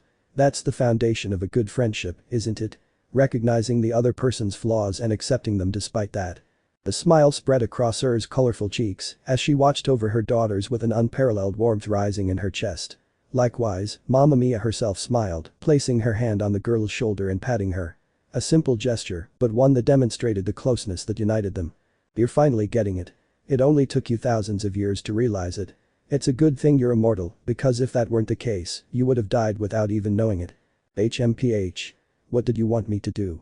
In my long existence, this is the first time I've met people like you. Yeah. That pout doesn't work on me. HMPH. The red-haired girl's cheeks puffed out when the dwarf didn't give in to her adorable plea, which only made her intensify the effect of that pout.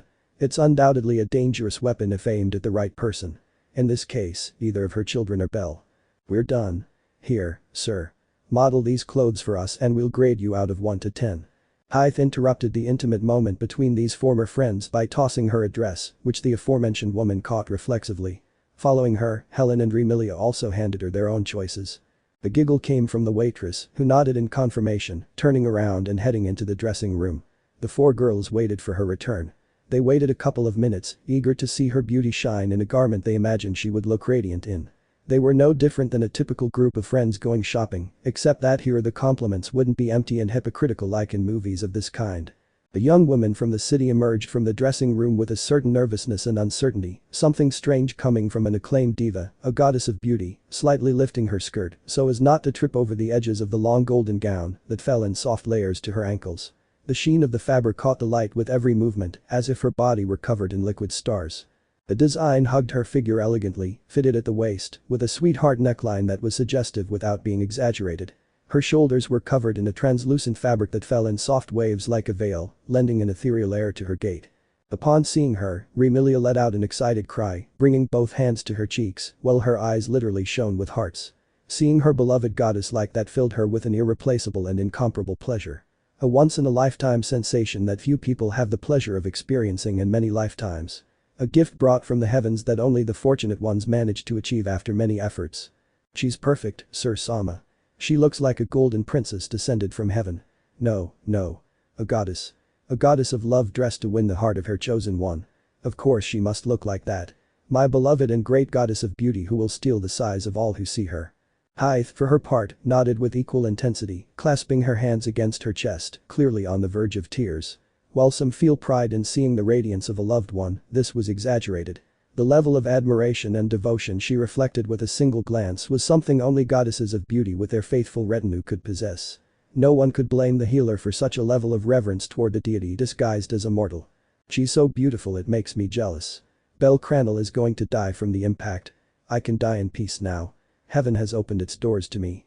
Both seemed completely lost in the sight before them, surrounding the dangerous waitress with small screams and gestures of overwhelming emotion. You could even see small ghosts emerging from their mouths, as if their souls were escaping in a comical and exaggerated scene that perfectly exemplified what they felt. But while Syr's beauty was worthy of note and that dress highlighted her attributes, not everyone shared her eccentric enthusiasm. Helen crossed her arms, narrowing her eyes critically. She was taking her role as critic, as judge of what would decide the crucial choice of clothing, too seriously. It's a pretty dress, I won't deny it, but this isn't for a date. It's too formal. You look like you're going to a diplomatic ceremony or gala ball, Syr-sama. It's best to change into something less flashy, but with the same visual effect. Something that says, I am a peerless beauty and you should treat me as such, but I am also a lady, so I wish to be respected. However, I am also the woman who loves you, so don't feel tense or afraid. The girls just looked at her with a raised eyebrow. That example was too specific to be made up in the heat of the moment. Ignoring this, Mamma Mia sighed, sharing her opinion, which, to the girls' surprise, was similar to Helen's. I agree. You look elegant, but you're not marrying a king. Besides, I doubt that brat would wear anything so flashy that would match that dress. You'd better go change before I feel sorry for myself. The waitress's shoulders slumped, as if she agreed with the last two women. The one who didn't seem to agree with the fierce criticism was Hythe, who frowned, visibly offended by the blunt disdain. Hey. I chose that outfit with all my love for my beloved goddess. It's worthy of her. She must shine like the sun itself. She can't wear something that doesn't attract attention. But before the scene turned into a duel of clothes with stilts and white gloves, the waitress sighed with a kind smile and nodded, ignoring the complaints of the pink-haired girl who approached Helen with a threatening aura to confront her. I feel that way too, I love it, but I don't think it's appropriate for what I have planned for tomorrow.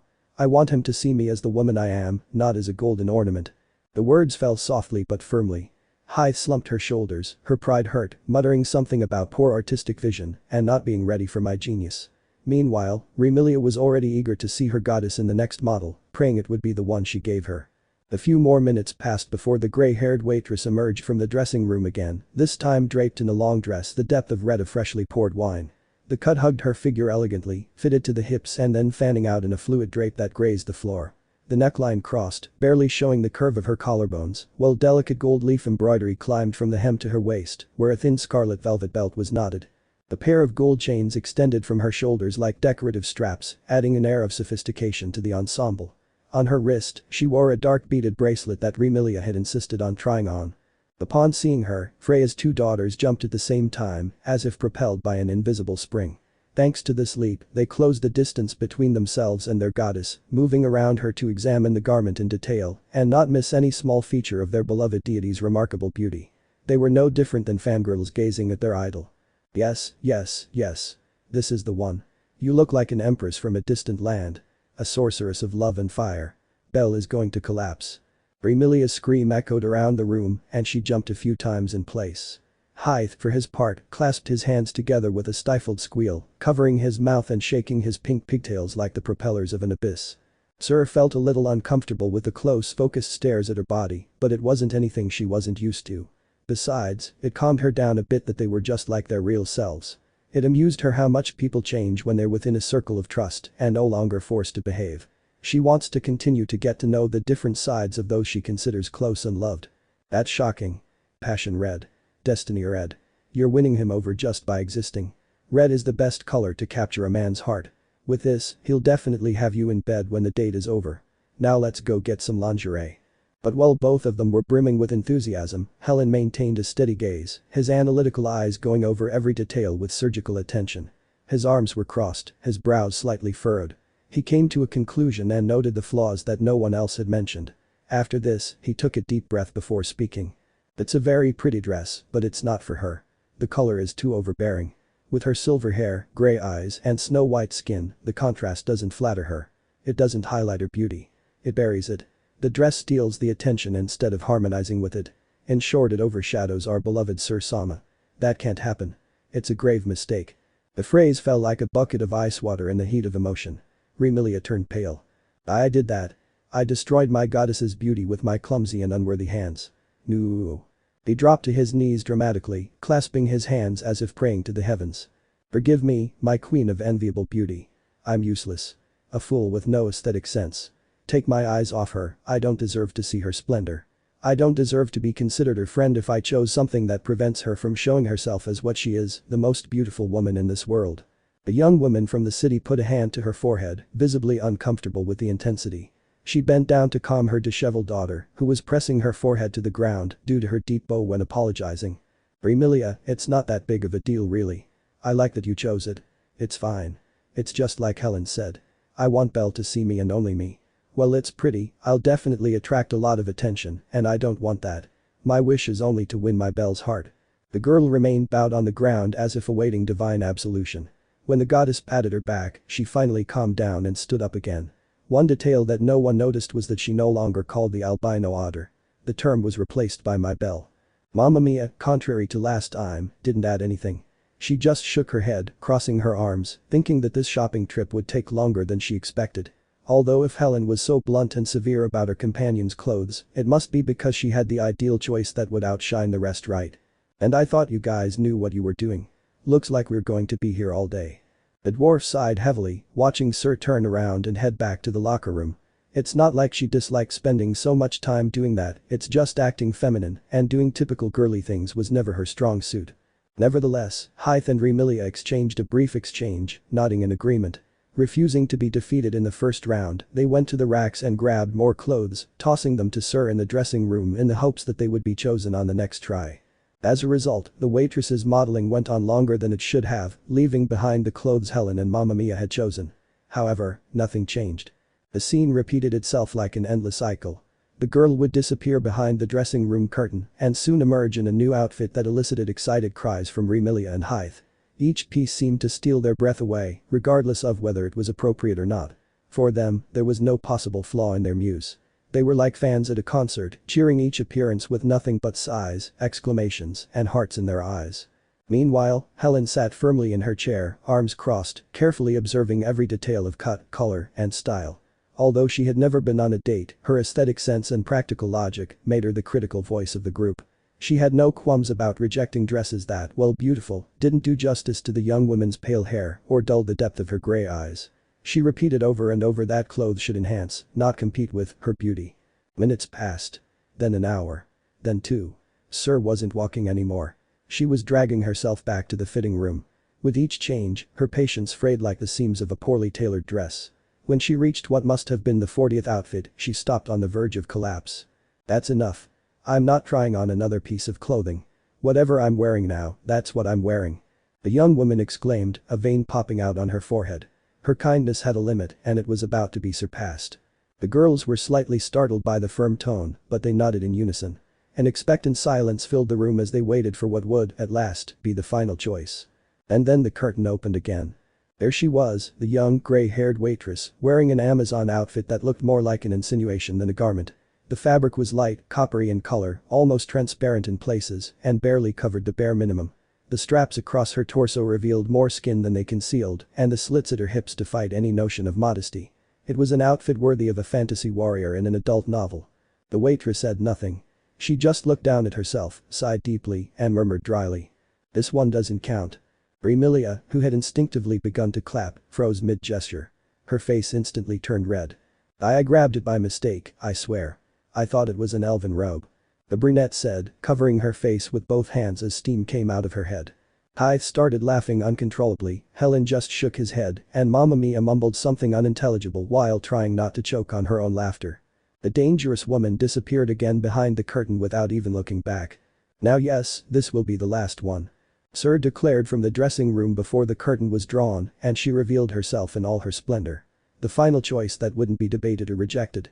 As long as it wasn't as extravagant as the previous ones, she was fine with it. When she emerged from the dressing room for the last time, the room fell silent for a moment. The light reflected off the immaculate white of the dress she was wearing, elegantly highlighting her figure. The dress was simple, but had an undeniable charm that immediately captured one's attention. It was a white dress, fitted to the body, with a subtle neckline that showed just enough. The fabric cinched her waist, where a matching ribbon tied into a delicate bow, showcasing her curves naturally. The waitress's hips were clearly defined, and the skirt fell gently to a few inches above her knees. Despite its modest cut, the dress had a flirtatious and suggestive air that enhanced her beauty without the need for excessive embellishment. Ellen's eyes lit up instantly. The seriousness with which he had viewed each previous option transformed into an expression of absolute approval. Perfect. Hythe jumped a little, clearly excited, while Remilia let out a long sigh, her hands clasped in front of her chest. She was just as he imagined her in his dreams. A pure, simple beauty who dazzled everyone with her very being, not with what she wore. It's simple. But it definitely looks great on her. It shows off everything. And I'm not complaining about that. The pink-haired girl's comment was delivered amid laughter, with a gesture with her arms that caused a hint of embarrassment to the gray-haired girl. Syr looked at herself in the mirror. She didn't say anything right away, but her smile and the way she smoothed her skirt made it clear. She had found the dress. This time, it was the one. I look truly beautiful. I've worn high-quality dresses, made from the finest fabrics in the world, and they don't come close to how beautiful I look in this dress. It's simple. It doesn't have any extravagant details, and it's not as revealing as my usual clothes. And yet, it looks like it was tailor-made for me. As if the tailor had me in mind when creating it. She ran her hands over the fabric, feeling every touch. Feeling the raised edges of the embroidery. Blushing at how delighted she was with herself. There was no trace of hesitation. Nor of insecurity. If someone told her that one day she would die and only be able to wear one dress before that happened, she would choose that one. It feels like something Syr and Freya would wear. A perfect combination of my two sides. The union of who I am, without denying the other's existence. She smiled to herself. Her eyes glowed a faint purple, reflecting that the goddess still existed within her. Not as a face, but as a part of her she would no longer deny. One she was also proud to be. If you don't love yourself, how can you expect to love someone else? I was clear about that. Despite the mistakes she's made, she wouldn't change what she is. Who she is. She is the combination of all her decisions. Successes and failures have brought her to this moment. This one I so hope she wouldn't replace for anything in the world. The girls exchanged glances. Their goddesses marked happiness, and desire was the only sign they needed to reach a unanimous agreement. A decision on which all parties involved came to the same conclusion. This goddess alone was the most beautiful woman in the world. But if that dress could make her smile in such a pure, sweet way, then it was the right choice. Because nothing made a woman stand out more than her smile. It's time to take it off, Syr Sama. Put it away and let's go pay for it. Huh? Why yes. They pushed her back into the dressing room. From a distance, leaning against one of the store's pillars and holding a paper bag, Mamma Mia looked at them with a relaxed expression and a hint of arrogance. Apparently, I was the one who won the competition. That dress was the one I chose. The old lady with no fashion sense, 1. The arrogant youth, 0. He murmured proudly, giving himself the recognition. Once they'd finished their selection, they proceeded to make the purchase. Syr, aware that the price wouldn't be cheap given how refined the place looked, decided to pay. After all, they'd come for something she'd use, and her presence alone was enough to make her not regret the loss of that money.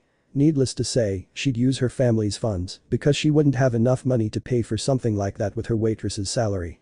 However, when she tried to step forward and speak to the cashier, Helen, Hythe, and Remilia stood in her way. Girls. What do you think you're doing, Syr Sama? Well, pay. Of course not. We dragged her here and suggested the idea of going shopping. Yes. It's our obligation to pay for you. It's the least we can do. The gray-haired girl's eyes widened. Her lips parted in surprise at the fervent determination with which her 3 daughters responded and faced her. This was the first gift she'd received from them. The first she didn't have to ask for. The first gift given to her other than Freya. It's our way of thanking you for all you've done for us. Not all the dresses in this store would be enough to cover a millionth of how much we owe you. Ellen was the first to speak, bowing her head tenderly, sending a tingle through her goddess's chest. The silver-haired woman, that faithful attendant who has remained by Freya's side for as long as she can remember, recalled a scene from years past. A cold night when the snow fell and her feet bled. And, above all, she visualized the face of the woman who had extended her hand to her that time. You chose us when we were nobodies. You gave us a place to belong and a family to be a part of. You've been a mother to us, and now that we have the opportunity to show you, through actions, how important you are in our lives, it's impossible for us not to take advantage of it. The next to speak was Hythe, who displayed profound devotion, word for word. The torrent of memories emerging from her subconscious made her smile involuntarily. There was no need to delve into what she was seeing. What she was replaying like a movie of her entire life. The sentiment was clear. This is the first time I've felt close to you. The figure I've admired so much since you took me from that slum, waiting for my death, I can finally touch with my fingers, reach with my hands. I want you to be happy, Syr Sama. My dream is for you to fulfill yours. Emilia gave a glimpse of a fragment of her past. A secret only she and the goddess herself knew. They confided in each other about their own misfortunes. However, the most real aspect of this relationship, born of gratitude and dependence, is the genuine desire to see their savior with a smile on her face, achieving what she has longed for since she began. Syr's eyes filled with tears. Tears that spilled from her lower eyelids like a waterfall down her cheekbones, her cheeks, and onto her chin. The three girls approached her, embracing her in a tender and loving embrace. A pure and true love, one that holds so many stories and so much suffering. Thank you very much, really." The gray-haired girl's voice cracked. Her face soaked Helen's chest with tears, and Helen was the one who dominated the gesture of affection. Different backgrounds. Unsimilar beginnings. And it all came down to one simple goal. For Freya to be happy with the only person capable of achieving that goal. The cashier, visibly uncomfortable, remained silent until they decided to pay for the dress once and for all. He felt that interrupting this display of affection between the women would get him killed. They gave off a murderous, potentially Yandir-like energy that was best left unchallenged. After a few brief moments, the trio of women took out their purses and began counting the coins they would use to pay. In the distance, Syr joined Mamma Mia in complete silence. However, the dangerous woman isn't the type to keep quiet, so the silence didn't last long. Especially considering her ever-observant eyes noticed a bag from that same store in the dwarf's hand. A mischievous smile and a curious expression appeared on his face. He landed behind her, emerging from her back like a mole crawling out of the ground. A vein popped out on Mamma Mia's forehead, waiting for her to finally ask her the contents of the bag instead of engaging in her childish games. Fufu. Mamma Mia, I didn't know you also have someone you want to impress. When my date tomorrow is over, I want you to tell me in great detail. I'm warning you, I won't allow any unworthy man near my little giant hand. Don't be silly, brat. I didn't buy what's here for me. It's for you. The dwarf was direct and to the point, interrupting the insinuations disguised as jokes by the deity disguised as a human, as she extended it to her like a sacred and priceless gift. Syr's lips parted, holding him with a slight trembling. At first, she wondered why she didn't join the rest of her daughters in paying for the dress. She quickly told herself that maybe she didn't want to spend money because she was so stingy, so she didn't give it much thought. But now she saw it was because she had bought something on her own to give him. Something unrelated to the overall gift the others had intended to give her. Something that only came from the first person in this world to genuinely love her. She carefully opened the paper bag, still carrying the fresh memory of the dress they had just bought. Inside, between the folds of the paper, he found something else. A pink button-down sweater, made of soft, warm fabric, folded with extreme care. Resting on top of it, a small open case revealed a pair of pearl earrings. The gray-haired girl's eyes widened in astonishment and then, little by little, a damp sheen began to reflect in them. Her fingers gently brushed the sweater, as if afraid of ruining it, and then she looked at the dwarf, incredulous. Mamma Mia didn't say anything. She just smiled, as if she'd been waiting for that exact reaction. Syr couldn't speak for a moment. She clutched the open bag to her chest and looked down, moved, her arms shaking. That selfish and stupid goddess has finally found her place in the world. You've met the people who love and adore you unconditionally without expecting anything in return. Your heart is where it should be. The goddess of beauty, who also represents love, is finally feeling what that emotion is. I know it's not much, just a material detail, but I want to help you as much as I can on that date that will mark a before and after in your life, Freya. I don't want the kind and sweet woman you've become to disappear. I refuse to allow that sad and depressed goddess who looked at the stars as if she had no will to continue living, to return. You've changed, Freya. You've broken the taboo that gods don't change. And you're not just different from when I knew you, you're better. You are Syr. You are Freya. And above all my mother. Mia's voice cracked at that last part. An unexpected event occurred. Her tears appeared. For the first time since they met the dwarf's strength was shattered, revealing the sensitive woman hiding behind that facade. Syr hugged the bag tighter. The sound of crumpling paper was ignored. Do you remember that day we went grocery shopping? When we ran into that couple during their wedding on Daedalus Street? The waitress remained silent for a moment. Hearing the dwarf mention that scene, something inside her relaxed. It wasn't just nostalgia she felt, but also a kind of warmth in her chest, a gentle flame that hadn't gone out. It was impossible to forget that day. She and Mamma Mia were returning with groceries after spending the morning haggling among fruit stands and shopkeepers. The bag of bread creaked against her hip and the midday sun cast a golden glow over the alleys of Daedalus Street. And then it happened. As they turned a corner, they saw it. A wedding right on the street, without any frills. Just a small wooden table improvised as an altar, petals on the floor, and a few ribbons hanging between the balconies. Two young people were about to join their lives, surrounded by neighbors who applauded and celebrated between tears and laughter. They weren't nobles, nor heroes. Just a couple of childhood friends who had decided to get married right there, in front of everyone, replacing the absence of luxuries with love. She wore a simple dress. He, trembling slightly as he took her hands, wore a suit that looked like an heirloom.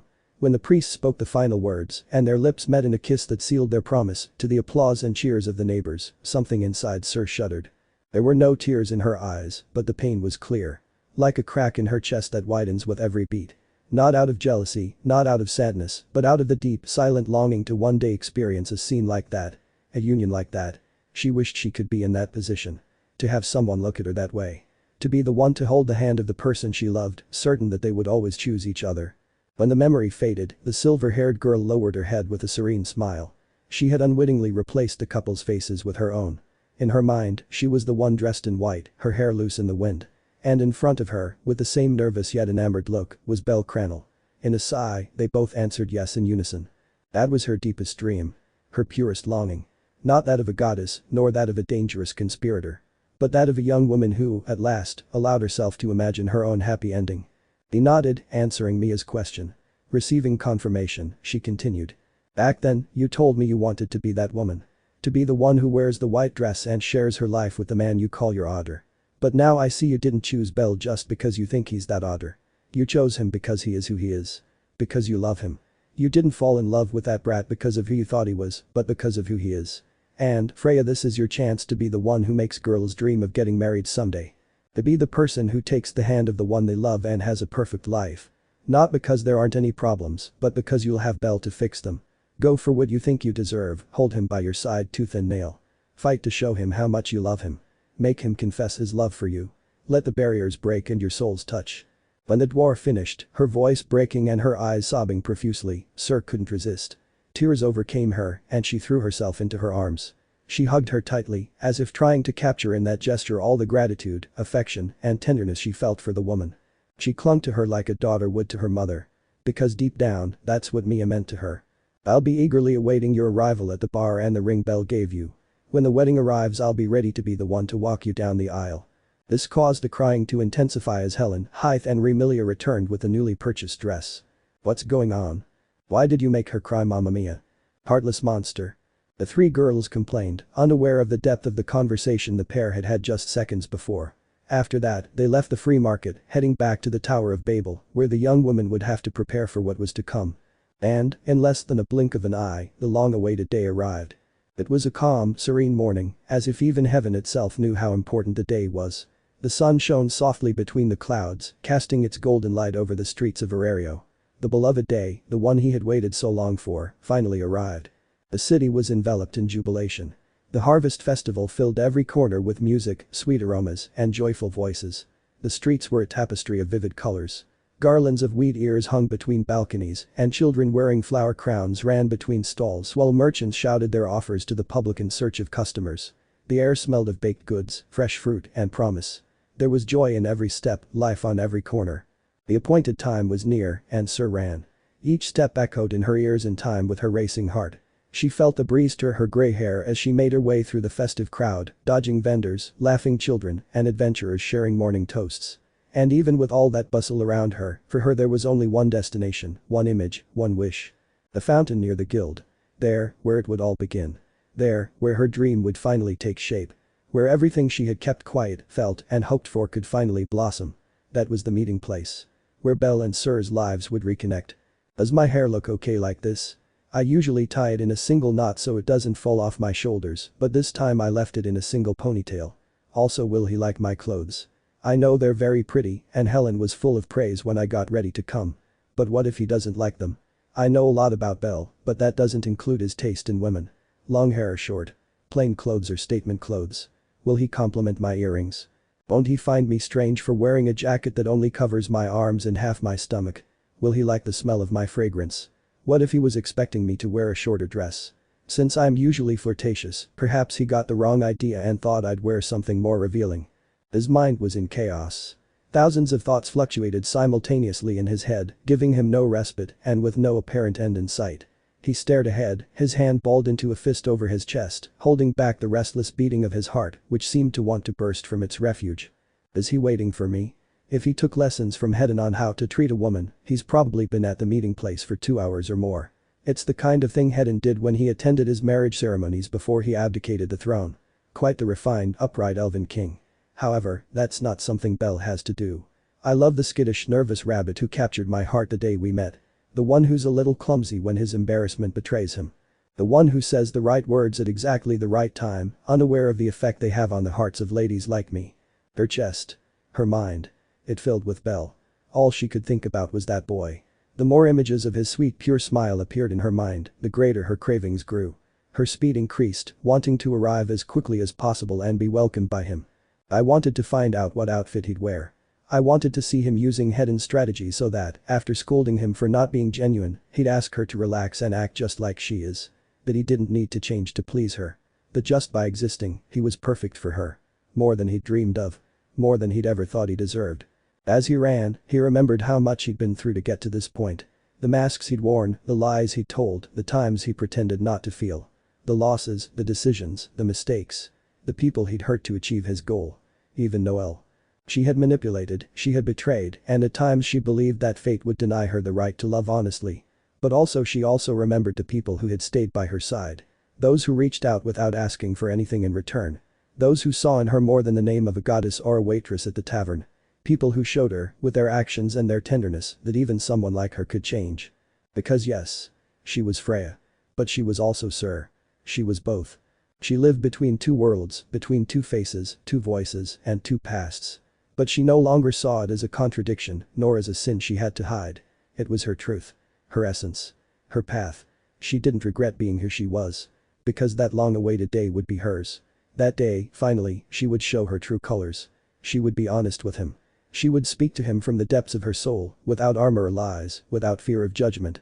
Because, no matter what happened, no matter the answers or the silences deep down, she knew Bell would accept her. Her. All her parts. Little by little, she emerged from the alleyway she'd cut through, and the murmur of the fountain's water began to make itself felt. The sunlight, reflected off the crystalline surface, hit her face full on, forcing her to squint. When she was able to focus, when her gaze cleared in the luminous haze of dawn, she saw him. It was bellcranel. Standing by the fountain, enveloped in the golden light that the newborn sun filtered through the rooftops. He wore a dark elegant suit with fine polished lines. The fitted waistcoat hugged his torso impeccably, and a white shirt, made of a light well-ironed fabric, further highlighted the intense color of his eyes. His trousers were sober, well-cut, and his shoes shone as if they had been polished that very morning. His hair, always somewhat tousled, was swept to one side with a subtle carelessness, without entirely losing its casual essence. Even from a distance, Syr could tell he smelled good, as if every detail had been carefully thought out for this encounter. But beyond all that there was his smile. That smile of his that always managed to make her feel alive. The same one she'd seen so many times, after moments of danger or in the daily routine of the tavern. But now it was different. It was a special smile, dedicated to her, only to her. A gesture that made her stop, hold her breath, and clench her fists against her chest to keep from running into his arms. She stopped walking. She slowed her pace. She allowed herself, for the first time, to simply look. To let the scene seep into her memory like an eternal painting. He greeted her with a slight nod, his eyes fixed on hers, and a faint blush colored his cheeks. He didn't say a word. And he didn't need to. Because in that moment, everything that mattered was there, suspended between them, pulsing strongly in the autumn air of the festival. Syr's heart leaped. She felt as if she'd let go of a rope that had held her for years. As if, finally, her story was beginning. She wanted to laugh, she wanted to cry, she wanted to run and hug him, but instead, she simply smiled, more excited than she thought possible. Everything about him was perfect. Everything in that moment was. That day would be the beginning of their story. Without depending on each other for happiness. Choosing to share that bond because they can't see themselves smiling sincerely without being together. You're the person I want to love forever, Bell. She said to herself, standing in front of him. He remained silent, impressed by his partner's remarkable beauty. Chapter 19. The Delight of Two Souls. They were there. Face to face. After a wait that felt like an eternity, after the hellish training Bell had to endure, and the excitement Syr herself had to endure to reach that climactic moment, it all came down to now. A perfect longed for now that could prove beneficial or devastating depending on the next steps. Bell looked nervous. He kept staring at Syr's appearance, which looked truly radiant. Beautiful. Unique. Her mind and heart were in perfect sync. Her thoughts were jolting. Her chest kept rising and falling repeatedly, seemingly without end. Those symptoms were similar to those he'd felt during his dance with the Sword Princess long ago. He remembered and recognized them perfectly. Although he was a nervous wreck on the inside, restless beyond belief, on the outside he looked like a serene and relaxed person who couldn't be shaken even by the worst of misfortunes. Very good. I'm staying calm in a situation where I would stutter awkwardly. That's progress. He said to himself, placing his palm on his chest. However, Syr's gaze remained fixed on him. They still hadn't greeted each other. They still hadn't exchanged a word. They were stunned by each other, and that wasn't changing. If the ice didn't break soon, it could get awkward. The rabbit took a deep breath, a grin spreading across his face. He leaned forward slightly, a show of respect and class to the woman lying in front of him, waiting for a sign of normalcy between the two. It's a pleasure to see you today, sir. You really look beautiful. Well, you're always beautiful. But today, with that outfit you've made it clear to me that even the perfection of your being can reach higher levels. The waitress's cheeks flushed at the compliment, accompanied by compliments about her appearance and sweet words she hadn't expected to hear from her evasive rabbit. She raised her fist to her chest and with her other hand, began to smooth her hair, clearly uncomfortable with the role reversal. Thanks, Belle. You look handsome too. I never imagined seeing you wearing a suit for our date. It must mean a lot to you if you had to dress up so much. Of course. Having a date with you isn't just any event. I want it to be an unforgettable experience that we can enjoy every minute of. One that, years later, when we sit together and gaze out into the open air, we can look back on fondly. Syr's expression changed from shock to complete surprise. She took a step back in excitement, her heartbeat quickening. The pressure she felt was a new emotion for her. One she'd never experienced on a date before. Perhaps the reason she felt this way wasn't because of the date itself. But because of the person who would be accompanying her on it. I've done my part with the flattery. I could have elaborated more, but excessive flattery would raise suspicions. We're doing well, Belle. You haven't committed any offenses that would merit a careless hilder from the master. Belle encouraged himself, feeling himself being watched by that elf from the Freya family. If he had a coin for the number of times he'd been kidnapped by a blonde elf from a dangerous family, he'd have 3. Which isn't much, but it's strange that it happened 3 times. And many will wonder what he means by 3 times, given that they're only aware of 2. The first was the kidnapping prior to Evilus's attack on the city. The second was the lessons on how to win over girls. However, there was a third one just the night before that no one knew about. The goal. Well, our rabbit protagonist can reveal it. Also, Iohedin-sensei. This outfit cost 10% of the value of my dagger. I can't believe there are such expensive clothes. I bought 3 jackets, pants and boots of the same model at a wholesale store for less than 1,000 valis. Belle thought, provoking pity in the readers who witnessed how the rabbit was portrayed. That boy has a huge mansion and several feats that add to his name, giving him a place in Orario's heroic records, but even so, he's unable to maintain a stable economy. He has everything and nothing at the same time. However, we're not here to mock the rabbit's poverty, but to read about the beautiful date between this pair of souls yearning for love. I really missed you, Belle. Syr reached out, reaching for the sleeve of Belle's jacket, squeezing it a little tightly. He, in response, lost his confident smile and looked at her in surprise. Her head was downcast. Her hand covered her mouth as if she were trying to hold back her words. To silence what she truly wanted to say. Nevertheless, she gave off a sense of nostalgia. However masked her statement was, no one could deny that, on the whole, it was genuine. It was the same with me, sir. During the days I didn't see you, I was thinking about how to reunite with you. You were on my mind for many hours. Even when I slept. Belle. But now that we're together, there's no point in thinking about that. We have so many things to do. The harvest festival is ours, sir. Let's dedicate ourselves to enjoying it together. The corners of Syr's lips curved into a gentle smile. Light. Gentle. A gesture that conveyed more with its simplicity than a long speech. At that moment, fulfilling the dreams of that waitress who longed for her knight in a long cape and shining armor, Belle lowered his knee to the ground, kneeling before his beautiful companion. He held her hand gently, lifting it slightly until it rested under her chin. The gaze of passers-by focused on the notorious scene. While words flowed back and forth, neither protagonist showed any interest in the attention of others. They were immersed in their own world. One in which only they mattered and existed. A beautiful world focused solely on the happiness of that couple. Belle's fingers were warm. The touch of Syr's soft palm against Belle's calloused, scarred one was enough to make their hearts connect. His hands are those of a man. Due to his constant teasing and pranks, seeking an exaggerated reaction from his beloved, there have been few times when he has looked at him directly. In those times, he remembers that the inexperienced boy he met several months ago has matured, becoming a man in every sense of the word. And in this position, in a scene worthy of a marriage proposal, Bell seemed confident in his decision. There was no fear in his heart. Nor discord in his mind. Only the determination of a man who knew perfectly well that this moment was the combination of several wills, dreams, and hopes that were about to be fulfilled. Sir Flova, will you join me today? On this date where I will try to ensure your happiness. Where my goal will be to make you smile and enjoy every little thing. To accompany you as your faithful squire. The gray-haired girl's lips trembled. Her hand, previously still, shook with emotion. The warmth spreading from her torso to the rest of her body gave her a thrill she wanted to last the rest of her days.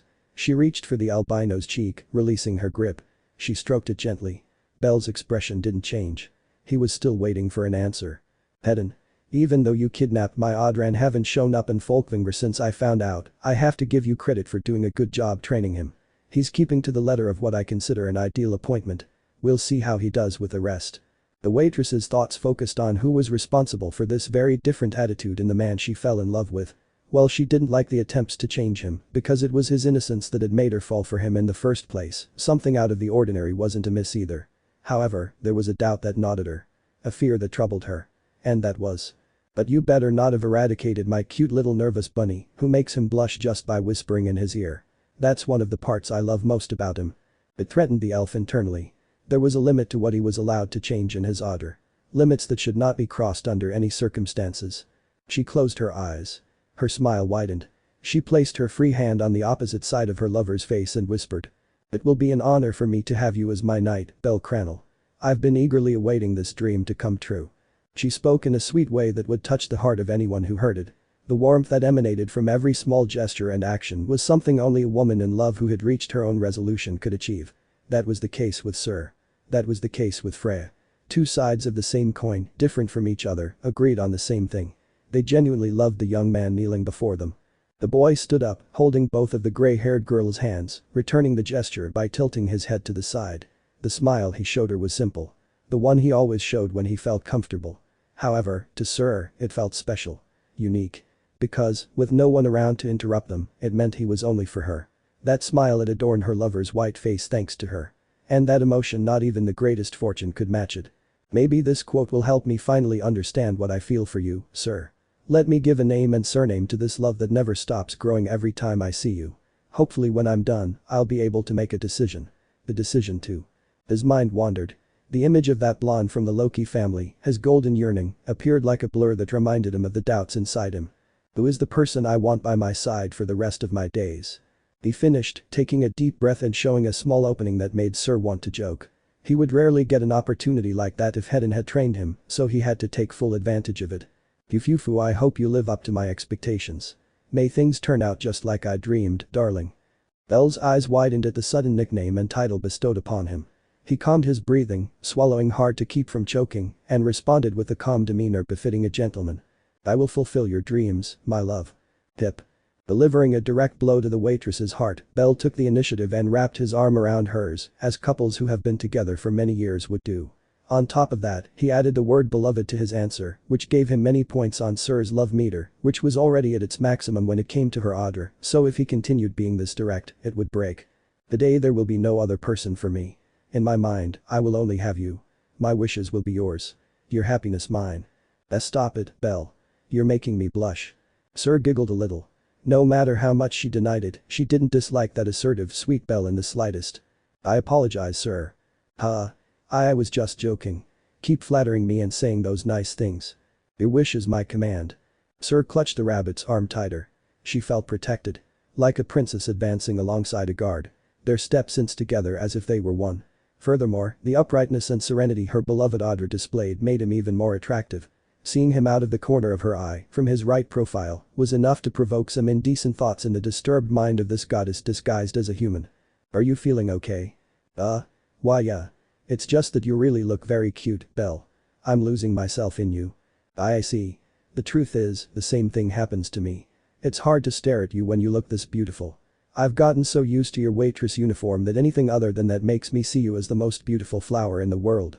A bit of steam escaped from the gray-haired girl's neck and she lowered her head, blushing up to her ears, remaining silent. She tightened her grip on the rabbit's arm and the rabbit felt those rather generous breasts pressed against his forearm. But, like the gentleman he claims to be, he didn't let it affect him. He chased away any impure thoughts that might turn into lust. It was a shame Syr herself was incapable of that kind of self-control. I must resist the urge to take him to bed. It's a date, Freya. Just a date. He panted incessantly.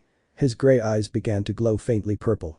However, the calm he tried to maintain was shattered when he saw his rabbit in profile again. Ah. I think I got wet. He thought, rubbing his crotch as Bell felt uncomfortable for some strange reason. After that encounter, they proceeded to enter the food court.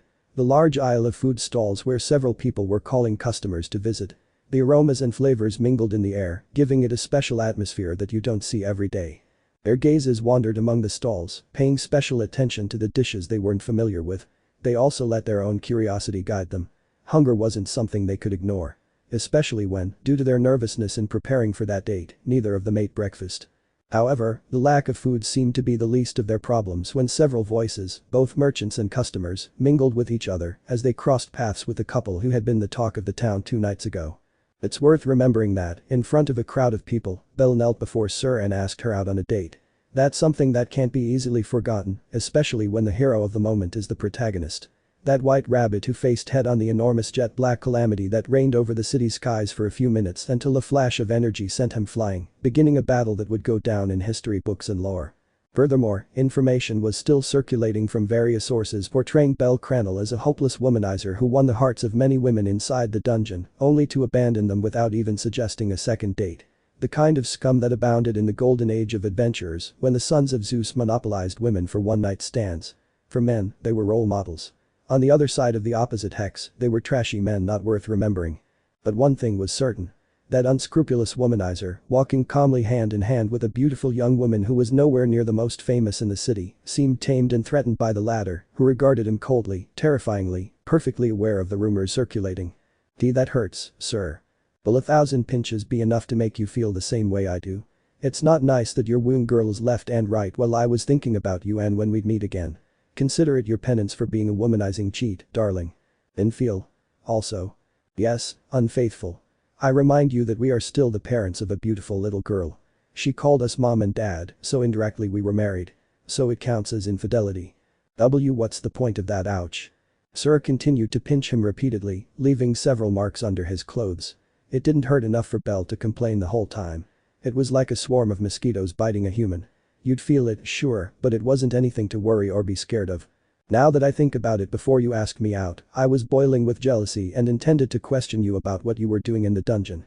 Several girls at the bar, including Daphne and Cassandra, didn't inquire into details. They just made it clear that you were flirting with them.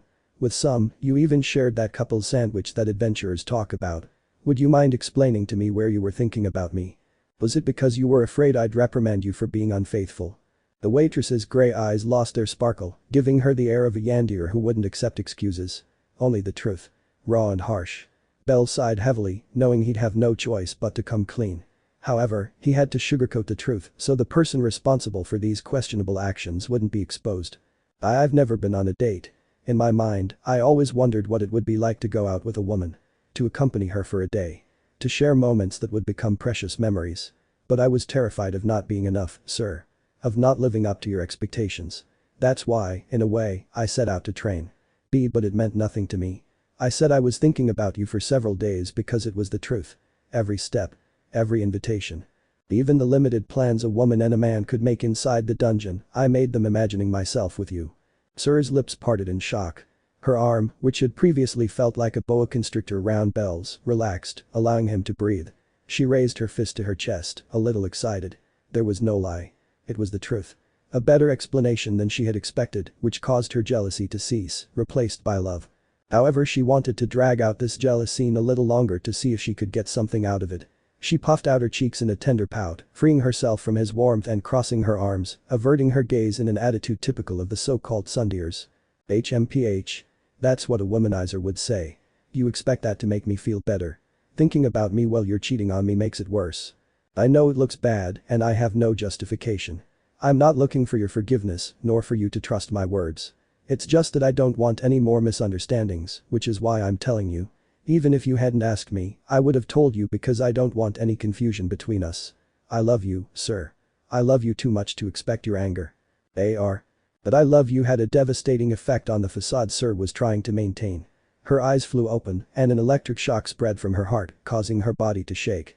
I intend to make up for those days when I was absent because that's how special you are to me. Spare Bell. Hold your hand as long as you want.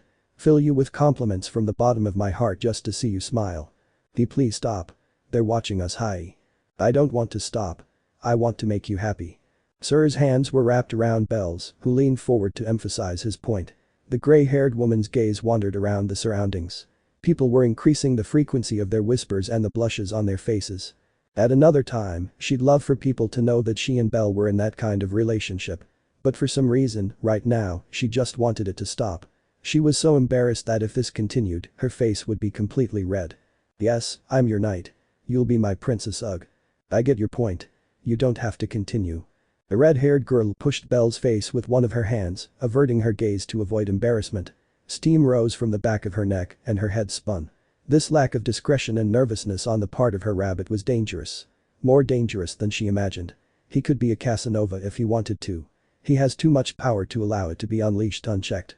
I must remain calm so as not to fall into madness. She thought to herself, covering her nose, which was starting to bleed like in those old school anime. Normally, that role should be played by a man. But who says women can't get aroused? She turned her back on him, trying to regulate her breathing and heart rate. She placed both hands on her chest in a feeble attempt. Her shoulder was touched by Bell and she immediately, instinctively, turned to him. He tilted his head with genuine curiosity and concern for her condition. Are you feeling okay, sir? You seem to have a fever. He placed his hands on either side of her face, caressing her cheeks, as if he didn't understand what personal space was. She blushed even more. Why are you so dense? This is clearly your fault. The waitress complained internally, closing her eyes tightly and growling like a rabid animal. It's not for nothing. Let's go eat. I'm starving. Syr changed the subject, wrapping her arm through Bell's and dragging him from the middle of the street to one of the food stalls. She didn't care which one. She just wanted some time to breathe. She hadn't expected him to be this assertive and that ruined many of her plans for the day. Seducing him was out of the question. At this rate, she'd be the one falling at his feet, except that the dumb rabbit wouldn't take her to bed like the perverted goddess was planning mentally. Anyway. Soon they arrived at one of the food stalls, which, to no one's surprise, was Jag American's business, whose regular customer was the goddess of Bell. And also an employee. They waited in line for a few minutes, during which an invisible barrier separated them, and silence reigned. The poor rabbit wondered if he had done something wrong and if his master would reprimand him later. That worried him. However, nothing could be further from the truth. His behavior worked so well that even Freya herself was falling at his feet. After a while, their turn finally arrived. The gentleman recognized them immediately and greeted them politely, taking their orders. Well, this wasn't the kind of food they had planned, it was a good start to get something in their stomachs. It would also allow Syr to have her long-awaited respite from the constant emotional attacks on her heart from that shameless rabbit. When they placed their orders, they stepped back to allow customers to continue arriving. They waited for their food in the delivery area where the deep fryer bubbled, giving off a faint scent of melted butter, cheese, and French fries. In this silence, Bell realized there were still several things left to tell. He couldn't leave what had happened in the dungeon with his conquests and dates up to free interpretation, so he proceeded to explain in detail what happened on each of them, even if Syr hadn't asked for it. He felt indebted to her for the time she kept him waiting. For those nights when she waited for his return. She listened intently. Her gray eyes shone with curiosity. They looked for a small slip of the tongue or something she might have left out. However, Bell simply shared this story without any emotion infused into each event. In effect, he was making it clear that it meant nothing. None of those girls held a significant value in his heart.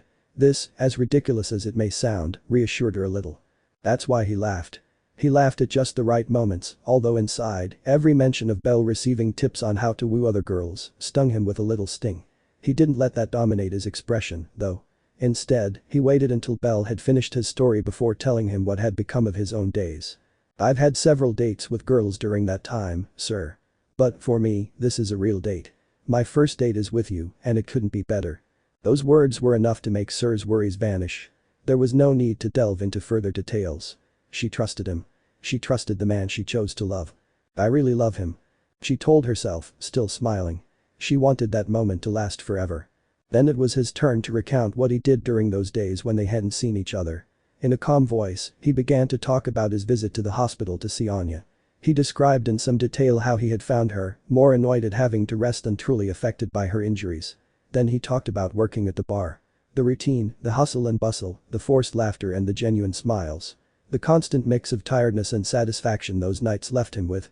Although, like Belle, who hid the date with A's, she left some information hidden. She couldn't tell him about the confession to her friends. That they already knew her identity. That goddess of beauty had to remain hidden. Because she was afraid that Belle wouldn't accept her the same way her friends did. She was afraid that he would reject her love because she lied to him for so many years. Because she wasn't sincere from the beginning and would make him believe she played with his feelings. That she was never genuine and always a wreck behind masks. Just thinking about it. About the rejection, it took the wind out of her sails. It sapped her calm and prevented her from enjoying her date properly. And, after a brief pause, lowering her gaze slightly, she added in a whisper that seemed to break the lightness of the conversation. I used to watch the bar door every night, waiting for you to arrive. Belle's heart leaped. He didn't know what to say at once, but his eyes searched Syr's with a gleam of genuine guilt. Bell lowered his gaze slightly, his voice laden with genuine guilt. I'm so sorry I kept you waiting, I didn't mean for. His voice trembled a little, his fists clenched against his jacket. Syr looked at him gently, tilting her head slightly. It doesn't matter. I'm by your side now, isn't that what counts? The young man looked at her, surprised by the warmth of those words. He smiled with a mixture of relief and shyness. Before he could say anything else, the vendor handed them their orders wrapped in oiled paper. They thanked him and moved to the side of the store, where they could sit on the edge of a wooden railing. Bell opened his Jag American, the sweet buttery steam rising into the air. He took a bite and, after swallowing, a nostalgic smile crossed his face. You know, this was almost the only food I ate when I arrived in Orario. The blonde-haired girl, bringing a piece to her lips, raised her eyebrows in curiosity. She'd known almost everything about Bell since she'd met him. But she wasn't aware of what his life was like before running into him several months ago in front of the bar. Oh really? Yes. I barely had any money. I didn't know anyone, not even my way around town. I used to come here every 2 or 3 days, it was cheap and, well, it made me feel less lonely. The albino chuckled softly, though there was a hint of tenderness in his words. Syr watched him intently. Her chin rested on one hand, her gaze fixed on him. She wanted to listen further. To learn more about the story of the man she loves. And how did you meet Hestia-sama? The boy took a breath and began to tell her. He told her about that afternoon he'd arrived in the city with nothing but an empty bag and a heart full of dreams. How he'd spent the first few nights looking for a place to stay and, finally, how he'd ended up in that small, dilapidated church and how the pigtailed goddess was the only one who welcomed him. The only one who accepted him when the entire world rejected him. As he spoke, his voice filled with emotion. It wasn't sadness or nostalgia, but a deep affection, almost reverence, for his goddess. When he finished, he remained silent for a few seconds, his eyes wandering in the air as if reliving each image. Syr gently bit her lower lip, thoughtful. Then, in a low voice, she asked. How do you think your life would have been without her? Bell tensed slightly, his gaze turning serious. No, I don't want to imagine it. God has given me everything. To me, she's like a mother. The family I never had. The waitress lowered her eyes for a moment. Then, as if escaping her, she whispered. I wish I had been there when you arrived. Maybe we would have been together long before then. This made Bell blink in surprise. He leaned toward her slightly, wanting to delve into the meaning of those words. Sir? What do you mean? But before he could finish the question, Syr suddenly smiled, lifting a piece of Jag American to his mouth. Here, open your mouth. Don't get cold. She extended her food with both hands toward Bell's mouth and looked away, as if afraid he'd insist on returning to that topic.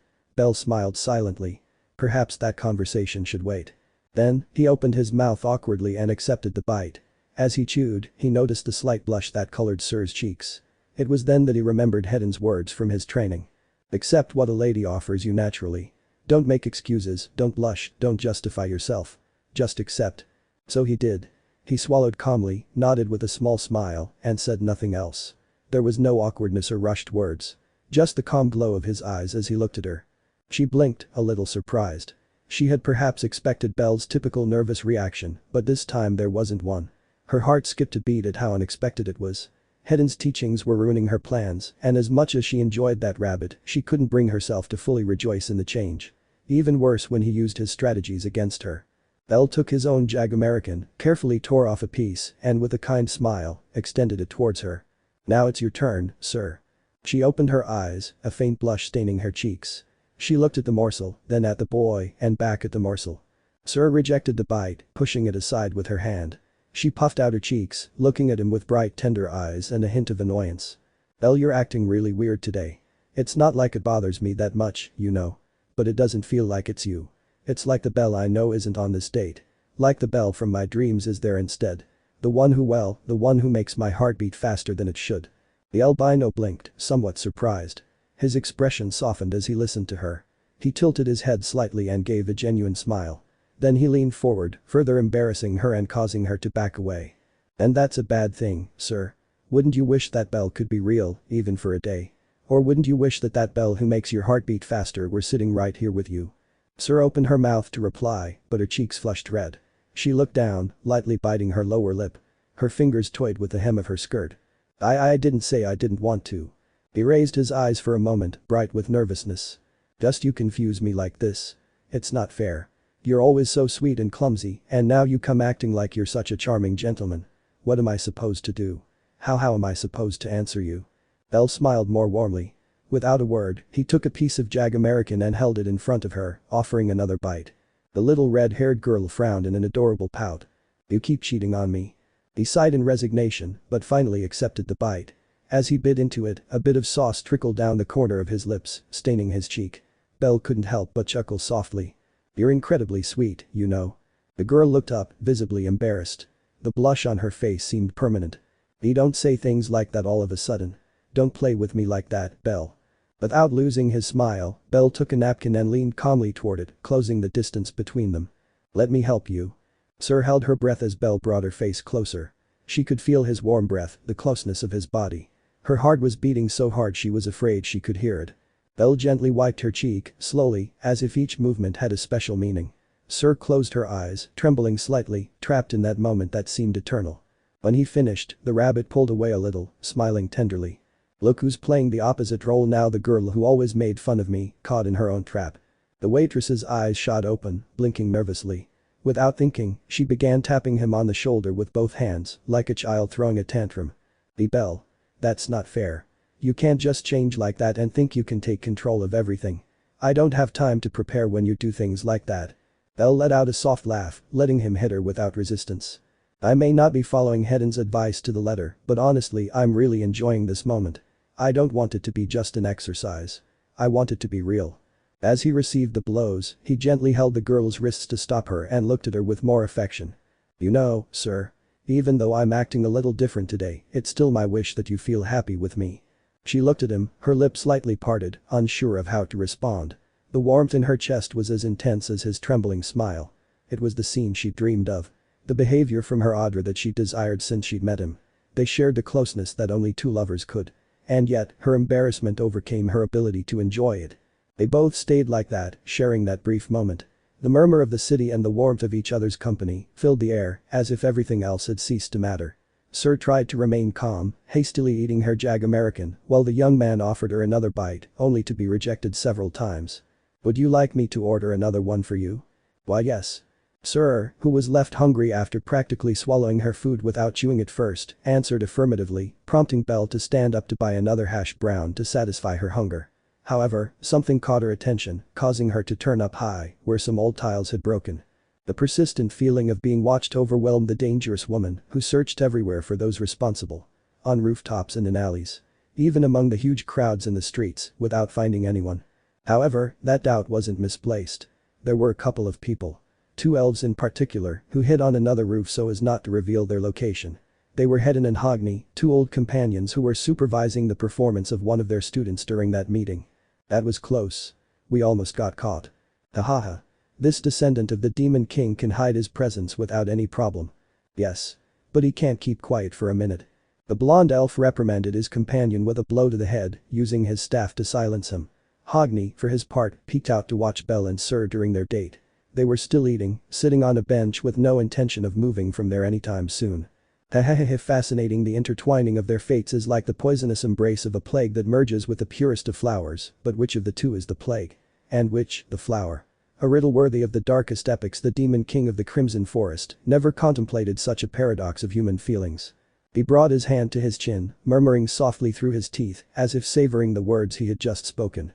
Beside him, Hedon stood, arms crossed. His expression was much more sober, although his eyes showed a barely perceptible unease. I don't know what will come of all this. But I have hope for that boy. The elf commented after a long sigh. Hogni's eyes widened, sparkling with genuine surprise. He turned to Hedin with almost exaggerated theatricality. Hopes, you say? Ho ho. Oh, you, always so anchored to logic, now bet on the power of the heart. What delicious irony. Tell me, Hedin, what spell has touched your judgment? What hidden force do you see in that knight of gleaming white? Hedin just shrugged. I don't have a clear answer. But I trust him. He turned briefly back to the scene, taking in Bell's nervous smile, the warmth in Syr's eyes. I trust you can save her. Our goddess. The dark elf blinked several times, as if slowly processing those words. His face became more serious, though it didn't lose its dramatic quality. Save her, you say? Save Freya-sama, a task worthy of a hero of legend. But can that boy, who still wavers between light and shadow, wield the sword that will sever the bonds of fate? He has thousands of flaws. He's naive, impulsive, and blames himself for things he can't control, but he also has virtues rarely seen. He's honest, he has the courage to face what he fears and a heart that isn't easily corrupted. His words echoed softly in the stillness of that corner. All he needs is a push. Something to make him realize once and for all that he wants to be with Syr. And that falling in love with her after his first love doesn't make his feelings any less genuine. There was a brief silence. He doesn't understand it yet, but it's no longer the sword princess who occupies his heart. Hogni tilted his head, a flash of genuine confusion crossing his gaze. Finally, he whispered. I don't quite understand what you mean, shadow companion, but if it is our goddess's wish to be by her side, then, as a faithful servant, I will support this crusade of love. Even if I must face the guardians of the underworld themselves. Hedin let out a small sigh, the shadow of a smile crossing his face. He was about to answer when a movement caught his attention. The barmaids watched the scene with equal interest. Anya, sitting in a wheelchair, had been brought there. Nearby, on a rooftop, a solitary figure also watched the rendezvous. It was Alan, whose gaze was fixed on his younger sister. Wow. We're not the only spectators.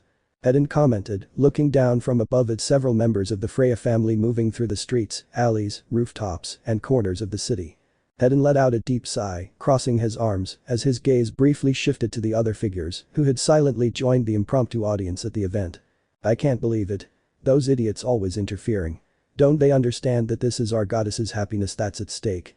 His words oozed a mixture of irritation and resignation.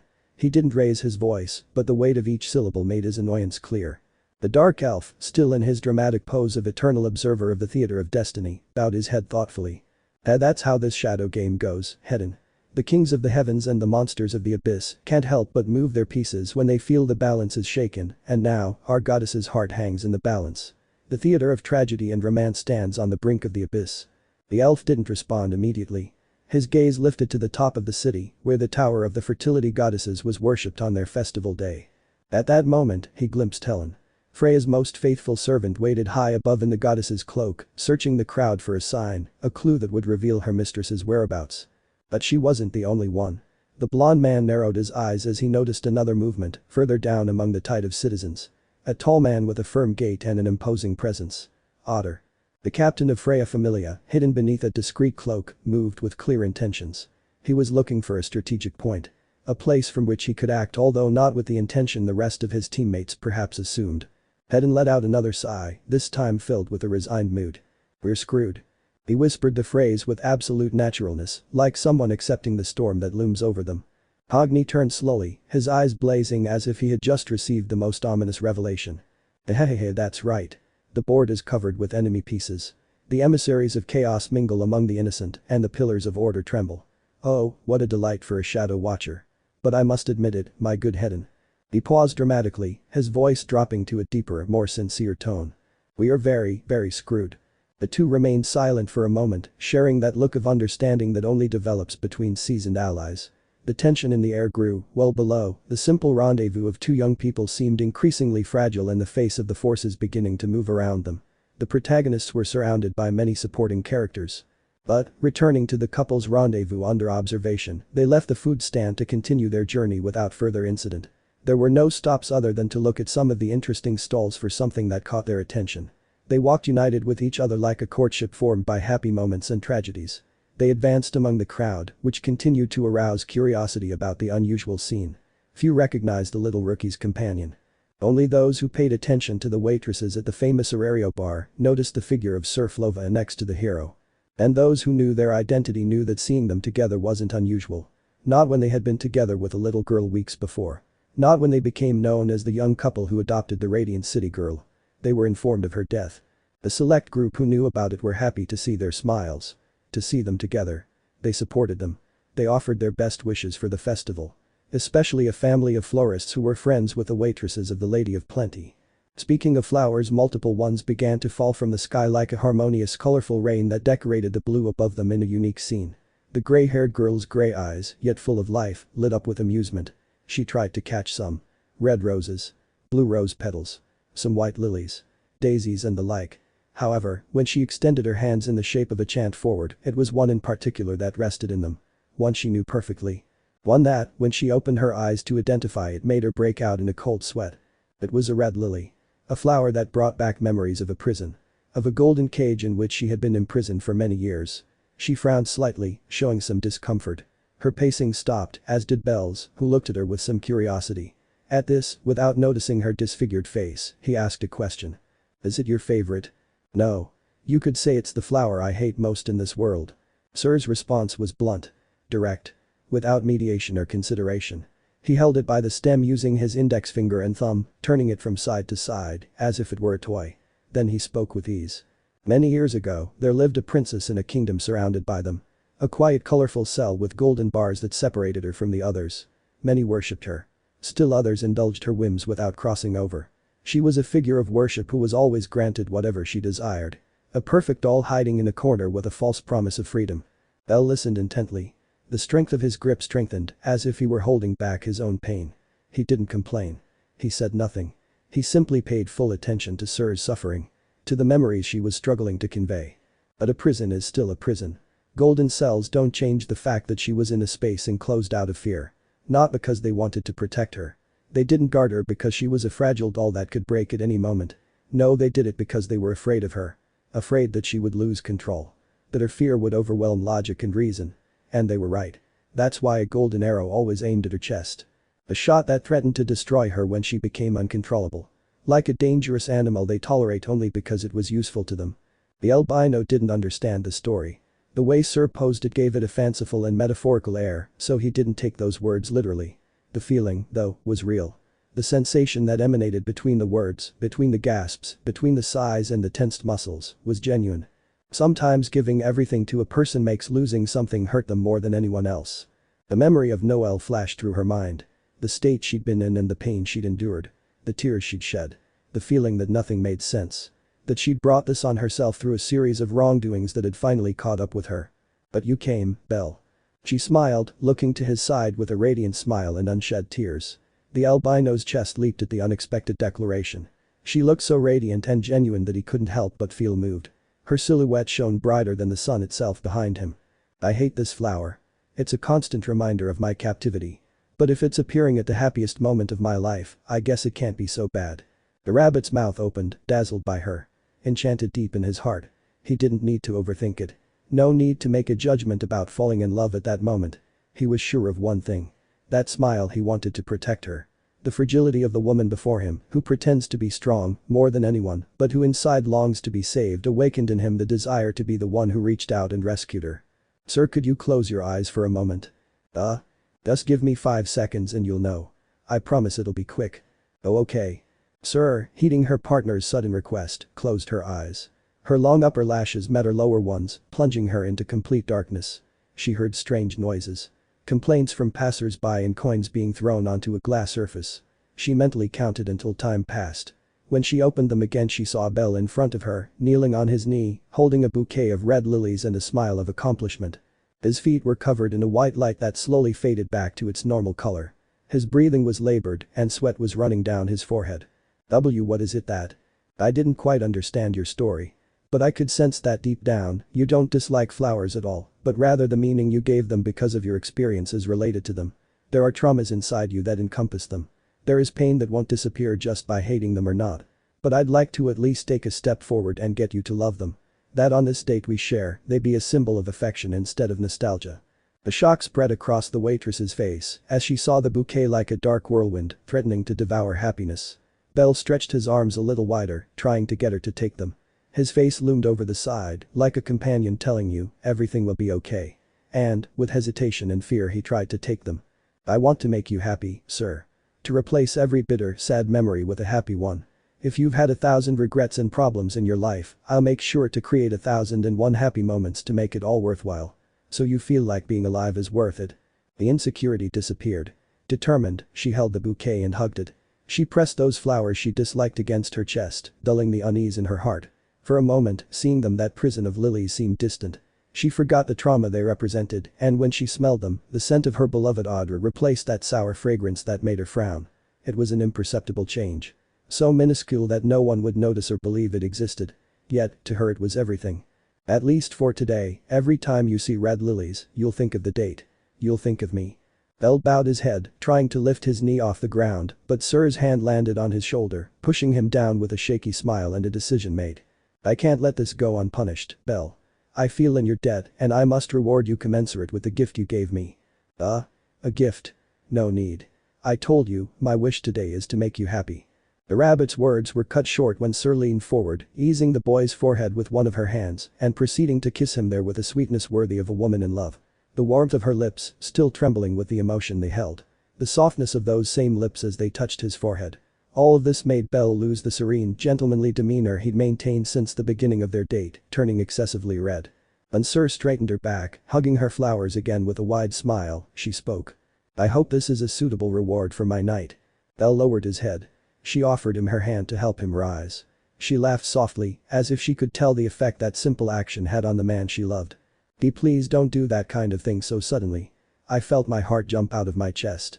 So it would be okay to kiss you, as long as I give you advance notice. I didn't say that. Don't play with me. Fufu, come on, my knight. We have a date.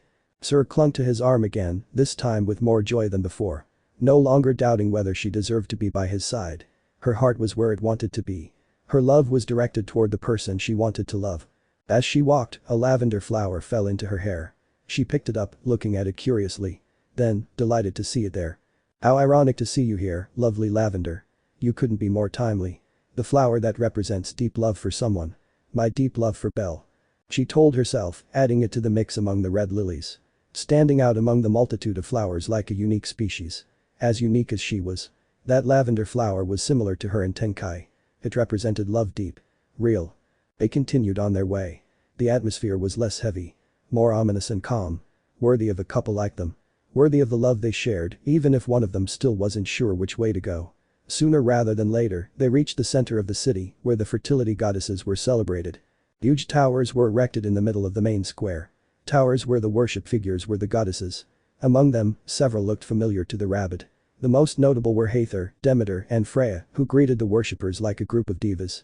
You've been in Orario for less than a year, right? It's normal that you don't understand why this festival is held. Syr gave her lover a gentle tug on his coat, causing him to turn around. She spoke without looking at him, keeping her gaze fixed on Freya, who sensed this and turned her attention to them. Yes. I understand in part that the harvest festival is to thank the fertility goddesses for the food we've had throughout the year. But I find it odd that Demeter-sama is the one who steals the spotlight. I understand it's because her figure best represents the celebration. Yes. Demeter-sama could be said to be the diva of the harvest. Almost the entire festival revolves around her. Although Hathor-sama and Freya-sama also have their merits. Don't forget to thank them properly for their efforts in bringing food to your mouth.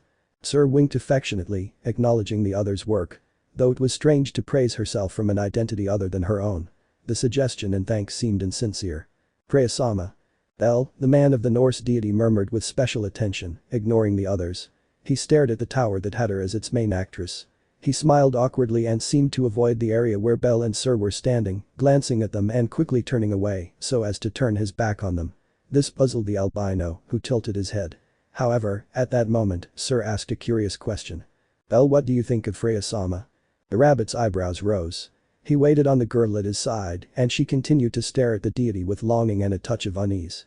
Insecurity. He knew immediately that this wasn't a question he could escape with vague answers.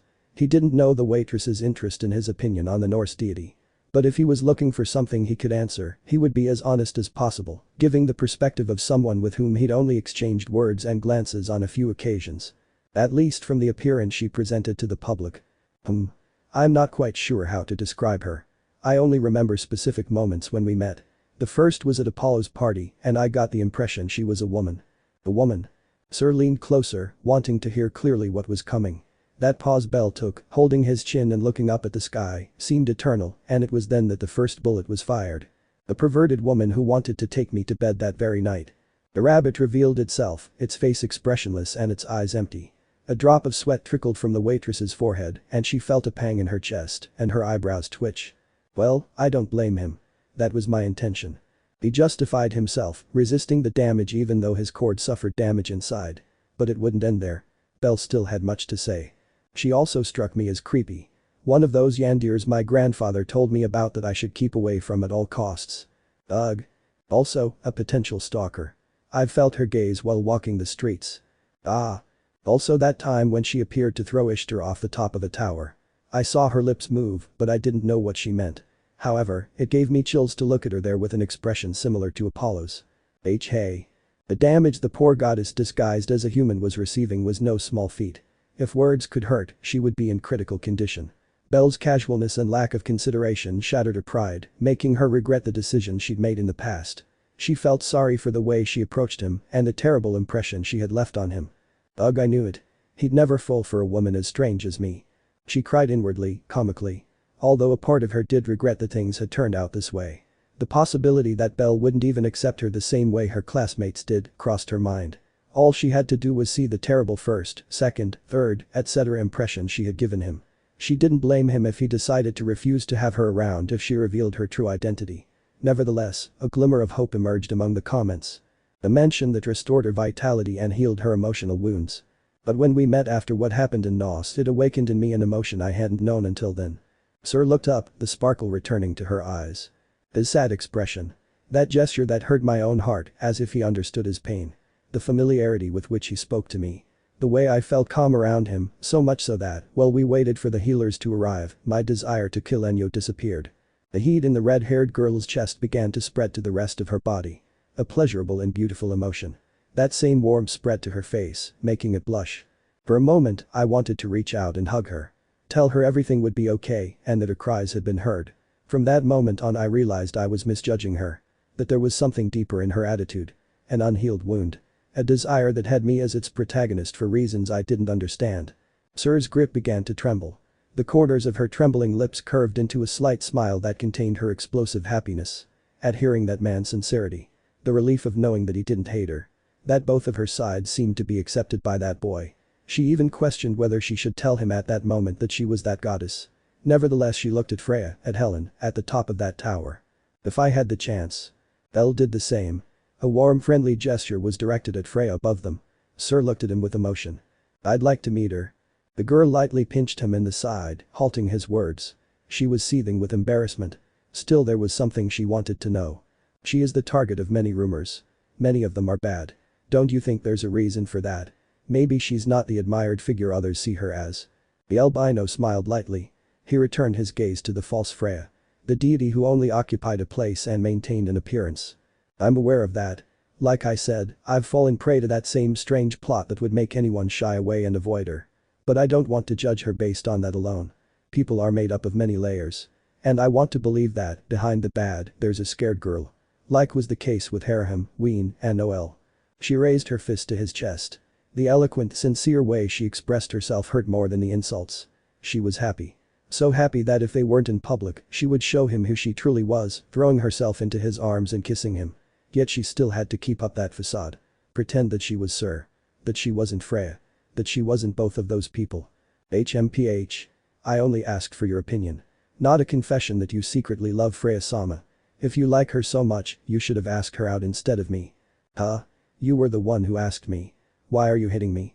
Syr tapped him on the shoulder several times, feigning a jealousy scene to hide her embarrassment. She was a great actress. Or Bell was hopelessly gullible. In the distance, Helen, disguised as Freya, laughed with amusement at how childish her goddess looked. This didn't go unnoticed, and she received a stern look from the waitress, threatening to silence her. Helen stopped mocking and looked away, appearing restless and waving to the others so that she wouldn't continue to fall prey to her deity's fury. Spoiled child. She's making fun of her mother. I'll have to scold her when I get home for her disrespect. She puffed out her cheek, intending to punish Helen when she returned to her hero at the Tower of Babel. The trust between them wasn't lacking. The friendship they decided to form, ignoring positions and hierarchy, pleased her. But she couldn't allow them to forget that she was still a goddess deserving of respect. As Syr's soft blows continued to impact his shoulder, Bell let out a light laugh. Far from being annoyed, he seemed more relaxed. He stroked the back of her neck somewhat shyly, but his voice came out clear and sincere. "I'm not thinking about another girl." He sighed, briefly closing his eyes as if to gather more courage. "I told you these last few days, since we've been apart I've only thought about you. About being with you. About seeing you again." The words resonated with an honesty that made Syr's fingers tremble.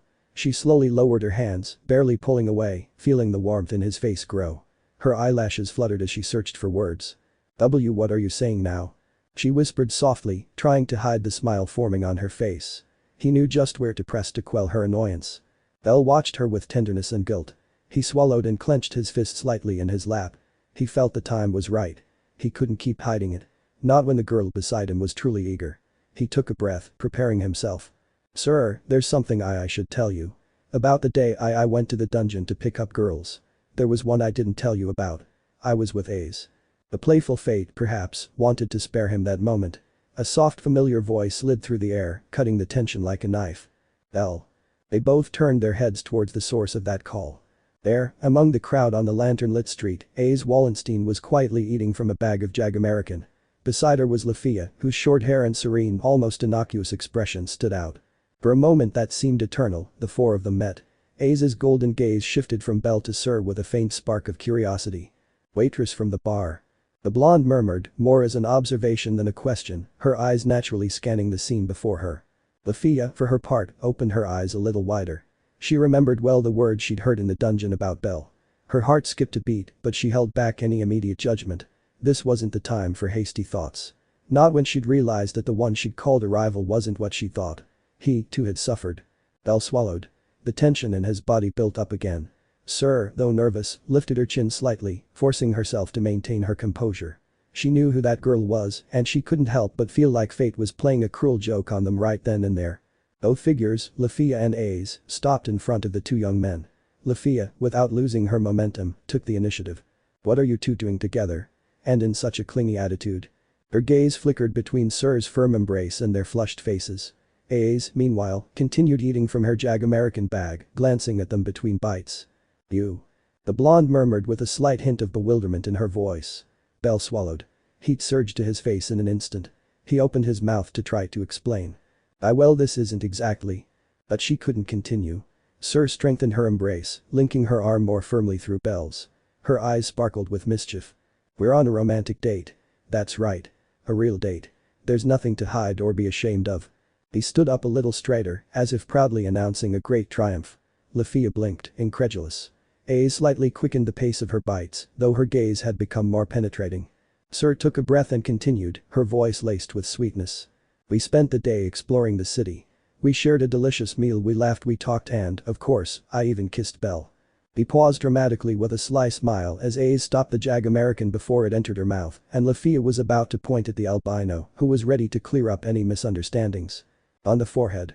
"Very cute, isn't it?" She then held up a small bouquet of flowers Bell had given her, displaying it with genuine pride. "And look at these flowers he gave me. Bell has been such a lovely gentleman throughout the date. I couldn't be happier." The words echoed loudly. Lafia clenched her fists, her face turning scarlet. "I knew it. I knew it from the start. Bellcranel is a womanizer." The sword princess continued eating, though her cheeks were beginning to take on a slight pink tinge, her eyes now clearly alert to Syr's every move. At the accusation, Syr slowly turned her face toward Bell. Her deep gray eyes sparkled with a light that could only be described as dangerously sweet. "So you're a womanizer, Bell?" The gray-haired girl asked him in a soft, almost sing-song tone, although loaded with a barely concealed edge. The albino felt alienated from the conversation, which was beginning to escalate into an argument in the middle of the street with multiple eyes watching them. He responded lightly, not succumbing to his date's pressure. "Lafia has always called me that." "I see, so I'm not the first to hear that nickname." "Wow, Bell, I didn't imagine you had so much competition." The waitress deliberately pouted, further accentuating her playful, jealous tone. "It's not a competition. It's just that Bellcranel charms everyone around town. And now he's bragging about his romantic dates." "Boast? Of course I do. When you have a guy like Bell by your side, the last thing you do is hide him." On the contrary, I want everyone to know that today is my date. Right, Bell?" He tightened his grip a little, giving her a look that was as warm as it was possessive. Bell, caught between Syr's pride and Lafia's glare, could only nod with a small gesture. "You bellcranel, I knew it." The blonde, in the middle of the scene, finished her last Jag American with a resounding bite. She wiped her lips with her hand, her gaze alternating between Syr and Bell. Bell let out another sigh. He was already resigned. Even fed up with this repetitive scene. "Lafia has always called me a womanizer." And so, in the midst of that verbal duel, the air was filled with a tense balance. Syr remained stubbornly clinging to Bell, as if afraid someone would steal this moment from her. Lafia huffed in frustration, and Aze just watched, her thoughts hidden behind those golden eyes that, for once, weren't solely focused on the taste of the potato croquettes. "And how do you expect me not to think that? A few weeks ago you hinted that you were in love with me. You damn womanizer." "Huh. When did I ever imply that?" The tension shifted dangerously from Bell to Lafia, who received the jealousy and anger of both the waitress and the sword princess. "Gee girls, why do you seem to want to kill me?" Nervous, I asked them that question, my body tense.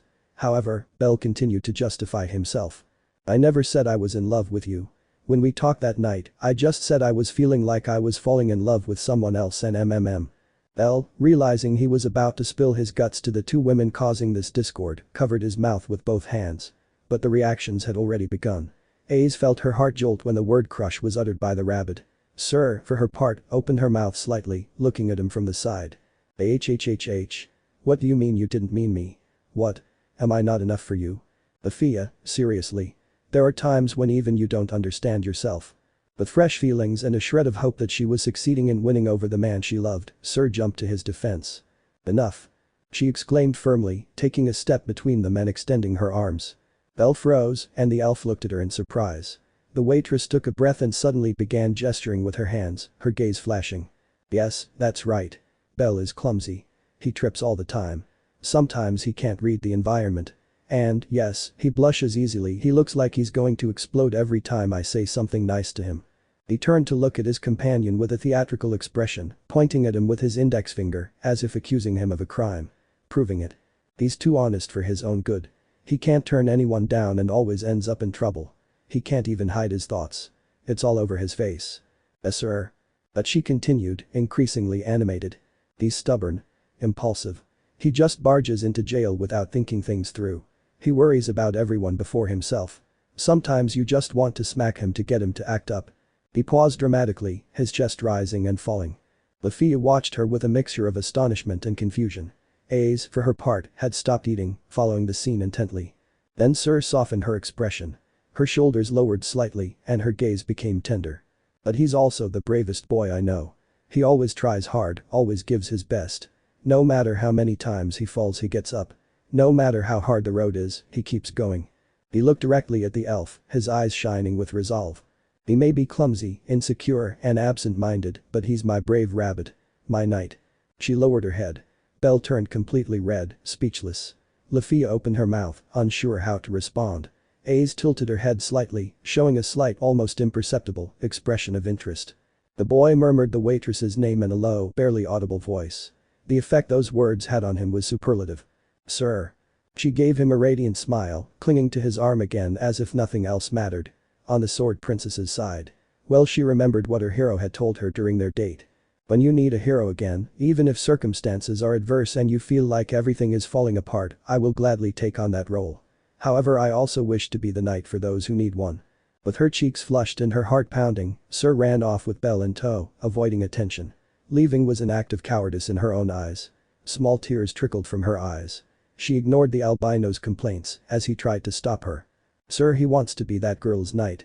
Aze murmured, finally understanding what Bell meant. She wasn't very intelligent. She struggled with hints and unclear messages. But even she understood that the person the knight Bell was talking about needed was Syr Flova. As Bell and Syr walked away, she watched them silently.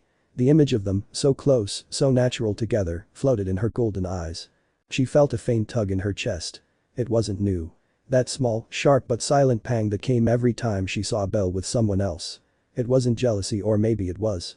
She wasn't sure what to call it. She just knew it hurt, like the echo of a distant memory. He closed his eyes slightly. And then, the voice of his memory emerged. "He promised he'd be my hero. And I trust that. He may be that waitress's gentleman. but he'll only be my hero. A soft sigh escaped her lips. Beside her, Lafia crossed her arms in exasperation. I don't understand her, how can she act like that? Showing off so much. The sword princess didn't reply. She looked down at her American bag. She found only empty paper. She blinked. She was carrying 2 bags today and it wasn't even noon yet. Lafia raised an eyebrow. Again? It's the second one of the day. You shouldn't eat so many American. I want more. Declared this, a little embarrassed by her gluttony. The elf sighed in resignation and took her arm. Okay, let's go for more. Without resisting, she let Lafia guide her. However, her mind remained trapped on that thought. Do I want him to be just my hero or do I want something more? That question hung, unanswered, deep in her heart. Her ignorance resigned her. However, she was okay with that. She was okay with knowing that the boy she watched grow up would be the hero she'd waited for. But she didn't understand that she also wanted him as her knight. Meanwhile, Syr hung her head, clinging to Bell's arm as she dragged him further and further away from the only woman who could take away the love he so desperately craved. That happy ending he so desperately wanted. Syr, wait. You're going too fast. No. The waitress responded fiercely, feeling her heart beating incessantly and suffocatingly. Her insecurities were growing. The terror the blonde girl from the Loki family brought her was something she thought she could bear. A total resignation. However, she was wrong. When Wallenstein and Bell exchanged glances, she saw the same thing in her. The same feeling she directs toward the rabbit. A mutual understanding. A reciprocal emotion. And that burned in her chest. It hurt her as if red-hot metal rods were piercing her heart. Her feet didn't stop. Because she had collided with the civilians by not looking at the road, she didn't stop. Tears ran down her cheeks, onto her chin, and fell precipitously to the ground. Bell watched her with strangeness that turned into empathy. Empathy for the pain that afflicted her. We have to get away from the sword princess. I can't allow you. His sentences knew no conclusion. They were vague words trying to form a line. Ideas in the air, overwhelmed by his own discomfort. I don't want to lose my otter. No. The pace of his run began to slow. His breathing became labored. He couldn't get air in. He was hyperventilating. A specific scene flashed through his mind. One in which Bell left his side and followed the figure of the woman he had loved from the beginning. From before he'd met him. Days before their first meeting. The love that grew from a moment of need where all hope was lost and she was his ray of light. His guide. She wanted to deny it. She refused to accept it, but the truth was this. Her love wasn't able to penetrate that barrier. To fill that space in the albino's heart because there wasn't a section designated for her. Wallenstein monopolized him. No matter how much Bell said he loved her, they could never be together. Because he already has another woman in his heart. Because she will never be the only one for him, as she is for her. She stopped in the middle of the street. Head down, she let go of Bell's hand and covered her face. Tears leaked between the gaps between her fingers. Her crying grew stronger. The black hole in her abdomen that devoured happiness grew larger until it was nothing. Syr, you don't have to say anything, Bell. I understand. She spun around, trying to smile. Even if the tears would wet her face. Even if her crying would turn her face red, she wanted to pretend everything was okay. Bell, seeing her, opened his mouth lightly.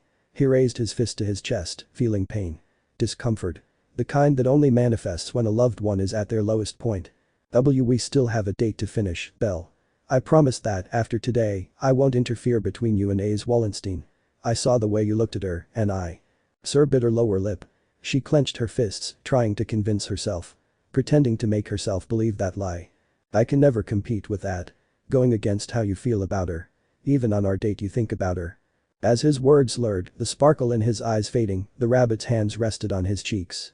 At some point, without realizing it, he had closed the distance between them. He placed one of his hands under her chin. He lifted it gently. As if the waitress's skin would break if she wasn't treated with the delicacy of a piece of porcelain, forcing her to look at him. They made eye contact. The red and gray connected like two opposing lights that complemented each other. The rabbit's expression was calm. Serene. There was no pity or rejection of the dangerous girl. Only warmth. That warmth that calmed hearts. The warmth that made fear disappear, leaving only the tranquility Syr sorely needed. I'm not thinking of any other woman. Since we met at the fountain there's been no one but you on my mind. Not even Wallenstein could erase you from my thoughts. Just as I promised, I think only of you. Bell said, gently caressing her cheeks with the pads of his thumbs to wipe away the tears. To remove any remaining moisture. Once again, he saw the fragile, insecure girl hiding behind that flirtatious facade. Behind that mask of confidence that had cracks. Ruptures from what she'd experienced in the past few days. The past few weeks. She wasn't the same girl he'd known. Something in her heart, in her very essence, had changed. And that change captivated him. The previous version of Surflova was missing something to make her feel genuine. Not a facade. Not a mask. But a real person. Someone who actually existed. And that she finally got. Do what your heart tells you, Belle. Not what others expect of you, not what you think is right just because it sounds noble. Listen to your inner self. Maybe you just need to see her, have her in front of you, to know what to do. And when you know, don't hesitate. Because if there's anyone who can reach her, it's you. Only you. He remembered the quote Hedon had said. That mentioned that this girl in front of him had been through her own battles. Even before he met her she was wounded. Incomplete. Waiting for someone to teach her that the trials and hardships of the past had been worth it. That her wait hadn't been in vain and she was capable of happiness, too. He tried to plead with reason, but his thoughts offered no answers. He tried to console her, but the words wouldn't come. A lump formed in his throat, blocking any attempt at comfort. She looked at him as if waiting for him to take a step. For him to clarify his doubts and finish his work. If I can't speak, then my actions must be the ones to do it for me. He thought, smiling sweetly and releasing Syr's cheek. Then, he slowly lowered himself to intertwine his fingers with hers, holding tightly. She flinched. Her gaze wanted to drop to see the connection. But she refrained from doing so. She was lost in her beloved. And then, from the depths of his heart, listening to his feelings, clearing away any doubts that might overwhelm him, he confessed. For me there is no other woman, Syr. Today I am entirely yours. Your faithful knight. The man who has eyes for no other woman but you. The one who has no plans to leave your side. The one who will not let go of your hand and will fulfill your dreams. The dark cloud that blocked the light from entering the goddess's soul dissipated. The albino's rays of hope entered without difficulty, brightening the landscape. Her lower lip trembled. The urge to cry returned. Not from sadness or fear anymore. But from happiness. How can you be so unique? He questioned, smiling broadly. How can you make me feel so happy? Her fingers closed. Joy replaced the restlessness. Her mind was clear. Inside her there was only Belle. I wish it wasn't just for today. Her whisper made Belle raise his eyebrows in shock. It didn't emit fear or regret, just a longing. I'd like you to be all that and more for the rest of my life. The rabbit's confidence was shaken. He lowered his head, breaking the mood he'd worked so hard to regain. However, Syr continued. But I know it's not possible. It's not possible that you're only mine. You'll never be able to love me. I love you, Syr. Belle interrupted her lament. The self-pitying speech the waitress was trying to initiate was stopped in its tracks by a confession that forced her to face him directly. There were no lies or confusion. Nor had he misheard. The surrounding noise didn't alter the message. Belle had said exactly what he meant to. And when he realized that he couldn't help but blush. What? I love you, Syr. I love you. But I don't know how yet. I also don't know if the love I feel for you is what you expect from me. However, I love you. I understood this during my training in the dungeon. I confirmed it when I had my date with Ace in Riviera. Contrary to what one might expect, the mention of the Sword Princess didn't have a negative effect on the girl. However, she was curious about the subject. Instead of questioning him, she remained silent and preferred to hear it for herself. I had the chance to confess my feelings. But when we stood face to face, the words just wouldn't come out. They didn't come out because you showed up, Syr. Emotion flooded the waitress. Her eyes regained that sparkle she thought she'd lost. Hearing that directly was revealing. She raised her fist to her chest. Her body began to shake. Her breathing became uneven. Why, when he was about to reciprocate the love he felt for Ace Wallenstein, did he think of Syr? The answer wasn't simple. Several theories could arise from the question. But one thing could be confirmed. One truth was undeniable. Surflova is the reason why what he had previously considered certain and indelible reality didn't convince him. And that was enough for her. Knowing that she had a chance to win. A chance to be in his heart as the woman he loved romantically. That shred of hope was what she needed to decide to go for it all. To dispel any doubts or fears. To find her happy ending with the man she loves. He sighed dramatically. The tension vanished. This completely broke the sad and depressing atmosphere they were experiencing. It feels great to know my feelings aren't one-sided. The waitress cheered, letting go of his hand and stretching. She raised her arms in an impromptu celebration. She also wiped her face with the handkerchief Belle had in his jacket, returning it once she was sure her makeup wasn't ruined. She leaned forward, smiling back. Belle felt uncomfortable now that the teasing waitress had returned, leaving the insecure city girl in the dust.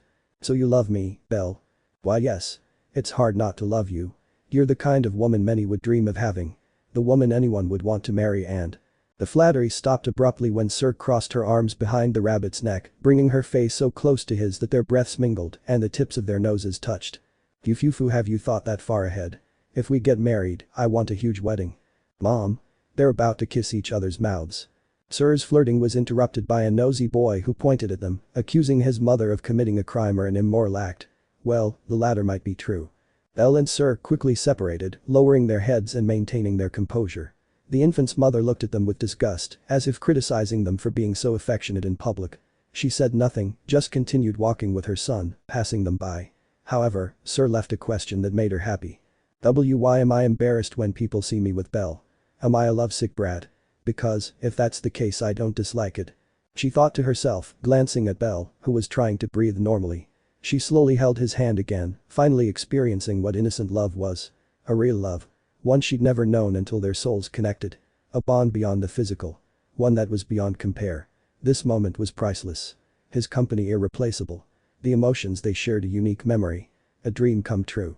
One she doesn't want to wake up from.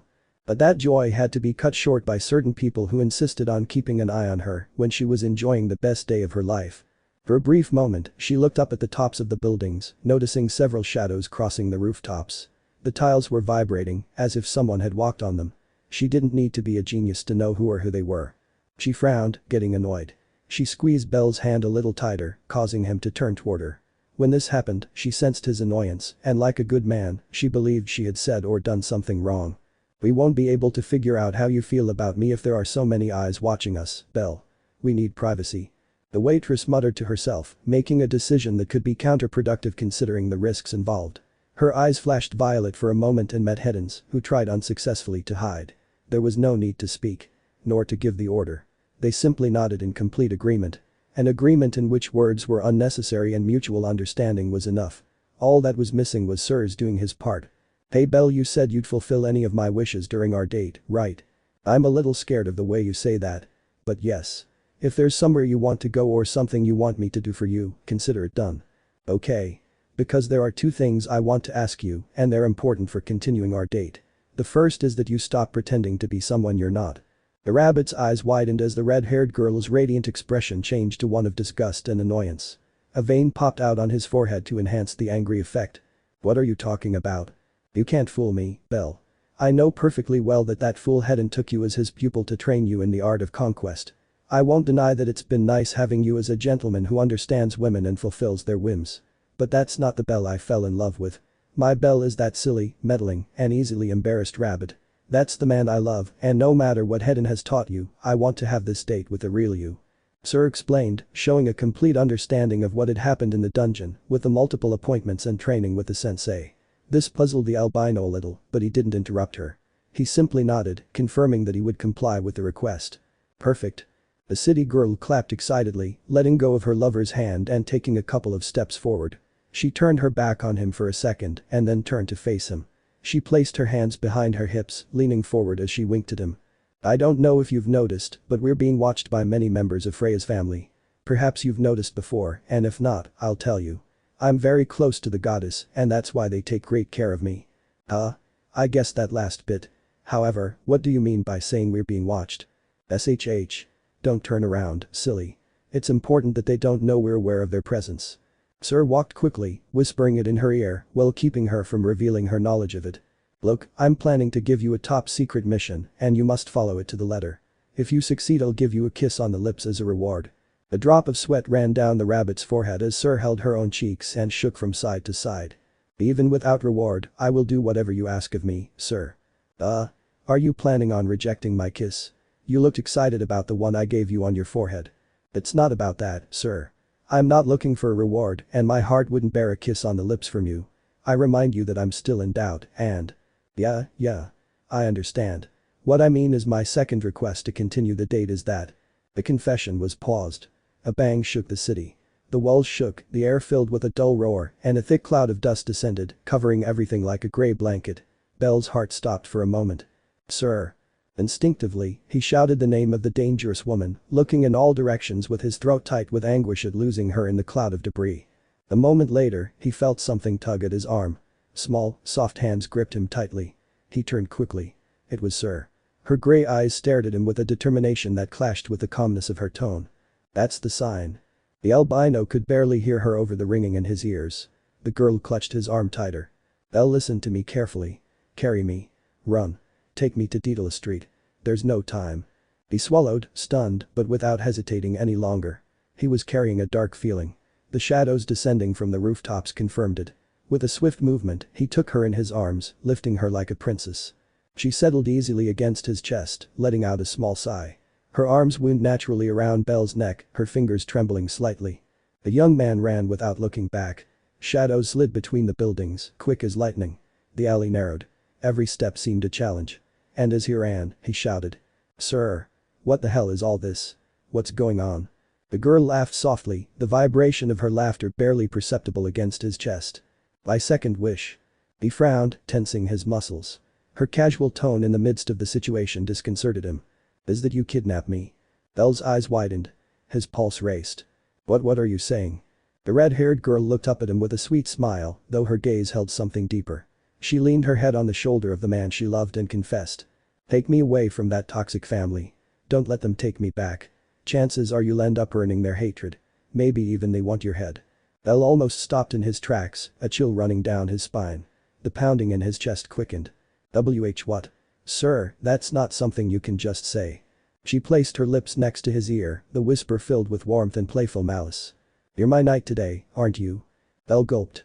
He tried to retort, but. "Yes, but. Then it's up to you to face the worst threats to protect me. And fulfill my wishes. Every single one of them." The rabbit gritted his teeth. The situation was absurd. All he could think about was how dangerous the day had suddenly become. And yet, there she was smiling in a way she'd never shown him before. A free smile. A happy smile. He looked at her briefly. For a moment, all fear vanished. "I'm not going to let you down." He said it with a determination that surprised even himself.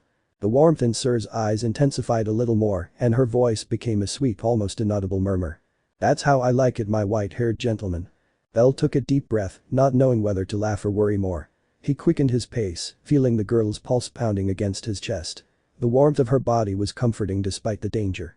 Plus her lively, delighted laugh, as if she'd never done anything so exciting, it motivated him. Behind her, the shadows continued to lurk.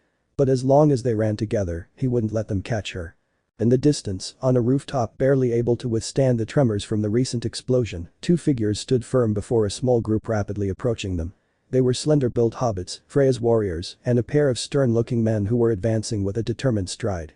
Voices began to rise as soon as they were at a safe distance. "What the hell do you think you're doing? You can't leave them alone right now. Not when we know they're stalking you." Another man from the family, lightly armored and with a sharp gaze, pointed toward the alley where Bell and Syr had fled. "You're putting her safety at risk. This is betrayal of the goddess's will." In front of them, Hogni flashed a crooked smile, his eyes flashing with a hint of madness. He took a step forward, crossing his arms. "Oh, how much noise the pawns make who don't understand the hidden tapestry of destiny. Do they think they can interfere with the intertwining of the threads of love and chaos? Ha, fools. The flower has chosen to dance with the plague, and it won't be you who will break that waltz." The men exchanged incomprehensible glances. Behind his companion, Hedin remained serene. He showed no emotion, but his gaze strayed for a moment, barely a flicker, toward the pale back of his student, who was walking away with a young woman with a luminous gaze. And he couldn't help but smile inwardly. "We will protect the will of our goddess." His voice resonated with a force that made more than one person hesitate. Then, without wasting any time, the white elf extended his hand forward. An aura enveloped his figure, crackling in the air. Around him, a circle of electric arrows began to take shape, floating around him with a sharp vibration. Freya's men took a step back, tense. "This is crazy." Ganlos. But it was too late. With a sudden movement, Hedin's expression became determined. His lips moved with precision, charging the air with imminent power. "Halis Hildra." At the same instant, arrows of electricity shot out in multiple directions, impacting the ground and nearby walls. An explosion shook the place, raising a new cloud of dust and stone fragments. The warriors instinctively retreated, covering their faces. Chapter 20. Freya, it's the costume, right? The ravages of a newly begun battle could be heard in the distance. Amidst the destruction, explosions, and electric shocks, the screams of those suffering such torture faded as our pair of protagonists moved further and further away from their position. Even the blue and yellow flashes they left behind suggested the fight between the two involved wouldn't last long. "Wow, Hedin is trying too hard not to kill them." What part of what happened back there makes you believe they didn't die? Well, he hasn't used his strongest magic. Does he have stronger magic? Syr's knowledge puzzled the rabbit. He had suffered the attacks as a reprimand from his master during his training, and as they moved away, the noises the victims made were similar to his own. Part of him still didn't quite understand why the Freya family was so overprotective and devoted to a simple waitress.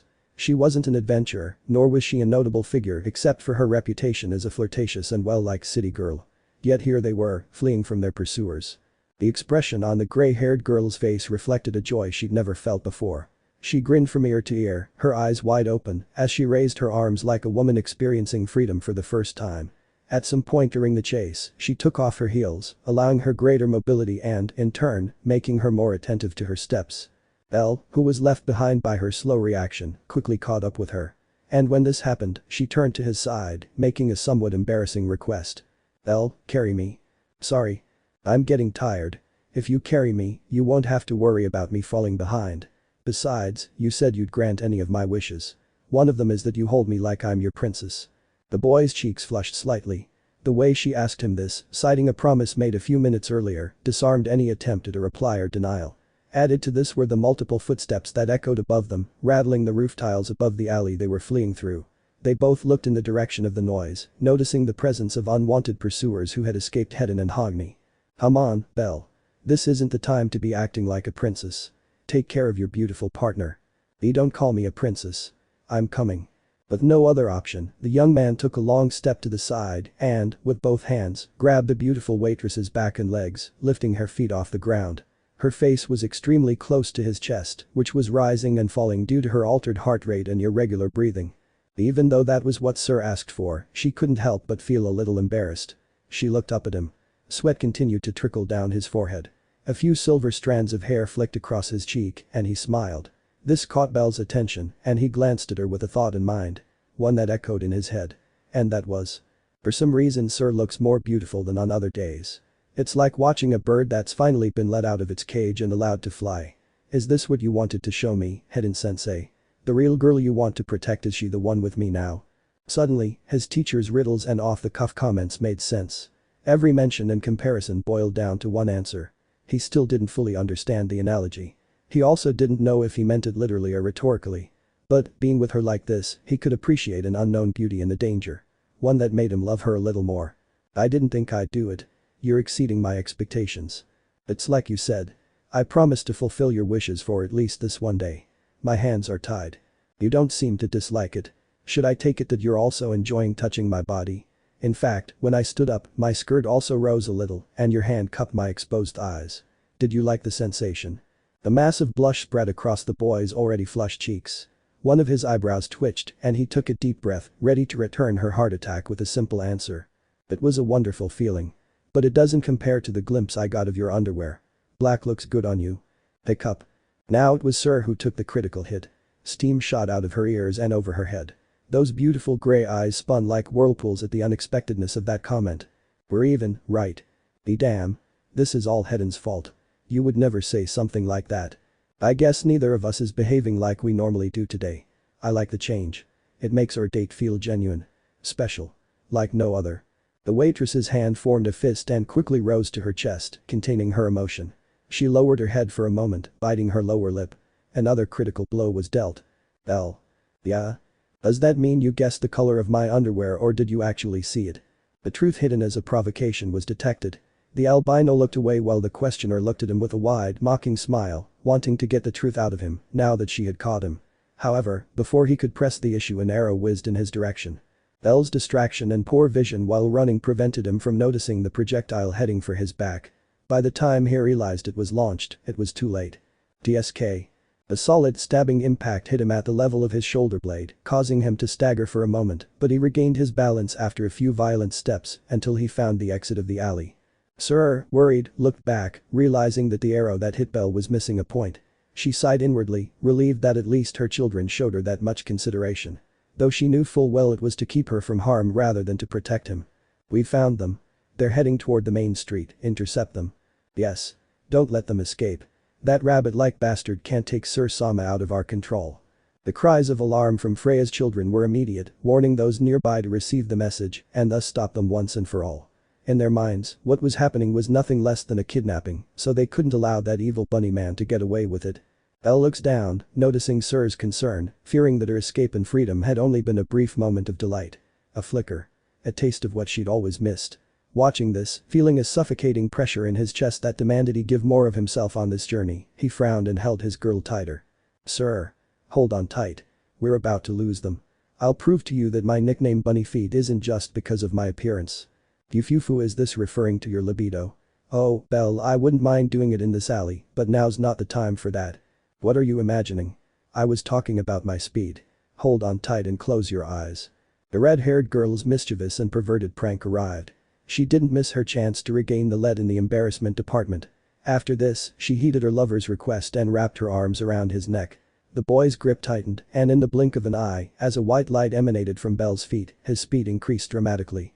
What had once been two bodies joined together became a simple bright white blur that began to run and left behind the two members of the Freya family who had found them, causing her to regain the advantage she had over them.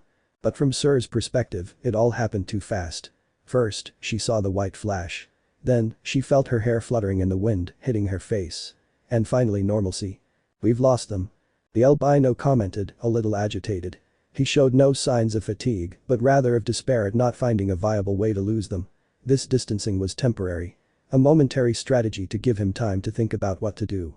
Syr, for her part, remained curled up on the albino's chest, remaining silent. Her forehead rested against that spot. A trembling, genuine, and gentle smile formed on her lips. She settled into that spot, proclaiming it hers. Belle's heartbeat echoed like a drum in her nearest ear, becoming her favorite sound in the world. If she could decide where to spend the rest of her days, it would be in those arms. On that chest. Feeling that incomparable warmth that made her fall in love beyond understanding. Beyond what she thought possible. Her long eyelashes opened, only to admire the boy's determined face beneath the beautiful sunset. He also looked back at her and smiled with that innocence that disarmed her. Those small gestures that only her kindred spirit could perform, wreaking havoc on her heart. The one that beat wildly. And, with an expression worthy of someone who knows love, of someone who's accompanied by that person I always hope for, he thought. How can you be so perfect? I don't need to see your soul to know that you're the person I always want to be with. The man I love and I'm sure will always take care of me. As these thoughts manifested, a shadow in the distance caught her attention, followed by the sound of wind being cut, a deadly hiss that was quickly identified. In desperation, Syr warned her partner, throwing her body to the side to avoid it. Belle, watch out. From the top of the roof in the next alley they entered, a metal rod was thrown with more force than necessary, making it an attack that could be considered blunt. The tip of it embedded itself in the rock, creating a small crater that confirmed the gray-haired girl's fears. Radiating unparalleled fury, she searched for the culprit. Upon finding him and realizing it was Banner, she gave him a look filled with hatred and threat, along with a gesticulated warning which forced the blue-haired girl to reduce her speed until she came to a complete stop, ceasing her participation in the chase, feeling in danger of dying if she attacked again. What was that? Is he still behind us? Don't worry about it, Belle. I'm sure it won't be a bother anymore. Just keep running. The faint purple glow appeared in the waitress's gray eyes. Her tone of voice left no room for doubt or question, so the albino simply nodded and continued his escape. If he's learned anything from Syr, it's that she's not the type to be contradicted in this state. Minutes passed. The race became a bit exhausting. Sweat dripped from the albino's forehead as he was already fed up with having to move. Sooner or later, he'd get tired, and besides, they were supposed to be on a date, so they couldn't just run away and enjoy it. They had to think of something, and fast.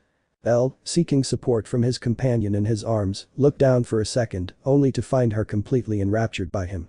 An expression of desire accompanied by joy and relief. She couldn't take her eyes off him and seemed lost in her own world.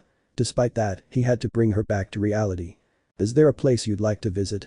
Preferably somewhere out of the public eye and where I won't get my throat cut. Wow, you narrowed the options down drastically with just one question. I'm not in the mood for jokes, Syr. Syr held her chin, deeply considering an alternative plan. If she wanted to fully enjoy the goddess's festival without being the focus of attention of both her children and the city's inhabitants, places were scarce. Minimal. However, a spotlight lit up above her head, giving her an answer. The Maria's orphanage. They've always invited me to spend the goddess festival with them. We can go there without being followed. Really? Is that your wish? Yes. I couldn't go due to unforeseen circumstances. People always tell me how great their own festival is. Besides, Maria is a great cook and I want to try her food. The albino's eyes widened slightly, surprised by the childlike and cheerful way his companion spoke on this journey.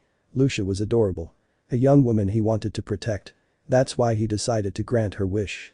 That one and whatever else would come in the next few hours. So now we have a target. We'll go to Daedalus Street. Once again, in less than a second, the white glow on her feet appeared and she quickened her pace. The waitress's jubilant laughter filled our rabbit protagonist's heart with emotion. However, that date turns out she'd acquired a priceless memory that she'd cherish for the rest of her days. But there were still decisions to be made. To reach Daedalus Street, they would have to pass through one of the city's busiest streets, which would put them in the eye of the storm. Bell, having reached the exit of the alley, peered out to look for an escape route and pinpoint their pursuers in case they were spotted. There are 3 of them. None of them seem to outnumber me. Still, I have no desire to fight. There must be some way to remain unnoticed and not expose our position. But how? He mentally questioned himself, sharpening his gaze in search of a solution. There weren't many people walking the streets to blend in with. Added to that was her white hair, which stood out in the crowds. And not to mention Syr's striking beauty. If they could find a way to hide in plain sight, their worries would be lessened. Hide our appearances. An idea struck Bell. He quickly searched the street stalls for one selling clothing and other souvenirs. It didn't take long to find one, setting it as his target. They had to make their move quickly, so he took Syr from his arms, took her hand, and headed over. Buck. Where are we going? You'll see. The best way to lose them is to not be recognized. That's why we'll hide from them in plain sight with this. Upon arriving at the aforementioned stall, Bell took a pair of black robes with hats from the display case, giving them to the gray-haired woman, who understood his plan at that moment and dressed. She, in turn, watched the members of Freya's family acting as lookouts, hoping they hadn't been found yet. He dressed the same way she did and took a sack of vallis out of his pocket, asking the merchant the price. How much would it be for this? Let's see, these cost 2,000 vallis each. But as a last-minute offer, I'll sell them to you for 10,000 yen apiece. 10,000 yen? He raised the price. Where in the world do you consider that an offer? Kid. If you know anything about the merchant business, you'll know that supply is proportional to demand and the customer's desperation to get our products. From what I see, you're in such a hurry that you have no choice but to pay me. Son of a. A vein popped out on Syr's forehead as Bell clenched his fist in annoyance. The stall owner's arrogant, mocking smile didn't help ease his frustration. Hey, you damn old man who smells like manure. Before the brawl could break out, Bell slammed the 20,000 vallis onto the glass display case with such force that it cracked and frightened the shopkeeper. We don't have time for this. Let's go, Syr. Let's leave this damn con man alone. But. Bell led Syr away, holding her hand and leading her away from the conflict. Indeed, time was not on their side. Now that they had their disguises, the best thing they could do was leave before someone looked suspicious and revealed their identities. Which didn't take long to happen, as the sound of footsteps hurriedly headed in their direction. This won't stay like this, old man. I'll burn down your clothing stand. I promise. Syr gave her one last warning that looked more like a warning, knowing the volatile nature of our beautiful city girl. TSK. Damn brats. But hey. Business is business. My bargaining worked out well. The vendor was rejoicing in his profits until a tall, imposing man stood in front of his stall, blocking out the sun with his presence. He raised his head to stare at him, and the money in his hands fell to the ground in fear. I'll take this. The hoarse voice announced, placing the same clothes the couple had chosen on the display. It didn't sound like an order. Nor did he seem intent on paying. He was simply informing the owner that he would take it, and he did so. He turned around, and just as suddenly as his arrival, he left. Sooner rather than later, as our protagonist pair mingled with the crowd and eluded their intense stalkers, they managed to approach Daedalus Street.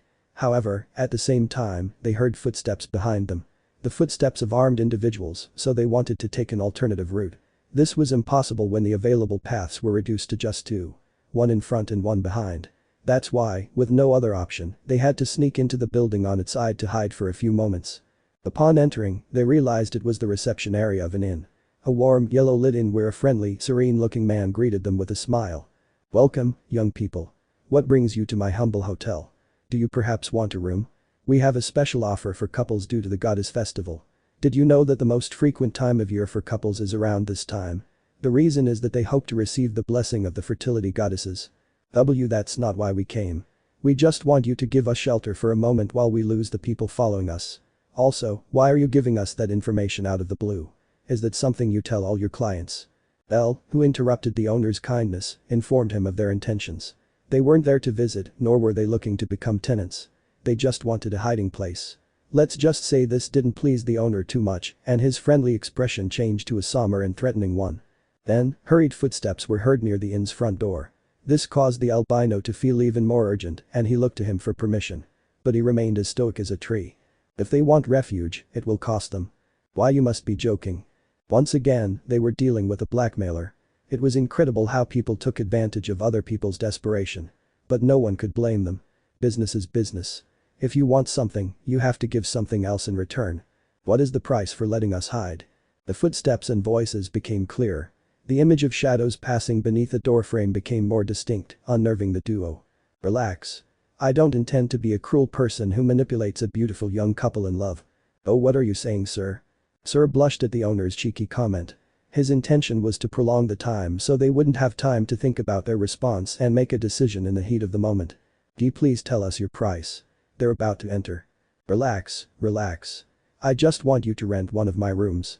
Even if you don't use it today, I can hold your spot if you decide to come back another time. Plus, I can reserve the couple's only suite for you. It has a large shower so you can both take a bath. The guests who have booked it say it has unique features. Many children have been conceived there. Without time for further explanation, Syr herself placed the bag of valises she had snatched from Bell on the reception desk. Her face displayed an unusual emotion. But of course we accept your offer. We want to use it today. Yes, sir. Don't scream.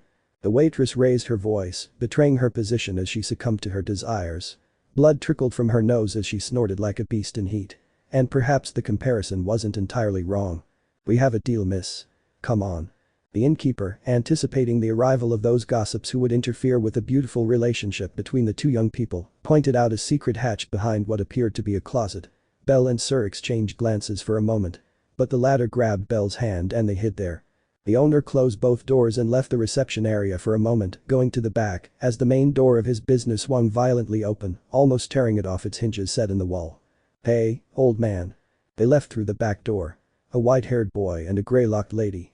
Without giving them time to issue their threat, Freya's children heeded the old man's advice and went to the back of the business, exiting onto the patio.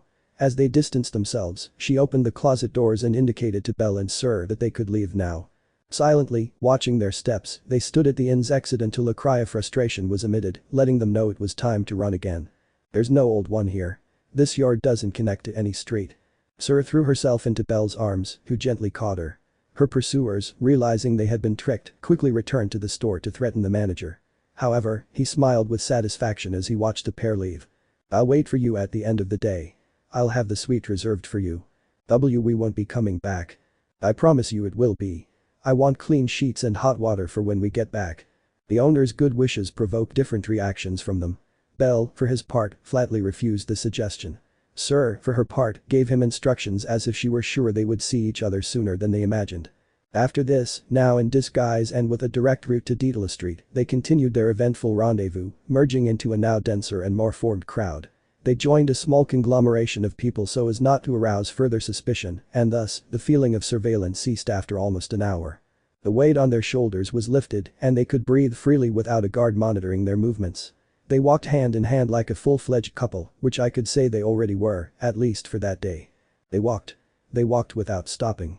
They followed the flow of people so as not to be exposed. After a while, adapting to the pace of the others, they saw the entrance to Daedalus Street and stopped for a second. For some reason a sincere smile appeared on their lips, as if a warm and pleasant memory had returned to their minds. Do you remember this place? Silently, Bell nodded to Syr's question, confirming it. She then held onto his arm a little tighter and leaned her head to rest on his shoulder. This is where our first date began. The one that came out of nowhere with a casual invitation while you were wandering aimlessly through the city and I was going to visit Maria and the kids at the orphanage. It's… She intertwined her fingers with the albino's. He didn't refuse. Nor did he stop her. He simply enjoyed the return of those treasured memories. Those he held with a deep and special affection in his heart. It's nice that even by chance our paths continue to cross.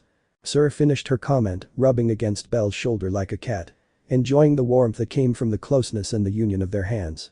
However, that spirit was dampened when, as if their minds were synchronized, a concern arose.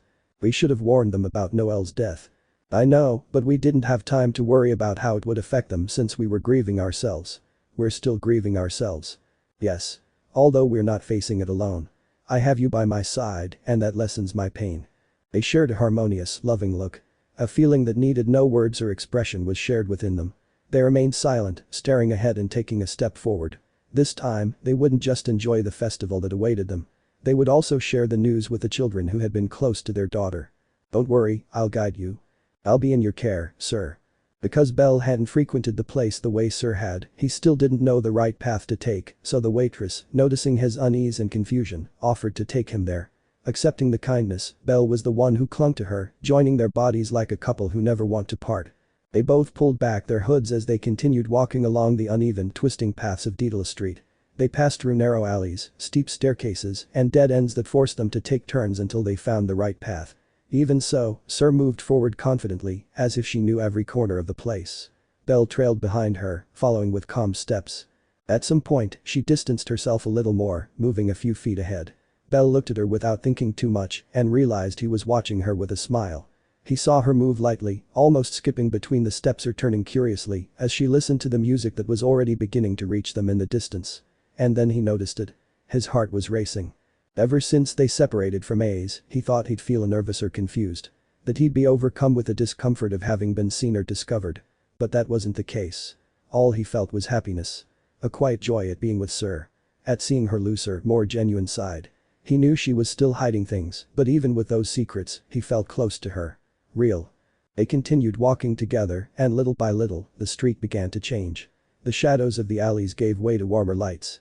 The air began to smell of freshly cooked food and sweets. The laughter of the people surrounded them. The sound of instruments, footsteps, and voices mingled with the hanging decorations that adorned the walls. And then the festival welcomed them with the spirit and life that Syr had previously described. It was a wide street, lit by lanterns and torches, packed with people dancing, eating, and playing. There were vendors selling steaming dishes, children running around having fun, musicians playing on street corners, and many couples walking hand in hand. Everything vibrated with joy. It didn't take long for people to notice their presence.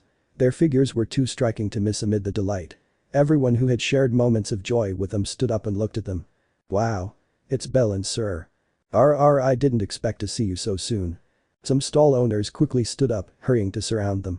Our beautiful couple let out a few nervous laughs as they were accosted with various questions and the excitement of both adults and children. We came to see if the rumors are true. Maria always raves about this festival, and I wanted to check it out for myself." "Yes. Besides, since we're on a date, it's my duty to fulfill her wishes. Although I was also dying to get back together." Syr and Bell responded in their own unique style. The latter didn't miss the opportunity to flirt with the waitress, who blushed slightly and gently nudged her lover in the side for embarrassing her in front of those people. The townspeople, on the other hand, smiled with unusual joy. An older man approached them. He had a warm smile and eyes filled with nostalgia, as if he'd been waiting for this moment for a long time. "Maria will be very excited to see you. She hasn't stopped talking about you. She's been looking forward to this reunion." Syr tilted her head, not fully understanding what he meant. Then, as if his words had opened a poorly healed wound in the air, the hubbub of the festival began to die down. The laughter subsided, the music gradually ceased, and the sound of footsteps and voices around them gave way to a soft but dense silence. The people standing near them remained still. One by one, their faces serious and restrained, they lowered their gaze. And then, with a solemnity that contrasted with their previous joy, they bowed to them. "We're sorry for your loss, both of yours." Both Syr and Bell lowered their heads slowly, not responding. Their eyes were fixed on the ground as the reality of what they were hearing finally settled in their chests. "It seems the news has reached here." Bell was the first to speak, clenching his fists and holding back his grief. The energy in the room had changed. Where once there had been joy, now there was a gentle, shared sadness. Noel's absence weighed heavily on them. Although he had only been there once, his memory seemed to have taken root in everyone's hearts.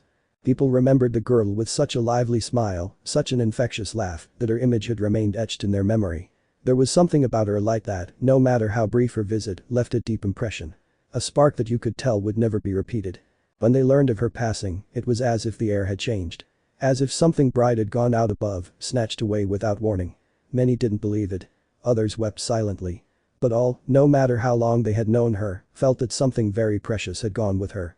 The red-haired woman pressed her lips together and without speaking, took a step closer to her lover and hugged him. Their expressions remained firm, but their eyes trembled. They both remained still and silent, as if their hearts were on pause. Then, after a long breath to gather their courage, they spoke. "She hasn't left," Syr whispered, holding Bell's hand tightly. He turned to her and they smiled at each other. They wiped their tears with their forearms and faced the situation as they had faced that pain. Together. She may no longer be with us. I understand what you feel because I've been there, but I understood that my little girl didn't leave us forever. She didn't say goodbye. It was a see you later. One in which the hope of reuniting remains, and I will trust her word. The eyes of those present widened at the calm and serenity with which Syr declared this. It was a truth that hid their insecurities. Without foundation or proof. Only total faith that the promise made in the last moment of the life of that young woman who had warmed their hearts would come true. In this world where lies and deceptions abound, Syr Flova decided to believe. To believe in her. To believe in them. That their love transcends logic. We'll see her again, and we'll be the family we were always meant to be. So, don't be sad. Don't stop celebrating. Be happy, just like Noel would have wanted. Celebrate and don't let it ruin your mood. Laugh and enjoy yourself the way Noel would have wanted. Now it was Bell's turn to speak. His fingers intertwined with Syr's, accompanying her in this opening of their hearts. He didn't want tears. Nor regrets. That's not what Noel would prefer to afflict those he loved. He didn't wish to provoke those reactions in them. And that both his parents and the others understood. That girl with the pure and kind smile wanted them to be happy until they were reunited. And, even if it didn't make sense, they too kept that promise in their hearts. Then, breaking the heat of the moment and the cessation of crying, a voice came forward, naming the couple with total shock. Syr Sama Bell Sama. A heavy, nostalgic pause followed her words. Turning to the person in charge, they found themselves staring at Maria, accompanied by Rue, Rai and Fina, all of whom had expressions similar to their caregivers upon seeing them again. Hi Maria. It's a pleasure to visit. It's just like you told us. Your festival is great. Syr Sama. In tears, the caretaker and the infants rushed toward them, interrupting Syr, who was hugged by them as soon as they reached her. 4 pairs of arms wrapped around her in a sad trembling embrace. They were crying. They were crying inconsolably, and this broke the calm that the others could hardly muster. Bell himself also felt a pounding in his heart. Syr Sama, I'm so sorry. I heard what happened with Noel, and I didn't want to believe it. I thought it was a mistake, a confusion like so many others, but then, when I didn't see her among the others, when no one could tell me where she was, fear gripped me. Maria. Tears fell one by one from the orphanage caretaker's red, drawn-back face. She fearfully hugged Syr herself, afraid of losing her. She tried to grasp the pain she felt. Many nights she imagined one of her children disappearing, and just the thought terrified her. That's why she knew full well that that girl's mother would be worse off. I just wanted to see her again and tell her that she wasn't alone, that there were still people who needed her, who loved her, that I loved her. That's right, Syr. Neither you nor Bell are alone. We love you too. Yes. Noel was an important part of our lives even though we didn't know each other very well. I can't even imagine what they feel. The 4 voices overlapped, creating a melody of apologies and laments between older and younger, if not childish, voices. The mouths of the arena opened slightly, a space in which only their teeth were visible. But the one who broke the ice was Bell, who knelt down to the children's level and hugged them in the same way they had hugged Syr. Our Noel lives on in the hearts of those who remember her.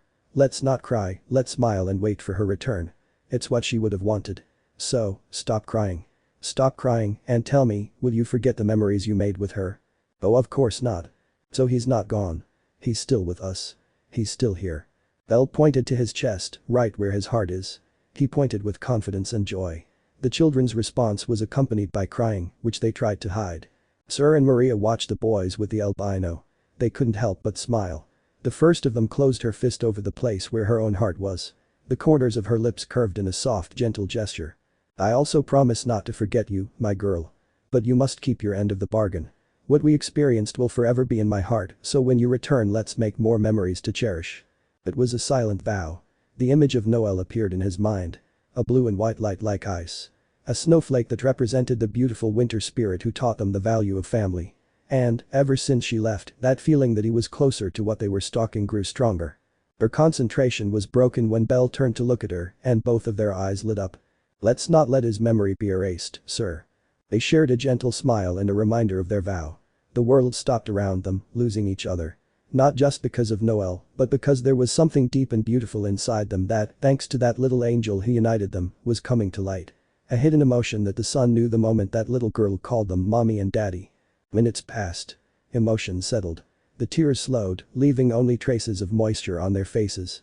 Let's go to the church, Bell Sama, Syr Sama. They said they wanted to visit our own festival, and the first part is to try the food. We've prepared delicious dishes and some very tasty drinks. Rai, Rue, and Fina helped me. Syr, who once again clung to her lover's arm, exchanged glances with him and nodded at the same time.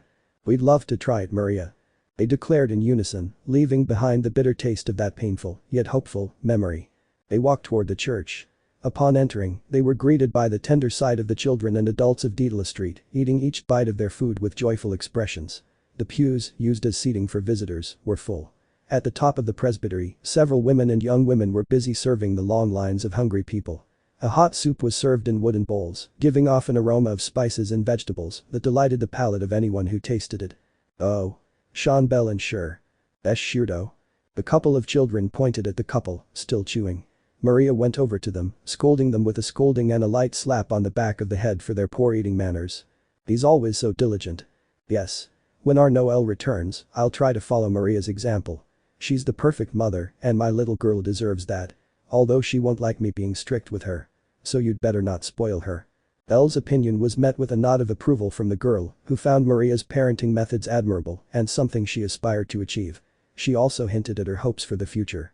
Belle could only smile nervously at Syr's warning, scratching the back of his neck without promising anything, because, if Noel returns to their lives, he will pamper her like a princess. As they walked, Syr felt a slight tug on her skirt, causing her to look down and find the culprit, who was just a boy with food all over his mouth and hands. But there was something curious about his gaze. It reflected an almost religious admiration for the woman he'd met for the first time. And then he said it. "Miss, you are very beautiful. Super beautiful." The red-haired girl's cheeks flushed at the infant's angry, withdrawn, and sincere flattery. She looked to her side for Belle, who stood with his arms crossed and a kind face. "Of course she's very beautiful. The most beautiful in the world. But don't flirt with her too much, my friend. She's coming with me." "You're very lucky, Syr." The albino pretended to be a little jealous, wrapping one of his arms around Syr and leaning closer until their bodies were joined. The boy, far from being frightened by the presence of his boyfriend, recognized him as a figure to admire. "Fufu darling. I didn't know you were this jealous. I only have eyes for you." "I know. It's the same with you. I only see you." They shared a friendly smile, holding each other's gaze and ignoring the close proximity between their bodies. However, just like with Syr, some of the girls gave Belle's pants a gentle tug, catching his attention. Unlike the young man from before, they seemed completely blushing and embarrassed when Belle looked at them. Some even hid behind the one who appeared to be the largest. Sorry, Syr. I didn't mean to bother you. It's just you look like a fairy tale prince." The girl's eyes lit up with intense intensity, reflecting the relief she felt at speaking her mind. Before Belle could respond, Syr hugged him like a koala and faced them. "Of course. My Belle is as grand and beautiful as a prince. Besides, he's my prince." The girls were startled by the waitress's sudden rise in voice. She seemed more jealous than Belle had pretended to be when the roles were reversed and ran off without looking back while Syr smirked as if she had just bluffed in a battle. The albino gulped, thinking that, unlike him, she wasn't faking it and was genuinely jealous. A drop of sweat trickled down his forehead, wondering if his partner was really so childish as to consider those girls a threat. "Belle Sama, Syr Sama. We'll have your food ready in a moment. If you'd like, you can walk around the church and chat with the visitors. I'll let you know when I have your dishes." Sure. No problem, Maria. It's perfect. Since we first came here, there's a place I've wanted to take Belle." Maria's warning lit a spotlight on Syr, as if remembering a pending matter she had left in her mind, gathering dust until the orphanage caretaker made her suggestion. The albino tilted his head in confusion. Despite that, his date took his arm and led him down one of the hallways adjacent to the main chapel, leaving the interior and heading toward the place that inspired an almost childlike excitement in the waitress. Our protagonists walked within the church grounds. The white walls, the stained glass windows dulled by the dim light of the sunset, and the solemn silence of the place enveloped their every step. Syr walked a few feet ahead of Belle, unhurriedly, but with a light, almost floating air. She smiled peacefully, as if every corner of that place spoke to her of something dear. Of something she knew and loved. Her eyes shone, and with each step, she seemed to revel in the simple fact of being there. They passed through several long corridors, decorated with simple images and dried flowers, carefully placed on small altars. The sound of their footsteps dissolved on the stones, leaving its own rhythm in the air. Then they stopped for a moment and, through a side archway leading into the garden, saw a group of children playing. Some were running around among themselves, laughing loudly, chasing each other with branches, or simply inventing games without rules. Others, calmer, were lying on the grass, breathing heavily, exhausted from the excitement of the day. The rabbit watched the scene in silence. So did the waitress. Inside, memories hit them in a flood of nostalgia. They exchanged glances as their hands tightened around each other's, unwilling to let go. The same scene flashed through their minds. One in which they were resting in that same garden. Syr was lying on Bell's lap while he gently stroked her hair to comfort her. That was the conclusion of their first date. The end of that casual encounter that sowed doubt in the albino and security in the dangerous one. And, as if the aforementioned knew what her knight was thinking, she gave her impression. It was one of the most precious memories I've ever shared with you. No. One of the most beautiful I've ever had the good fortune to experience. For many, it may have been a small, unimportant thing. But for me it meant so much. That was the first time I felt close to you. Bell stroked the back of his hand with his thumb. At that moment, when he was sure he loved Days Wallenstein, Syr began to silently train his heart. I feel the same. That day I felt like I finally saw the real Syr. Not the flirtatious city girl you pretended to be to win me over. They shared a quiet mocking chuckle. Syr jabbed him in the side to reprimand him. However, what he said was undeniable. They stood for a second, saying nothing, just watching in silence. The sight before them stirred something profound, something beyond words. And without needing to speak, they both thought the same thing. About Noelle running among the other children, with that inexhaustible energy, that high-pitched contagious laugh. They remembered how she would play until she was exhausted, how she would end up collapsed on the grass, always looking for the same place to rest. Dad's legs. There she would close her eyes, feeling safe. Syr would also join in the rest with her daughter, not missing the opportunity to slide in next to her on her husband's lap while smiling mischievously, claiming her own space. As long as we don't forget it, it will never disappear. They both thought about it at the same time, like a silent promise, like a shared oath that they sounded increasingly convinced of. Then they turned around, without saying a word, and continued on their way to the place Syr had so eagerly wanted to visit. They left behind the pain of the past, the beauty of those memories, to focus on the now. After a few minutes of walking in silence, they arrived in front of a small, secluded chapel. It had been forgotten by time, its walls cracked and its ceiling covered in a light layer of dust. The passing of time had not been kind to it. The tall, heavy doors opened with a long, harsh groan, raising a cloud of dust that floated briefly in the light that filtered through the broken windows. The interior was modest and quiet. Old, worn pews, frayed tapestries, and a simple altar in the back. Bell took a couple of steps inside, letting his eyes scan the room. They stopped at the front, just behind the chancel, where a large window still stood the test of time. And there was a stained glass mural, bathed in the light of the sunset, depicting three figures that immediately seemed familiar. Bell's eyes widened in surprise, and he looked more closely at the mural. It depicted a kneeling man with gray hair, devoutly holding the hand of a red-haired woman, who gazed tenderly at him. Standing beside him was another woman with blue hair and a serene face, who gazed at them with both hands on her chest, as if the moment had winded her. Syr walked softly up to the chancel. Her hands clasped behind her back, and as she turned toward him, her expression lit up with emotion and warmth. "This is what I wanted to show you." Her voice was almost a whisper, as if the place itself demanded respect. As if she were opening her heart to the one she loved most. Bringing Bell to this place, which meant so much to her, wasn't a coincidence. She had an implicit purpose. "My favorite story ever, Fulan's Tale of Water and Light." As he said it, his face lit up. As if remembering that story had ignited something inside him. An ancient joy. A hope that hadn't been extinguished. And, at the same time, a sadness buried deep within him. She turned around, facing the window, her back to Bell, who remained completely silent, feeling that she shouldn't interrupt what Syr had to tell her. She clutched her chest with unusual pain, searching for the right words to express her feelings. After a few seconds to gather her courage, she spoke. Fulan met the spirit dying to protect the world from the monsters emerging from the dungeon. When they met, they swore eternal love. He paused briefly, concentrating on what was to come. Bell knew the story, but he wanted to know the waitress's interpretation. The way the prose of that legend had affected her. Although Fulan promised to love her from the first moment their eyes met, doubt arose when Belinda arrived. That saint who loved him long before and waited for him for several years. Even from the moment he was born, she was already searching for him.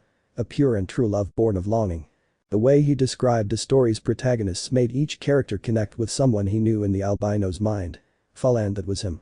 That hero who found himself in a dilemma. Dine was the woman he fell in love with when he first met her. And Belinda right in front of him. She loved and supported him. When the moment of truth arrived, she was lucky enough to be chosen. Her feelings were reciprocated. Her love reciprocated. But the excitement was short-lived.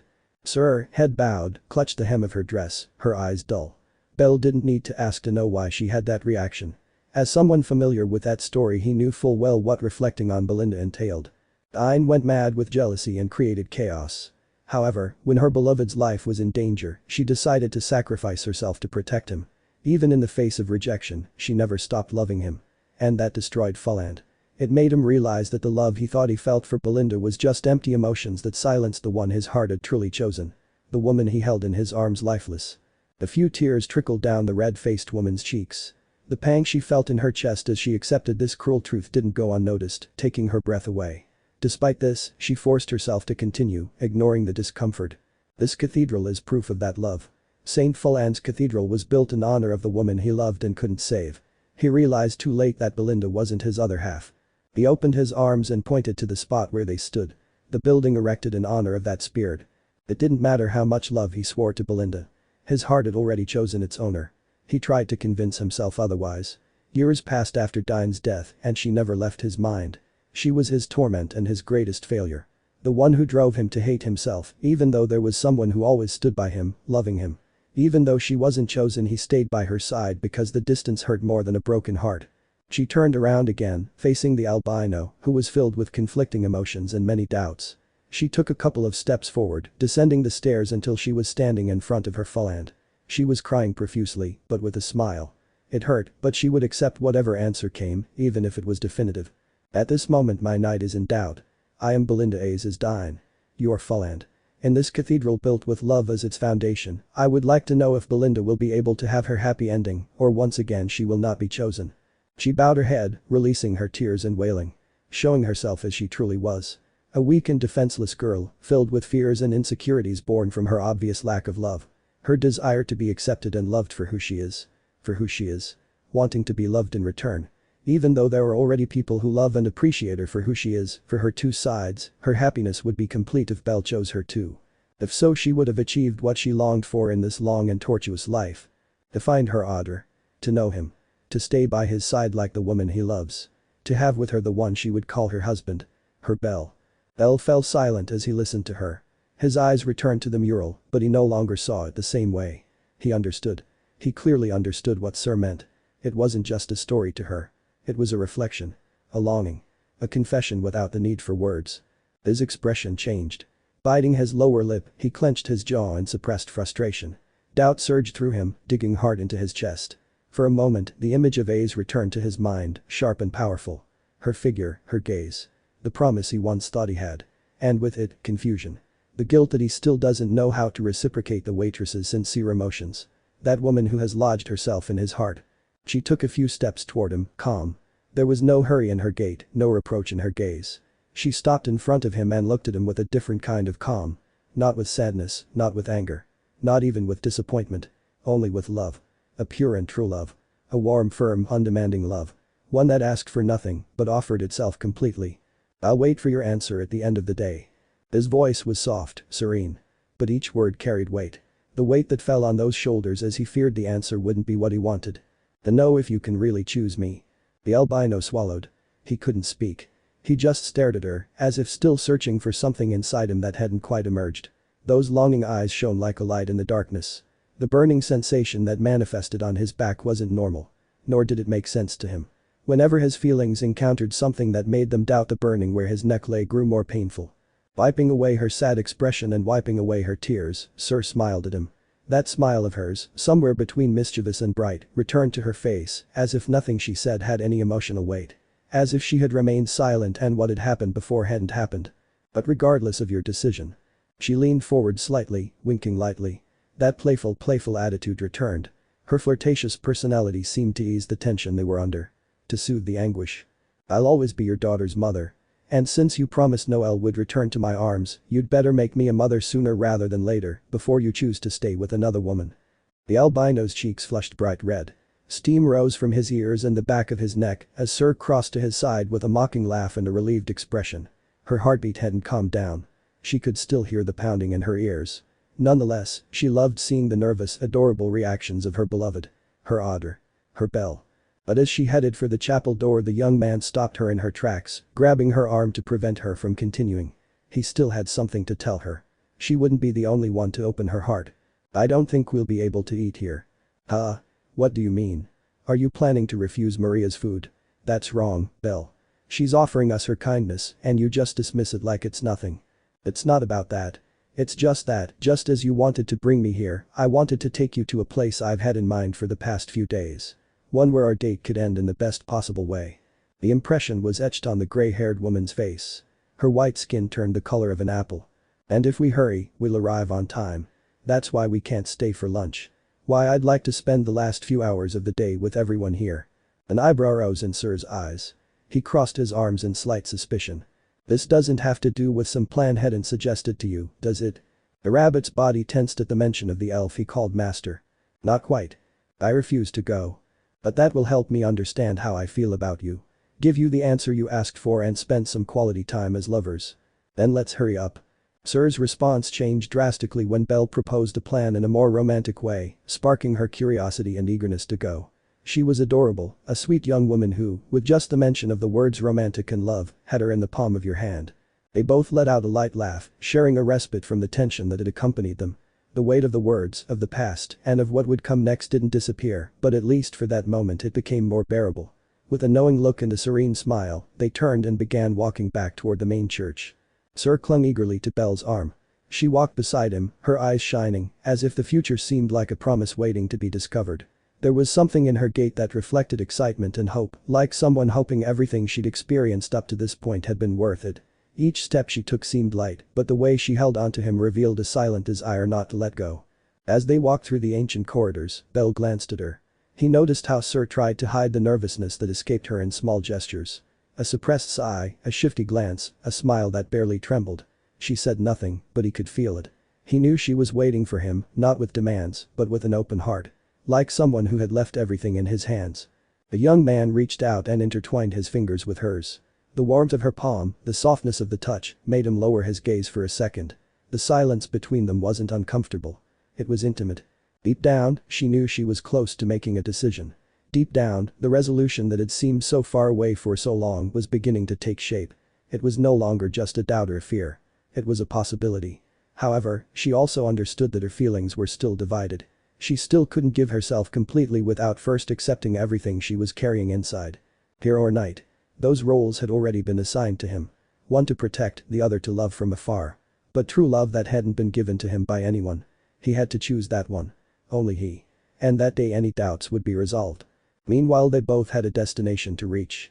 They said goodbye to Maria and the others, apologizing for not being able to stay. They understood. They didn't want to interrupt the romantic date they were sharing. Many years were yet to come. Years in which they could both return and enjoy that lively festival. But the now, this union they shared, couldn't wait any longer. That's why, as soon as they finished saying goodbye, Belle took Syr in his arms again, using their hoods to avoid being recognized, and set off at full speed toward the city's port. Although the surprise Belle had prepared was accompanied by secrecy, given that he covered the waitress's eyes with a piece of cloth so she wouldn't know what awaited them, this didn't diminish her companion's excitement. Thousands of questions were asked as time passed. The doubts were answered without revealing the destination. Questions about the food there, the atmosphere, and the things they could do there gave Syr a vague idea of the surprise Belle was hiding from her. After a while, the pace at which her beloved moved slowed to a light trot. The smell of sea and salt greeted her, as did the creaking of wooden planks beneath them. The song of seagulls and the sound of a boat about to set sail gave her the complete picture. When it was time to remove the curtain from her eyes to witness it for herself, she gasped. The shock that spread across her face despite knowing they were in that port was profound. It was a large cruise ship. People were lining up for hours to get on, and they were dressed formally, just like them. Couples walked side by side with harmonious, loving expressions. Just like them. Syr's lips parted to match her shocked expression. She opened her mouth slightly, unsure of what to say, as Belle took her from his arms, allowing her to walk. Afterward, he wrapped his hand in hers, interlacing their fingers as he walked with her. "I don't know much about dates. I don't know much about what women like, either. I had to ask Hedon-sensei for suggestions, and among the plans he thought of in advance, this one seemed the most suitable for us. So I made the reservation as part of our plans. Before we, well, had to flee from the Freya family." Belle nervously scratched the back of his neck, shrugging his shoulders as he chuckled. Syr stared at him. Her fist rose to stifle her excitement, catching the brief, syrupy chuckle. "It was very difficult to get the reservation. I had to call in a lot of favors, and I might end up pawning my dagger, hestia. But it'll be worth it as long as I can enjoy it with you. Together." The faint glow reflecting the crush of emotions filling her heart appeared in Syr's gray eyes, and she clutched her lover's hand even tighter. She hugged the albino's arm like a child, unable to put into words how happy she felt.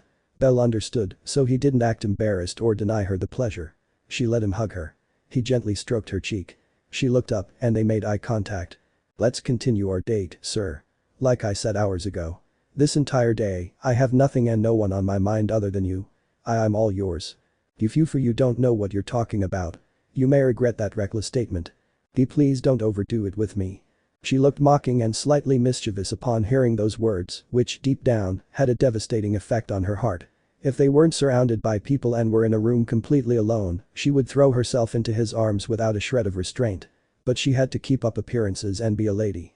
"By the way, did Hidden pay for this? I'll be more lenient with his punishment when I see him." "Not at all. During my training in the dungeon, I had to defeat some monsters. That's how I got enough money to pay.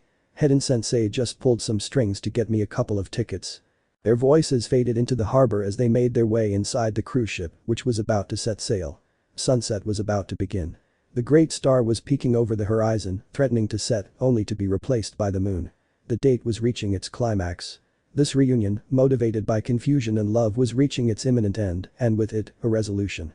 Once inside the enormous vessel, Bell and Syr stood motionless for a moment, absorbed by the magnificence of the place. It wasn't just a restaurant, it was a different world. One elevated, brilliant, and meticulously curated down to the smallest detail. It seemed like a corner reserved for the nobility, removed from everyday life, as if time itself had stopped there to preserve perfection. The main hall was spacious and high-ceilinged, covered by a vault with gilded details and hand-painted frescoes, depicting scenes of starry skies and blooming gardens. The pendant lamps were genuine crystal chandeliers, elegantly suspended above the tables. Each one gave off a warm, soft light that enveloped everything in a soft, inviting glow. The tables were arranged with perfect symmetry. Covered with white linen tablecloths, adorned with small but refined floral arrangements, and porcelain tableware, reflected the glow of the lights. The glasses were thin, tall, almost fragile. The cutlery was perfectly aligned, with carved details that suggested careful craftsmanship. There were even some that our protagonist couldn't understand what the hell they were for. The polished wooden floor gleamed with every step, reflecting the figures of those who walked across it.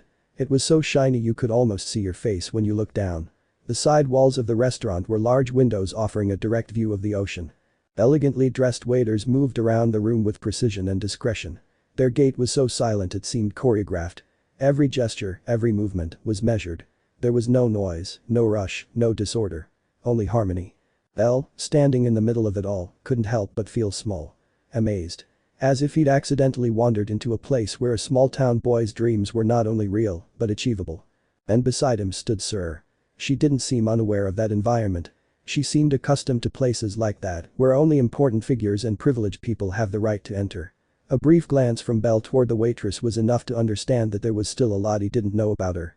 But he also felt that all those secrets would soon be revealed, so he was patient and kept silent. "Good evening. If you allow me, I'll escort you to your table." Breaking Bell's silent admiration, a waiter approached with a cordial smile and a slight nod. His presence was as discreet as it was professional, but it was enough to bring them back to the present. Sure. Thanks." Bell reacted, responding instinctively. Syr joined him with a smile. The waiter politely indicated that they should follow him.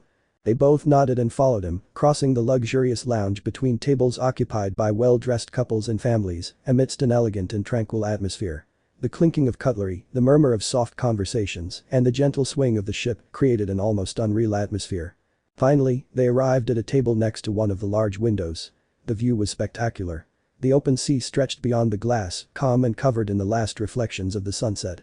The waves lapped slowly, as if accompanying the cadence of their date. They sat down and bowed slightly. First Bell, followed by Syr.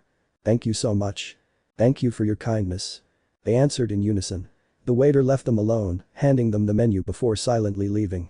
They both held them for a moment, though their eyes inevitably drifted outside. The sea breeze blew through an open space between the windows, crossing the table with a cool but pleasant temperature. It wasn't frigid enough to be uncomfortable, though Bell noticed Syr shift a little more in her seat, wrapping the sweater she was wearing around her. She smiled slightly, calmly. And Bell, still holding the letter, couldn't help but think how unreal it all felt, and also how beautiful his girl looked in this place. Syr, she shone brighter than all the chandeliers and warm lights. Her smile overshadowed any inanimate beauty surrounding them. "It's an incredible place." Why yeah. It's really beautiful." The compliment escaped Syr. When she addressed Bell, he reacted with the first thing he thought of. They were clearly talking about different things. While she was referring to the cruise ship, he to the person in front of him. It was a turbulent date. I didn't imagine running from one place to another to escape my family. I didn't expect them to shoot arrows at me and try to kill me, either. Much less to blame me for kidnapping you. But my life since I arrived in Orario has been anything but peaceful or normal. If you don't sound upset about that. Because I don't see it as a bad thing. Yes, sometimes I'd like to have a break and not be in danger at every turn. But the many problems I've gotten myself into have helped me have this life. And, although the suffering and the struggles won't end soon, I would never change any of the decisions that brought me here. They shared a friendly gesture. Their smiles dazzled each other's in a mutual understanding. Bell's words implied that these decisions he was talking about also included Syr herself. That made the waitress happy. Until recently, I thought otherwise. However, since I met you and fell in love with you, I've found meaning in everything I've experienced, which has brought me to this moment. To this date. To this place where I can hold your hand and say I love you. The albino's cheeks flushed as Syr's fingers advanced across the table like a pair of legs, landing on top of her lover's hand. He didn't utter a moan. He just felt silently embarrassed, sharing that warmth and joy of being like this. Together. United. Loving each other. Although deep down in his heart he still didn't know what kind of love he felt for her, it was undeniable that the emotion existed. The moment was romantic, ideal beyond belief. With the waves crashing against the ship, the stars appearing one by one in the dark sky, and the moonlight pointing out to them. However, an easily recognizable voice echoed through the room, breaking through the romance to overwhelm them with its burst of ecstasy. Dear passengers, dear souls who sail between the sky and the sea tonight, the moment you've all been waiting for has arrived. From the stage on the bow of the ship, under a shower of soft lights and ocean reflections, Ibril raised the microphone with a radiant smile and an energy that seemed to spring from the very heart of the night. He clapped a few times, capturing the attention of those present. His voice resonated, loud and clear, carrying with it an almost contagious emotion. The audience began to turn around, curious, amidst murmurs and expectant glances. Ibril took a step forward onto the stage, extending an arm toward the starry sky. The wind blows softly, the stars look upon us with envy, and the music begins to awaken.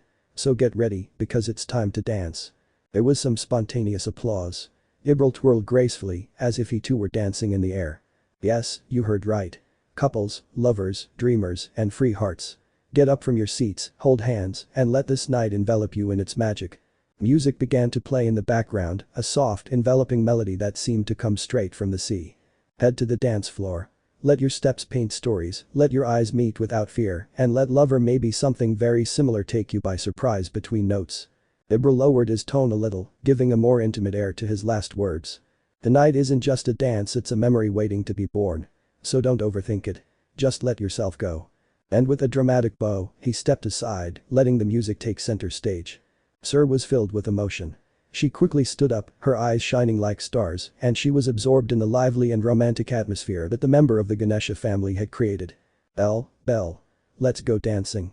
I've always wanted to dance with you. Wait, Syr. We haven't eaten yet and the food can wait. She turned around, heading toward the albino's seat as she grabbed his arm and forced him to stand. He, somewhat restless and out of place, put up a bit of a fight. She puffed out her cheeks and blushed as she struggled to get him to leave his seat. You promised you'd fulfill any of my requests. You also said you'd be mine for today. So it's your responsibility to deliver. A real man keeps his promises. That's a very low blow.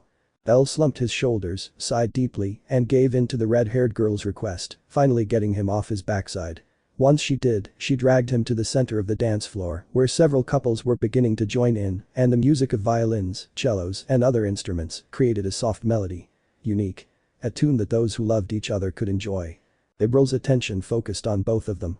They sensed his intention to raise his voice to reveal his position, so they signaled for him to remain silent so as not to betray them.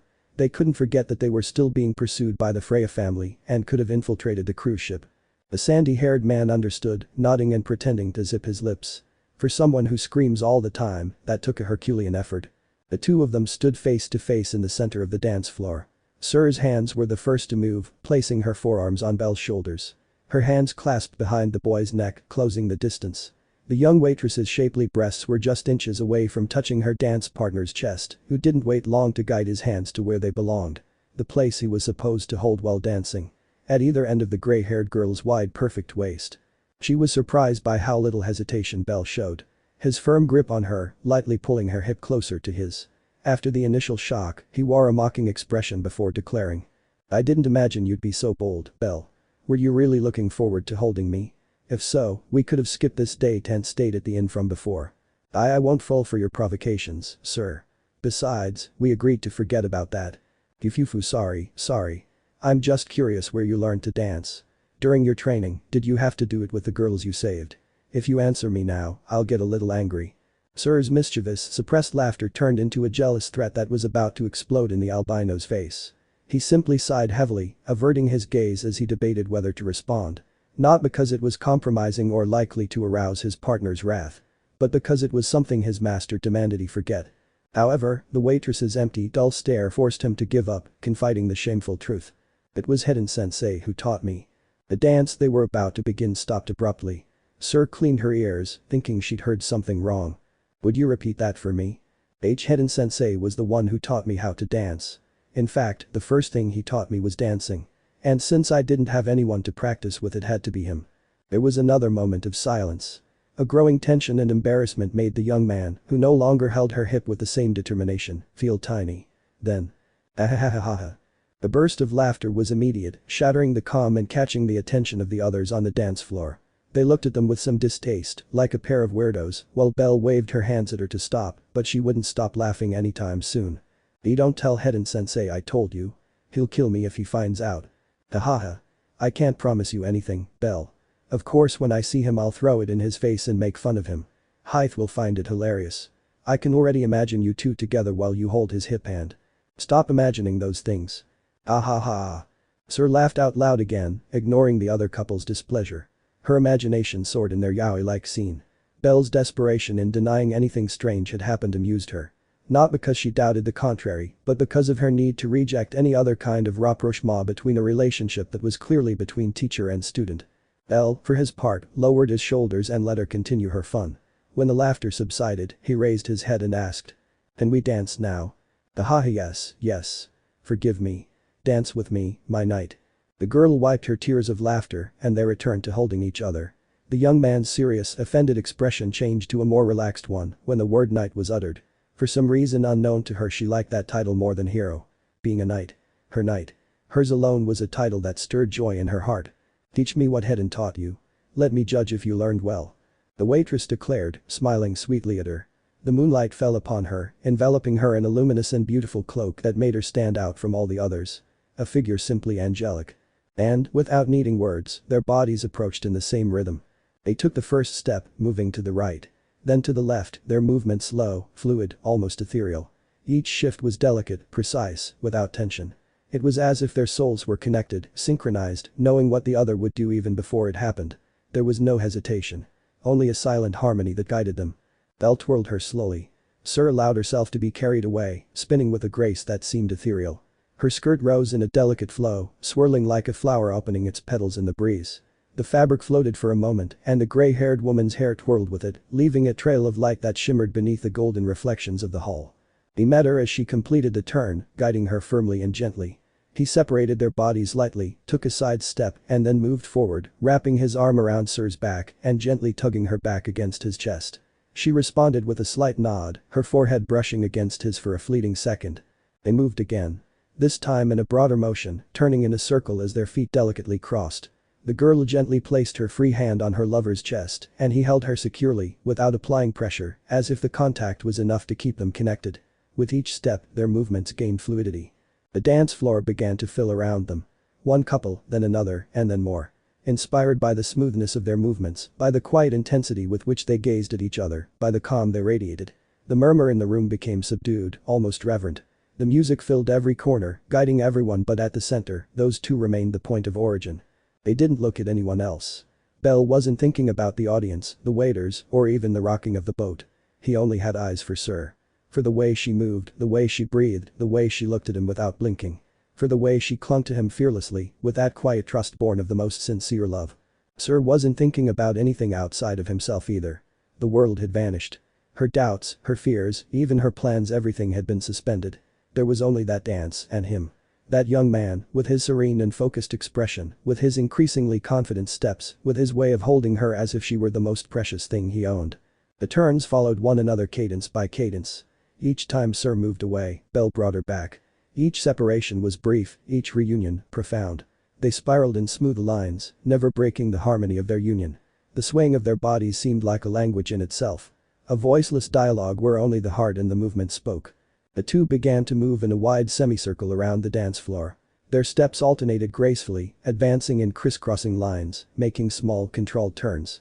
Bell led the way with firm but gentle hands. Syr followed with complete confidence, letting herself be led without resistance. Their movements were slow, measured, enveloped in an almost unreal atmosphere. The music was reaching its twilight. At least the first track of the night. The waitress's thoughts focused on a single opinion, a floor fulfilled. A wish resolved. A longing realized. It's just as I imagined, Bell. Your hands on my body, holding it like a porcelain doll you were afraid to break. Receiving your smile so close. Everything is identical to my happiest dreams. Thank you. She smiled broadly and genuinely. Small tears of relief spilled from her eyelids and slid down her flushed cheeks. The boy, in response, twirled her around even further until he was leaning forward, causing his companion to raise one leg and be gently pushed back. With their faces close, feeling each other's breath and smelling the fragrance on each other's bodies, Bell opened up. I can't imagine sharing this moment with anyone other than you, Syr. He declared. That moment, which seemed eternal and, at the same time, fleeting, belonged to them. It wouldn't be as special if someone were missing. If they weren't the protagonists. They slowly returned to their original position. The song stopped. All eyes focused on them, and inspired by the spectacle, more couples joined in, filling the dance floor with life. They exchanged glances and smiled. Then they turned their attention to their table and saw that the waiter had brought them food they hadn't ordered. Perhaps as a way of recommending those dishes since he'd grown tired of waiting for them. Guided by the growling of their stomachs, which had already digested the Jag American they had eaten hours before, they left the dance to go eat. The music continued to play. They stuffed their mouths with food like a pair of squirrels devouring acorns. They were starving. Between the chase and having rejected Maria's food, their appetites had built up. They looked at the other couples with calm, relaxed expressions. They didn't know why, but the love that both the young and the old emanated was something they found admirable. An ideal. In Syr's mind, a question arose, born of his curiosity. And it was. Is this how people must have seen us during our dance? Did we look like a couple who loves and adores each other? She placed her hand on her own cheek, tilting her head as she took another bite of her food. Then she began a conversation with her beloved. Bell, have my feelings been shared with you? It's hard not to receive them when you show them so intensely. I prefer the term overwhelming. My love for you knows no bounds. I love you like I've never loved anyone before. Sorry. I love you the same way I love our baby girl. I know. And I love you just the same, Syr. You and Noel, you're the most important people in my life. Syr leaned back in his chair with an expression of serene satisfaction. He let out a long, almost silent sigh and narrowed his eyes, like someone allowing himself to fully enjoy a moment he had earned. So I've done my job. Bell imitated her, relaxing in his seat. He settled in quietly, still staring at her for a moment, then turned his gaze back toward the night sky. Before them, the firmament stretched out like an endless canvas, dotted with stars. The soft creaking of the ship as it moved, the music that had faded, and the sea breeze enveloped the scene in a profound calm. Neither of them said anything else. There was no need to. Their gazes remained fixed on the clear sky, lost in thoughts they didn't share out loud. Their minds, though following different paths, converged on the same destination. They both thought of each other. Of a tomorrow where there would be no more uncertainty or fear. A shared future. Syr, her eyes shining subtly, imagined that prison of flowers. A secret garden, beautiful and silent, where things could flourish without the weight of the past. She saw it clearly, as if she had once touched it. There, in the middle of that intangible place, he was. Waiting for her. That prison disguised as an ideal world didn't seem so bad anymore. Bell, on the other hand, visualized a crossroads. Two paths stretched out before him, clear, opposite. One led to duty. The other, to desire. Both curved toward unknown horizons, but for some reason, no matter which one he took, the image of Syr waited him at the end.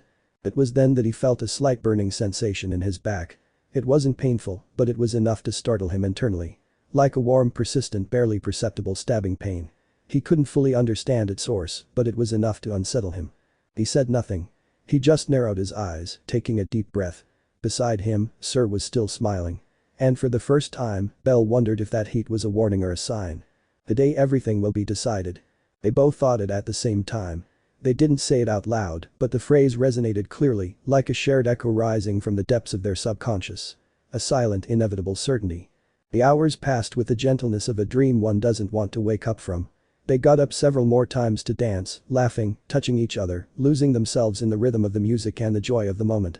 The cruise ship, as if understanding that this evening was special, gave them more dishes, desserts adorned with sugar flowers, crystal glasses that sparkled with golden bubbles. The atmosphere became increasingly lively. More intimate. The dance floor, which had once belonged to them, began to fill with more and more couples. Everyone wanted to be part of that atmosphere, caught up in the warmth of the night, the music, and the beauty radiated by the two young people at the center of it all. And yet, for Bell and Syr, the world remained reduced to just one person.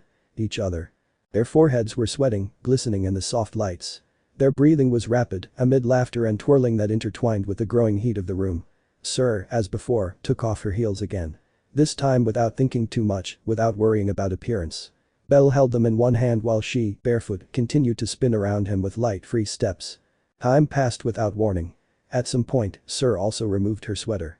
She gently slipped it down her arms, letting it fall onto the nearby chair. Her silhouette, bathed in the moonlight and the living room lamps, was fully exposed in its purest form. Delicate, elegant, ethereal. Bell could hardly tear his gaze away. Not out of desire, but out of a kind of quiet wonder, as if witnessing someone shedding their last mask. She looked happy.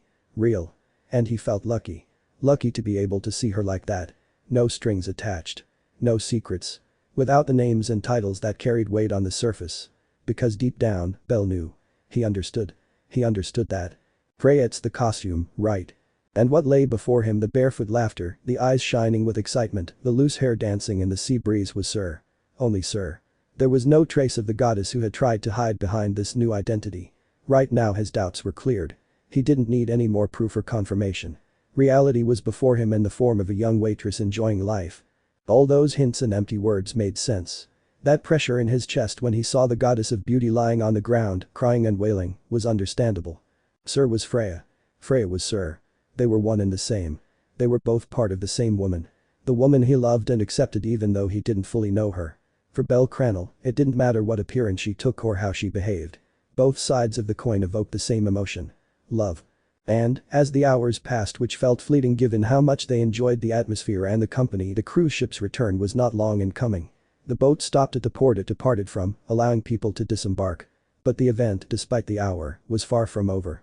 Syr walked on the edge of the bridge, perched on a railing, while Bell held her hand to keep her from falling into the water.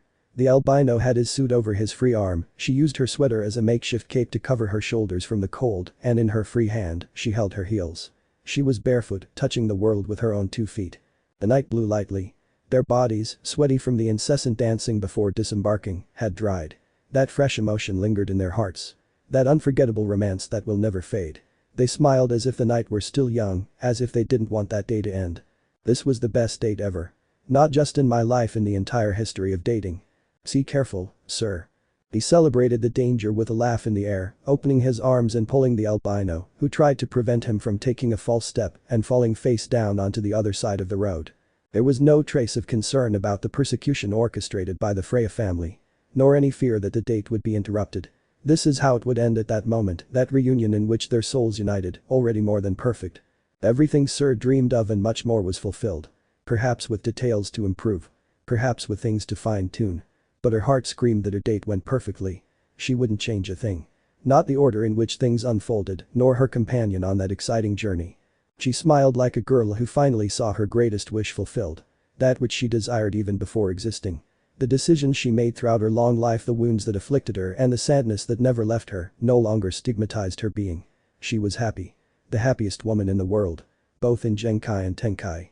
And that happiness would only be completed with the answer she asked of her beloved. The confirmation that he chooses her.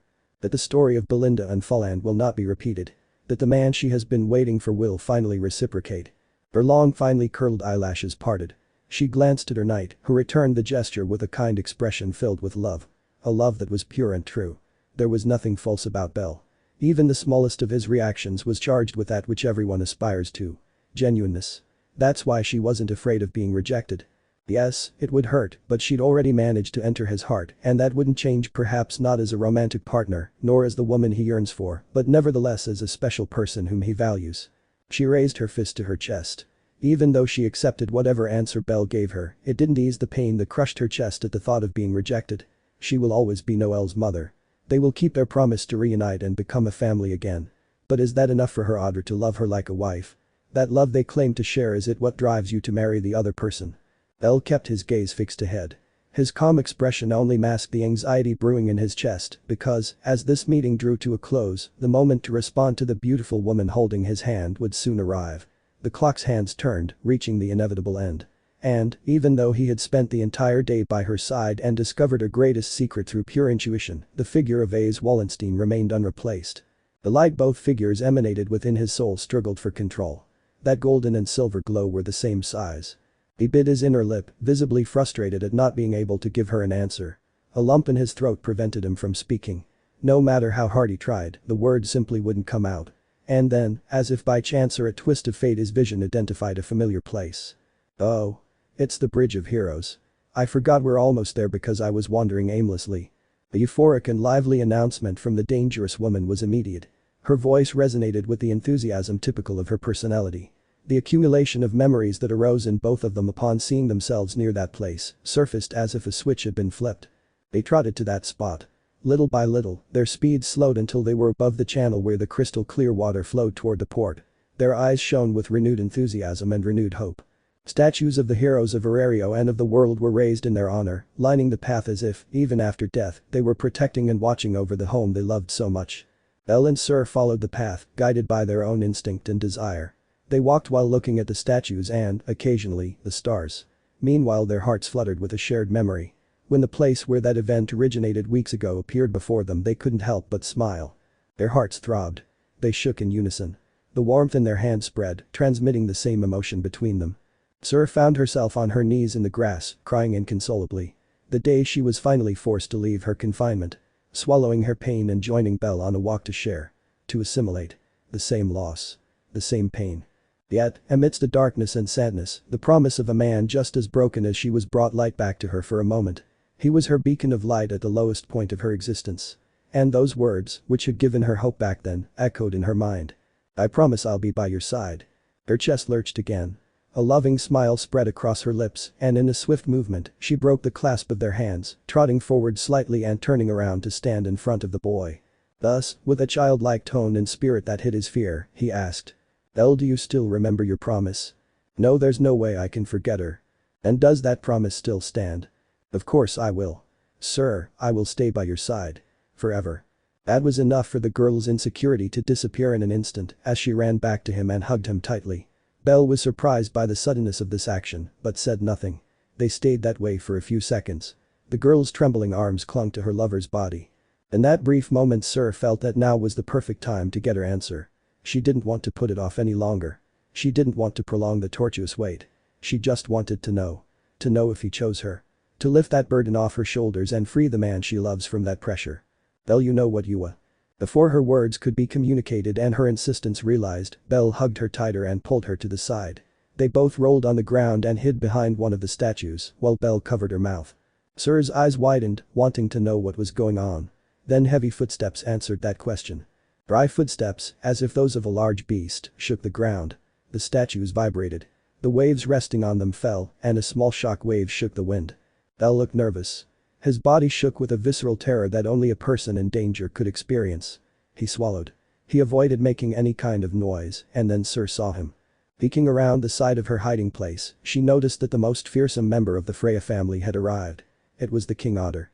He wore an enormous robe that barely covered his body.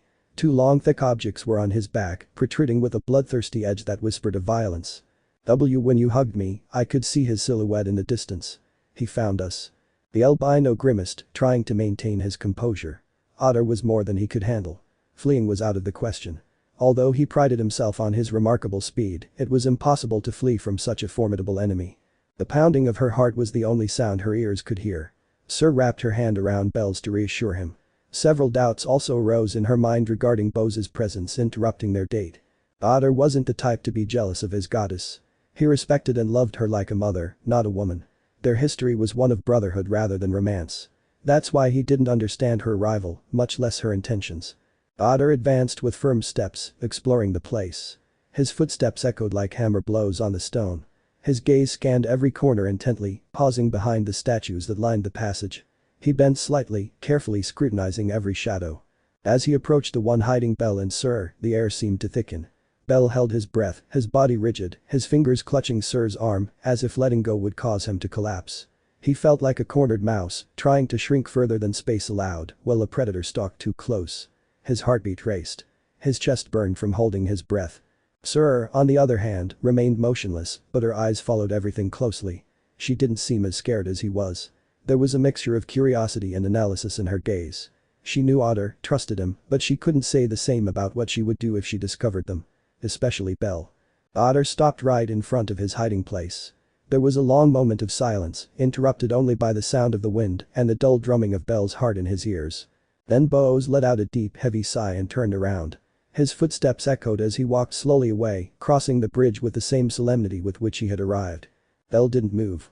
He remained motionless, as if afraid that a single movement would send the colossus reeling. He clung tightly to Syr, feeling the trembling in his own arms. Only when the sound of footsteps faded completely, when the vibration of the ground disappeared, could he finally let the air out of his lungs. He breathed. Long, shaky, but free. That was intense. And no way, we won't be rid of them by the end of our date. We have to find a way to lose them. I highly doubt that will work. The moment they see you alone, they'll attack you without warning. I'm the reason they didn't kill you in the first place. Syr, every word you said was more terrifying than the last. The albino paled with a visceral, suffocating fear he couldn't hide. Syr held her chin, thoughtful. She was considering an option to ensure the search wouldn't end fatally. And then an imaginary spotlight landed above her head, giving her an idea. Maybe there's a way to lose them and avoid them all night until we force them to return to Folkvinger. Seriously? Because I'll do anything to avoid getting my throat slit. Yufufu, are you sure? I was even before you laughed like that. They both stood up. The tension in the albino's body eased as he looked at her expectantly, wondering which way to go. She threw herself into his arms, only to be caught by him, who seemed confused. And then he pointed into the distance. Come on, I'll guide you. Try not to make too much noise because Otter might still be close behind. Don't raise red flags. He reproached the gray-haired girl while she winked at him and stuck out her tongue while saying tee-hee as she usually did when she said or did something that would annoy others. Bell ran as fast as he could, Syr clutching his chest as she pointed out the direction in hurried whispers. The city seemed to blur around them. Narrow alleys, hidden staircases between ancient buildings, and cobblestone streets crunched beneath their feet. The albino didn't recognize the path, but he trusted it. Syr guided him confidently, as if she knew every corner, every shortcut. Suddenly, places began to feel strangely familiar. A crooked streetlight on the corner. The distant sound of a fountain. An alley with plants hanging from a window high above. His eyes widened a little, just before turning a final corner and finding himself face to face with a familiar facade. A very familiar one. And he soon understood the reason for that feeling of familiarity. Welcome. I knew you'd come back. Your room is ready for use. The innkeeper appeared at the entrance, arms open and smiling broadly, as if he'd been waiting for them forever. As if he knew the obligatory purchase of a room on his property hadn't been in vain. The albino stopped dead in his tracks, unsure whether to breathe or just drop right there. Syr gracefully stepped out of his arms and looked at him out of the corner of her eye, that mischievous smile of hers on her face. He turned his head slowly toward her, unable to utter a word. A drop of sweat trickled down his temple. And then, in a swift transition, as if a page had been turned, the scene changed. Now they were inside the room. The door was already closed. The lit lamp emitted a warm light that filled the space with an intimate, enveloping atmosphere. The slight creaking of the floorboards as they moved, the muffled sounds outside, all contributed to a strange feeling of confinement or destiny. The sound of a shower being taken overwhelmed him until the water was turned off. He remained standing, still near the door, his face frozen between surprise and existential panic. His eyes scanned the room slowly, taking in every object, every corner and finally understanding where he was. His mind began to scream internally. What the hell is going on here? The voice inside his head echoed loudly, like that of a desperate narrator facing a plot spiraling out of his control. Syr, meanwhile, having already finished her bath, was sitting on the bed, calmly crossing her legs. She watched Bell without saying a word, but with that playful expression that spoke louder than any words. A mixture of nostalgia, desire and a hint of provocation. The young man, paralyzed, felt his heart beating faster than necessary. It was speeding up. And yet he couldn't take his eyes off her. Chapter 21. The angel who united them. Pray it's the costume, right? The question hung in the air, with a certainty of the answer heavier than a wall of adamantite. There was no doubt or rebuttal, only a silent confirmation of what the albino had been suspecting for a couple of weeks.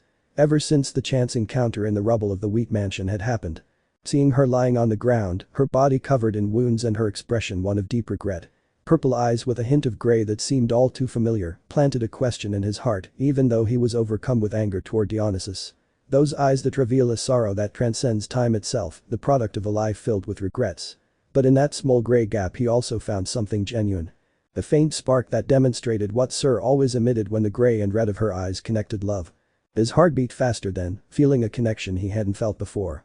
Something about the despair of the woman lying wounded at his feet moved him deeply, filling him with nostalgia and an enormous familiarity that raised hundreds of questions. At that moment, I didn't see her as the stalker who had been following me for months. No, my perception of her was that of a broken woman who wanted to heal. They stared at each other in silence, lost in each other, without uttering a word. The tension between them was high. It was as if a silent bond connected their souls in that moment of shared vulnerability and… Why do I see her in you? That was what he questioned back then. He wanted to know how it was possible that the dying goddess at his feet could appear so similar to the woman he loved. He didn't understand, he wanted answers. However, the moment was interrupted by the laughter of the god who orchestrated Evilus's attack. And Freya's exhausted whispers silently confessed.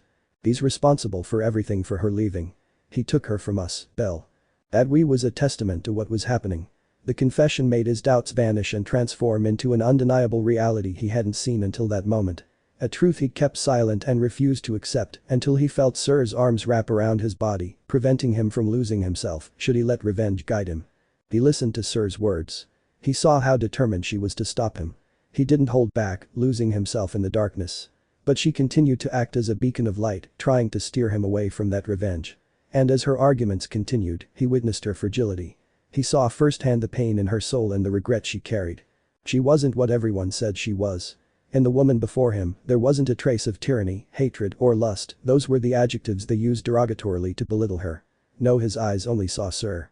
They saw the woman who had been with him during the few weeks of his daughter's life. He saw the girl who ate ice cream with them both, taking on the role of a loving mother who broke down when that child disappeared. An immortal being, she cried, suffered, and fell into depression over the death of someone who only occupied a millionth of her vast existence. And when he realized those two women were one and the same, there was no doubt who was the real one. He had no doubt that, amidst the masks and different personalities, the genuine one was that sweet waitress he met one day like any other. That beautiful girl who, through trickery, made his story begin. Despite having that information, he didn't judge her. Even though he knew her past and her other side when she wasn't at the bar, he knew there was more to this girl than the rumors said. And although his heart remained doubtful, confused by the lies on which all those shared experiences were based, he understood that she possibly did it out of fear. Fear of being rejected. Fear of not being loved for who she is, not for what she represents. And as Ishtar once said, Bell was immune to charms, which gave him a vague idea of why she became interested in him. He wanted to prove it. To prove that the love they felt for each other wasn't based on something as banal as I can't have you, so I want you. And as the days passed and training with Hedon gave him a new perspective on the world, he began to put himself in the waitress's shoes. It was as if the elf were giving commentary into the air, hoping it would reach him and he could interpret it. Fortunately, Bell wasn't the idiot he seemed. When Hedon asked him to make Syr Sama happy and muttered, "Please rescue her," he realized he was referring to his goddess. Then the encounter with Ace arrived. During his training to conquer girls, he felt strange. It was something unusual, something that made him uncomfortable even when he was in a dreamlike situation with a woman he had loved since being rescued. Everything felt unnatural. Artificial. It seemed that his emotions weren't quite right, far removed from the blonde's own delight. He was standing in front of Ace, but he was still thinking about Syr. And when his training finally ended, when it was time to return to the surface and meet that girl who claimed not to love the way Hedon asked, his legs moved on their own. His entire body relaxed, and despite the sweet waitress's shouts and gifts, the words came out on their own, causing a warm feeling to spring from his chest. "Sir, would you do this man the honor of accompanying you on a date during the goddess festival? I want to be with you from beginning to end." He wasn't forced to invite her. Nor was he motivated by a sense of indebtedness given how much the girl has given him. It was just his purest feelings being expressed and reciprocated by this girl who has been with him almost as long as everyone else. The day of their date would decide everything. The hours they shared allowed him to see that Syr was the woman who wanted to be free, who wanted to be loved, understood, and have a simple life. To cast off that yoke she carried. To abandon the title she never asked for. To no longer be Freya, to be just Syr. But the fear of being rejected lingered in her heart. When they ran into A's midday tent, she acted desperately to separate them, running away in the process. He saw the terror in her eyes. In her excuses and words drawn out between gasps. That goddess who never had to fight to get what she wanted was afraid of losing the only thing that mattered to her. No matter how much she'd convinced herself that she was fine being rejected, pushed aside, or unrequited as long as she had her friends, the memory of her beloved Noel, and the promise of reuniting with her deep down, she still wanted the same thing. She still wanted the same person. Her otter. Her beloved. Her knight. Her Belle. The date hadn't been just a promise to get closer. A meeting where they could see each other's true colors. No, this date went beyond that. At stake was the destiny this couple was trying to forge. On this day that was coming to an end, Belle was about to find out two things. The first was that girl with a beautiful smile and sweet demeanor was more real than the goddess she truly was. And the second, still in doubt, was that he would better understand if what opened his heart every time he saw her and felt her skin was love. He hadn't a shred of doubt about Syr's emotions. He knew perfectly well that she loved him. And it wasn't a sick love, as he'd initially assumed when he learned of her identity.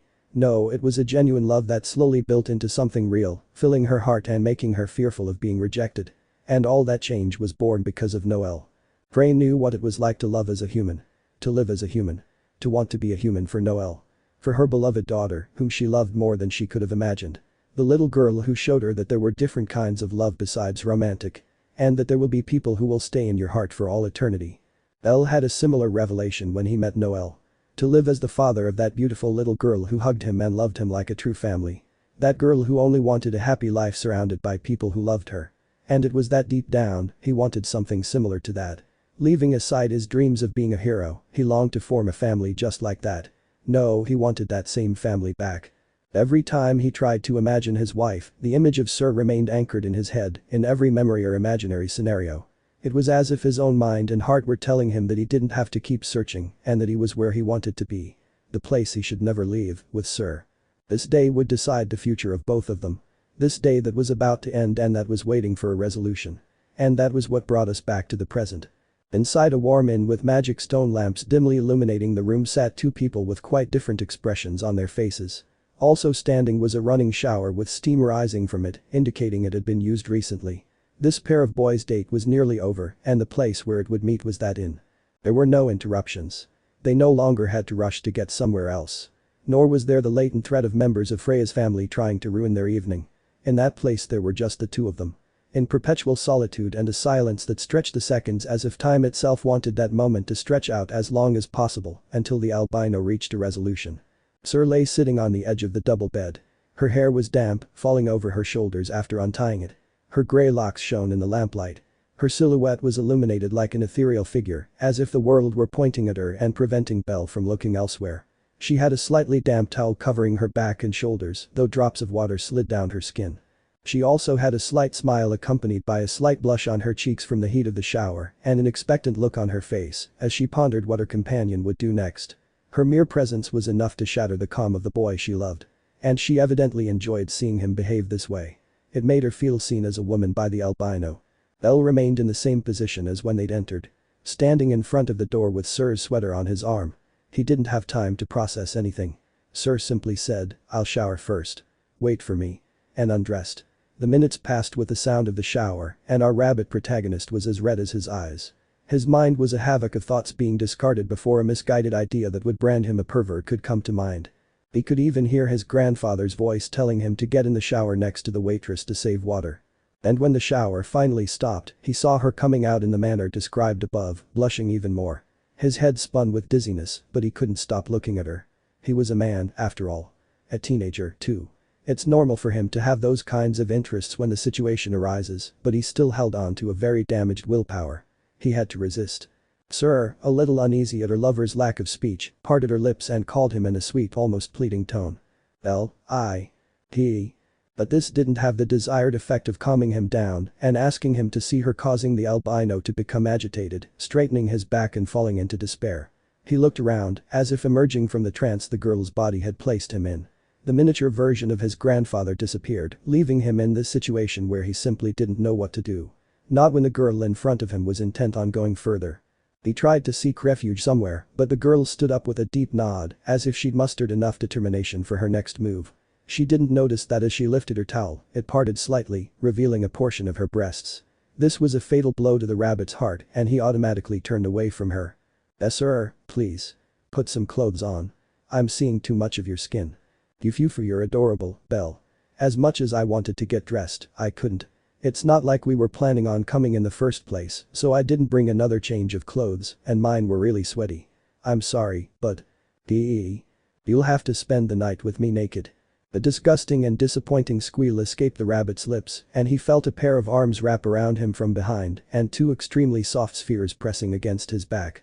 He also felt a pair of hardened spots rubbing against the aforementioned area, causing him to panic. Steam rose from his head. His eyes were swirling, and the heat rising in him wasn't normal. If they were in any other situation, he would have fled without hesitation, but he knew perfectly well that he couldn't abandon her there, nor could he leave because the first time the Freya family saw him alone without their goddess, they'd kill him in the blink of an eye. That is, if Hedin didn't find him first. That would be a fate worse than death. This is too much, sir. You're making this too difficult. What am I doing that's difficult? Didn't mean it that way. The gray-haired girl's eyebrows furrowed, clutching the albino's back tighter, their chests rubbing together more, making him start to despair. He couldn't put into words what he felt, nor did he know how to ask her to stop. He could only sigh and keep his mind blank so as not to succumb to the girl's provocations, remaining static and his body tense. Even so, he managed to whisper. You make it hard to interpret my feelings, sir. Don't know how if this is right.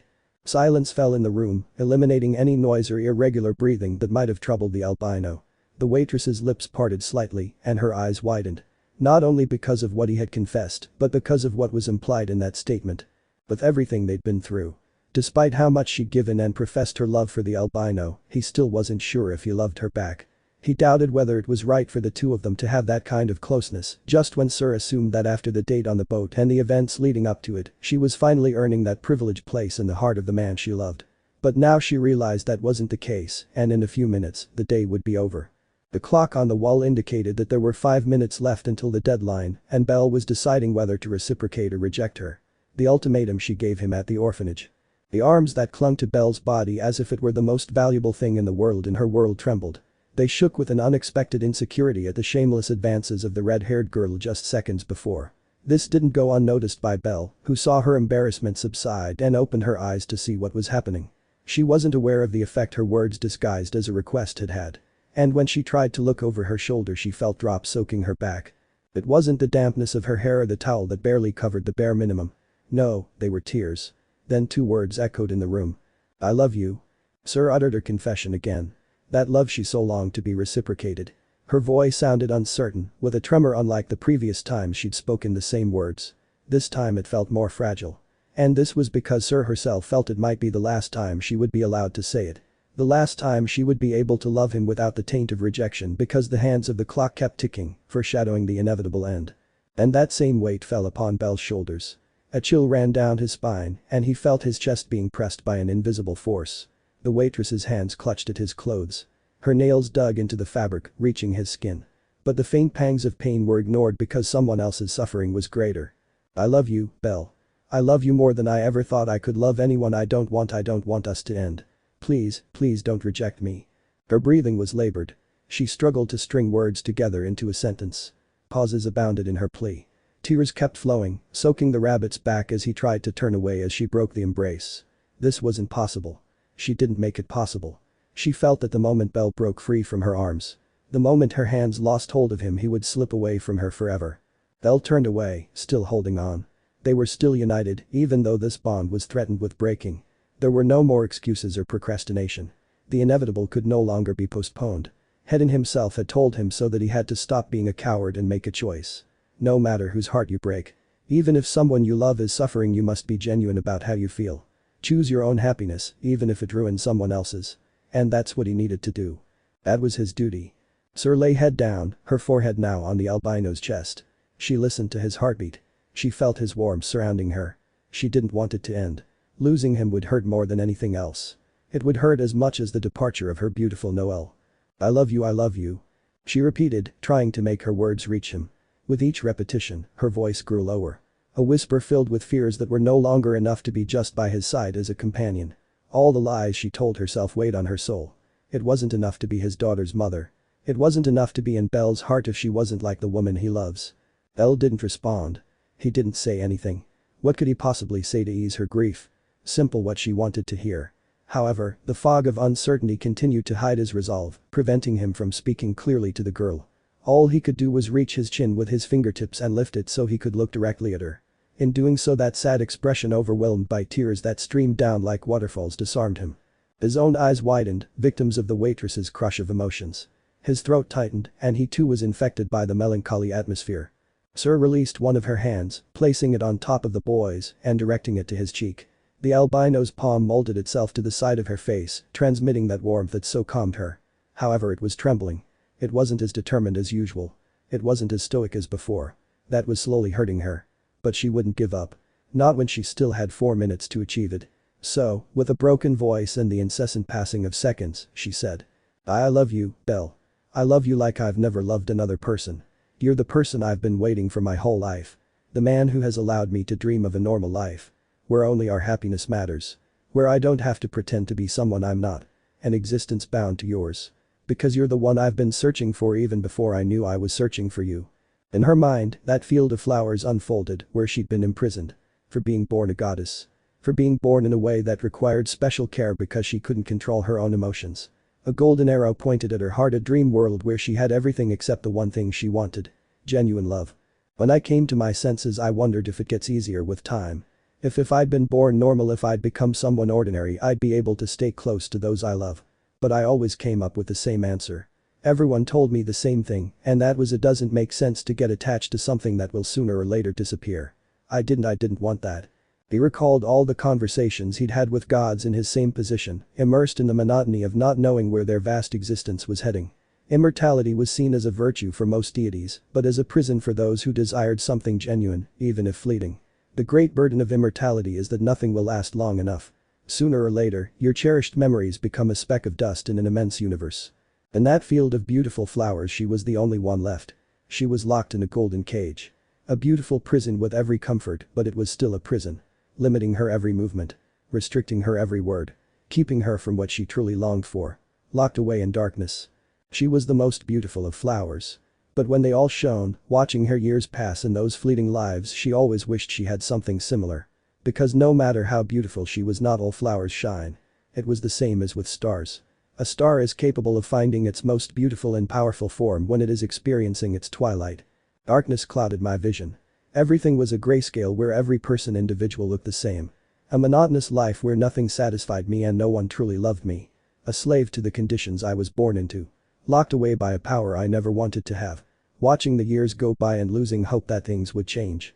The people who passed by. The days that passed.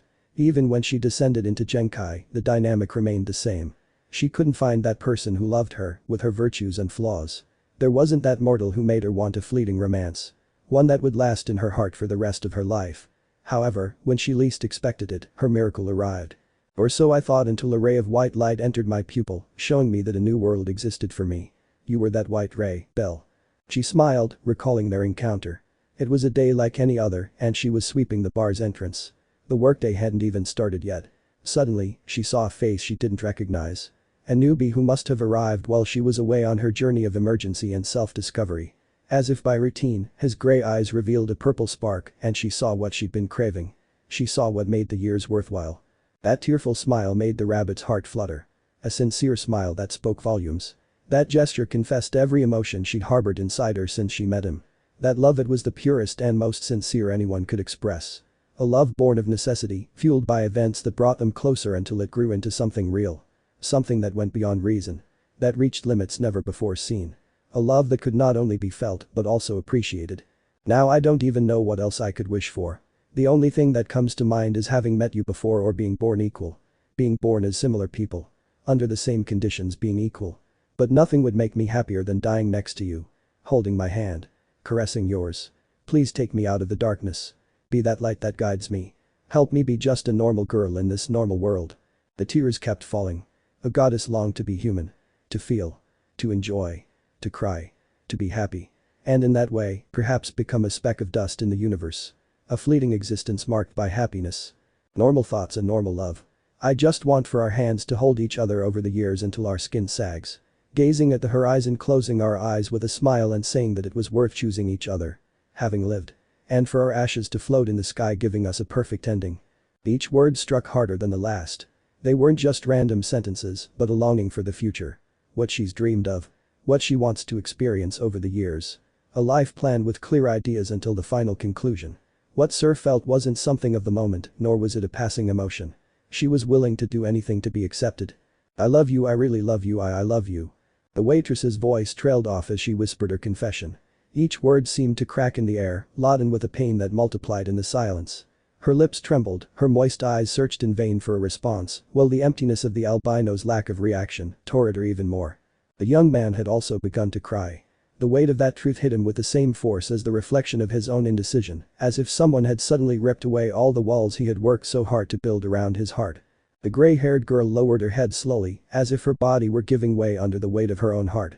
Her fingers tenderly stroked the back of the rabbit's hand, which still rested on her cheek, clinging to that last touch, as if her only salvation lay there. The boy lowered his head, unable to meet the city girl's gaze at that moment. An image formed in his mind. Ace. Always Ace. That golden, radiant figure who had inspired him from day one. He remembered their training under the scorching sun, his sword clumsily clashing against hers, and how the warrior patiently corrected him. He also remembered her occasional smiles, faint but genuine, that had given him strength in moments of weakness. The battles they faced together, the silences shared after fighting side by side, and the silent love that grew within him almost without realizing it, like a flame that burned only to reach her. For so long, that was her path. To grow, to strengthen, to become someone worthy of walking by his side. But when he looked up, the distant swordswoman was no longer standing before him. It was Syr. Not the self-confident girl playing at teasing, but a child trembling with fear of being rejected. And suddenly, something in his chest cracked. The image of Ace, so glorious and ethereal, began to blur. In their place, different memories appeared, warm, everyday, full of life. The bento the waitress prepared for him with her own hands, always accompanied by that smile that made his efforts feel less lonely. The days at Maria's orphanage, surrounded by laughter and games, where she was as bright as the children they cared for. The moment she found him collapsed after what happened with the Xenos and, wordlessly, comforted him, offering him refuge when he felt lost. And not only that.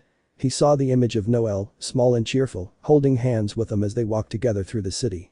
He remembered the ice cream the three of them had shared, such a banal gesture, but one that left him with a sense of belonging, of family. Simple moments, but ones that seemed to tell him that true happiness was hidden in those small things he had never fully appreciated. Then, a memory shone brightly. The Bridge of Heroes. The night he promised her he'd be by her side. That he wouldn't leave her, no matter what came. That promise now burned within him more strongly than any yearning for glory. The young man felt the air fill his lungs as if he were breathing for the first time. His tears continued to flow, but his lips found firmness. He raised his head and, with his eyes fixed on Syr, said. I choose to be a gentleman. Your gentleman. The gray-haired girl stopped crying.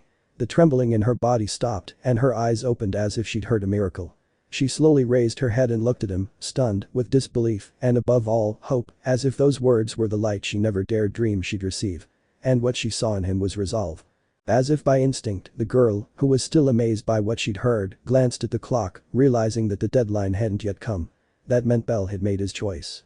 Bellcranel, the man she loved, had no more doubts. He chose her. The red-haired girl couldn't contain her astonishment. Her parted lips trembled, unable to utter a single word.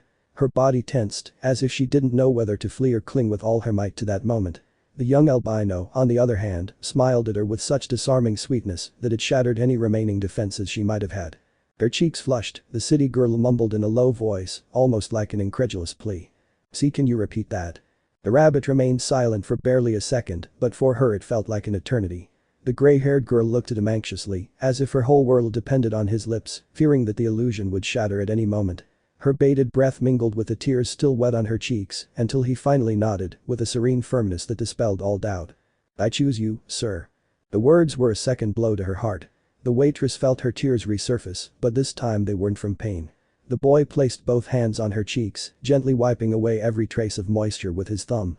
Syr gaped, motionless, as an unknown warmth began to well up from deep within her chest, enveloping her with a tenderness that made her tremble. Why you choose me, Fua? And then, without warning, the young man swept her up in his arms like a princess. The sudden gesture drew a small gasp of surprise from the red-haired girl, her eyes wide open, searching his, unable to believe what had just happened. Bell walked with her in his arms, his heart beating so hard it seemed to want to escape from his chest. Syr, trembling and flushed, looked up at him with a mixture of excitement and nervousness that made her lips part. Where are you taking me? The young man didn't respond.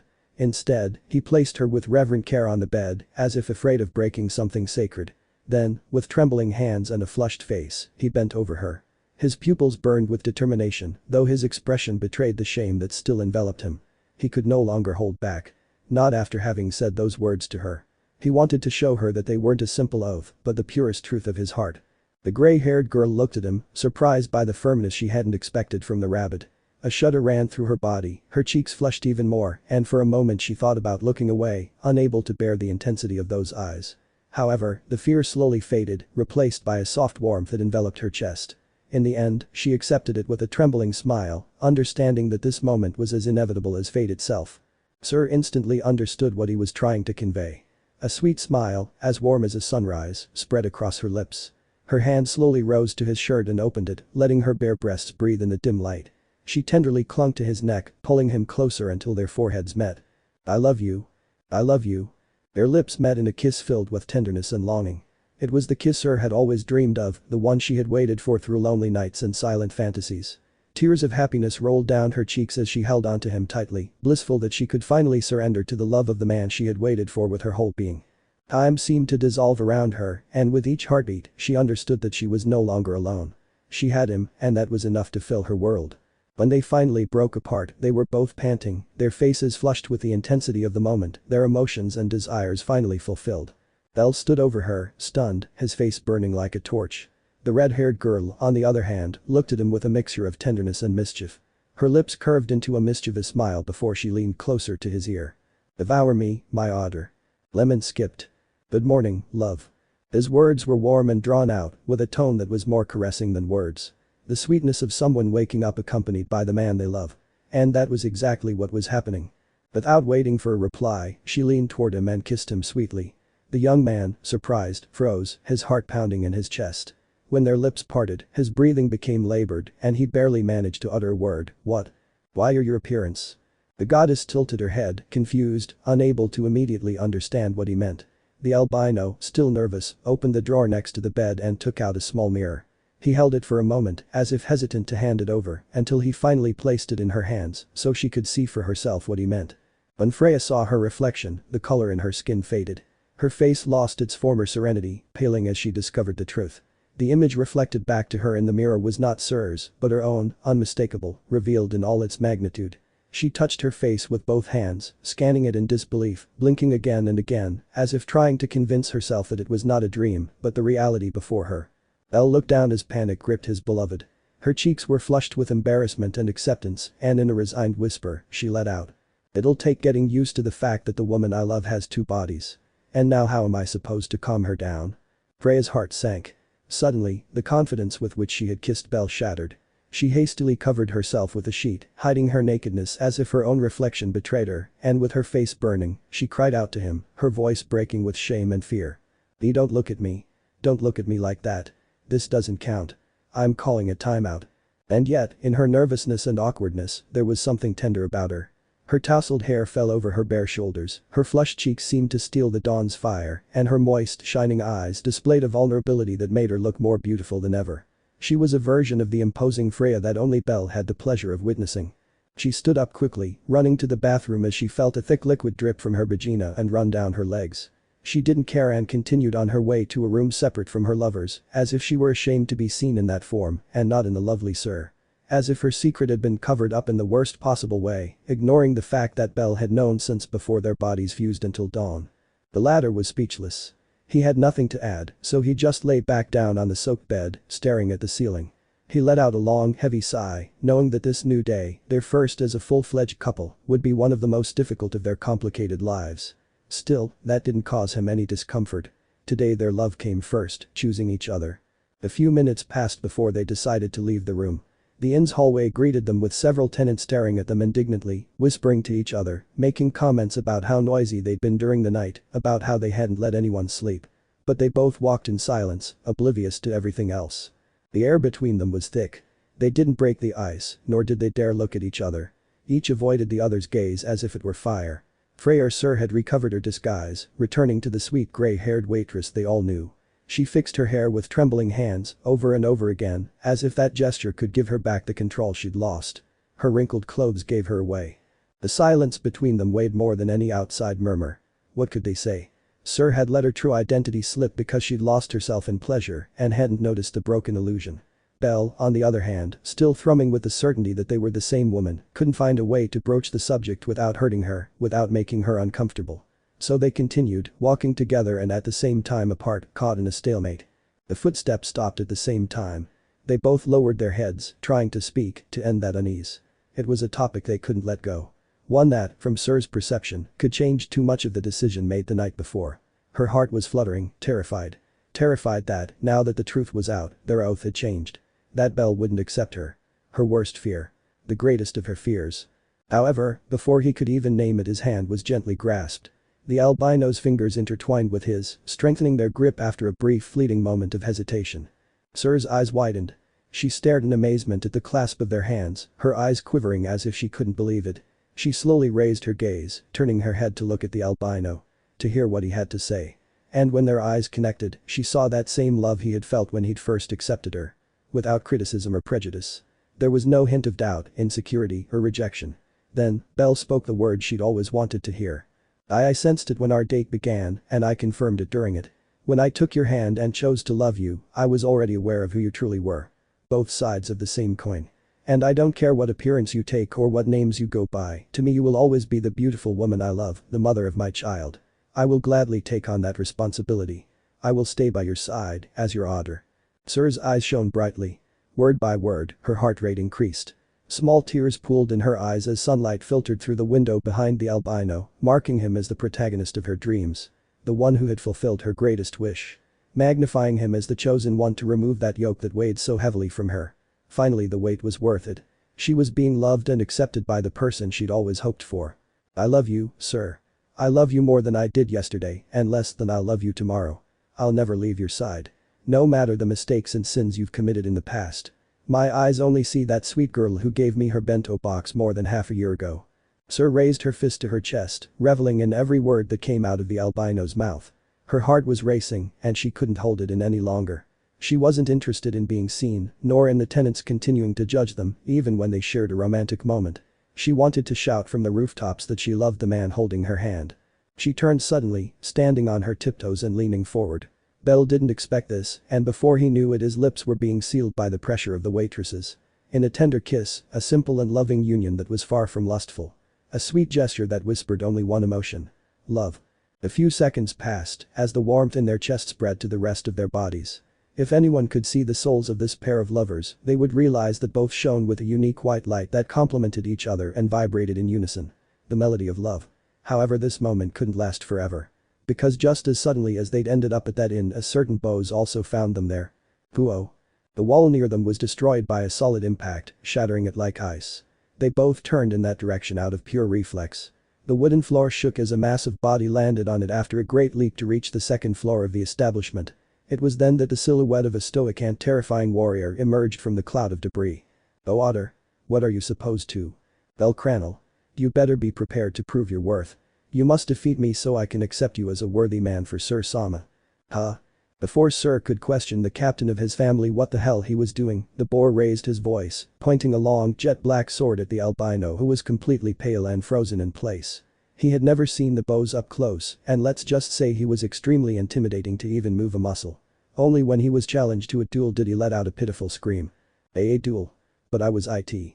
The sword was thrown in front of the rabbit, who caught it by reflex. Dog fell back from the weight of it. Get up and face me. You have to. Why you idiot? Bell already accepted me. He already chose me as his girlfriend. Don't scare away my future husband, fool. No duels. Syr stood in front of the Bose, rescuing her beloved before he fainted from fear. Step by step, Otter's figure grew larger and more terrifying, so much so that Bell went from flushed to completely white. His eyes were turning into swirls of fear. Hey. Are you a couple already, Freya-sama? Yeah. They both shouted in unison at the boar's question. Bell removed the sword from his chest and took a deep breath. Otter, who had prepared for a fight where the boy would have to prove his worth by protecting Syr so that she would realize he loved her, felt like an idiot. Only his goddess could have demeaned him like that. Bell and Syr slapped each other's faces, sighing heavily. The former felt overly relieved, finally allowing himself to faint as the woman in grey caught him and cried desperately to wake him up.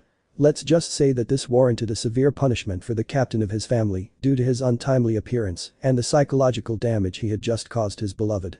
But that was far from the only situation they had to face. As the days passed, they had to reveal the truth to those closest to them. The first place they visited after the night at the inn was the Fireplace Mansion. There, Syr showed herself to Bell's family as she truly was.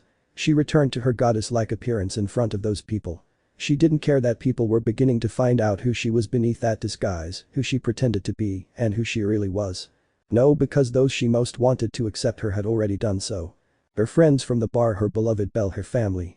Everyone who meant something to her didn't judge her. They took in all the good they'd lived and experienced, keeping their own perceptions and not the rumors whispered outside. Days passed. Days turned into months, and after several moments together, in which their love only grew more and more, the proposal came. A marriage proposal, that silent desire of Syr's own. A longing she made when she saw that couple of childhood friends joining their lives, sharing their love. Something she always wanted. Something she thought she'd never experience. However, almost at the same time that the wedding preparations were underway, another sudden shock reached them. There was vomiting fever appeared, an insatiable appetite manifested itself. At first, they didn't know what was happening. They didn't understand what was causing it. A goddess doesn't get sick, but she's not supposed to get pregnant either. Yes, a month before the wedding, Syr and Bell went to the Dai insect family headquarters, requesting a consultation with Ermid, who gave them the news that Syr was pregnant. An unexpected miracle. A miracle just as incredible as having found each other, loved each other, and loved each other in return. Faced with this shocking news, they could only whisper. Will we be parents? This belief turned to hope. Hope turned to joy, and soon it turned to even more love. They didn't know how or why. A goddess can't get pregnant. A goddess can't do many things that mortals can. But if Freya has proven anything in the last few months, it's that she is a goddess unlike any other. The most human goddess the world could offer. And just as it was a miracle to have met Noelle, they assumed that only a miracle could bring them back. They hugged, celebrated, shouted to the world this news that broke with what had been established and believed. And while they were filled with jubilation and joy, a life was forming in Syr's womb. A heart was giving its first beat, and her soul shone. A white soul in the shape of a snowflake. That made the wedding even more special. The dream wedding. All her friends and loved ones were gathered in that chapel where the deadline had been set. That chapel with the image of Abelina, Dina, and Folland. Syr's favorite story, she was experiencing it firsthand. A happy ending. An ending she'd always longed for and was finally experiencing. No gilded cages. No fields of flowers. No falsehood. Just pure true love, what she'd always sought. And at that altar, when the veil was lifted, their eyes looked with enthusiasm and hope at the opposite. Hope for the future to come, knowing that their story was just beginning. Getting married was the first step of a wonderful life. One in which Noelle would be present, reminding them who the angel was who brought them together. 0. There was a framed photo on a table. A photo of Bell and Syr on their wedding day. In the distance, an armchair with white locks swaying from side to side was visible. Amused laughter echoed in that strange home, colorfully decorated and filled with photos of our favorite wedding. And not only that, there were some in which a certain little girl with gray locks and eyes of the same color was present. In the middle of them. On top of Bell's shoulders. Hugging Syr. Enjoying quality time with her parents. And on the same armchair as before was Bell. In her hands, she was holding a story on its last page. After she finished, the book closed, placing it to the side and revealing that, sitting on her lap, that same little girl was resting. It was Noelle, it was their little girl. Their daughter who left too soon and returned just as promised. They were reunited. That ice spirit grew into an ordinary human girl, someone to hold and love as the most important thing in their lives. She was the one born from that chance pregnancy. She remembered nothing of her previous life. She was just a sweet, loving little girl, just like before. This time her parents would protect her from everything. From evil. From pain. From the world that wants to hurt her. From the moment she was born, they had postponed filling her with the happiness she'd never known before. Avoiding any kind of hurt and sadness that had marked her previous existence. I never tire of hearing that story, Dad. I can't believe you defeated that evil dragon. Look. I can hit you so easily, and you always give up. This hurts, Noelle. It's just that my weakness is my tender and sweet daughter. I can never defeat you. Noelle had that same emotional glow that Bell displayed as a child listening to tales of heroes. He may look more like Syr in appearance, but his personality is completely different from his father's. The drawing was above the armchair. A child's drawing of a man made of lines and circles on top of a black beast. On that strange one, there was an arrow pointing at him and the words Dad. On the jet black monster, there was an arrow, with the legend Bad Dragon. While Noel was beating his mother, managing to defeat him for the millionth time to maintain his undefeated record in those fights, the footsteps of a third person inside that home made them stop, turning in that direction from where they heard. Wow, is it time to bother Dad? Can I join in? Mommy. Noel jumped off his father's lap, running to his mother with great excitement. He hugged her leg, looking down at her with a big radiant smile. And when we got a glimpse of Syr, it was evident in all its splendor her belly was once again large. She was pregnant for the second time. Fufu, what were you doing? Daddy was telling me the story again about how he defeated that bad monster. Syr asked about it. Her daughter pointed to the drawing described above, responding with the same emotion as always. The mother could only smile, stroking her hair and looking at her beloved, who was getting up from the armchair to greet her. I've already told you that you shouldn't leave the house. Are you trying to monopolize me? That's not right, Bell. They smiled at each other. Bell put his arm around her and they exchanged a sweet kiss that seemed routine but filled with love. The albino placed his palm on his wife's belly, gently caressing it with the touch only a father could have. Syr placed her hand on top of his and their rings appeared. Those rings given at the altar. That small band that confirmed their union. Our children will be born soon. If we continue at this pace, the house will be filled with children. That doesn't sound bad to me. I love them with the same intensity as I love Noel. Of course, since you're not the one who carries them in your body for 9 months. The gray-haired woman poked her husband in the side, responding sarcastically. They both let out a small laugh of amusement. They were fully experiencing the happiness that had been born the moment Noel came into their lives. It was then that Syr thought of asking a question. The same question she'd asked him a while back. And that was it. Noel, what would you like to have? A little brother or a little sister? Bell smiled as he understood what she was trying to do. They looked at them expectantly for the princess's reaction. To their surprise she responded in kind. Little brother, little sister. Yes. Would you like mommy and daddy's next child to be a boy or a girl? A huge smile spread across Noel's lips. She started jumping up and down with excitement, her eyes sparkling. It was then that she said. Both. Noel wants both. I'll be a great big sister. Bell and Syr smiled with a bright glow on their faces. Seeing Noel like that, they remembered the little girl who had once filled their world with light. Their gazes met in silence, and a simple nod was enough for tears to flow, overflowing with emotion. Noel had returned. Their beloved daughter was back in their arms. That promise made between sobs on the day of their farewell had finally been fulfilled. With trembling hands, they both stroked her hair, as if wanting to reassure themselves that it was real, that it wasn't a mirage born of longing. Did I do something wrong? Noel asked them in her sweet voice, worried at seeing them cry. Bell and Syr shook their heads in unison, crouching down to her level and wrapping her in a tight hug. No, love. Syr whispered tenderly, her voice breaking.